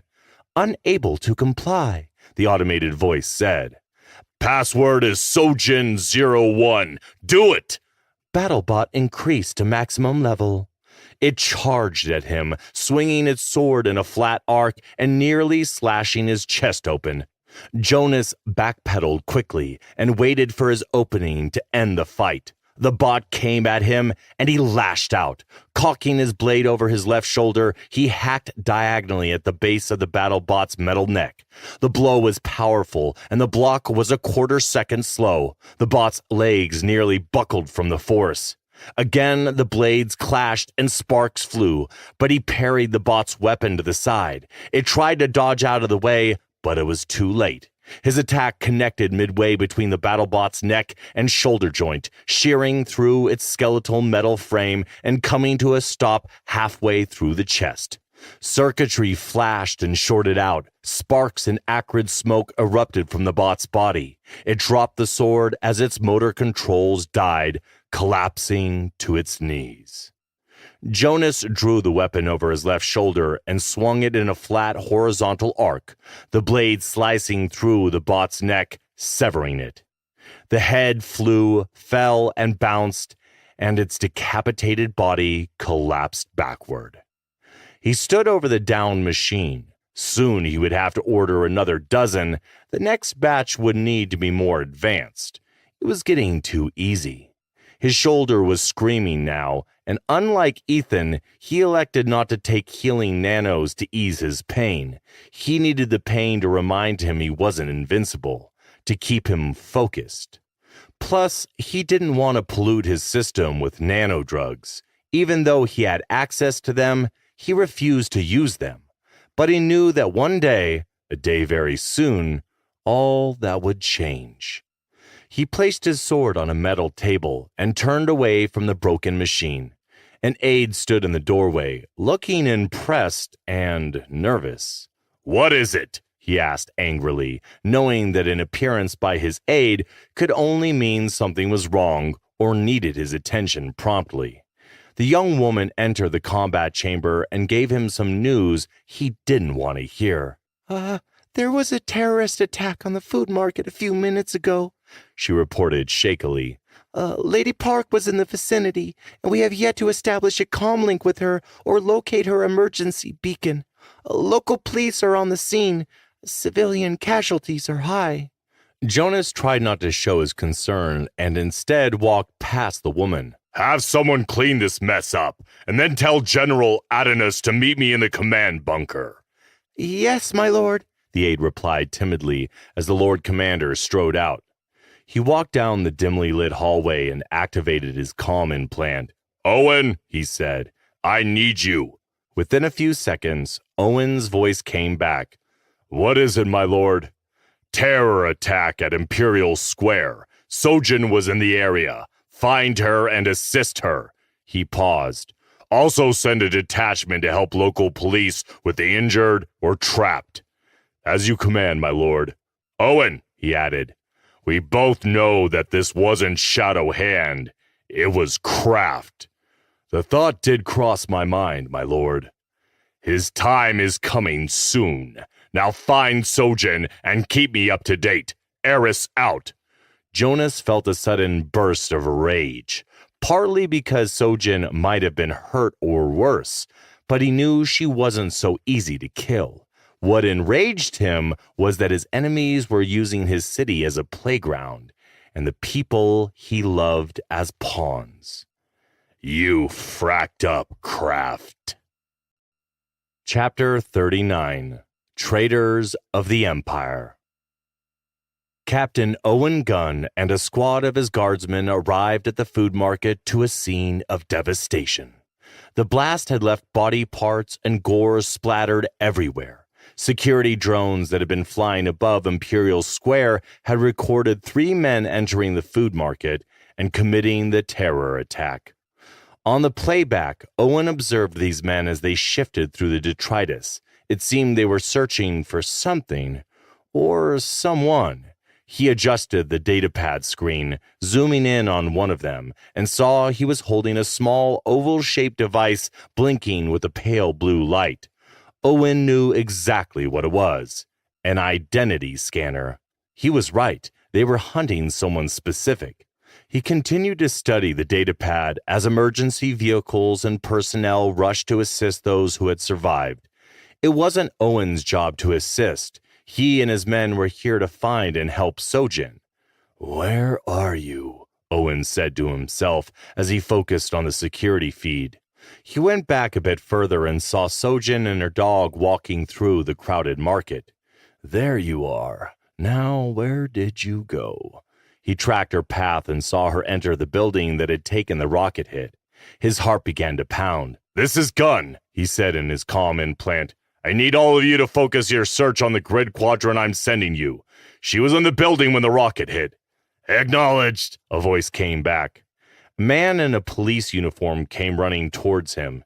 He was holding a scanner. "Captain Gunn, if you could follow me, I have something you'll want to see," he said. Owen followed the police officer to a mobile command station. "Take a look at this. These terrorists were teleported into the market via the emergency teleportals. The evidence is on this vid, recorded by an aerial drone that happened to be scanning the area," the officer said. Owen turned to look at the screen, watching as they teleported in at the edge of the market. "What the hell is this? Aren't there teleport inhibitors within the city?" The officer nodded. "Yes. The only way to bypass them is Imperial codes from high-ranking lords or military officers. Someone let these pieces of trash use the teleport gates." "Thank you for bringing this to my attention. It explains a lot." He walked out of earshot and activated his private comlink to Jonas.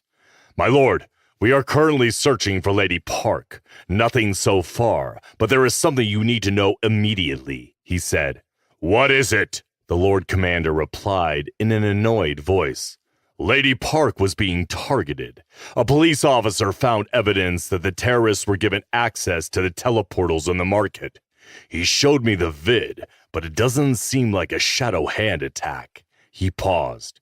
"They had ID scanners." he told him. I want you to look discreetly into who could have given these terrorists the codes. I still suspect Kraft, but let's make sure it's not someone else. Then I need you to make sure that the police officer keeps his mouth shut. This is crucial information, and I don't want the guilty party knowing we have evidence, Jonas said. Understood. Now go find Sojin. Yes, my lord. Eris out. Owen slowly returned to the scene before him and was sick to his stomach. So many innocent people dead. And for what? To attempt to kill Sojin? The Lord Commander needed to act soon. This madness was getting way out of hand. Captain Gunn, an elite guard's voice came over his comm implant. We found Lady Park on a side street. She's unconscious but alive. Her dog is fine, and there's also a man here with an injured leg. He claims to be Lady Park's friend. Do you have a name? He asked. Yes, Jax Natoma. Owen recognized the name immediately. Provide him with Tier 1 first aid, and make sure Lady Park gets priority medical attention. I will join you shortly. Understood, Captain. Owen sent the Lord Commander a simple message. Lady Park has been located. She is unconscious and being taken to your private clinic. We also have Jax Natoma with minor injuries. He waited a few seconds, and the Lord Commander's reply came back. Have Natoma brought to me. Use your secure underground tunnel to transport him. I will have a medical team ready upon his arrival. My Death Knights will meet you at the clinic to secure it. You have full command of the team. Chapter 40. Battle Cry. The bridge of Cardinal Kraft's flagship, the Exodus, was cramped and stank of disinfectant combined with other unpleasant chemicals. After so many months on board, Inquisitor Gavin Cross had grown accustomed to the smells, but it still struck him whenever he stepped onto the bridge. One day, he would have his own command, and he would ensure it never smelled like toxic soup. The bridge crew acknowledged his presence, then continued on with their various duties. Lately, the entire Crusader forces had been kept busy following Cardinal Kraft's orders for a full withdrawal from Imperial Center, but things had changed in the last few hours. Cross's eyes were instantly drawn toward the Imperial warship and its smaller escorts filling the main view screen. All 7 ships were bristling with weaponry, and all appeared fully battle-ready. Why is there a battle group over Imperial Center? I thought Cardinal Kraft said things had settled down, he asked as the main view zoomed in on the cruiser. The Lord Commander activated the home fleet a few hours ago. It also seems the orbital ion cannons are actively scanning all incoming ships, his comms officer said. Cross said nothing as he studied the scene playing out above the planet. He wore red armor with the golden lion painted on the breastplate and a crimson cloak. He had long black hair and beard, which made him look more like a pirate than Inquisitor second class of the Crusader army. 10 years ago, after his exile from the Empire for war crimes he'd committed during the Pirate Wars, Kraft had been the only one to offer him a helping hand. He could clearly see how the Cardinal's influence had led him to challenge his own beliefs about the Empire, and how he had embraced this outlook, finally giving him a new purpose with the Crusaders' army. What is he doing? Cross said angrily, referring to the Lord Commander's blockade ahead. His comms officer turned to face him.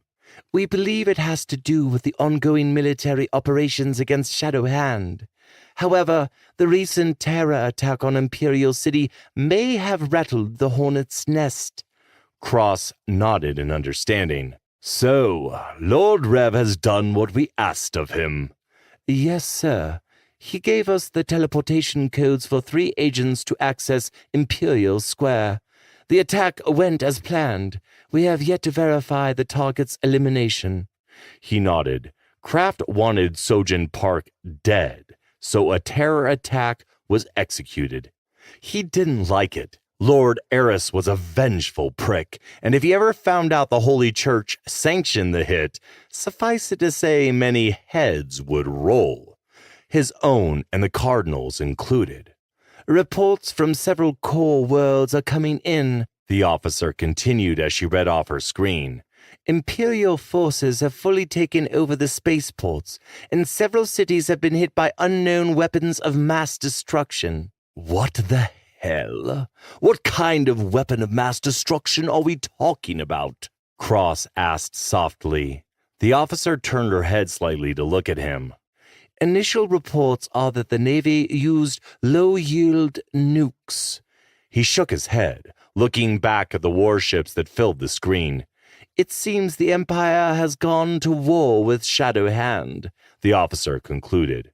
Cross couldn't understand what was going on. He knew in his gut that there was more to this than hunting down and killing terrorists. Lord Eris had mobilized the entire armed forces, and now he was using nukes on Imperial cities? Inquisitor Cross, I'm detecting unusual movement from Lunar Station -02. Another officer yelled from his station. Put it on screen, he ordered. The main screen flickered and resolved, displaying an image of the moon that orbited Imperial Center. The camera zoomed in to show a flock of starfighters leaving the orbital station like a swarm of locusts. They're coming this way, the officer continued. I guess they're here to fortify orbital defenses around the planet. Cross just stared at the view screen. This time, whatever it was the Lord Commander was really up to, it was threatening the safety of the church. One last thing. We've detected some minor fluctuations in our systems. Sensors report that we've been tactically scanned from one of those Imperial cruisers, the officer said. He frowned. Why would they do that? Perhaps they're searching for terrorists, as Imperial Square was just bombed, the officer replied. Cross rubbed his chin thoughtfully. Maybe, or maybe not. Inquisitor Cross, the comm officer interrupted. Cardinal Kraft wants you to contact him as soon as possible. Cross nodded and walked to his quarters, frowning. There were a couple of big problems at the moment. His boss, Inquisitor Stark, was missing, and Cardinal Kraft was on Imperial Center without any backup. Cross felt a sudden surge of panic. Kraft was playing a dangerous game, and he was stuck in the middle of it. He entered his quarters and activated his private comm. Cardinal Kraft, are you aware of what's happening throughout the Empire? The events from a week ago have intensified. Don't worry about that, Cross. Right now, I need you to oversee our evacuation of Imperial Center. We are going to Shrine. Transports will leave slowly and at regular intervals, as we discussed. You are to wait for me until the event I'm required to attend tomorrow night. Clear? Kraft said quickly, in case the jammers were turned back on. Yes, Eminence. Inquisitor Stark is fine, and we will rendezvous with him soon. For now, you are in command, Gavin. Kraft out. Cross took a deep breath and slowly released it. He didn't like this one bit. Eris was positioning his forces in key hyperspace lanes. If war broke out with the Empire, Church naval forces would have nowhere to run. He cleared his thoughts. There was too much work to do, and there wasn't time to be running hypothetical scenarios in his head. He had his duty, and he would do what he was trained to do, God willing. Chapter 41. So it begins. Sojin Park opened her eyes, looked around the dimly lit room, and wondered where she was. It was a medical room, that much was obvious, with a recovery tank in the center of the room and a med bot nearby in its charging station. For the moment, she seemed to be alone, but she knew that wouldn't last. Silently, she rolled out of bed. Her abdomen and legs were still feeling sore as she stood. Suddenly, a terrible pain stabbed through her shoulders, and she sat back down hard on the bed. The last thing she remembered was teleporting the three of them right before the rocket slammed into the cantina. Everything had happened so fast, she barely remembered the chain of events after transporting out of the cantina. But Sojin knew many people had lost their lives. The terror attack had been blatant, but why the food market when there were so many other high-value targets in the area? Why didn't the AI security grid stop them? Her head was spinning with questions. She slowly walked to a mirror and examined her injuries. The right side of her pale-skinned face was red, swollen, and abraded. Her body ached, but all things considered, it wasn't too bad. There was a loud crash as Spike burst through the door, scrambling across the linoleum, almost knocking her down. Hey, boy, are you okay? He jumped up and started wiggling his butt like all boxers do when excited. The boxer booty dance, she called it. It never failed to make her laugh. Were you worried about me? I was, and so was Lord Eris, a familiar voice said. She turned to look and saw it was Owen Gunn. He was dressed in battle gear, with a big smile on his face. Behind him was an armed security detail. Sojin immediately noticed they weren't elite guards. They were the Lord Commander's own Death Knights. She frowned. Why are they here? Gesturing to the Death Knights, standing a few feet away. The 5 knights were dressed in all black robes with face masks, and 5 energy swords were drawn and ready. And where is the man I teleported out with? Is he okay? Do you even understand what happened, Sojin? You were the target. The terrorists were teleported into Imperial Square and sent to kill you. I can't prove it, but it's strongly implied from the security vid footage, Gunn told her. Spike tried to warn us. She put her hand on Spike's head and gently stroked his ears. Then, somehow, I saw the incoming rocket, instinctively dove under the table, and triggered my emergency teleport. Owen nodded. You teleported onto a street a few blocks away. At the exact moment, a hover car detonated from a secondary explosion. Wait, what happened to Jax? She asked, noticing that Owen had dodged the question. Owen looked at her. He's out of the picture. Lord Eris has gotten involved now. Natoma was transported off-site and is being treated by a medical team. Sojin rolled her eyes and slowly shook her head. What has Jonas done to him? Owen put his hands up in a placating manner. The Lord Commander is getting him the best medical care for his burns. Don't worry, he'll live to serve under you again. Right now, I suggest you contact Lord Eris. This room is comm secure, under AI encryption. Where in the hell are we? This isn't Imperial General. It looks like one of Jonas's black sites, she asked, looking around. Owen shrugged. You know how he is, Sojin. He loves these type of places. He turned to leave. I'll be outside. Sojin watched him walk away, gently petting Spike.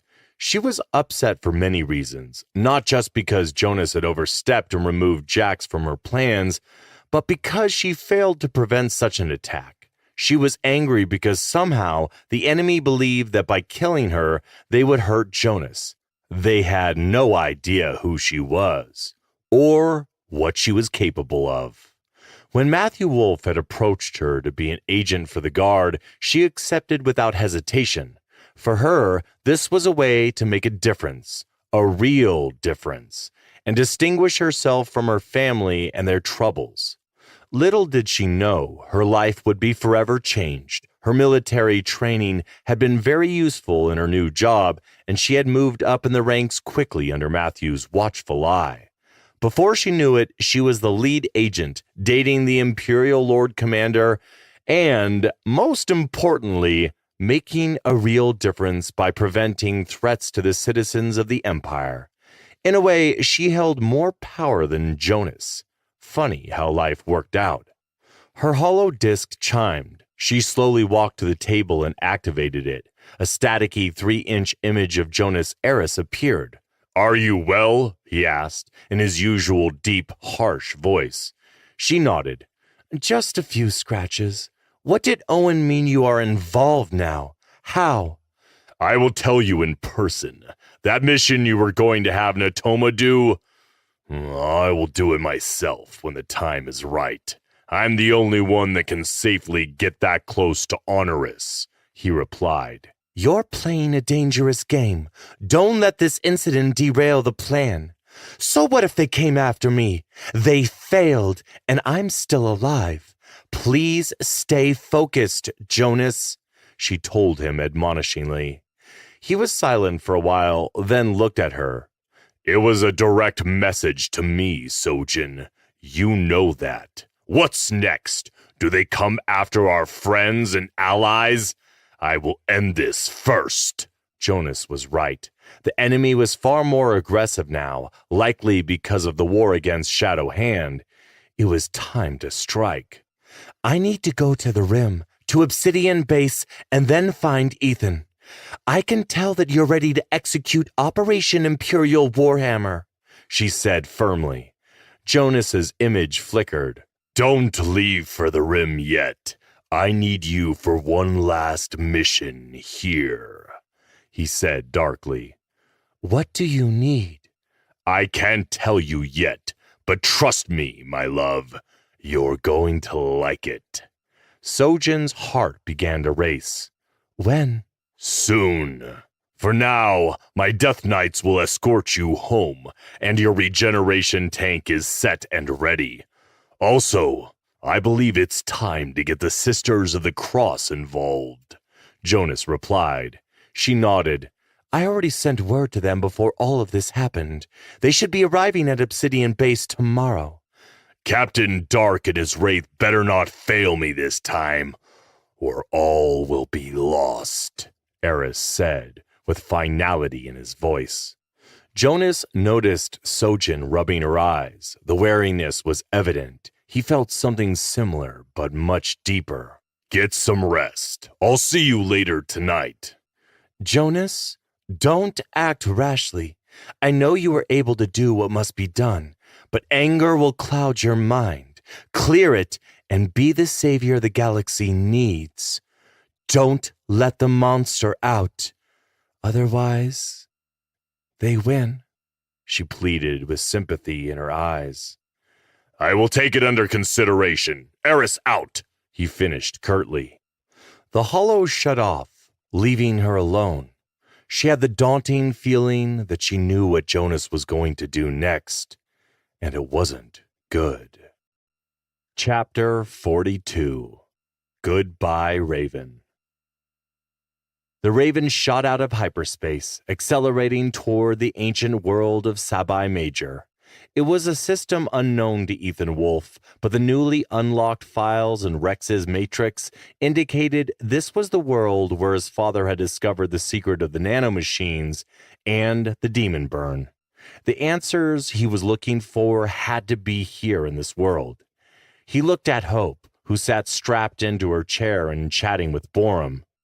During the trip, the two had come to tolerate, then eventually like each other. Ethan was glad. He needed them to be a team if they were going to survive the coming trials. Suddenly, the ship started to shake violently, jolting him out of his thoughts and the others out of their conversation. The Raven is having re-entry issues. The church attack as we left Antares 3 seriously damaged one of the Raven's engines, Rex said, as Ethan wondered if, this time, his luck had finally run out. An explosion rocked the ship. Pieces of the outer hull tore away as it rode through the turbulent atmosphere. "We're falling faster!" Hope yelled. Status report, Ethan demanded.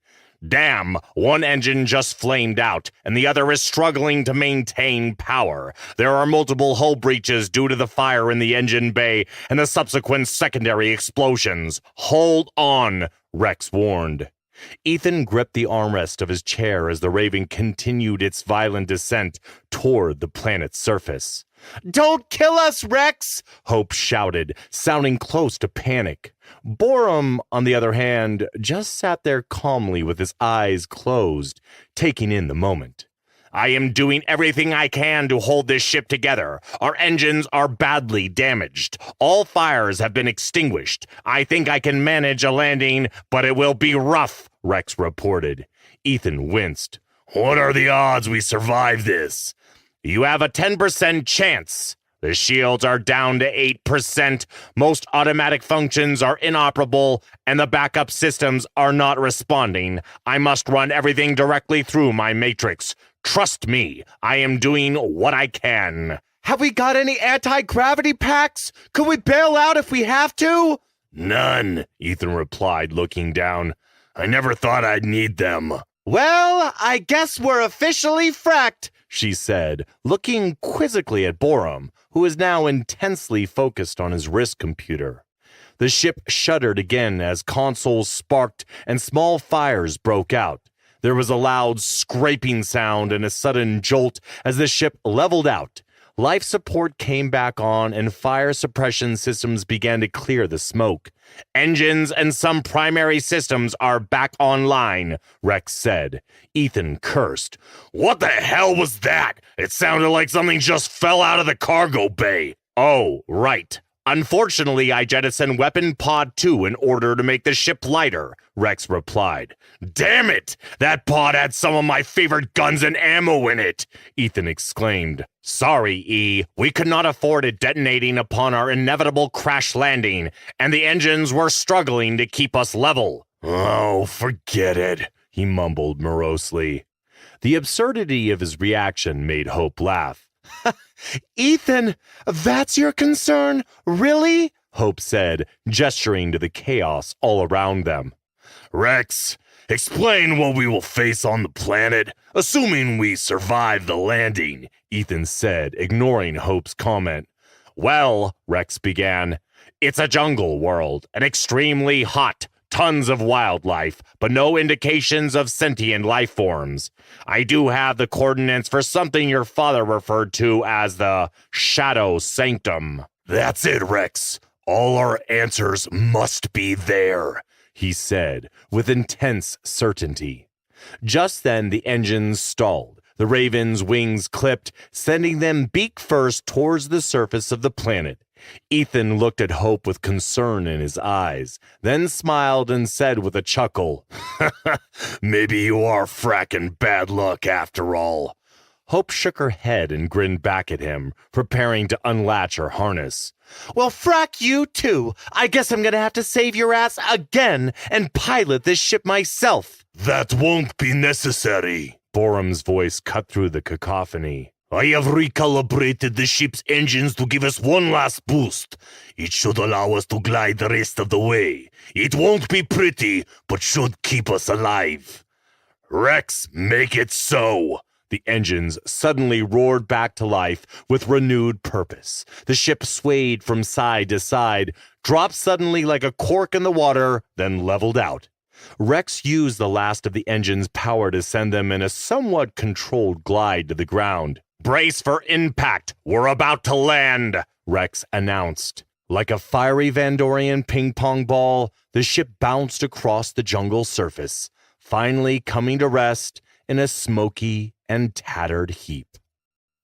Chapter 43, Audio Journal 6. I want to explain how Jonas Eris was first made aware of the Fallen and their dark agents. It happened during the Machine War on a planet called J1206. It was a world under machine control, and Jonas Eris had led the attack to liberate it. The battle was a brutal conflict that saw thousands dead within the first hour of combat. Jonas's ground attack had taken out the hive mind that controlled the machine's soldiers. As the troops were celebrating and Eris took it all in, a stray IED detonated and seriously injured him.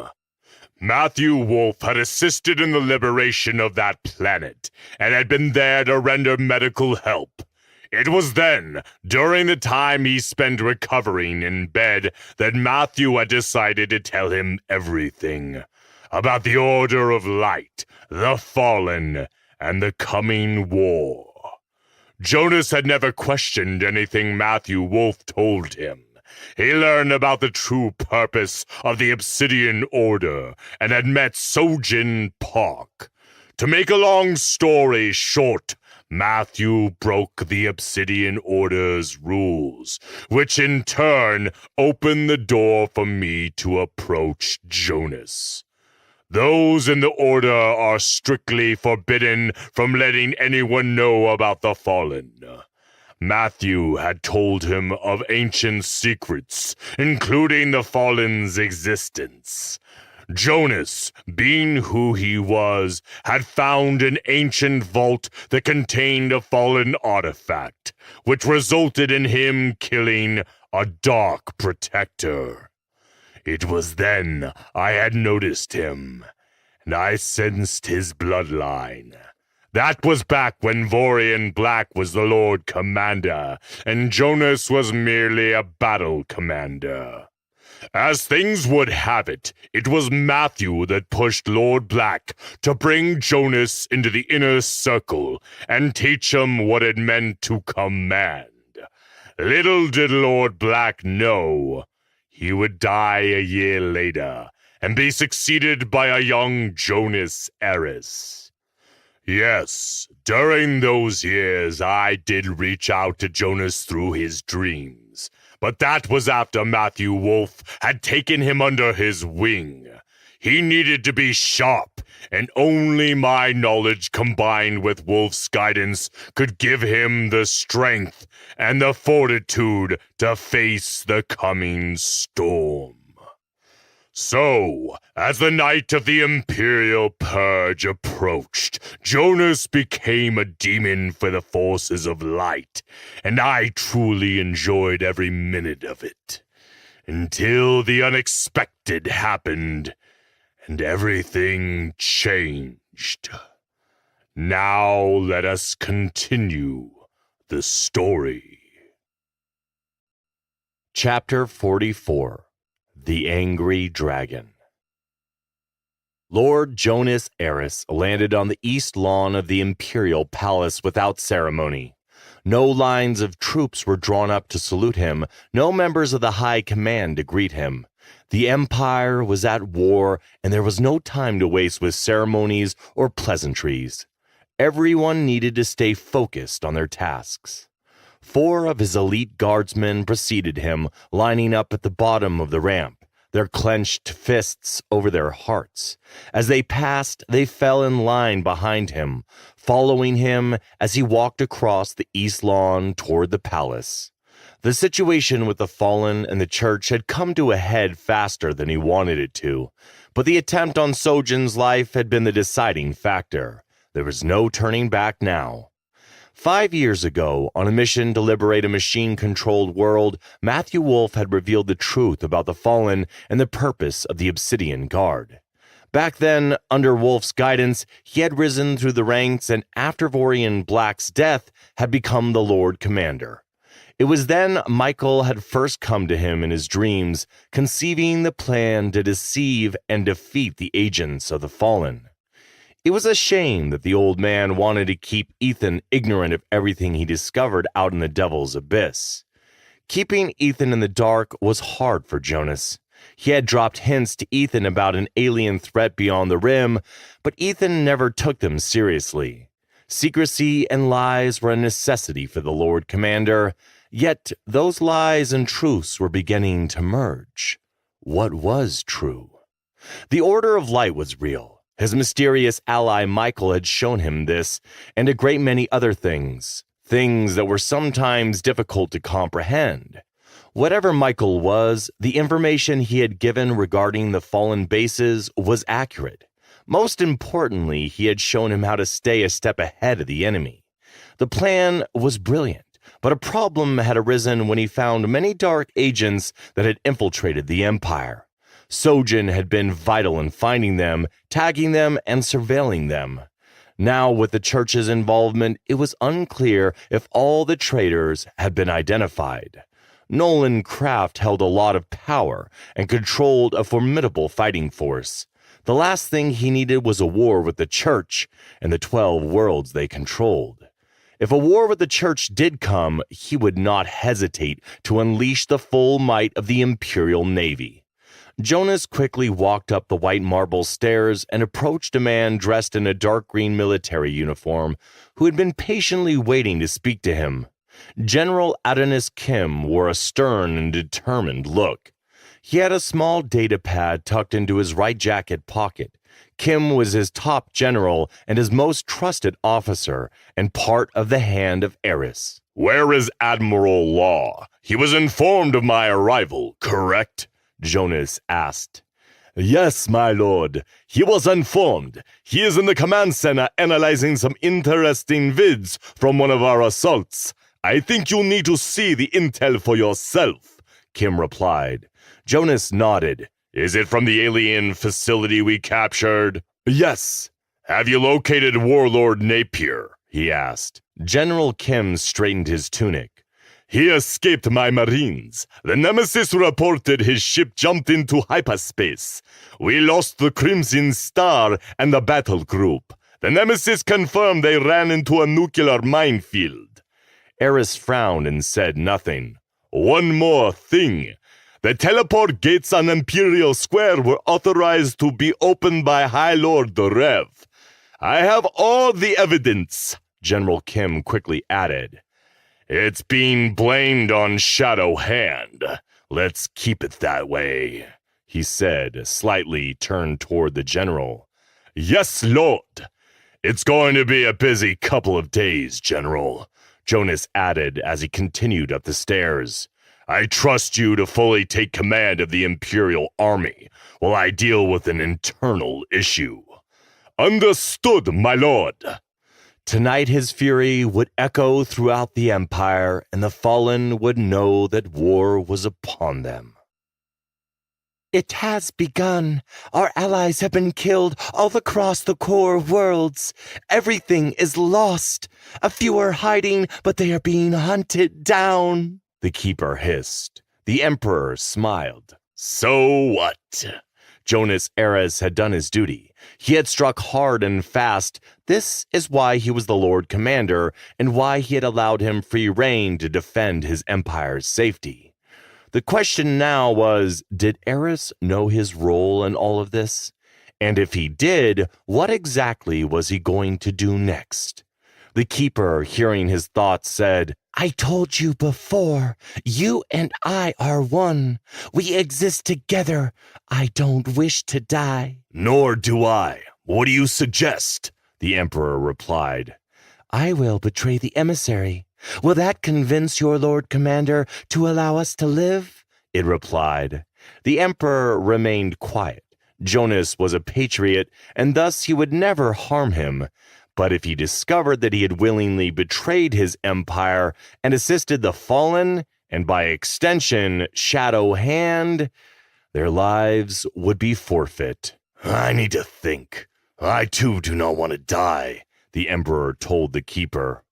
It remained silent. Honoris felt its fear, which fed his own growing sense of dread. What if I contact Eris now? I'll tell him everything. There's a chance he will understand, said the Emperor. You cannot. I am not strong enough to hide all of this from the emissary. We need to wait for the right time, Honoris, it quickly replied.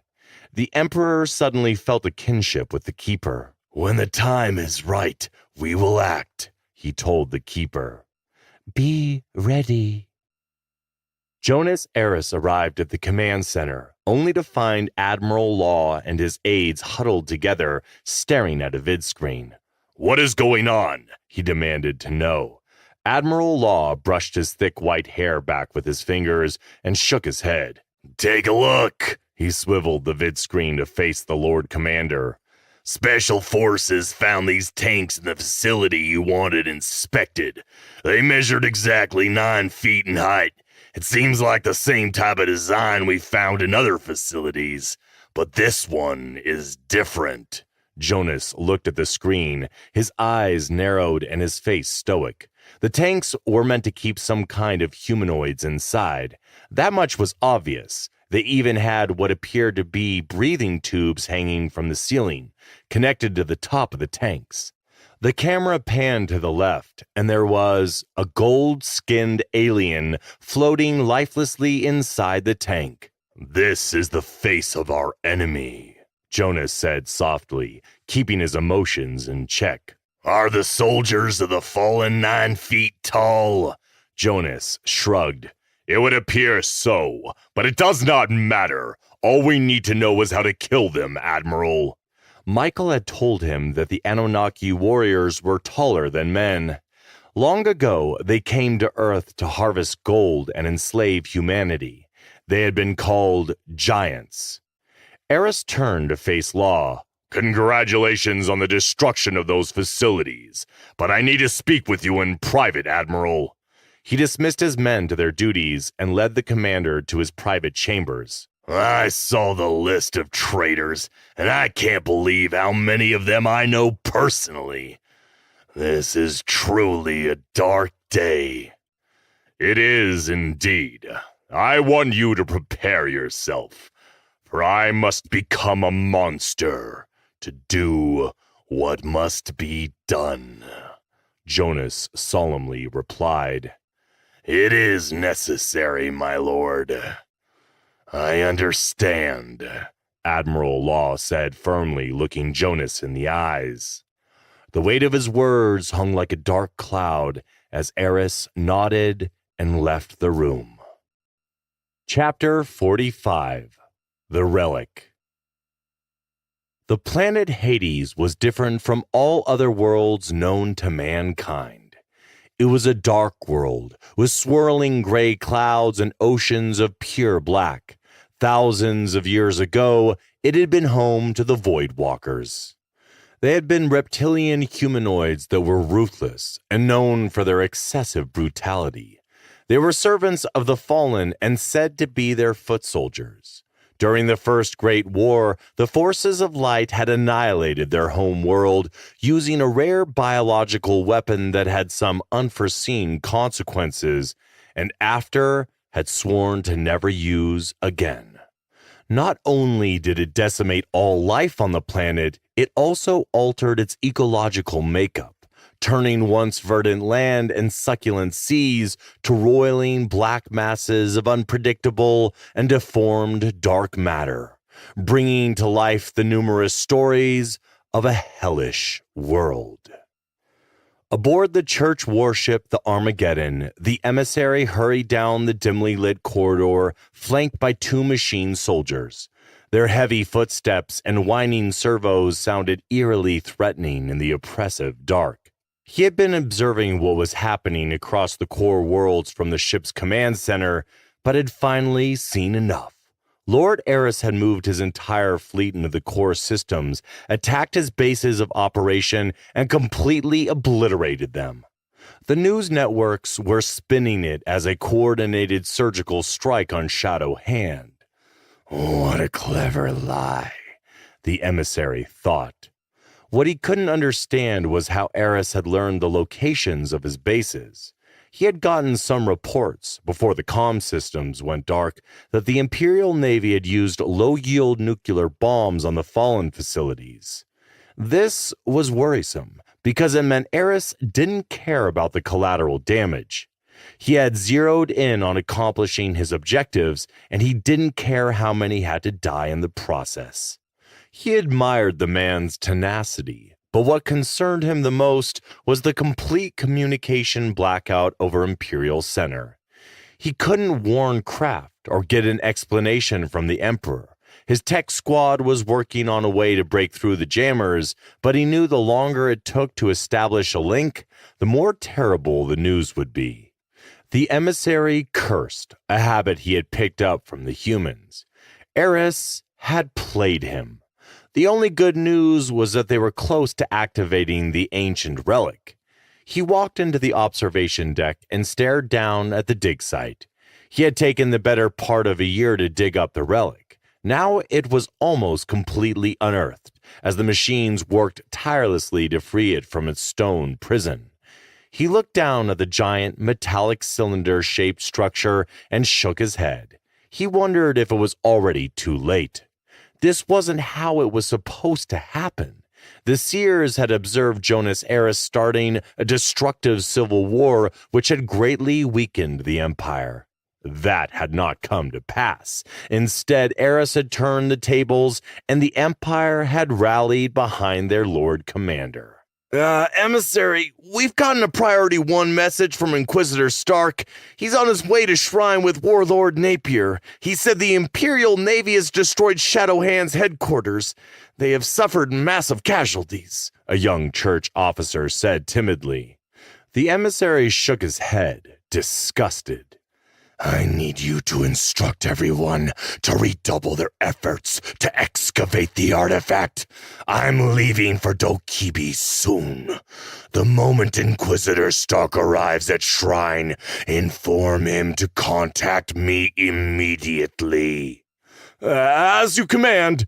Wrath felt something he had not experienced in a very long time.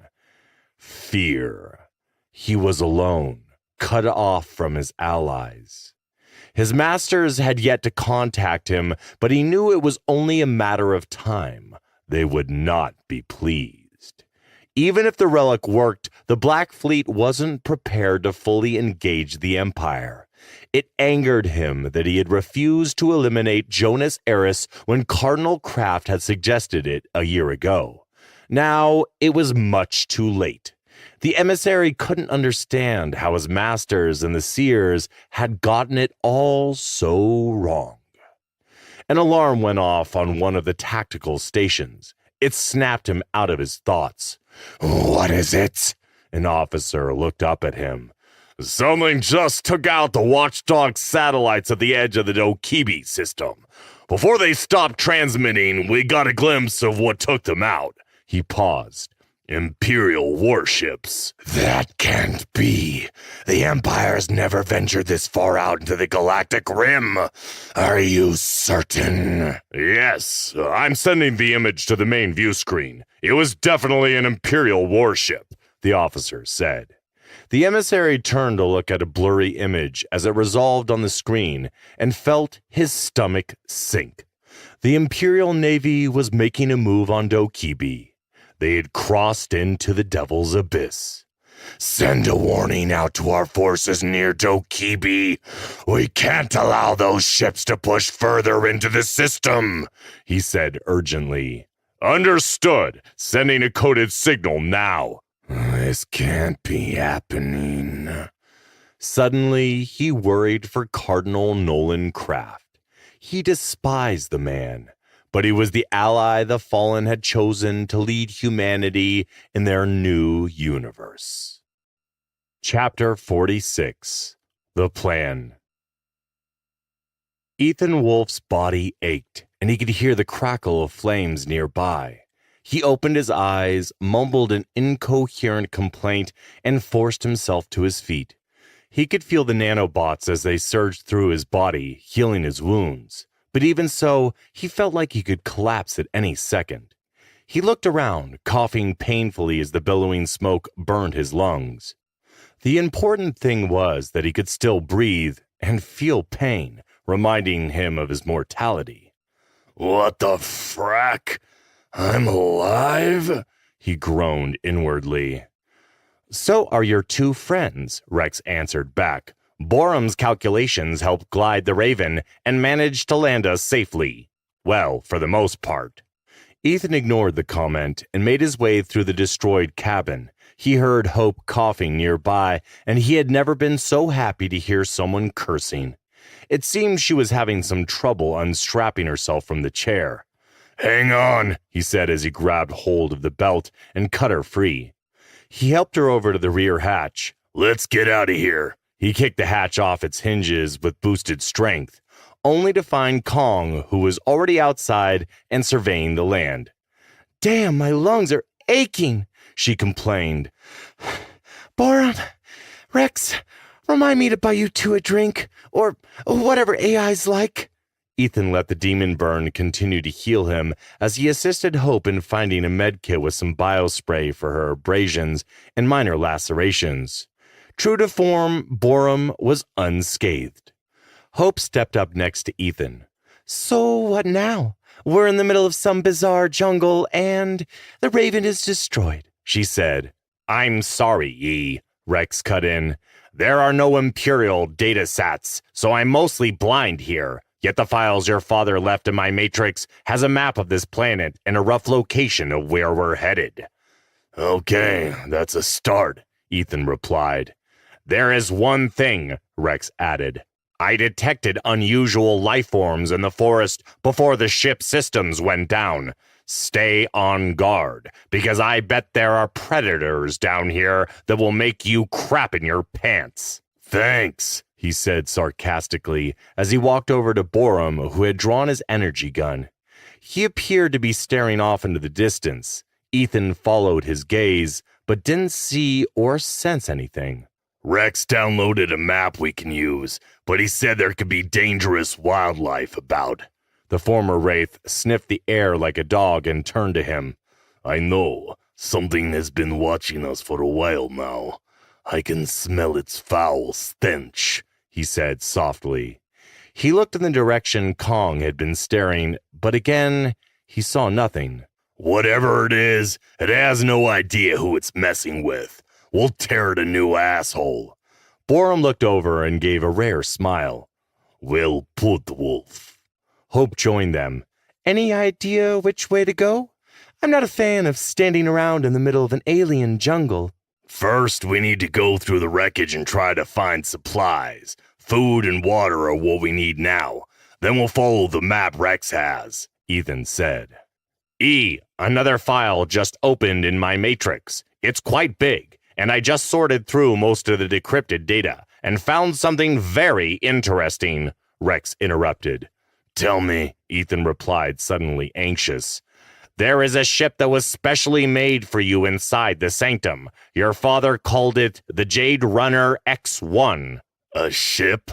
Yes, the ship is going to take us to a forbidden armory. First, you need to locate the Guardian, whoever that is, and get further instructions. Sounds about right, Ethan replied resignedly. I am getting readings on two extremely large life forms headed this way. They are moving slowly and likely predators. We're probably their intended meal, Borum reported calmly. Any recommendations? By the way, nice place you've brought us to, Ethan, she said with false levity. Her nervousness betrayed her words.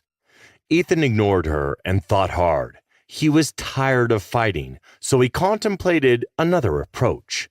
He looked at Hope and Borum. I'm not really interested in waiting around for these creatures Borum detected. I say our best bet is to make a dash for the sanctum. Let me get this straight. We're going to run through a mile of alien jungle with unknown predators following us to get to this sanctum place, and we don't even know what it is? Are you sure about this, Ethan? She asked. Do you have a better plan? Borum asked politely. No, not really. Well, I guess I could use some cardio. Let's do it, Hope finished with mock enthusiasm and began stretching. Ethan nodded and gave her a smile. Don't be so negative. Kong and I got your back. We won't let anything get you, Hope. That I promise. Wolf is right. We will protect you, Hope, Borum said, checking his weapons were still secure. She smiled. It had been a very long time since she felt loved. Aw, thanks, boys. But isn't it me who ends up saving your asses? She said endearingly, then continued. So what do you think our chances are, Ethan? Rex cut in instead. You have a 33% chance of making it and a 67% chance of getting fracked, but that increases the more you stand around. I should have stayed home and become a teacher like my father wanted. There's always work for teachers, and people rarely shoot at them. She chuckled softly. Or bring them to alien planets with hostile wildlife. I know a guy who shot a teacher once. He is now our Lord Commander. Ethan said with a dark chuckle. Borum just grunted and gave him a look that said he wasn't surprised. There is something broken in you and your friend, Ethan. Rex, How long have we got before sundown? Ethan asked, ignoring Hope's jibe. You have 5 hours. Everybody, let's move it and stay sharp. With that, they began running through the dense jungle. Borum took the lead and blazed a trail with his energy sword. The strange-colored sun shifted lower in the sky, casting a surreal dappling of light onto the odd flora they pressed through. When suddenly, a sonorous buzzing vibrated the air, stopping them cold in their tracks. I hope it's not insects. I hate insects, Hope muttered as the sound grew louder. Something is coming. Borum pointed to the brush in front of them. From the thick vegetation emerged bizarre flying insects, bearing vicious-looking teeth, giant shimmering hornet-like wings, purple glowing compounded eyes, and huge stingers that dripped with venom. Then another group of winged critters swarmed down from the treetops. Orange and black alien beetles rushed in, with tentacles that hung from their bellies, charging forward like lances. The companions quickly drew their weapons and faced the swarm. Oh, great!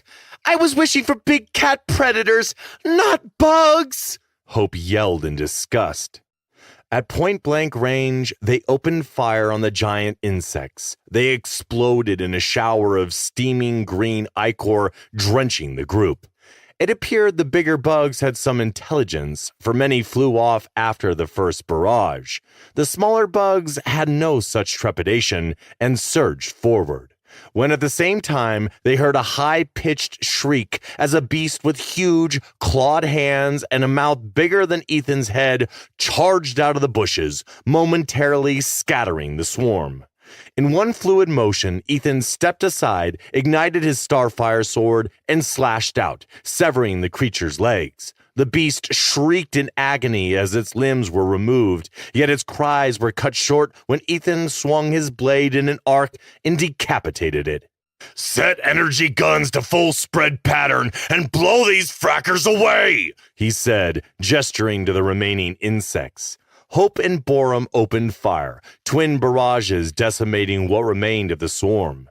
Ethan powered off his blade and drew his energy gun, and in an unspoken agreement, the companions were back to back.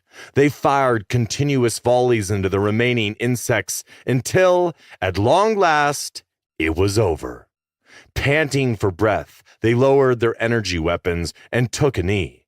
There were pieces of dead bugs everywhere, and green ichor dripped from them like dokeepee's snot. Hope was sputtering, coughing, and spat up something large and juicy. I think I swallowed some bug juice. Gross! I think I need a shower for like a week. Stop being so dramatic, Ethan said with a chuckle. She puked and gave him the middle finger. I hope they weren't poisonous, or I'm fracked. Ethan burst out laughing. You hear that? Borum cut in softly, quieting his companions as he pointed into the thick brush. Sounds like the larger beasts are retreating back into the forest. Hope looked up. It's getting dark really fast. Ethan followed her gaze. That's enough fun for one day. I certainly don't want to wait around and find out what kind of life the night brings. Let's get moving. As they ran through the jungle, they noticed a stunning array of colorful vegetation and flowers. A lush canopy of branches mostly obscured the sky overhead, and there were huge, towering trees with vines that slithered menacingly. I think we should stay away from those vines, Hope mused out loud. Ethan raised his sword to hack through the ominous creepers when Borum silenced him with a finger to his lips, then pointed to the bushes off to the right. They raised their weapons in anticipation. Instead of some vicious creature, a small metallic robot emerged. Ethan, I am not your enemy. I have been waiting for you for quite some time, it said in a synthesized voice. Ethan stared at the bipedal robot. It was short, with large glowing blue eyes and an extremely long neck. Who are you? He asked. My name is G-Tech. I have been entrusted with keeping this area clear of non-terrestrial entities. You triggered my alarms, but when I approached, I recognized your nanobots and knew you were who I was programmed to wait for," the robot replied. "So, are you here to lead us to the compound?" G-Tech turned, beeped, and said, "Follow me." As they followed the small robot deeper into the forest, Ethan was suddenly struck with a terrible premonition. Hope rushed over to him, noticing the change in his demeanor. "You suddenly got quiet. Are you okay? Were you hurt?" "I have an awful feeling Jonas is about to do something terrible," he said solemnly. "How do you know?"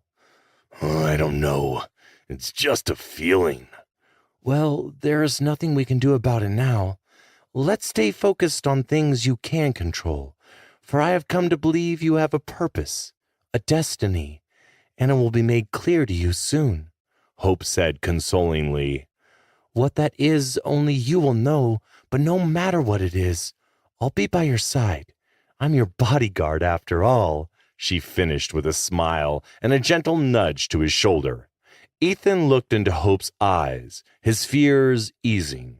He felt his focus sharpen, and he smiled back.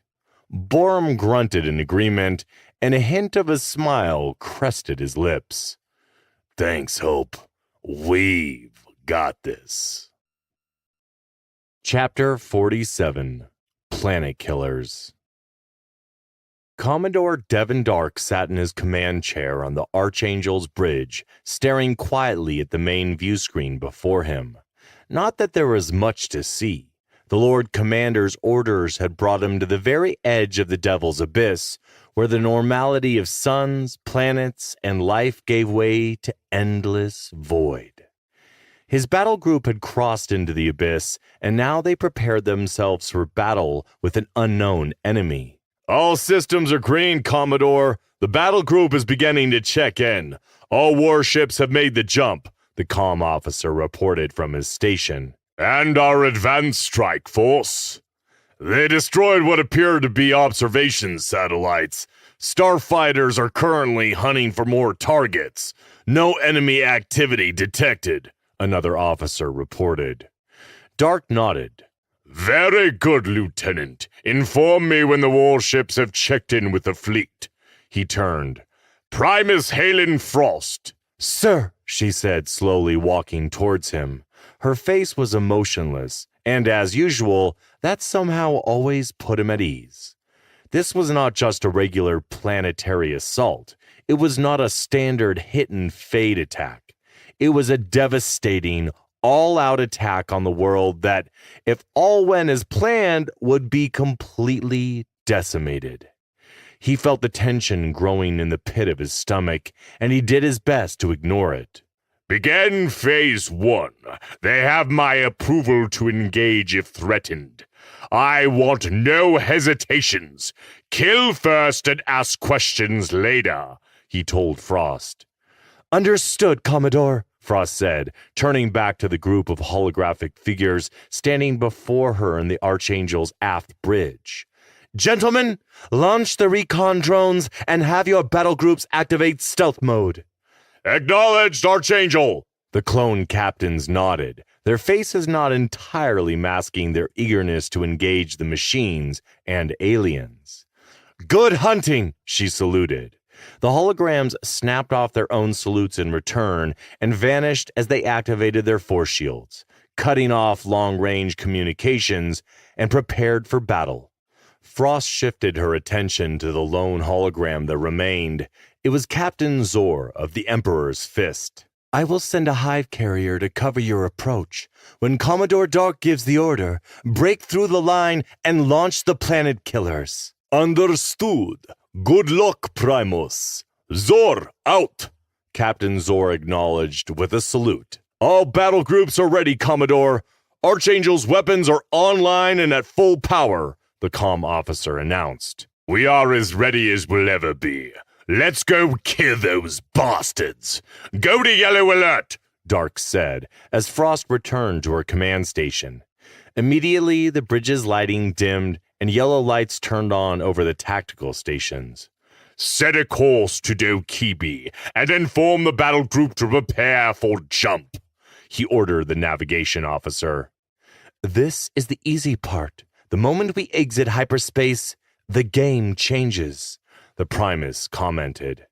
Dark said nothing. He had read the intel report Obsidian Command had given him. Dokibi was one of the first worlds to be touched by the agents of the Fallen and needed to be eradicated. It was that simple. We cannot fail our mission. We do this for the Empire and to protect the people we love, the Commodore said, loudly enough for everyone to hear. Frost nodded. Well said. He turned to face her and nodded back. The moment we complete our attack, we'll make the jump in 3 groups to the Hades system. Stagger the jumps in 2-minute intervals, Dark said. As you command. Primus, although there are no signs of defense systems around Dokibi, I expect plenty of trouble.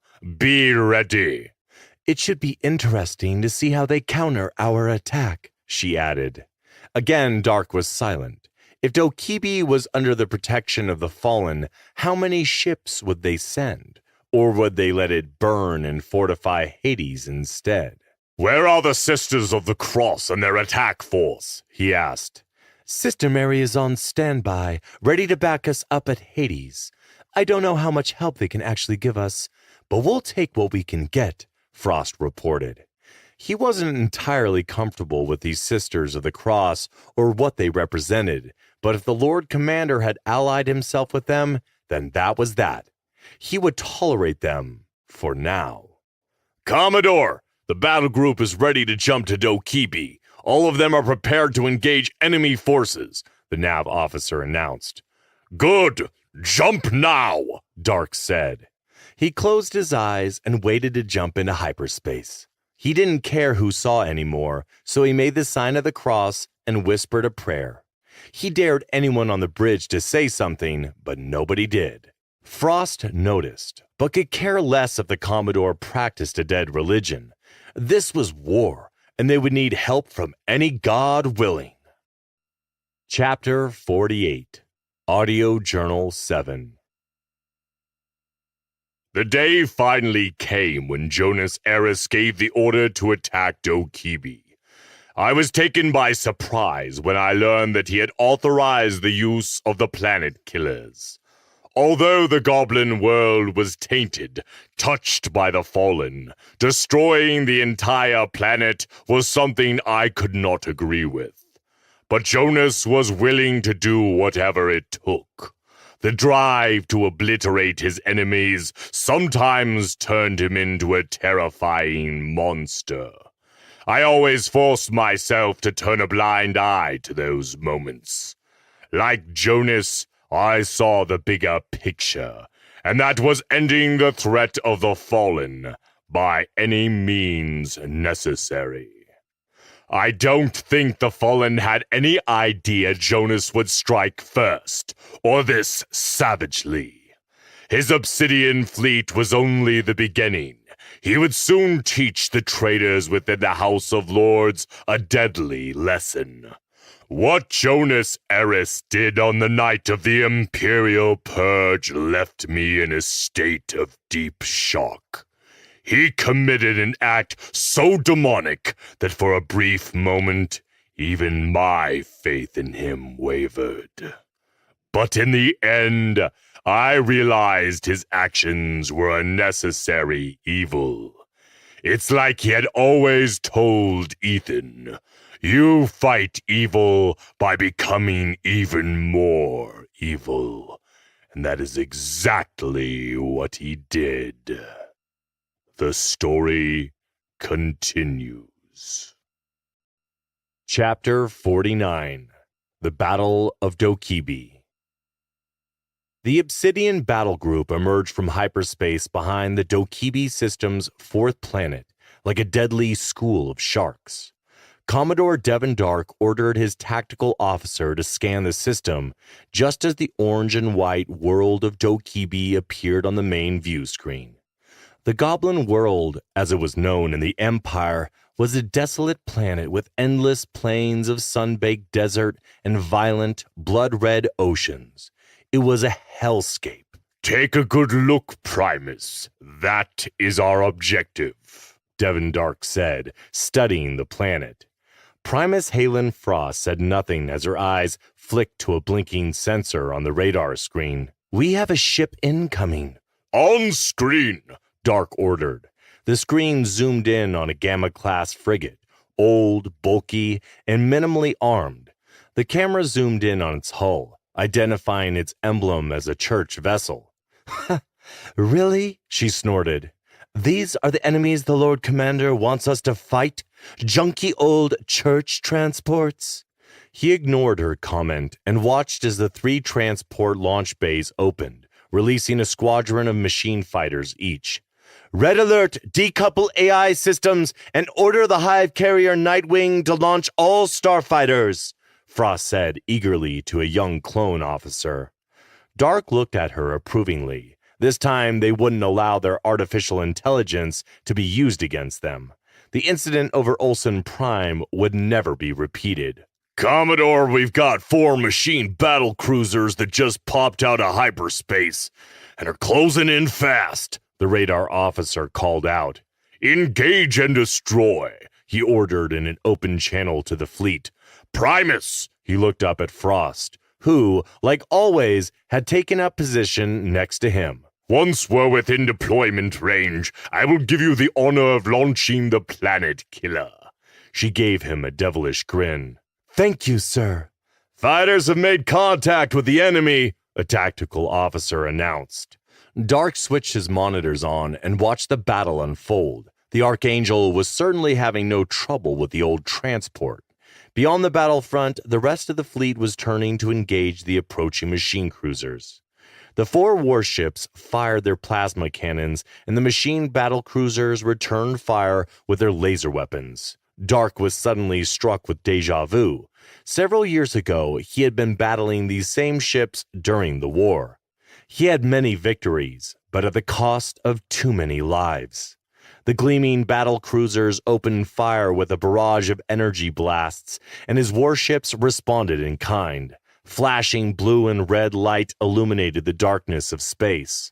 The Commodore's lips turned up in a slight smile, and his warships peppered the enemy battlecruisers.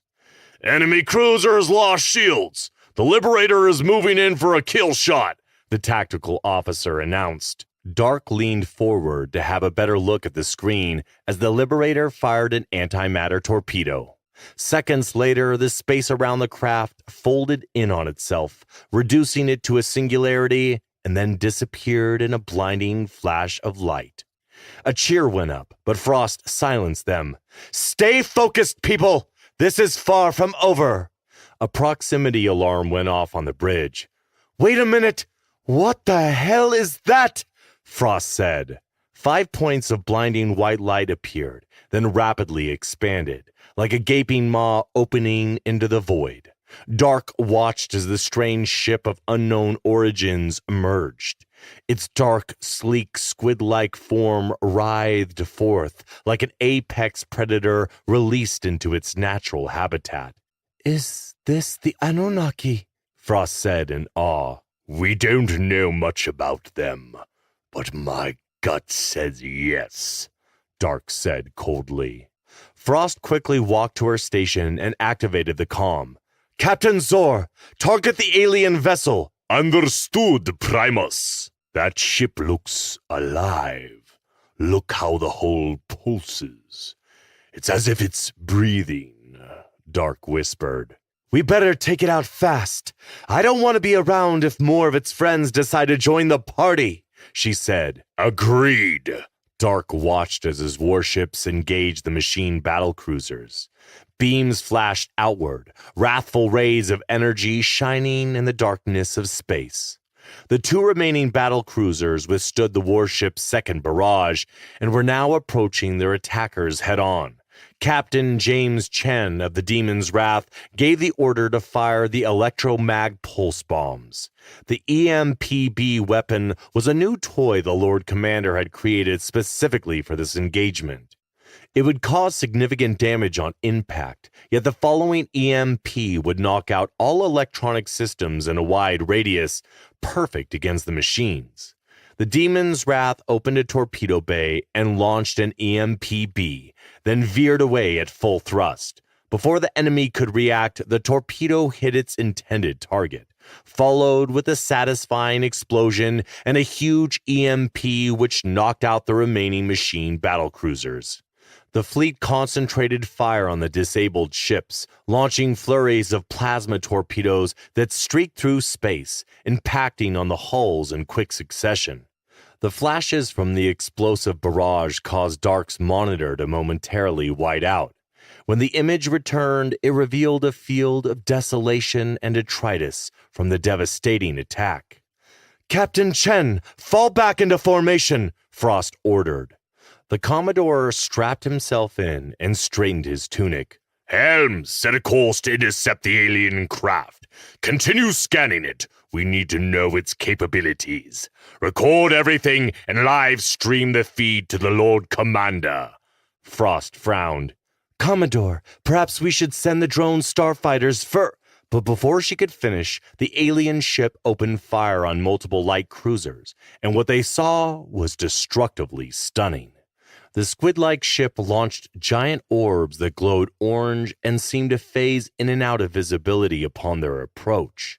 When they struck their targets, they sank in like a sponge absorbing liquid, and initially nothing seemed to happen. Suddenly, several light cruiser hulls glowed with an intense ochre light, and red streaks of energy crackled along their exteriors. Then, like a rock through a window, they broke apart like shattered glass. Oh, frack, Devon exclaimed with a sense of awe and dread. Shields to max and fire the main batteries, Dark commanded. The alien ship was larger than any ship in the battle group. It took direct hits and absorbed the laser fire without damage. It was as if they were feeding it energy. Again, it fired the mysterious orange orbs, hitting another light cruiser, which fell to the same fate as the others. We've lost 4 light cruisers. We might not be able to defend ourselves against this ship. Its weapons are bypassing our force shields, and our scans are useless, a tactical officer reported. I am aware, Lieutenant. Order the rest of the fleet to pull back. Forward shields to full and arm the antimatter torpedoes and prepare to engage, the Commodore ordered. A dozen ships came out of hyperspace behind us, the radar officer reported. On screen, Dark ordered. His display showed him a ragtag fleet of ships, all Imperial in design. Sister Mary is hailing us. She wants to talk to you right away, the comms officer said urgently. Put her through. Immediately, a soft, polite voice came over the comm speakers. Commodore, that ship is an Anunnaki destroyer, and its only weakness is its shield generator array. I have been monitoring the engagement, and we have assessed that all of your current weaponry is insufficient to breach their defenses. I recommend we retreat and reassess our options. No, stand by. He leaned forward, staring intently at his monitors. His mind raced with a myriad of possibilities to combat the alien ship, when suddenly a plan came to him. Sister Mary, keep a safe distance and wait for further orders. Understood. The Anunnaki destroyer glided through the darkness of space like a Sejong killer whale hunting for its next prey. Frowning in contemplation, Dark considered his options. Brute force alone wouldn't suffice. He needed to be both cunning and strategic. A plan began to form in his mind, only to be abruptly interrupted by his Primus. "The enemy ship has targeted the Razor's Edge," Frost announced. "Captain Cohen says the ship is having system-wide power failures. They need assistance or—" Devon's attention was caught by a flash of light on the main screen. The Anunnaki destroyer had fired on the Razor's Edge. The orbs flew through space at speed and struck the light cruiser with incredible force. He watched impotently as the vessel disintegrated before his eyes. He averted his gaze from the view screen, unable to bear witness to the tragic demise of 160 souls aboard the Razor's Edge. Dark clenched his fist in anger. Open a channel to the battle group. Comms are open, Commodore, the communications officer quickly replied. Dark spoke calmly. Captain Chan, assume command of the battle group and coordinate with Sister Mary to launch a coordinated assault on the Anunnaki destroyer. Maintain a safe distance and focus your firepower on their shield array. Employ long-range torpedoes and plasma missiles to maximize your attack. Understood, Commodore, Captain Chan replied. Hive Carrier 112. You are to launch fighters and initiate a swarm attack on the destroyer, Dark continued. Hive Carrier 009. You are to launch all fighters and position them between us and the destroyer. Defense Protocol Metal Shield. Dark out. Dark turned to the helmsman. Mr. Gar, set a course for 2006 and maintain the current speed. Aye, Commodore, Helmsman Gar replied. Halen swiveled her seat towards Dark. That will put us on a collision course with the destroyer, sir. I know, Commodore Dark replied. Activate and charge the starfire cannons, Primus. Yes, sir, Halen said, swiveling back to look at her console.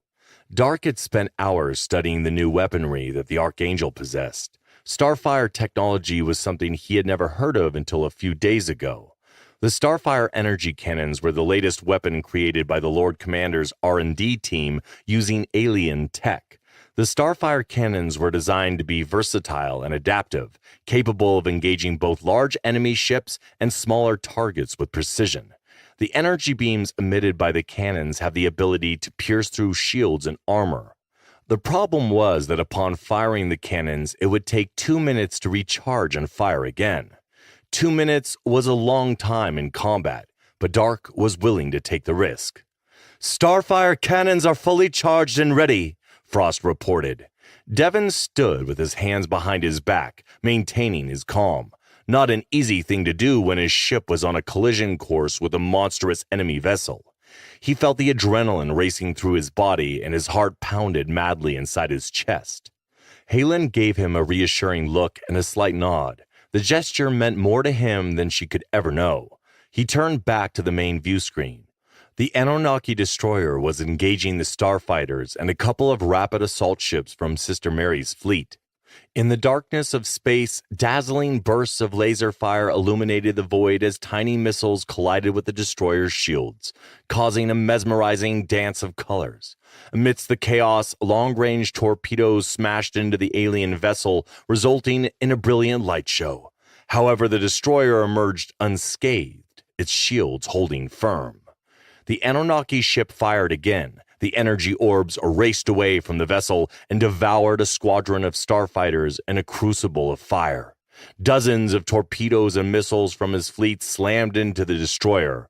And again, it just brushed off the hits. Starfighters are regrouping for another attack run. The fleet is holding position and are about to launch a second and third wave of torpedoes, the tactical officer reported. Mr. Gar, get us closer, Dark ordered, his eyes glued to the view screen. The second wave of starfighters had begun their attack run. Dark calmly sat down and took a deep breath. The destroyer seemed like a lumbering beast being attacked by an angry swarm of metallic hornets. The disposable drones, combined with a long-range fleet attack, would provide the necessary distraction. Central to his plan was the deployment of the Starfire cannons. Meticulous calculations were crucial for the success of his offensive. Although he had confidence in his bridge crew, he knew what he had to do. Activate Battle AI, Primus. After the incident over Olsen Prime, the Lord Commander ordered all warships to deactivate their ship's battle AIs. The AI virus encountered that day had led to the destruction of the Retribution. Activating the warship's artificial intelligence was a risk he was willing to take. Ultimately, the AI's primary goal would be to analyze the attack plan and optimize the utilization of the Starfire cannons.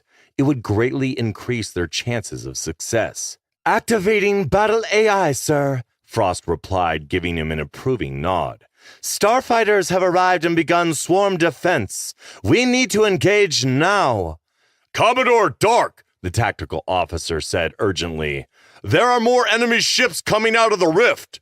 Dark magnified his command console image.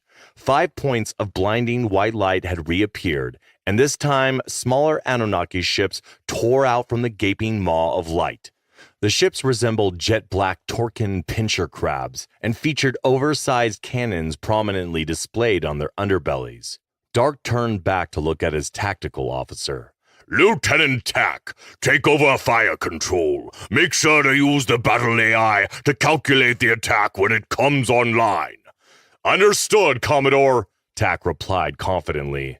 Dark's gaze fixated on the view screen, where a fierce battle raged between the smaller Anunnaki vessels, starfighters, and 3 formidable Imperial battlecruisers. The darkness of space was illuminated by the dazzling interplay of red and green laser fire as the adversaries relentlessly exchanged attacks. Unlike the powerful destroyer, these newer Anunnaki ships possessed reduced firepower, making them a formidable challenge for their cruisers and their accompanying starfighters, but not impenetrable like the destroyer. Commodore, an automated voice interrupted. This is X6. I have conducted a thorough evaluation of the enemy's armaments. I propose that we utilize the antimatter torpedoes not for an assault on the destroyer, but rather to intercept the energy orbs. This maneuver will provide me with an opportunity to analyze the fluctuations within their shield matrix. My hypothesis is that these fluctuations contain a vulnerability that we can exploit to our advantage. Copy that, Dark said, nodding, eyes glued to the view screen. Amidst the violent struggle between his fleet and the Anunnaki ships, the destroyer remained stationary, seemingly indifferent to the surrounding chaos. X6 is correct. The last attack seemed to damage the Anunnaki shield array. I am reading minor fluctuations in their power output, Frost said. Is that why it's just sitting there? Dark asked. I am uncertain, Commodore, Frost replied. Dark saw the Anunnaki destroyer's bow slowly turn like a hungry predator ready to devour them. He clenched his jaw in anticipation of the imminent clash between the Archangel and the destroyer. Prepare to engage. We have incoming enemy frigates, Tack announced. I have been monitoring the situation, Captain Chan's voice came over the speakers. Hold on to your hats, Archangel. The view screen showed 2 alien frigates inbound towards the Archangel. The demon's wrath and the invader unleashed a flock of missiles. The Archangel zoomed past the enemy frigates as they exploded in a fiery blaze as they broke apart. Dark silently thanked Chan for his quick actions, then turned back to the behemoth before them. Primus, have the starfighters pull back and divert all power to forward shields. Yes, sir. Destroyer has fired its primary weapon, firing antimatter torpedoes now, Lieutenant Tack announced. Dark braced himself for impact and turned his attention to his command console. A barrage of missiles slipped from the Archangel and sailed toward the incoming enemy fire, intercepting them en route. A brilliant red and orange bloom of energy expanded and contracted, then turned back on itself, eerily reverting to the void of space. Some minor energy disturbances buffeted against their shields. All in all, the antimatter torpedoes perfectly countered the enemy attack, allowing the Archangel to go on the offensive. We are in range to fire cannons, X6 announced. Firing starfire cannons, Commodore! Tack announced. Devon watched as 2 angry red beams of light shot forth from the Archangel's bow like the wrath of the warrior angel himself. The beam's impact caused the battlecruiser to shake, and the subsequent power drain caused the lights to flicker. What the hell happened? Detecting minor hull damage on the enemy's ship. We penetrated the shields, but not enough to disable the destroyer. Cannons are recharging, X6 reported. Computer, assume command of the helm and execute a broadside maneuver. Engage our port side armaments and reroute all non-essential power to reinforce our shields. At the moment of impact, unleash a full salvo of antimatter torpedoes. Then haul ass towards Dokibi. Acknowledged, X6 replied. Dark gave Frost a nod and opened ship-wide comms. This is your Commodore. Prepare for imminent impact, He turned back to Frost. I'm the planet killer. Yes, Commodore. Dark gripped the armrest of his command chair, feeling the vibrations as the two vessels collided. The impact sent shockwaves through the ship, causing alarms to blare and lights to flicker. Those not able to secure themselves in time braced, holding on to anything they could as the Archangel scraped against the monstrous ship, causing sparks to fly and metal to groan in protest. Shields at 24%, X6 reported. Dark clenched his jaw, eyes locked on the view screen as the enemy ship veered off course, damaged and unable to pursue. The Archangel, battered but still functional, began to pull away, its engines blazing white as it surged towards the planet of Dokibi. 3 Imperial warships, led by Demon's Wrath, flanked the destroyer and unloaded their entire payload of torpedoes. The Anunnaki destroyer returned fire, taking out a light cruiser, while the Demon's Wrath maneuvered to re-engage. Frost let out a ragged breath, her knuckles white from clenching the armrest. The destroyer has regained thrusters and is pursuing us. Excellent. Dark turned his head to look at Frost. When I give the signal, fire the planet killer at the goblin world. Yes, Commodore, Frost replied. As the Archangel hurtled towards the planet, the crew worked swiftly to assess the damage and make repairs. Dark's eyes drifted back to the view screen. His drone starfighters had engaged the destroyer, but were being annihilated by their anti-aircraft batteries. Lieutenant Tack fired countermeasures, intercepting the enemy's primary projectiles. We're running out of torpedoes, Commodore!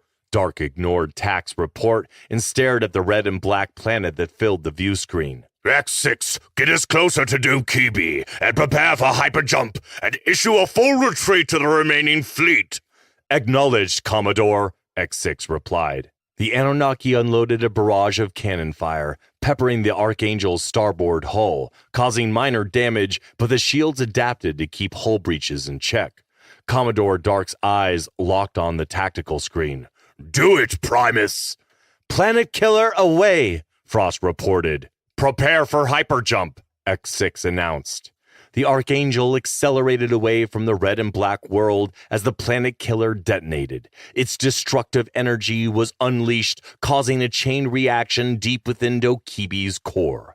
Powerful shockwaves ripped through the planet like a vengeful hand of God. The world began to break apart, the skies darkened with thick, acrid smoke as volcanic eruptions ravaged the entire planet. Overwhelmed by the colossal tidal forces at play, a cataclysmic explosion ensued, unlike anything witnessed before. A part of him felt empathy for the lives on the verge of extinction. The Archangel leapt into hyperspace, escaping just as the shockwave engulfed the Anunnaki destroyer, tearing it asunder. Moments later, Dark's beaten and battered warship emerged into the relative safety of open space, provoking a chorus of relieved cheers from the bridge crew. Dark allowed himself a small smile, but his mind was already on their next move.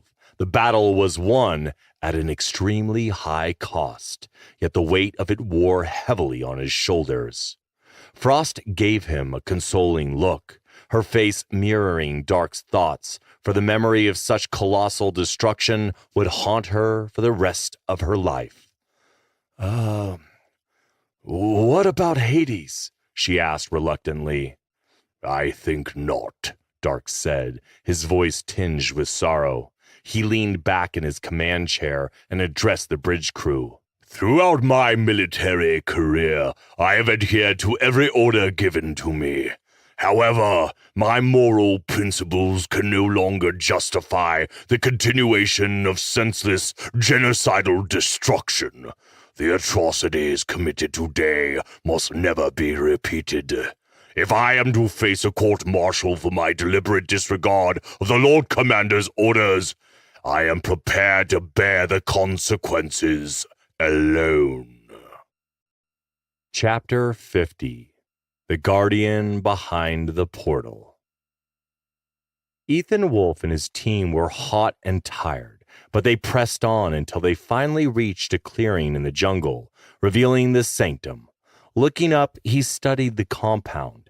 It was a warehouse-like structure that exuded a sense of size beyond its scale, metal walls rising high into the sky and adorned with angular spires that jutted out like jagged teeth. Ethan's attention was drawn to the large shimmering double doors, clearly protected by an energy field. Without saying anything, G-Tech rolled forward, a small hatch opened, and he passed through with no issue. Did he just fracking leave us? Hope asked, looking at Ethan. Yet it was Borum who replied, "He'll be back. Relax." How do you know, Mr. Confidence? Hope said, sticking her tongue out at him. Borum said nothing and just shrugged his shoulders. For a long moment, everyone was silent. I don't like this. Everything just got so quiet. It feels like someone is watching us, lying in wait, Hope said quietly, moving a little closer to Ethan. "The wildlife is afraid of this area. Look at the ground. Those marks are from energy weapons fire, and the creatures intelligent enough have learned the boundaries," Kong explained. So basically we're standing in a kill box? She asked. "Something like that," Borum said casually, turning his gaze to the building. Hope didn't reply, but rested her hand on the butt of her Nova Blaster. Ethan studied the campground, fingers tapping on the hilt of his Starfire sword. "How do we deal with the shields if the robot doesn't come back? The control terminal must be on the inside, and we have no idea who might be in there," he thought out loud. Borum stepped up beside him.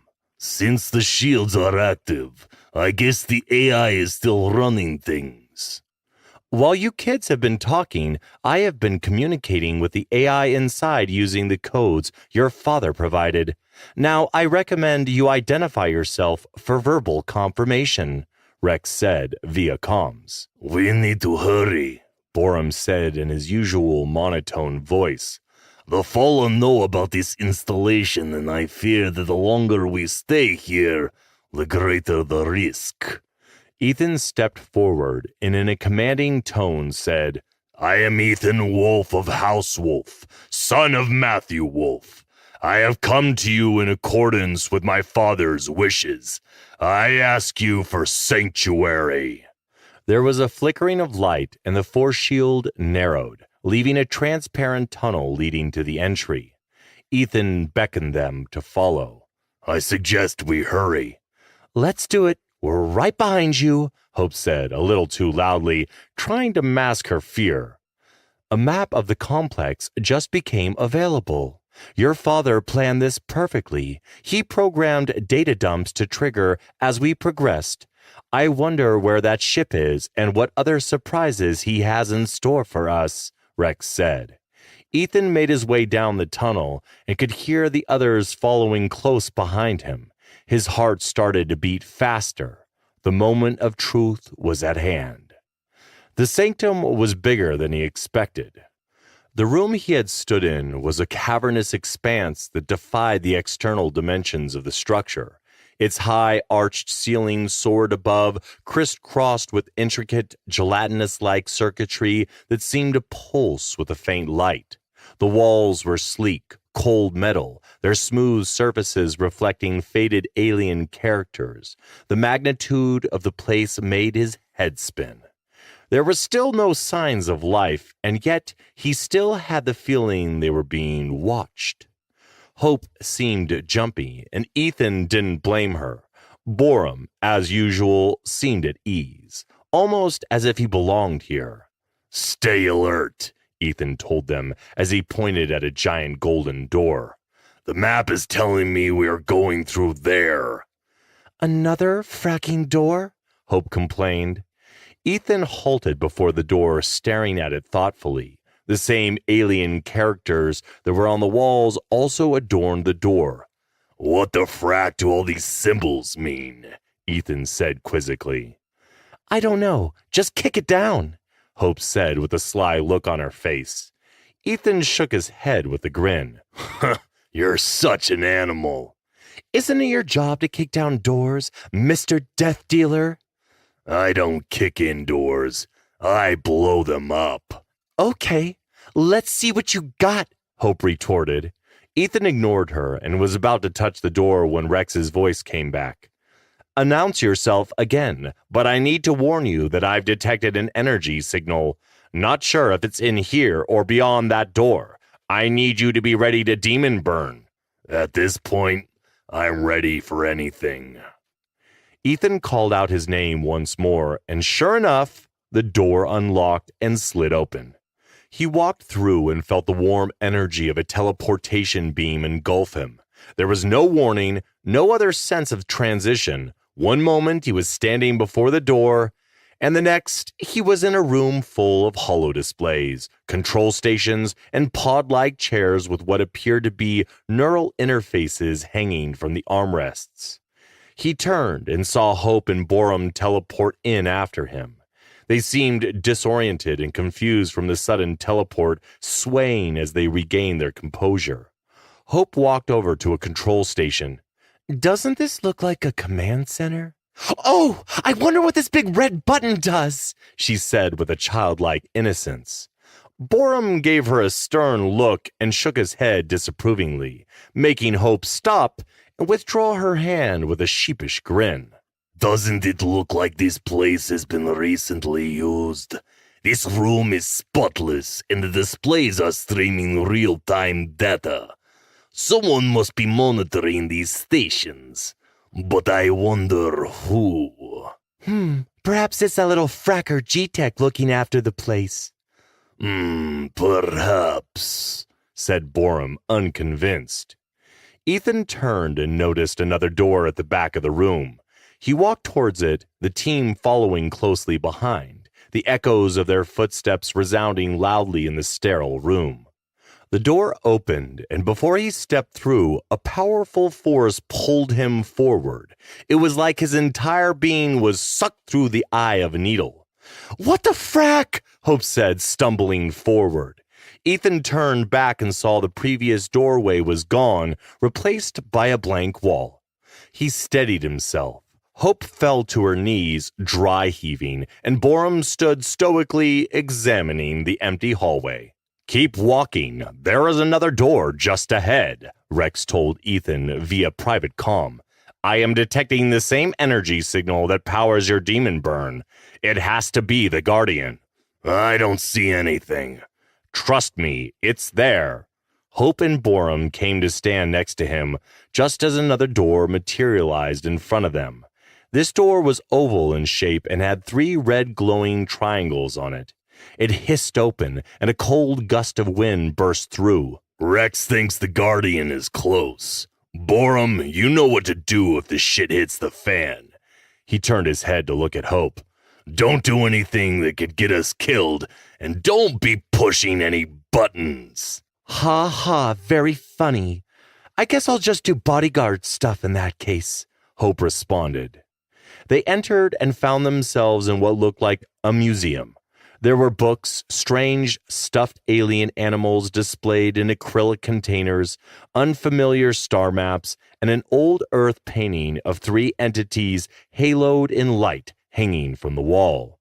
There were also 3 military men dressed in outdated uniforms, which were encased in giant glass stasis chambers on the far side of the room. Ethan thought he saw one of them move, so he approached with suspicion and curiosity, like a moth to the flame. Are they dead? Hope said. No, they are in stasis. They are evil men from an ancient time, Borum said knowingly. How do you know? And who the hell were they? Hope asked quietly, as though afraid they might wake if they heard her. Not exactly sure, but their uniforms resemble that of old Earth, and I remember something about 3 tyrannical generals who killed millions of innocents toward the end of the Great War, Borum answered. Why keep them alive? Borum pointed to a small display at the base of one of the stasis pods, showing their vital status and a placard, yet the words on it were in an alien language. We are inside the realm of the shifters. That's likely their language on the display. I was told by Matthew Wolfe that they were the judges who presided over all that was evil, Borum explained. Suddenly, a loud humming vibrated through the room, and a ring of light erupted in the center of the chamber. Rex broke in. I am sensing a high concentration of nano-energy coming from that portal. Another portal? I'm getting tired of this shit. This is the last one, E. Okay, people, this is it, Ethan said, clapping his hands in encouragement. Ethan stepped through the portal, only to find himself in a frigid, ice-encrusted room with rows of long icicles hanging along the edge of the walls like stalactites. The others appeared moments later and were just as shocked to see where they had arrived. The chamber wasn't large compared to some of the rooms they had traversed through previously, but it was clear that this was the center of everything, the cortex.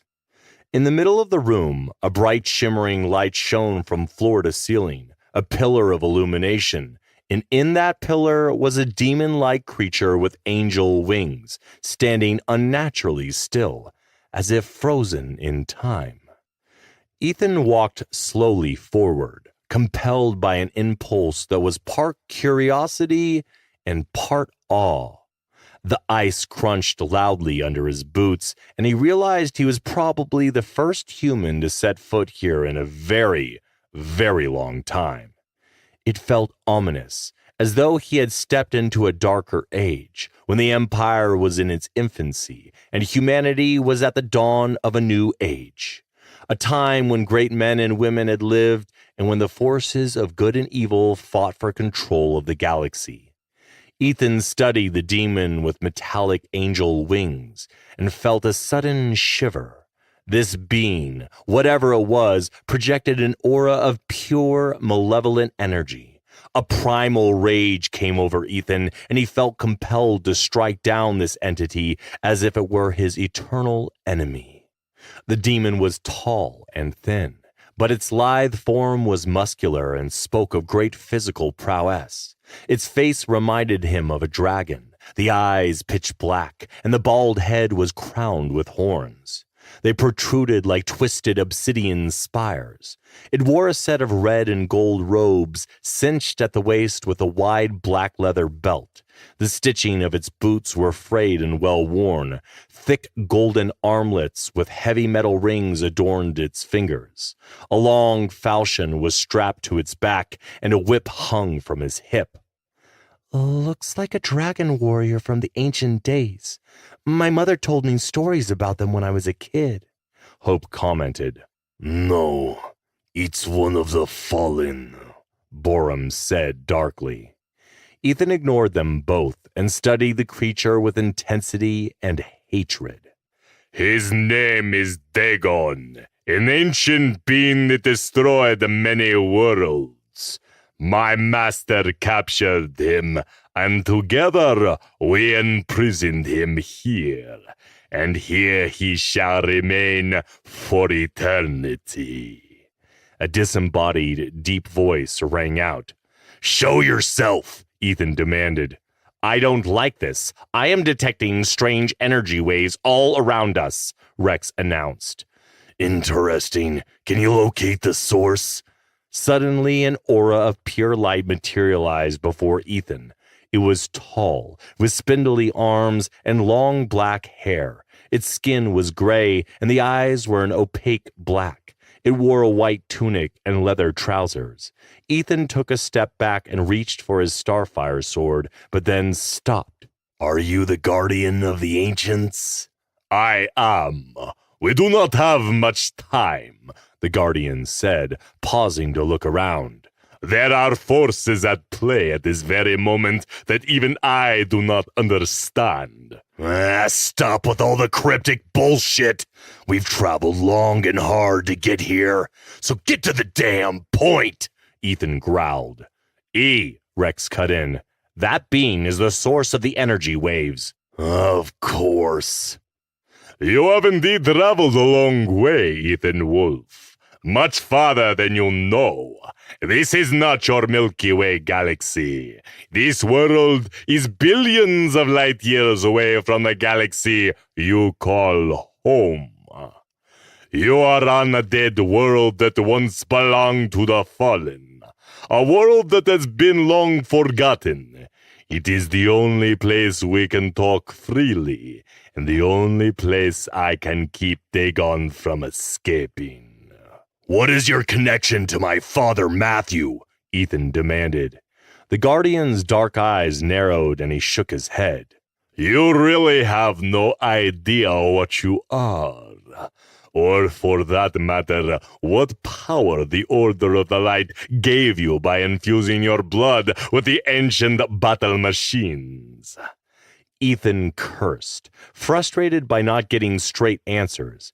As if sensing his frustration, Hope and Borum stepped up beside him in solidarity. You and your friend were sent here for a reason, the Guardian continued.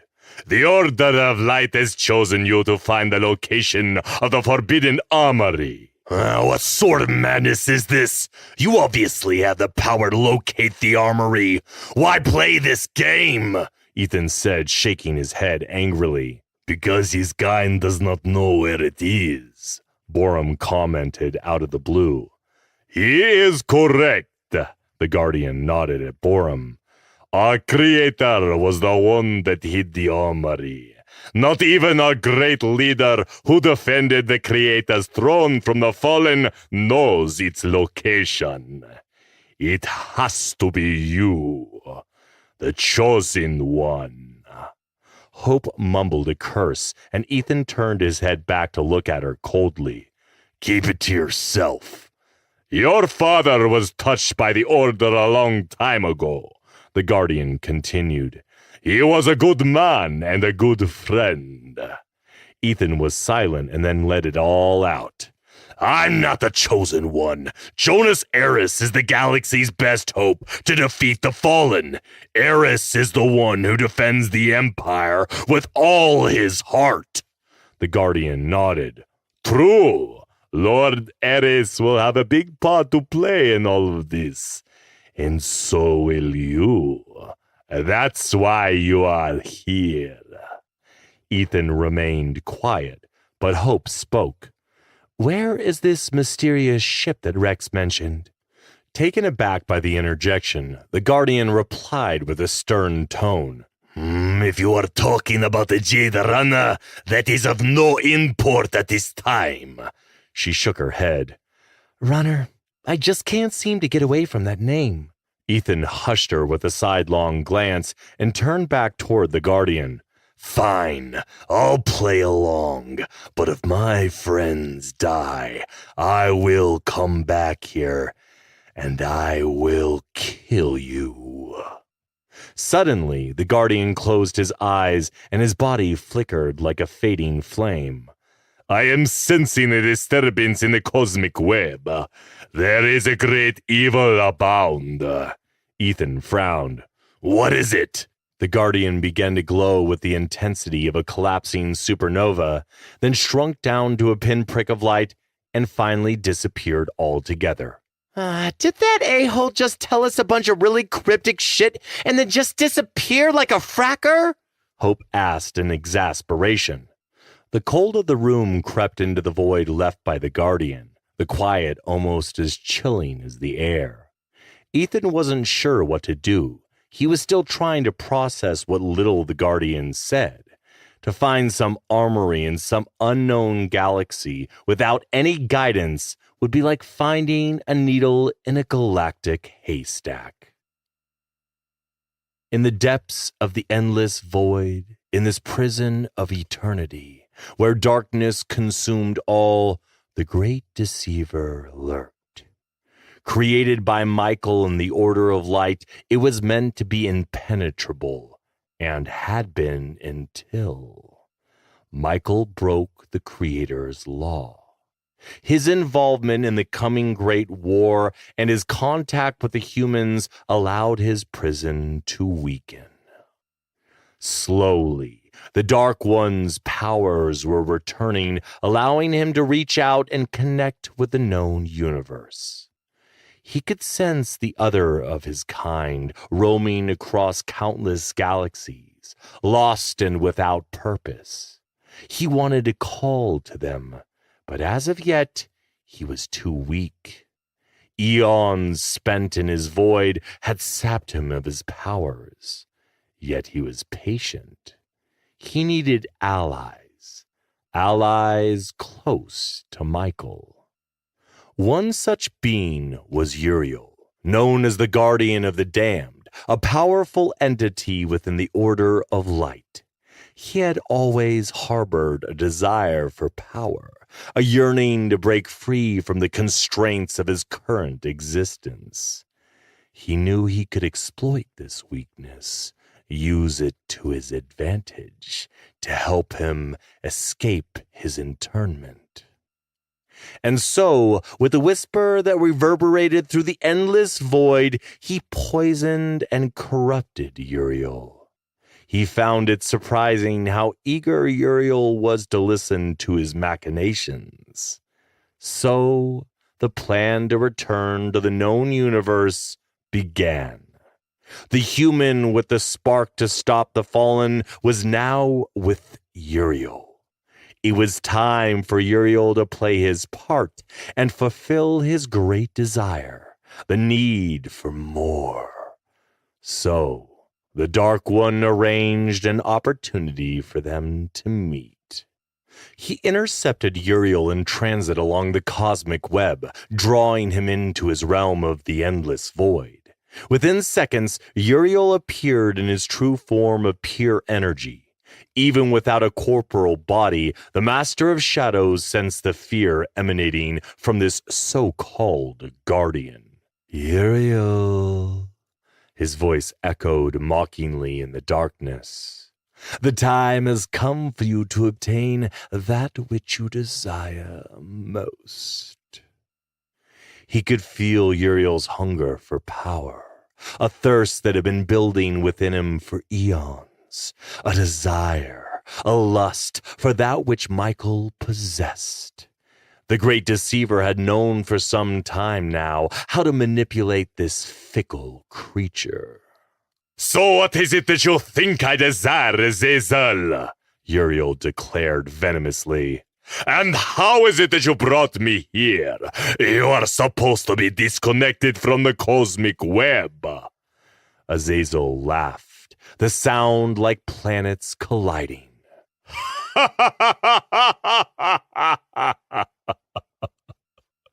Michael's love of humans, his greatest weakness, broke the Creator's law, he did, allowing me to reach beyond my prison.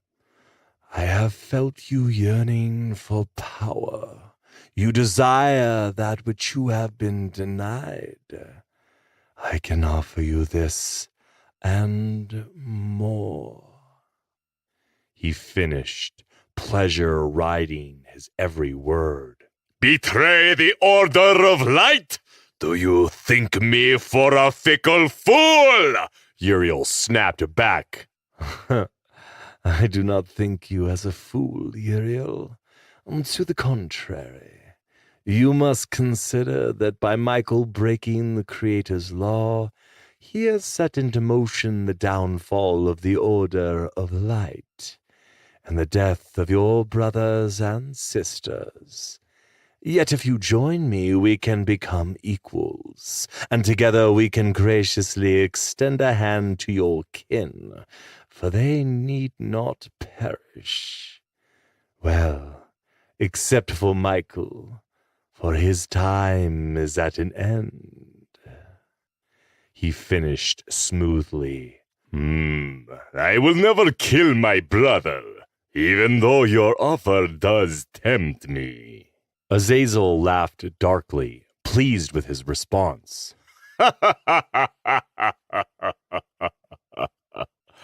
So I take it you see my point. The Dark One paused, considering.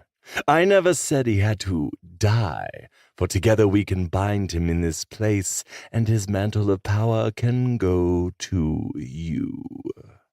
He replied tactfully. Can this be done? The Guardian responded eagerly, a yearning in his voice. It was clear to the great deceiver that Uriel was now his. All that remained were the final touches to seal his fate. With our combined powers, this and much more can become reality. We can reshape the fate of the universe, turn the tides of time, and shatter the gates of the heavens themselves. He finished thunderously. The Guardian's ethereal form flickered in the great void, expanding and contracting like a dying star. Then all at once, his form faded into a shimmering obsidian orb, almost unseen within the darkness of the void. His decision had been made. In the endless void, the Dark One told his unwitting disciple what needed to be done, and it was time to put his pawn into play. Azazel sensed Uriel's eagerness to leave this place of shadows. What a weak coward he was. But he needed him for now. It should be Jonas, Ethan said, to nobody in particular. Borum shook his head. No, it has to be you. Your father sacrificed much so you could be infused with the nano battle machines. I am here because not only did I serve your father, but because I believe in you. Sounds pretty darn cool to me, Hope cut in with a slight smile. Before Ethan could reply, a shimmering line of obsidian cut through the air and expanded into a void of darkness. The three companions were repelled by its overwhelming presence. It lasted for only a moment, then the Guardian emerged from the void, and it snapped shut behind him, leaving them disquieted. Where did you go? Ethan demanded as he shook off the lingering miasma.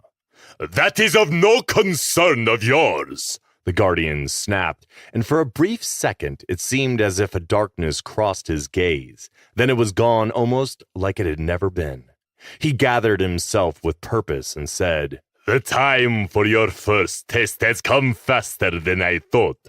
Lord Eris's life is in danger, and you must go to him before it is too late. What? Jonas is in danger? Ethan felt his heart begin to race, and all previous concerns were gone, replaced by fear for his brother and a suspicion of the Guardian. What is happening? Where is he? Borum crossed his arms and glared at the Guardian with distrust. How the hell do you know Eris is in danger? Hope said breathlessly. Explain yourself now, Ethan said cuttingly. You need to trust me, the Guardian replied, raising his hands placatingly. You are the only one who is capable of traveling through the cosmic web, for the unique battle machines that run through your veins will protect you while in transit. I will transport you to where your Lord Commander and brother needs you most. Ethan's intuition told him something was amiss. I don't trust you. You speak in riddles and answer questions with questions. And now you want me to travel across this cosmic web to save Jonas? Prove to me he is in danger now, or I will end you here. His hand dropped to his starfire sword. The Guardian remained quiet, his features turning dark. Time is non-linear and constantly shifting. I can only show you glimpses of the most probable future. Then show me, Ethan growled. With a clear reluctance, the Guardian stepped forward and placed his hands to either side of Ethan's temples. The images were fast and sharp, but the edges were dark like a flickering, fading holovid. Yet what he witnessed left him convinced that Jonas was in imminent danger. Ethan staggered back, disengaging from the Guardian's touch. He was certain of two things. Jonas was in danger, and the Guardian could not be trusted. As Ethan stepped away, he sensed a welling darkness, the taint of an endless void. This feeling chilled him to the core. Ethan chose his words carefully. I do not trust you or your Order of the Light, yet I will do what I can for Jonas.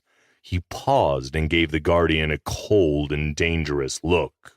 You need to swear to me now on my father's name that you will keep my friends safe. His stare was unrelenting. Their gazes were locked in an unspoken battle. Relenting, the Guardian looked to the two companions and then back to those predatory eyes. I swear by the friendship I shared with Matthew Wolfe that your friends will be safe while they reside here. But you must go now. With that, Ethan turned to his companions, whose postures reflected his distrust. You better come back in one piece, Mr. Death Dealer. I don't want to spend the rest of my life here. It's cold, and in case you didn't notice, we're sharing space with an ugly-looking demon guy. Hope complained, her humor somewhat subdued. I will keep an eye on things here, Borum said with a knowing nod. Ethan turned to Hope. I would bring you with me, but you're 100% bad luck. Go get him, Hope said, her smile wooden. It is time, the Guardian said, activating a portal with a wave of his hand. It crackled to life with a brilliant blue light that expanded into a phantasmagorical amalgamation which was immense and majestic. Ethan thought he saw small black tentacles like Vandorian sea eels writhing in the light. When he looked again, they were gone. His suspicion deepened. Yet his love for his brother pushed him forward. Chapter 51. Endgame. The Galactic Emperor Honorius VIII read the report that Lord Jonas Eris had sent for the second time. He couldn't believe what he had just read. Eris had attacked countless core worlds with the full might of the Imperial armed forces. He had used the Imperial Navy to jam planetary communications on all worlds that harbored Shadow Hand terror cells. The attacks were quick and precise, yet as he read the details, it became obvious what his Lord Commander was really after in the attacks. He had used his so-called war on terror to go after fallen facilities within the core worlds. It was so obvious, yet the emissary and Cardinal Craft had not caught on, but he did. Jonas Eris had known about the Fallen and attacked, leaving their dark agents in chaos. Eris must know about my betrayal. The thought made him shiver. In the background, his advisors were engaged in heated arguments. Some supported the current counter-terrorism operations in various imperial cities, while others did not. They knew nothing about his secret alliance with the Fallen. Jonas Eris had successfully attacked the Fallen drug manufacturing facilities across a dozen worlds. The emissary called the drug VX Black. It was what kept the Anunnaki loyal and obedient. The Fallen needed the drug-making facilities to support the Anunnaki invasion force. Now, because of his Lord Commander, the Fallen would be in dire need of the drug. If that wasn't enough, Eris's actions against Shadow Hand had unified the Imperium. Honorius anticipated the triumph of the Lord Commander over the Fallen and their dark allies. Regrettably, he knew he might not live long enough to witness it. Eris would be coming for him soon, and that frightened him. We must escape all of this. We must survive, Honorius, the Keeper said. We will stay and watch everything play out. Eris knows everything, and he will come for me soon. Why not tell Eris everything and come clean? Maybe he can help us. Because my actions have killed innocent civilians and compromised the safety of the entire Imperium. Eris will not forgive that, and he will take action. Me being Emperor means nothing to him now. There was a moment of silence between them. It was true.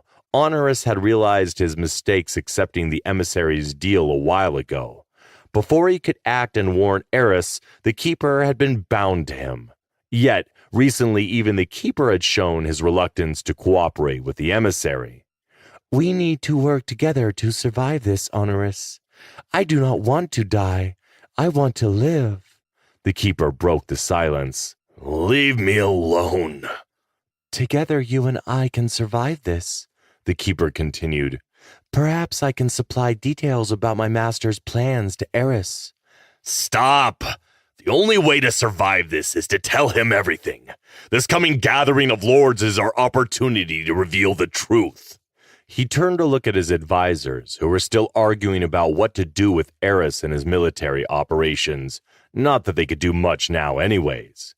He couldn't remember a time when they hadn't been there, arguing with him to fulfill their selfish desires, arguing amongst themselves, and somehow keeping his empire functional. These 8 men had been with him since the age of 16, and in a way, they were family. He had to beg the emissary not to replace them with clones. The emissary had agreed, with one condition, to limit their interactions with him. Again, Honoris felt a bolt of stabbing pain in the back of his head, a reminder of the connection to his handler. I am trying to resist him, but I can't. His telepathic link is too strong, the keeper said. You must conceal your thoughts from him. He cannot know what you and I have been talking about. The emperor commanded. I will do my best, Honoris, the keeper hissed in his mind. Think about something else when he links with you. Distract your mind. The keeper grew silent, and Honoris knew that the connection with the emissary had been established. He hated the way they communicated. He hated all of this, and if he could go back to that day the emissary approached him, he would have walked away. Now it was too late. The emissary has confirmed that Imperial forces have gone after fallen assets throughout the core. The fleet has used weapons of mass destruction on countless worlds. The emissary wants you to command Eris to stop, the keeper said. I need to act quickly. There is more. He claims Eris is helping Ethan Wolfe. The emperor almost burst out in laughter. Of course Eris was helping his best friend. That is why Wolfe had escaped the kill team back on Olsen Prime.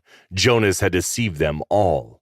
Like you humans say, the shit just hit the fan, the keeper commented. There is something you need to do. The emissary wants you to have Cardinal Kraft removed from tonight's event. He must not be present, for the seers fear for his safety.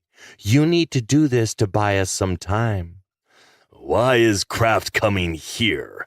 He is not one of the High Lords, Honoris asked, confused. I don't know. Does Eris know about Kraft's involvement with the Fallen? Chances are that he does. Your Majesty, a female voice interrupted, and Honoris turned quickly. 3 people stood before him. Commander Owen Gunn, dressed in gold and red battle armor, General Adonis Kim, wearing his military suit, and Sojin Park. She stood out in her all-white gown, but her pretty face was covered in cuts, and her right arm was in a sling. Lady Park, are you well? He asked, still feeling uneasy after his conversation with the keeper. You are too kind, but I am, thank you, my emperor. Sojin smiled. He was intrigued by how she had taken to the power and authority that came with being in a relationship with the Lord Commander. Her ambition wasn't solely to be part of the higher echelons of the Imperial Court. She genuinely wanted to help the Lord Commander to keep his Imperium safe. Sojin was a brilliant strategist and more than capable tactician. He had always admired her, and she was now perhaps the sharpest one present. He acknowledged the 2 men who had accompanied her with a nod. They saluted in response but remained silent. Perhaps this was the opportunity he'd been waiting for. Perhaps he could get a message to Jonas through Sojin. He had to be cryptic with her because he knew he was being watched. Excellency, are you okay? You'll have to forgive me. I have a terrible headache. Lately, the pain has been severely distracting. These past few weeks, I have not been myself. Often I feel like Empress Tack. He finished with a knowing look. Have you sought medical attention? Sojin said softly. Honoris put his hands up and shook his head. That is unnecessary, Sojin. The symptoms are abating. Now that I feel better, I require Jonas's advice. Understood, Excellency. Sojin's expression portrayed her understanding. Honoris smiled. She understood. She would get the help he needed, and he would come clean to Eris. Chapter 52. The Road to the Purge.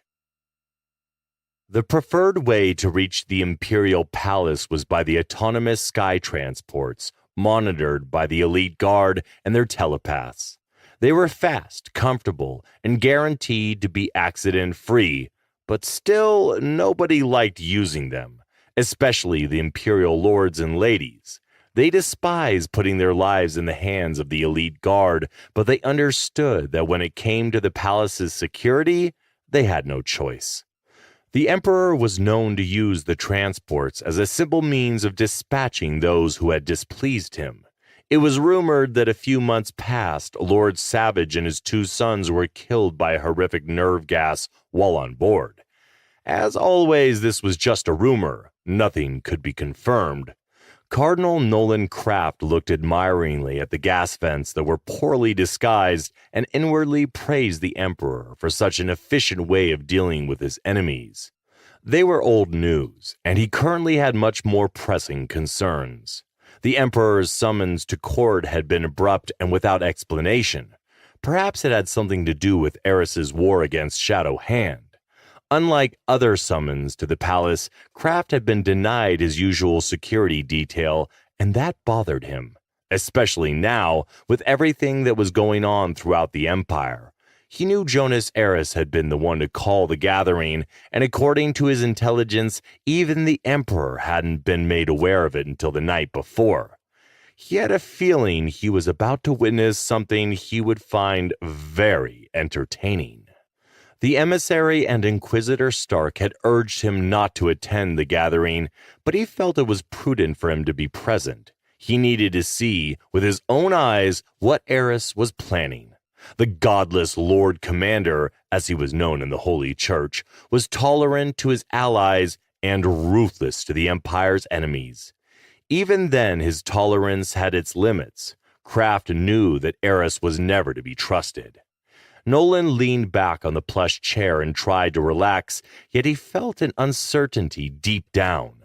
Fear was a rare emotion for him, but it was there, in the pit of his stomach, a cold that crept into his nerves like a whisper from the angel of death. He shuddered slightly, but then grinned maliciously, thinking this must be how his toys felt under his blade. Yet he shook off the feeling, knowing he was untouchable, and God could be damned. I am untouchable. I am the chosen of the fallen. I am the ruler of the galaxy. A mantra he repeated to himself often. He was looking forward to Eris's production, for the Lord Commander was a master architect when it came to rooting out traitors and ending them brutally. Kraft smiled inwardly, imagining the many ways Eris would dispatch with the chaff. He pulled a datapad out from his coat pocket and powered it on. There was no reception, but there was one unread message waiting for him. He tapped the screen and opened it. Shrine has been fortified. Dokibi warriors are joining our Crusader forces to bolster the ranks. Waiting on Black Fleet. He turned the pad off and smiled to himself. Soon, the real fun would begin. Everything okay, Excellency? A deep voice asked. The Cardinal nodded to the man seated across from him. I am fine, Lord Perez. The man returned the nod and set a book he was holding aside. Sven Perez was a big man with broad shoulders and a barreled chest that would put some Imperial Marines to shame. He wore his hair cropped close to his skull, and his face appeared younger than his actual age, thanks to expensive rejuvenation therapy. Perez was a senior member of the House of Lords. His voice carried weight, and he donated millions of credits to the church every year. The damned clones have become a bigger problem than we all thought. He shook his head. We must exterminate them, Your Eminence, or their filthy, godless ways will slowly contaminate our way of life. Kraft couldn't have said it better. The problem was that too many people sympathized with the clones. Yet sooner than later, he would find an entertaining way to get rid of them. For good. I agree, Lord Perez. We will eradicate them like the rats they are. It is only a matter of time, he replied. Lord Perez smiled. May God hear you. He waggled a finger at him in approval, then leaned forward. Why do you suppose His Imperial Majesty requested our presence this time? It's not our illustrious Emperor who wants our company. It's the Lord Commander. My guess is that it has something to do with the war against the terrorists. Kraft lied. That makes sense. Lately, I've spent more time traveling back and forth in these damn transports, and it's been upsetting my schedule, Lord Perez said, shaking his head. Part of the job, Lord, Kraft said dryly. Lazy fool. You know they are jamming all communications. I can't even reach my staff inside the palace, Perez said softly. I've noticed. Perhaps the Lord Commander is concerned that those filthy terrorists might attack such a high-profile gathering. Earlier, I heard Lord Eris was in one of his moods, but he is not the man he used to be. He has been darker and more malicious of late. I wonder if being Lord Commander has gone to his head. There are rumors he has an eye on the galactic throne. Kraft snorted. Ha! That will never happen. Lord Perez leaned back and closed his eyes. Well, you are right. We will all find out soon enough. It's out of our hands. Only God knows.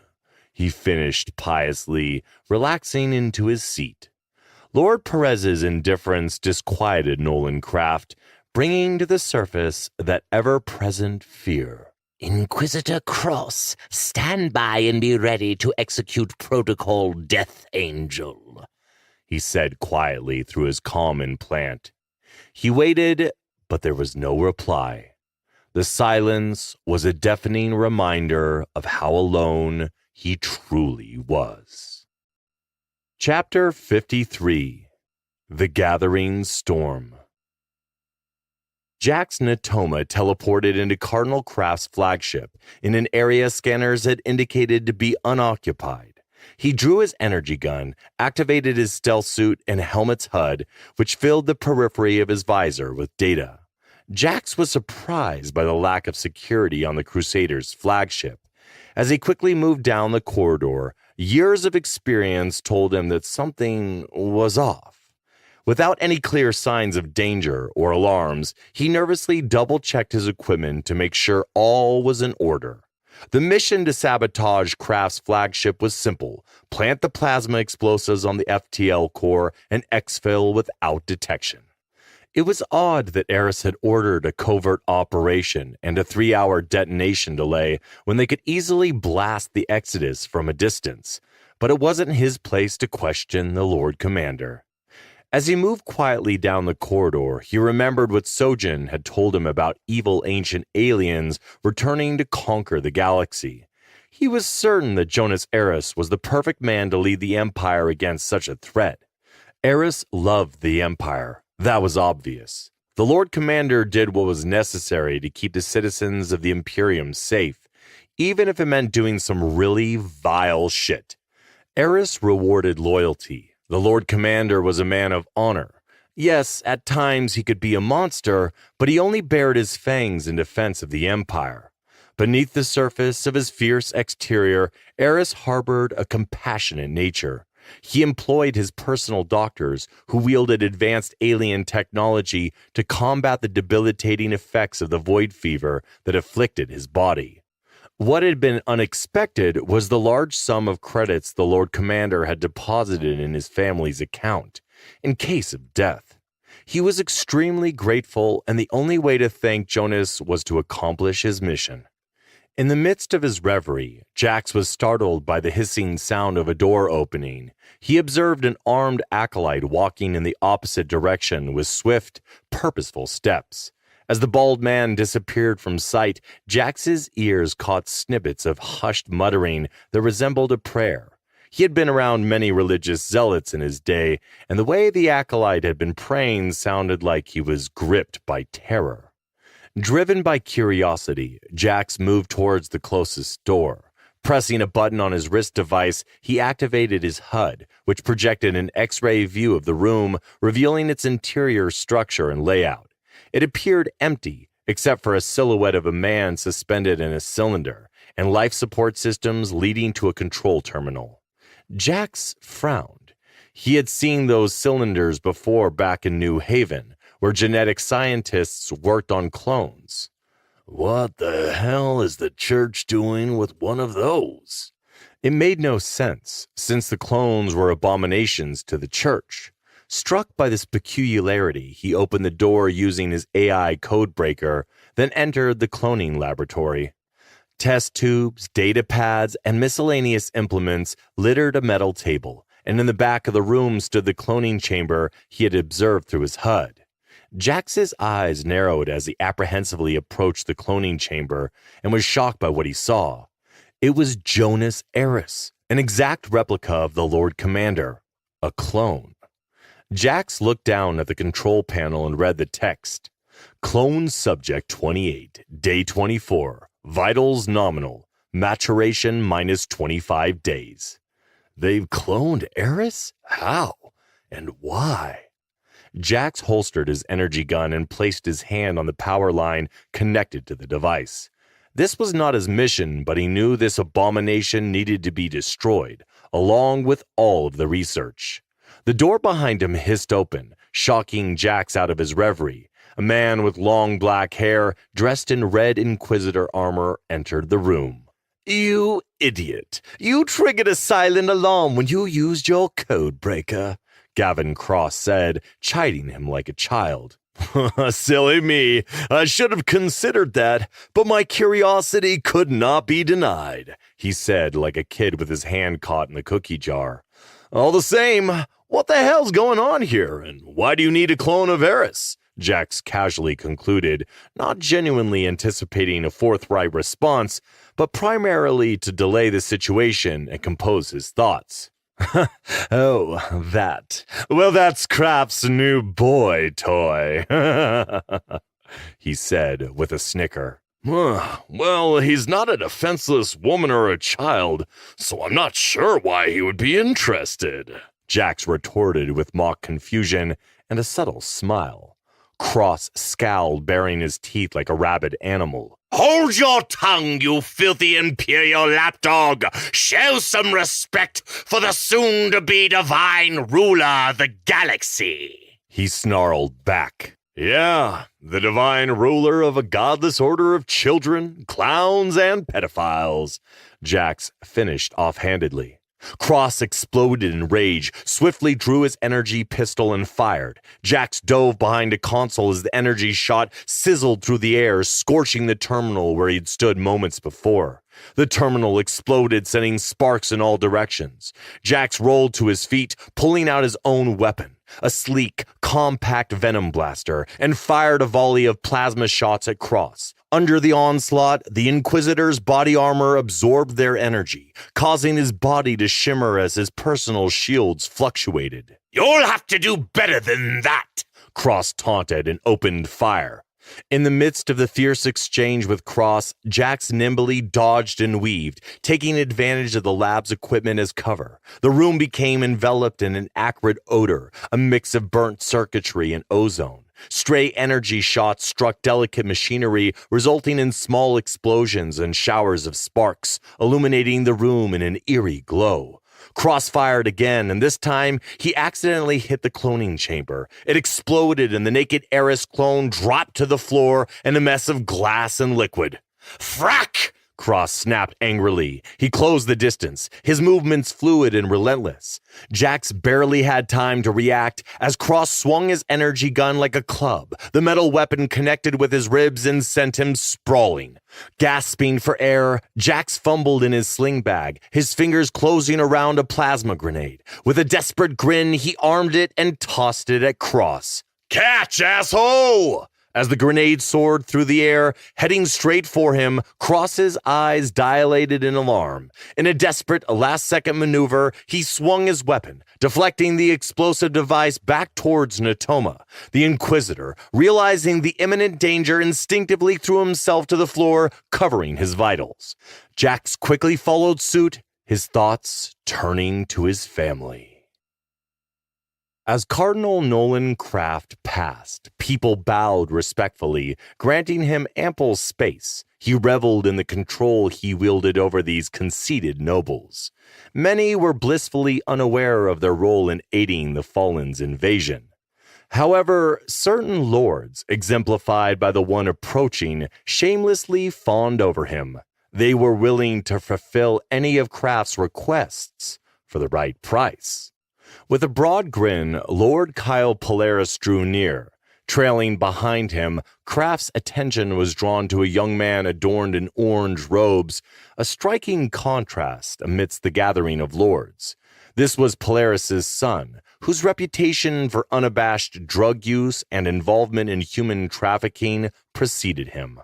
Nolan endured the young man's presence due to his status as the heir to House Polaris, a future pawn in his political game.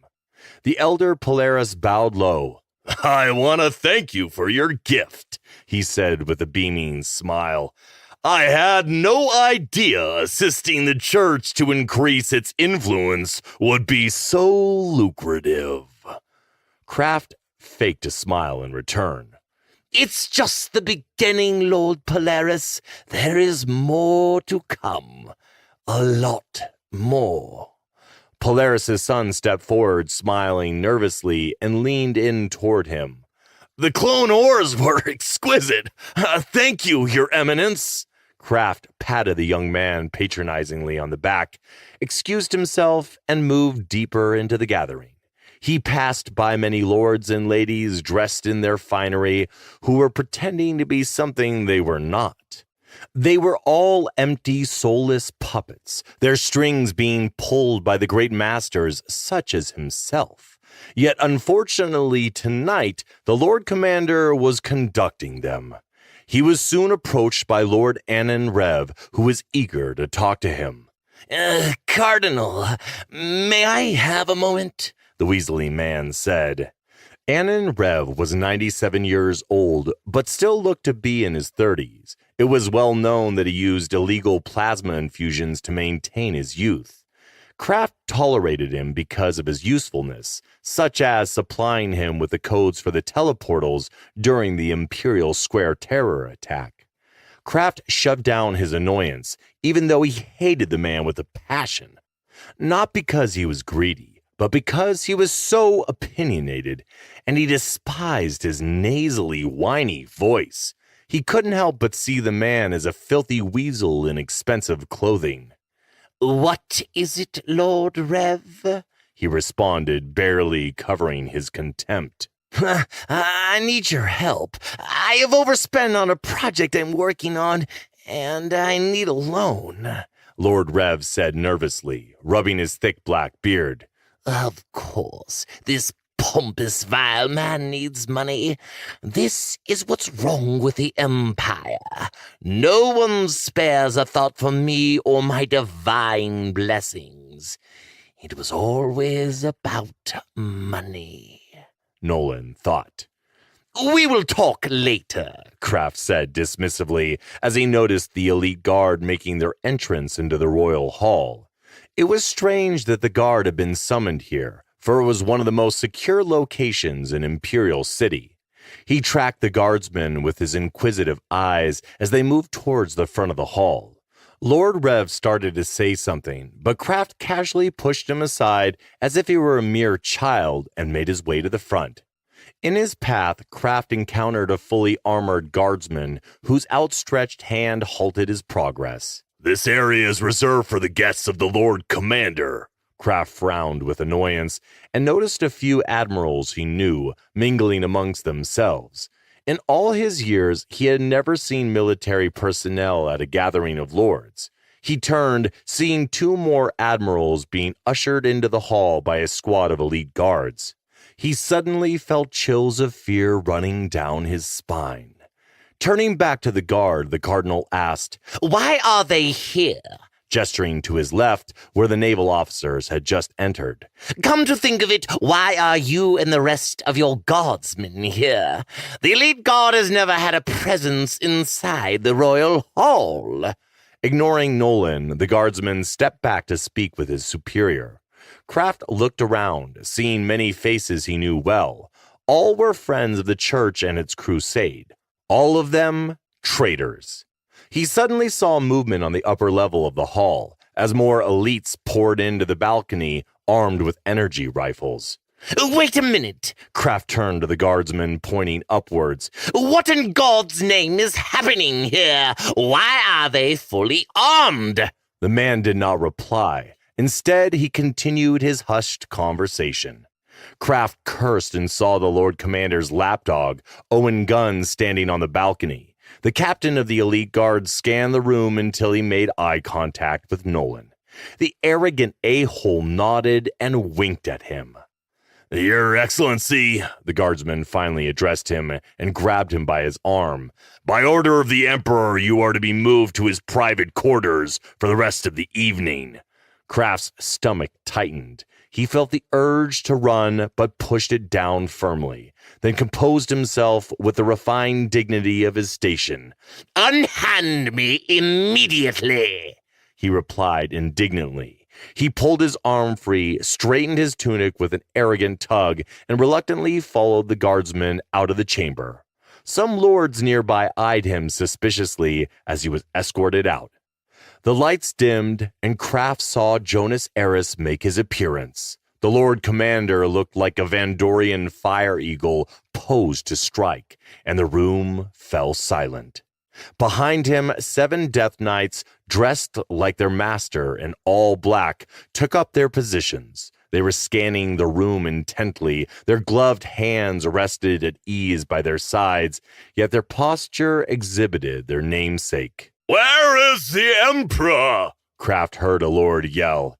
Jonas Eris stepped up to the podium and silenced the impertinent lord with a glare, hushing the remaining susurrations. Inquisitor Cross, I need you to get me out, he subvocalized, turning to see the elite guard on the balcony take position over the gathered lords. Eris is about to do something diabolic.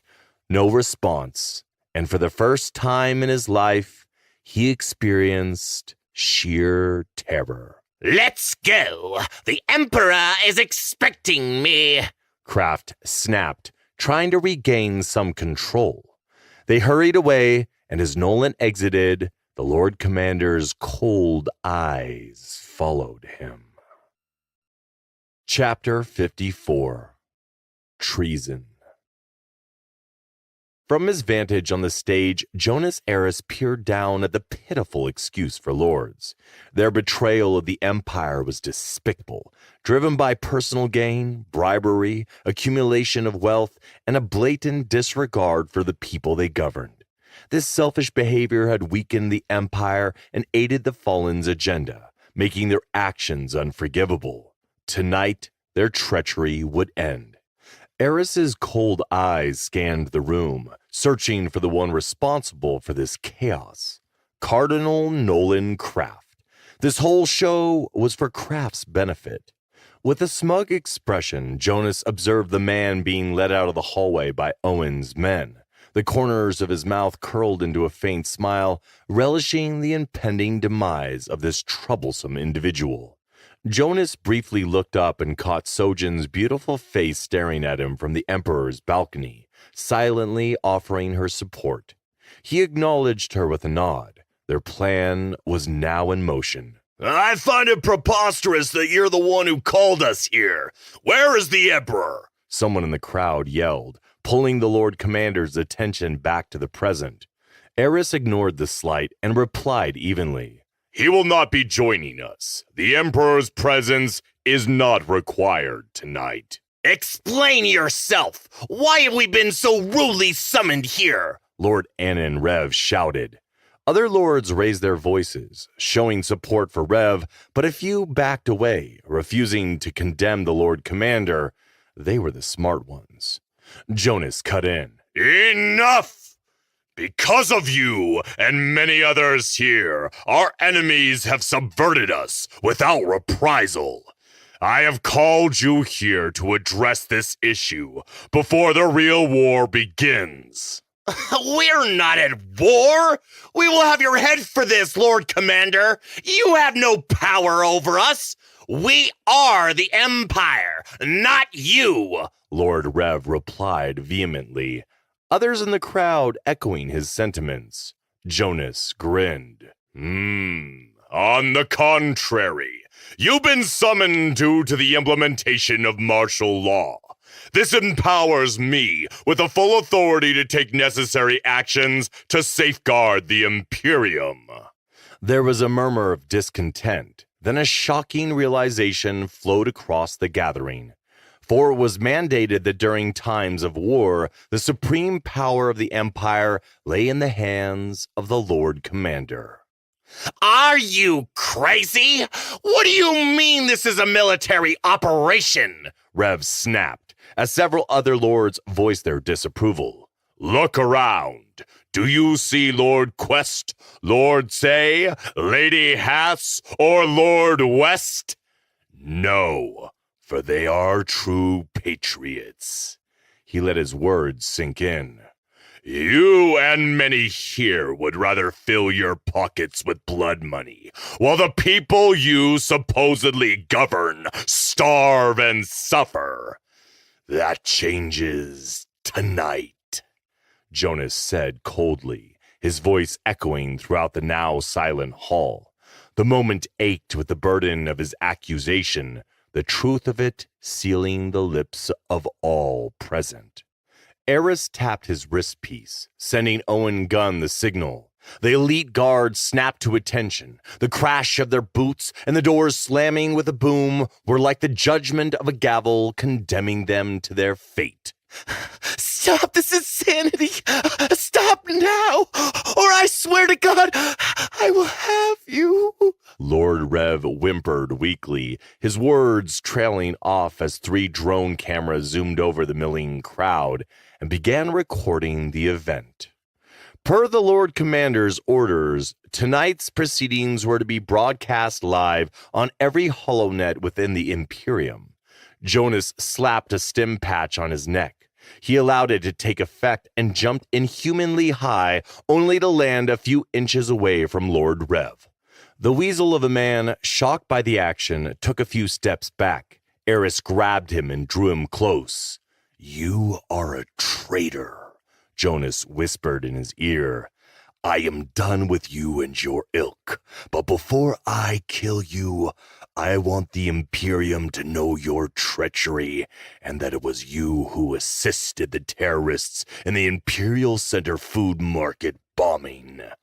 Lord Rev trembled in fear and pleaded, Please show me mercy. It was Cardinal Kraft who forced me to do it. I am aware. Kraft will soon meet his fate, yet the blood of the innocent stains your hands. I've already sent the proof to Imperial intelligence. You and everyone else here are traitors, and tonight you will pay with your lives. Eris finished, raising his voice at the end so all could hear. In one smooth motion, Jonas drew and drove his energy blade deep into Rev's stomach, then front kicked him with such force that his sternum shattered with a loud crack. His body parted the masses as he flew backward, flopping limply to the ground. The lords and ladies started to panic, then abruptly silenced by the sound of 57 energy rifles powering on and one word from the Lord Commander. Silence! I have had you all under surveillance for some time now, and what I have seen sickens me to the core. Jonas looked around at the still masses, his rage barely contained within the tempest of his hatred. All of you, traitors! You betrayed your oaths to the Empire and the people you govern.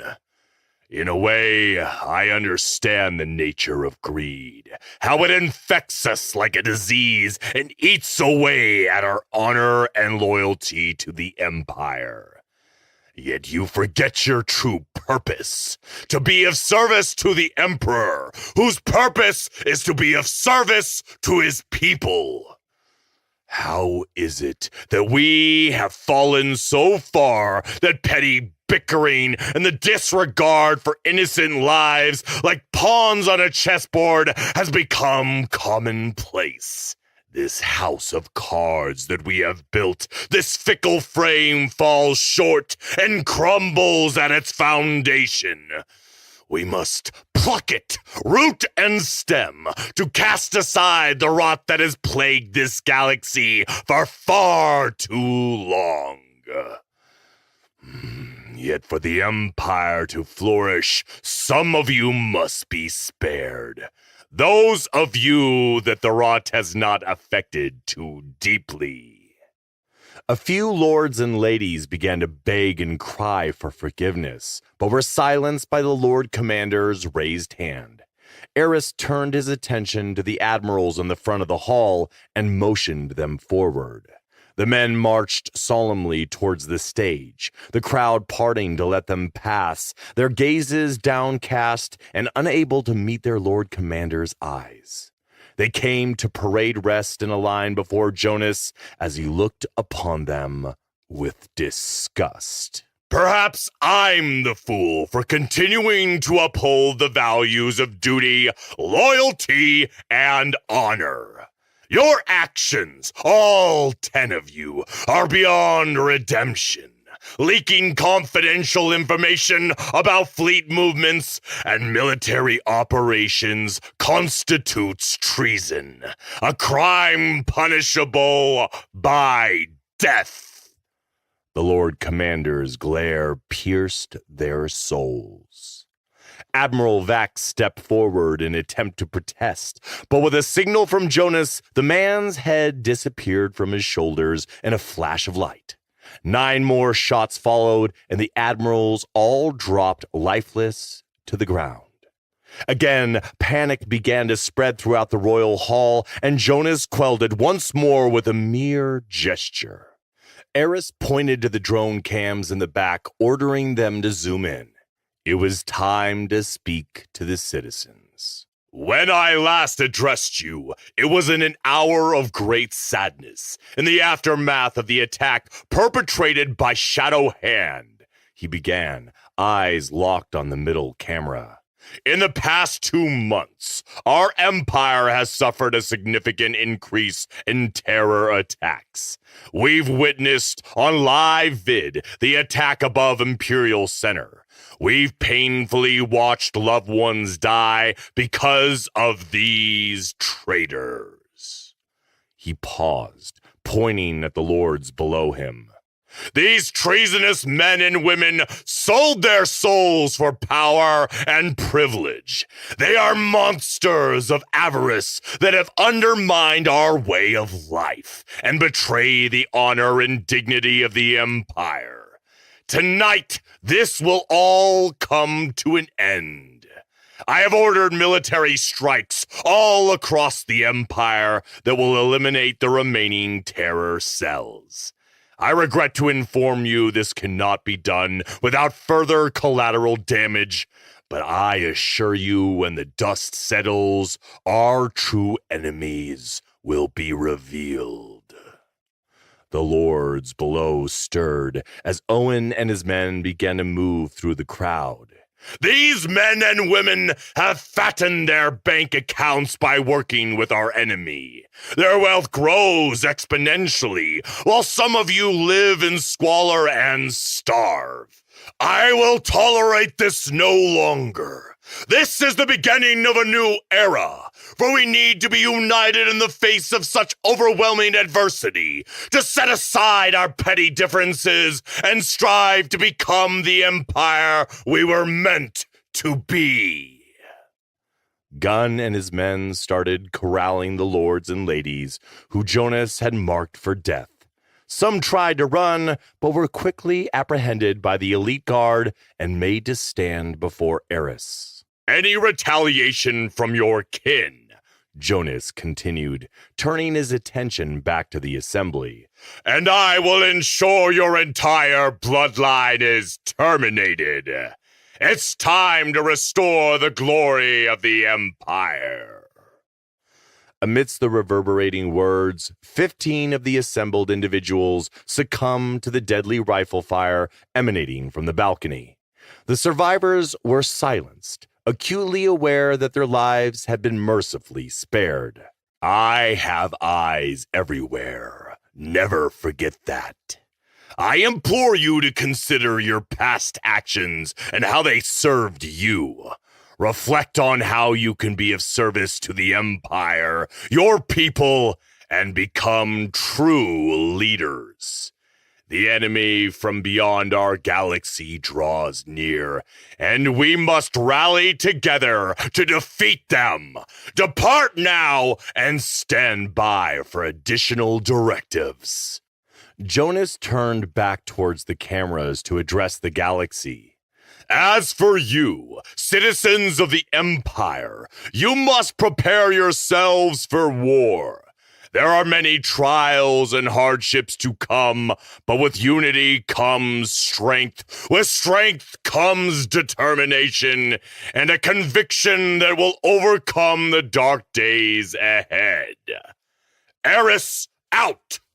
With that, the holocams stopped recording. Jonas turned his attention to a young man who approached through the center of the departing crowd, parting the lords and ladies with a certain cockiness. It reminded him of Ethan Wolfe in a way. It was a walk that said, "Don't frack with me." Lord Eris, I don't understand. I've always been a loyal soldier of the Empire. Why have I been summoned? A hint of uncertainty in the young man's voice. Alexander, it's been a while, Jonas said warmly.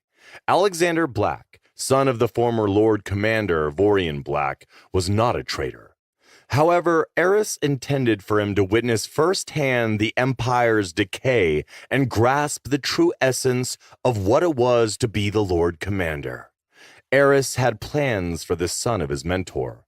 Jonas smiled at him. A conflict of unprecedented magnitude has arrived, and I call upon you to join me and take on the mantle of commander of my Starfire squad. Your sole allegiance will be to me and Owen Gunn. Alexander bowed and said, I will not disappoint you, Lord Eris. I will honor my father's memory by standing with you. Jonas clapped the young man on the shoulder. I have one final task to attend to before this day is done, he said, looking darkly to the Emperor's balcony. We will talk again soon. Chapter 55. Brothers for Life. Within the grand chambers of the Emperor's throne room, Cardinal Nolan Craft nervously waited before the vacant galactic throne. A sense of unease crept over him as he wished for the comfort of a weapon by his side. In the wake of witnessing Eris's actions in the Grand Hall, he struggled to grasp the full implications and consequences of the events that had transpired that night. Inquisitor Cross, if you can hear me, I need you to get me out, Craft subvocalized. Nothing came back. He fumed, cursing the Emperor and his dog, the Lord Commander. The Emperor should have put an end to this charade long ago, but that foolish coward had let Eris run loose.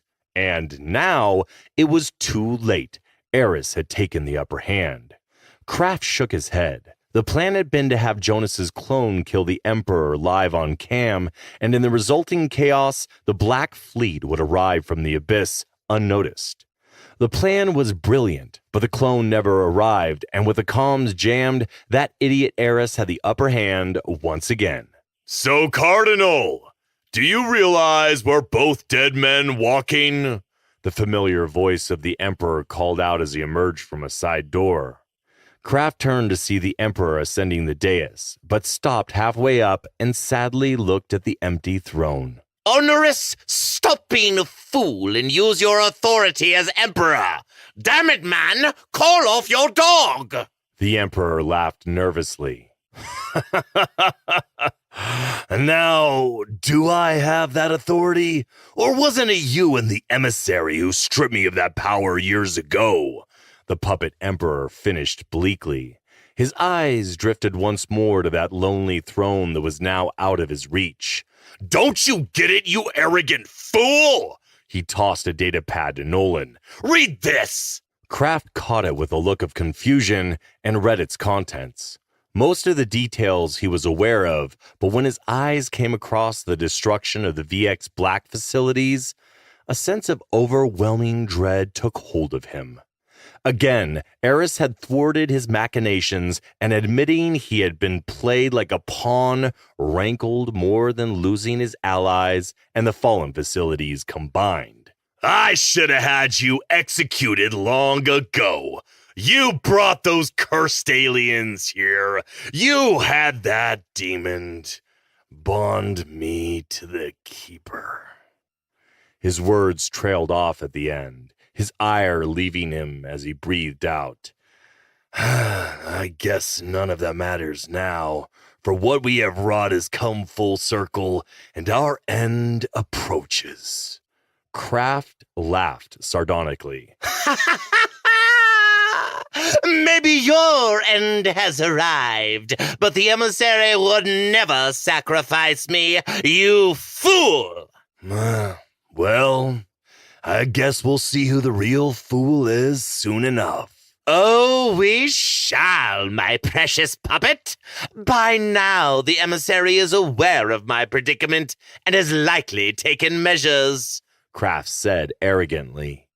It was at that moment Nolan Kraft, divine leader of the Holy Church and soon-to-be ruler of the galaxy, deflated like a petulant child whose toys had been taken from him in the immense presence of the Lord Commander and a squad of wraiths. The Emperor shifted slightly from where he stood on the dais, his shoulders hunched, and a look of acceptance settled over him. So, you've decided our fate, my Lord Commander. Jonas Eris came to a sudden halt before the dais. The wraiths lingered behind him like the haunting specters of their namesake. Eris locked eyes with his emperor. The look of disappointment and disdain made his blood run cold. I see that the galactic throne lies vacant, like the delinquency of your honor, the betrayal of your bloodline, and the empire you were sworn to protect. The weight of his words sunk to the depths of the Emperor's soul. It is true that I have failed the Empire, and I trust your judgment, Lord Eris. I am sorry for all I have done. I let my ambition take hold of me, and I was blinded by the power Kraft and his dark allies dangled in front of me. I was a greedy fool, the Emperor said softly, remorse thick in his voice, his eyes unable to meet the Lord Commander's. Never once have I thought it would end like this, Jonas. No matter what you choose, I hope you can forgive me. His gaze finally came up and met Eris's. A familiar warmth returned to his eyes. An inkling of their old friendship passed between them, and an unspoken understanding was reached. The Lord Commander's gaze was stern, his eyes revealing a mix of anger and disappointment. After a moment of silence, he finally spoke, his voice firm and unwavering. Your betrayal cannot go unpunished. Even an emperor must abide by his governance. You have failed the Empire, your bloodline, your station, and most importantly, your people, he finished, considering the Emperor as if scrutinizing a pupil. I was seduced by the power and promise of immortality, but I was a fool to listen to those lies that the emissary told me. Drunk on the deception I was fed, I allowed more and more to fall between my grasp, until finally I was supplanted by an entity called the Keeper that is now bonded and trapped within me. And all of it, a nightmare of my own creation. Eris's eyes rose in surprise at the mention of the Keeper. So, this must have been what Sojin relayed to me earlier about you being compromised. The Empress tack reference makes sense now, seeing as she was forced to commit atrocities under duress.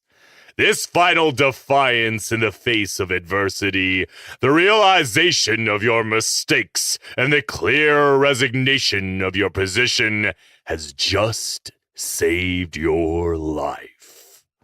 Jonas's final words were laced with a quiet anger that shook the Emperor to his soul. With a deep sigh, Honoris felt a sense of relief wash over him, as though a burden had been lifted from his shoulders, allowing his body to relax. There is more I must tell you, Jonas.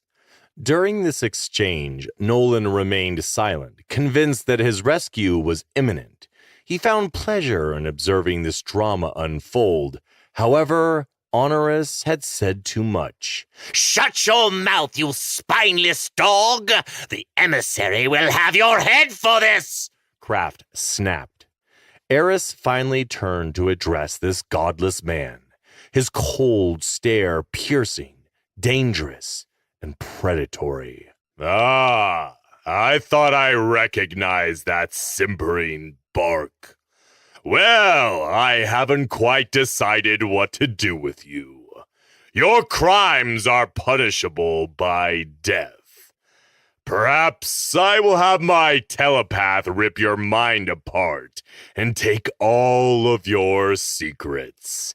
Then I will have him turn you into a mindless, drooling vegetable, only capable of fulfilling menial tasks.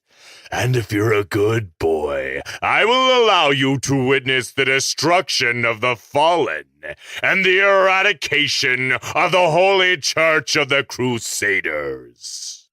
Oh my! You impress me, Lord Commander. I always took you for a mindless brute, but I have to hand it to you. That would be an eloquent punishment if I were to be sticking around. Kraft walked towards Eris, but stopped himself at a reasonable distance. His hands were trembling, but he was no coward. He was protected by God himself. You cannot touch me, Lord Commander. His formal title uttered in a tone dripping with mockery. With enhanced speed, Eris blurred forward and backhanded Kraft so hard his jaw snapped shut. Blood and tooth flew from his mouth in a spray, and his body hit the floor with a resounding thud. Kraft groaned loudly, then wiped the blood from his lips, and a mumbled curse tumbled from his lips. Oh, how dare you touch me, you filthy swine! He finished, spitting out blood, his grimace a rictus of spite. You're a dead man, you godless dog! The Lord Commander said nothing and advanced towards him at a measured pace, his starfire sword coming to life with a hiss as it ignited. The red plasma glow of his weapon seemed to grow brighter as he closed in. I wanted to kill you weeks ago, but refrained because I needed to fool the fallen into believing I was unaware of their machinations. You played your role well, but now it's time to pay for your sins, you godless deceiver! With a menacing growl, Eris seized the front of Nolan's robes, causing his holiness to emit a high-pitched shriek akin to that of a Bateran weasel as he was hoisted off the ground. Just then, Sojin Park entered the throne room, with members of the elite guard in tow. The shields around the throne room have been compromised. Get the Emperor out of here now! Jonas ordered his attachment of wraiths. Eris tossed Kraft to the side like discarded waste and activated his personal shield. Before anyone could react, a glowing pillar of light burst to life in the throne room. Laser fire sprayed forth, then the portal fluctuated and expanded as Dokibi warriors poured out. The wraiths quickly sprang into action. Their personal shields came to life as they surrounded the Emperor with their bodies while returning fire. They retreated in formation towards the door that Sojin had just entered through.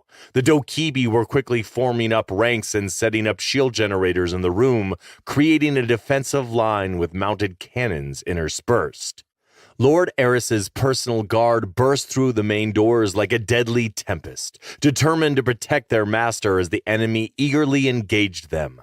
The Death Knights moved like liquid shadow, their dark, spectral forms resembling angels of death. They clashed with the Dokibi warriors, their fiery energy swords cutting through the air with lethal precision. Eris erupted into a killing frenzy, wielding his starfire sword like vengeance incarnate.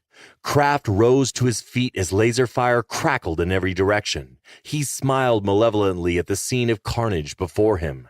He reveled in the knowledge that the emissary still recognized his importance. A wraith swung at Nolan's head. He ducked and with precision casually stepped into the man's guard, disarming him with his left hand and striking him in the throat with his right. The man grunted and gurgled as he dropped to his knees. Kraft swung his newly acquired energy blade in a backstroke, removing the man's head from his torso. The Cardinal looked over his shoulder and scowled as Eris ran a Reaper through with his blade and turned to look at him murderously. As Honoris and his guard advanced towards the side door, a Dokibi elite fired his disruptor cannon, targeting the Emperor. From the impact of the blast, a wraith was sent spinning sideways. The shot was deflected by his personal shield, but it struck the Emperor in the leg, tearing it apart like minced beef. Kraft howled with joy seeing the Emperor mutilated, in agony, and dragged unceremoniously out of the room. That spineless idiot deserves more than that, he thought, as three loud booms shook the room. In the midst of the chaos, Nolan watched as the main entrance crumbled under the force of a plasma grenade. Simultaneously, the side door was sealed shut by two precise shots from the only remaining disruptor cannon, trapping everyone inside. The intensity of the battle escalated as Death Knights surged forward, attempting to reach the portal and shut it down. However, their efforts were met with fierce resistance from a new wave of elite warriors that poured in, repelling their advance and turning the fight into a frenzy. Amidst the dust and debris, Kraft shielded his face, coughing as he turned away. As he did so, he stumbled into a Reaper. "Get me out of here now!" he shouted, grasping the coat of the lizard creature. In response, the Dokibi warrior grunted, promptly attaching a triangular device to his chest. With lightning-fast reflexes, he pushed the Cardinal aside, narrowly evading the Lord Commander's deadly blade. The Reaper took a step back, unsheathed his laser axe, ready to engage Eris, and bellowed, "Now!" The Lord Commander, swift as a shadow, bypassed the elite's guard and impaled him. His gaze remained fixed on Nolan the entire time, hatred blazing in his eyes. Kraft smirked back as a shimmering light enveloped him. Then he was gone. At the entrance of the Emperor's private medical chamber, Sojin Park stood obscured by the looming shadow of an imposing life support pod. A frantic energy coursed through the room as medical personnel bustled about. She had a clear view of the Emperor, surrounded by 4 medbots and his personal medic. Her sharp eyes, which had seen more than their fair share of injuries, softened as they took in the sight of the once mighty ruler. Despite his treachery and the lives sacrificed for his ambitions, Sojin felt a twinge of sorrow for the Emperor. During the Machine War, he had been a symbol of power and unity, but now he was just a vulnerable and broken man. With arms folded across her chest, Sojin kept a watchful eye over the Emperor, disbelief etched upon her features. The Fallen's audacious attack had pierced the very core of the Imperium, leaving the Galactic Emperor severely wounded. "Vitals are strong and holding," a medbot reported to the Emperor's personal physician, who immediately gave the order to prepare for surgery. Sojin exited the med room, passing the wraiths on guard, and activated her comm implant. Owen, I need a sitrep now. The entrance to the throne room is blocked by debris. We can't go through until the construction bots get here to clear it out. Lord Eris and the remaining Death Knights are holding their own, but the enemy's portal remains open, Owen reported. In the wake of the Olsen Prime incident, Lord Eris had issued a directive to disable the palace's AI. The decision was made to eliminate any potential security risks posed by the AI. Determined to assist Jonas, Sojin hurriedly entered the nearby security room. She was filled with a sense of urgency, knowing that every moment was crucial. "Stand by," she commanded. She entered a nearby security room, accessed the computer terminal, input her password, and sent the command to reactivate the artificial intelligence. Her heart pounded wildly in her chest as she waited for the AI to activate. "System rebooting," an automated voice said.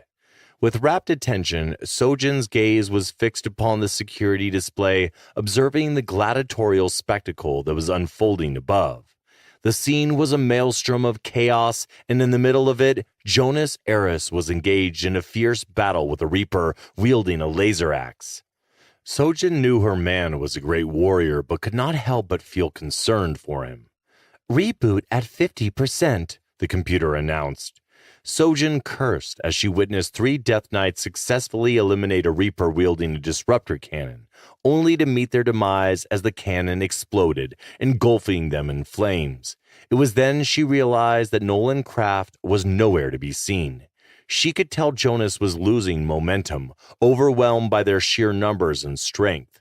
She watched helplessly as the situation unfolded, knowing there was nothing she could do to assist him. Just then, a blue light blossomed on the far side of the throne room. "More Reapers?" she despairingly thought. What emerged from the radiant portal made her heart race with excitement. It was Ethan Wolfe. He emerged from the portal like a force of nature. Limbs and heads flew in every direction. Ropes of blood and entrails splattered the floor. Jonas turned to Ethan with a nod, then swung his sword and decapitated a Reaper. The faces of the Dokibi warriors were horrified by the murderous presence in their midst. "AI online," the computer announced. Sojin quickly responded. "Defense Protocol Eris 1206. Activate the palace shields and locate Nolan Craft." "Confirmation received. Defensive shields are operational. However, countermeasures within the throne room have sustained damage. Lord Eris and his remaining soldiers are now isolated. Visual confirmation of Nolan Craft being escorted to the primary spaceport located in Imperial City." "Track him!" She turned her attention back to the screens. "Inform local police of his location. I want that bastard dead! And issue the order to Fleetcom to destroy Craft's flagship. Authorization code is Eris Fist." "Orders acknowledged," the AI replied. On the screen, Jonas and Ethan stood back to back as the portals winked out, casting the cavernous room into flickering shadows. Energy weapons and emergency lights illuminated the smoky room with an eerie glow. The faces of the reptilian warriors were etched with terror as they regrouped. Ethan Wolfe cursed angrily as one of the Dokibi Reapers managed to cut his right leg with a steel blade. Although he quickly slayed his enemy, there was a strange, disorienting sensation spreading through his body as the battle machines healed his wound. Something was wrong with the demon burn. He could feel it. "I don't know what's happening, but the battle nanomachines are not operating correctly," Rex reported. "Do something about it," Ethan snapped as he swung his Starfire sword upwards and tore through the charging elite's chest. "All I need is a few minutes." "I'm increasing battle machines to maximum to compensate for power loss," Rex told him. "You don't have much time, so kill these bastards now." As Ethan turned, he witnessed Jonas slam a Dokibi warrior to the ground, plunging his blade deep into its neck. The lizard thrashed violently, choking on its own blood. Behind Eris, one of the remaining Death Knights fell under a barrage of laser shots, his chest riddled with wounds. Fueled by an unyielding desire for vengeance, the surviving knight, wielding a plasma scythe, faced the grotesque lizard that had slain his brother-in-arms. Unleashing a relentless combo attack with swift and precise strikes, he cleaved half the elite's face in a brutal display of retribution, executing justice for his fallen comrade. Ethan grinned in grim satisfaction, then turned to Eris. Jonas, back to back! Jonas complied, ready to engage the remaining Reapers that appeared unsure on how to attack the duo. How the frack did you get here? The Lord Commander asked, breathing heavily, his sword raised, ready to engage. I have no frackin' idea, Ethan replied, as the room's lights began flickering, casting an eerie aura over the vast chamber. He couldn't believe all the debris and dead bodies that littered the Imperial chamber. The macabre scene seemed surreal. Get ready! Jonas growled as the Death Knight joined the duo with his glowing plasma scythe. In silent fury, the wolf unleashed an attack on the Reaper, the apparent leader of the elite. The warrior countered with a hissing energy lance, the clashing of their blows echoing like thunder, and the flashes of their weapons illuminating the scene like a mesmerizing lightning display. As the death dealer severed the commander's arm, a cry of anguish erupted from the elite. The wolf then plunged his sizzling blade into the commander's gaping mouth. At the same time, Jonas, with battle-enhanced speed, blocked and ducked a swinging laser axe, spun, and with a backhanded slice, slashed the elite's shoulder, causing the warrior to stumble forward, then to be quickly decapitated by the Death Knight's plasma scythe. With a razor-toothed grin, a Reaper wielding a massive warhammer towered over the death dealer. Ethan tried to disregard the off-balance feeling threatening to overwhelm him as he tightened his grip on his sword's hilt. Battle machine's energy dropping, Rex cut in. I don't know what is happening, E. Figure it out! I need the burn! Compensating energy now. The Reaper raised his glowing warhammer, and before it attacked, an energy blast blew off a hand, making him drop his weapon with a hiss. Ethan turned to see the Death Knight holding a disruptor, who nodded briefly before turning to engage another foe. The wounded Reaper retreated, cradling his stump, only to be met by the Lord Commander's sizzling blade. 7 more! Jonas shouted, his weapon raised as he eagerly sprinted towards 2 of the remaining warriors. Ethan's knees buckled as the demon burn malfunctioned. Rex, don't frack with me! Keep me going! We have a serious problem. I can't keep the battle machines operational. Giving you a last power boost. You've got 2 minutes, max. In that moment, a Reaper lunged towards Ethan. With swift reflexes and a final boost, Ethan leapt backwards, while simultaneously hurling 6 explosive spikes. The projectiles found their mark, piercing through the reptilian's heavily armored chest. The Reaper tore one of the red glowing spikes from his torso, a look of annoyance crossing his face as he crushed it in his hand. Then the other 5 exploded, bursting him like a rotten Busan bloodfruit. In a swift maneuver, Ethan pivoted, confronted one of the remaining elites, while Jonas valiantly defeated 2 more warriors. However, Jonas's triumph was marred by the sight of blood trickling profusely from his arm and neck, his strain to stay upright evident. The Death Knight was on his back, gasping for air, as a dead elite lay across his injured body. He struggled to move the behemoth off him, but to no avail. It was then that Jonas dropped to one knee, blood flowing freely from his egregious wounds, spent. I'm coming! Ethan dashed over with inhuman speed as the last 4 Dokibi warriors moved in for the kill. Get up, Jonas! Jonas remained on one knee, unable to continue. End this now, E! His voice was tight with pain.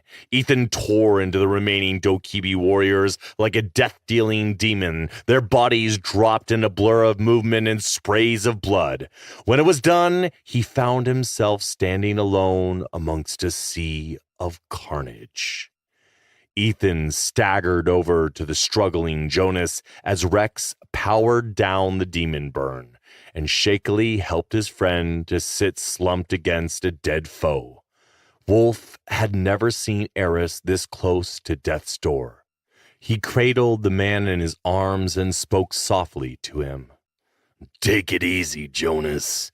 You fought like a true fiend. Jonas's breath was labored but steady. My skills with the blade are still no match for yours. A smile reached his cracked and bloodied lips. I need to tell you something. There is a terrible enemy coming, and you need to be ready to fight them. The Fallen, Ethan murmured, feeling a strange chill coursing through his body like a rush of adrenaline. Rex was right. Something was very wrong with the burn. However, he ignored the sensation for now. The battle machines have gone dormant, Rex announced. Your vitals are stable. Running a diagnostic now. Let me know what the hell is going on. Are you okay? Jonas asked, grimacing in pain, his face appearing paler now.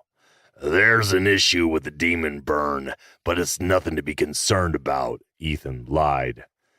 I'm sorry for the way all this went down, but it was the only way to protect you and to keep my plans to destroy the Fallen and root out the traitors within the Imperium secret.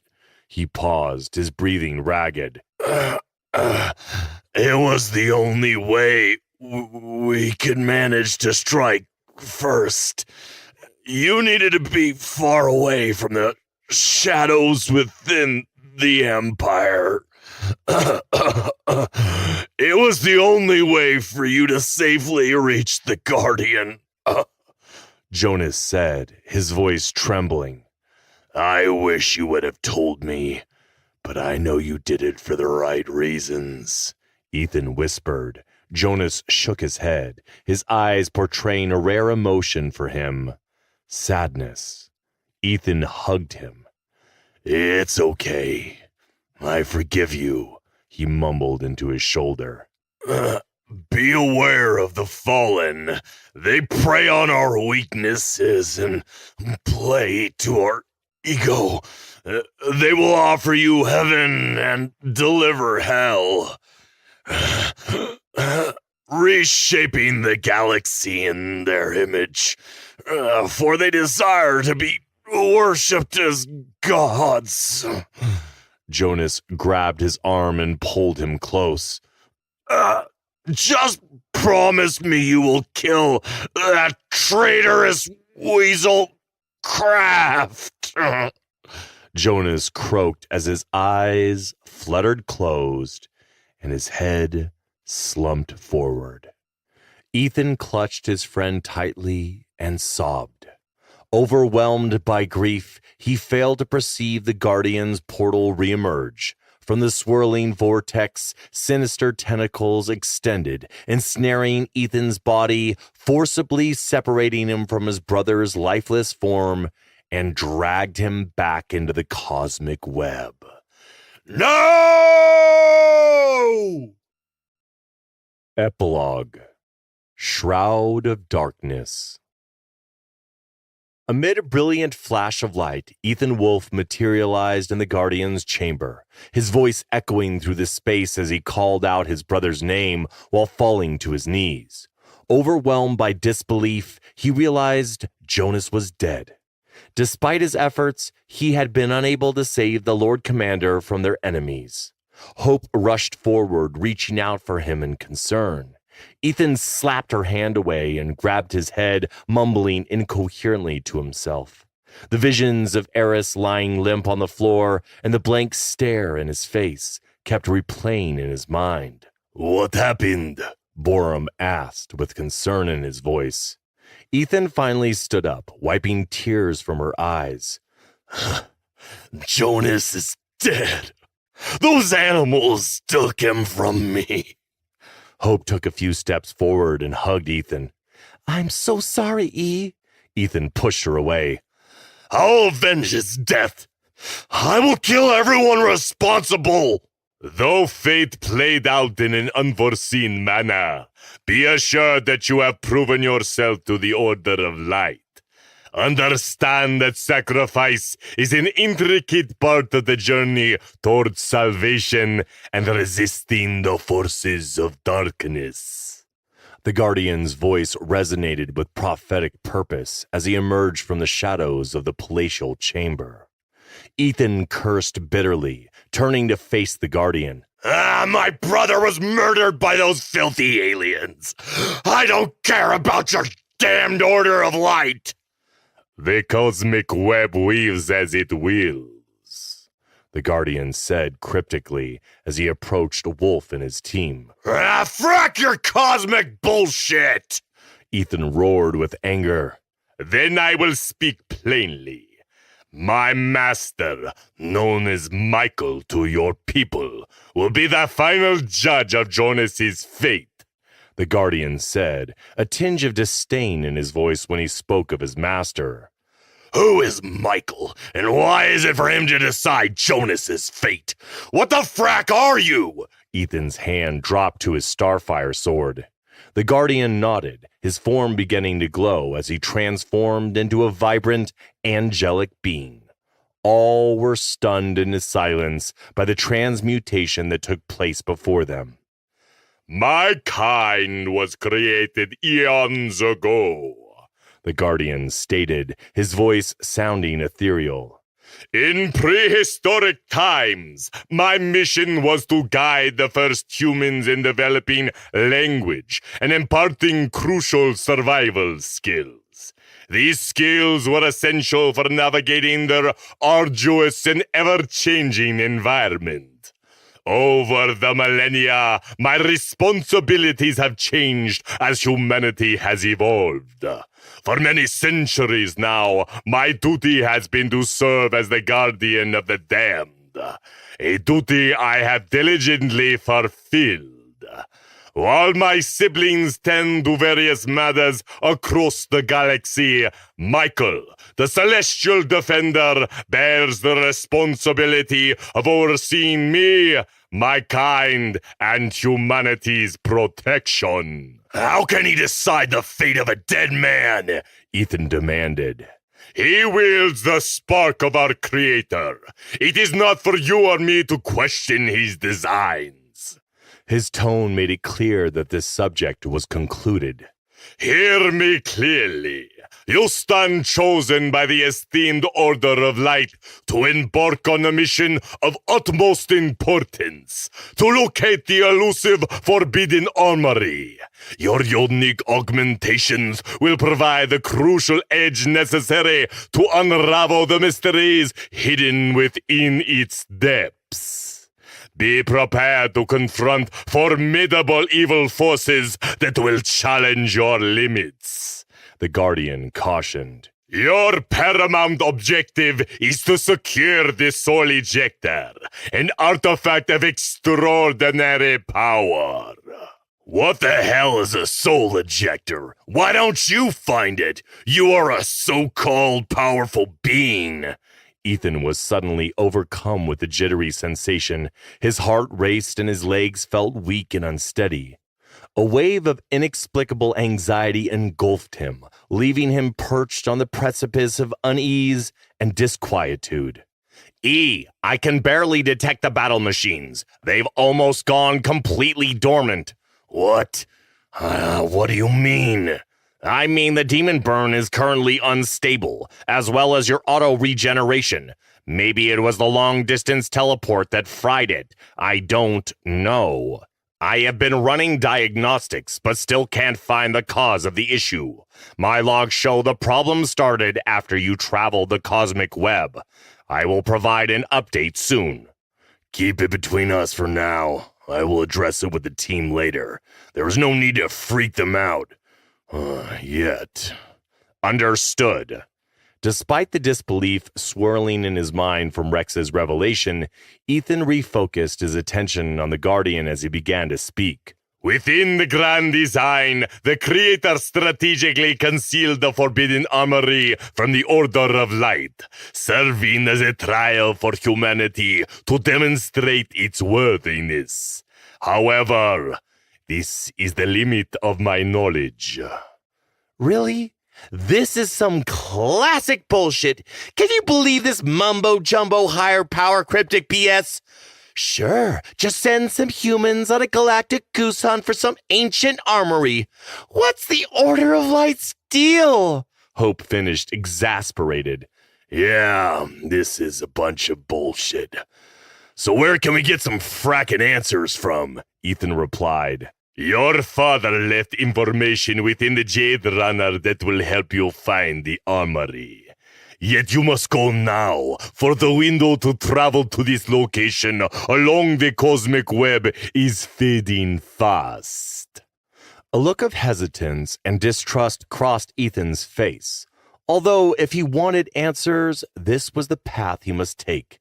If he couldn't trust the Guardian, he would trust his father's plan, Jonas's sacrifice, and his two companions. Are you two ready to save the galaxy? Hell yeah, Hope said excitedly, as Borum nodded in agreement. Ethan was thankful to have the two of them by his side. The Guardian waved his hand and a glowing portal appeared.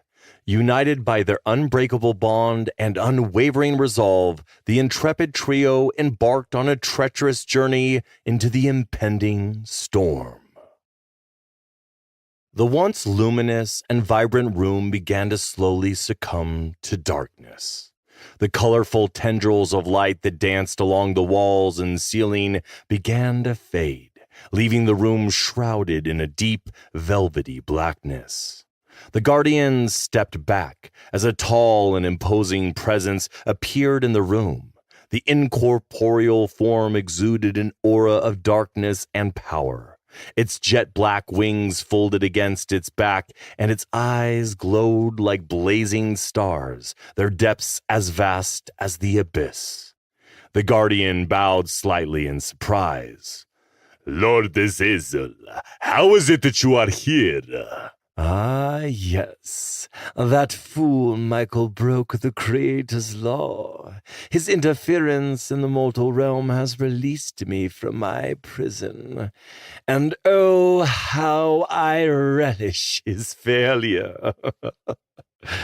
Yet, as you can see, my corporeal form is still denied to me. What has Michael done? The Dark One ignored the question. So, that was the human that carries the spark to activate the soul ejector, I take it. Oh, and did you manage to destroy the battle machines that power that animal? My lord. The Guardian spoke hesitantly, fearing the truth he bore. I failed to destroy the battle machines. They are infused with the energy of the first ones, rendering them virtually indestructible. Powering them off proved impossible, so I managed to induce a state of dormancy as the best alternative. Ah, Uriel, you disappoint me, Azazel said, shaking his head. I made it clear to you what I desired. The battle machines that power that human pose a threat to the fallen. The Guardian's voice echoed through the chamber as he attempted to regain his footing. I have sent him to locate the hidden armory, and that will be the opportune moment to strike.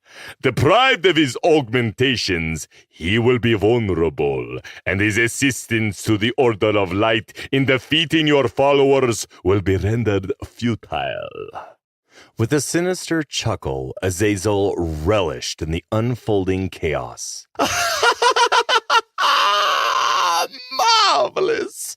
As the Fallen and the Empire engage in the destructive dance, Ethan Wolfe, oblivious to his role, will unwittingly trigger the soul ejector. This pivotal event will facilitate my return to corporeal form. Upon my resurrection, I will unleash an inferno upon the galaxy, seeking retribution and aiming to end Michael's existence. So shall it be, my lord. Now don't forget our deal, Uriel. Azazel's eyes glowed even brighter. Even in my weakened state, I can end you with a mere whisper. The Guardian felt those words course through his being, and he fought back the terror that surged through his body. Betraying you is not an option, my lord. Azazel walked over to look at Dagon and shook his head. This fool failed me, and look at him now, trapped in the dimension of pain for eternity. It would be so easy to command you to release him from his prison. But I want him to suffer. It gives me pleasure to see him like this. With that, Azazel disappeared back into the abyssal darkness, leaving the Guardian alone with his turbulent thoughts.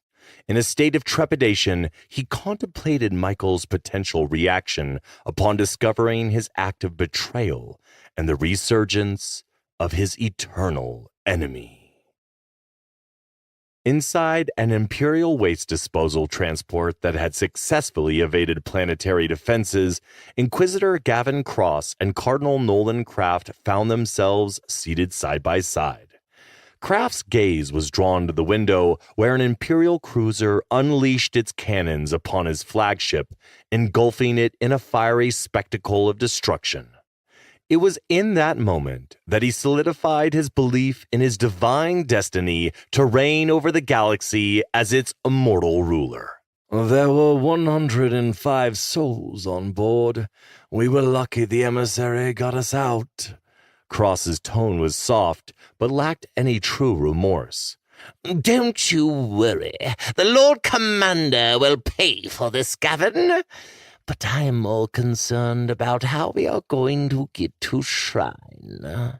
Craft replied, distracted. Eris is probably already dead.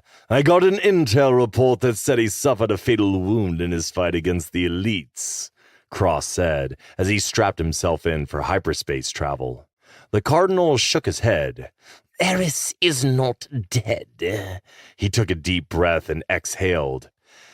That wretched, godless creature will endure, but his eyes will soon witness the true essence of power when the Anunnaki reveal themselves to the galaxy. Ultimately, though, it is I who will bring an end to his pathetic existence. The Black Fleet has finally arrived. I thought the relic on Hades was nothing but a communication array and a waste of time. Contrary to the emissary's claims, the relic is more significant than previously disclosed. I have acquired knowledge that even the Fallen are unaware of. While I plan to share this information with you and Stark in the future, it is premature to engage in discussions about the relic at this time. Nolan finished curtly. There's an urgent holo transmission coming in from Hades, Eminence, the pilot announced. With a determined expression, Craft leaned forward, his fingers hovering over the computer screen. As his code was entered, the holocam flickered to life, revealing the emissary. The figure, shrouded in a mysterious hood, surveyed the transport's interior before finally addressing Craft. The Advanced Expeditionary Force sustained significant casualties, and Dokibi succumbed to the impact of a devastating weapon, leaving no trace of its existence. I repeatedly warned you about Eris, but you ignored me. He manipulated us, and now we find ourselves at a significant disadvantage. Kraft growled.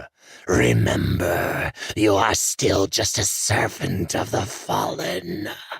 The puzzle's complexity far exceeds your limited comprehension. The emissary said, his tone filled with rebuke. Our masters suspect the Order of Light is guiding Eris and Wolf, presenting a significant threat that requires swift elimination. Furthermore, you must establish new facilities to produce VX Black, a crucial step for the Fallen to secure a foothold in the galaxy. Your success in this mission will be rewarded, but any further failure will not be tolerated. With a sly grin, Kraft savored the knowledge that controlling the VX Black supply would be his gateway to wresting power from the emissary. By becoming indispensable to the Anunnaki, he would manipulate them to serve his own ambitions. This turn of events represented a significant milestone in his journey towards becoming the immortal divine ruler of the galaxy. Yet, for the moment, he would bide his time and play his part. You will join me on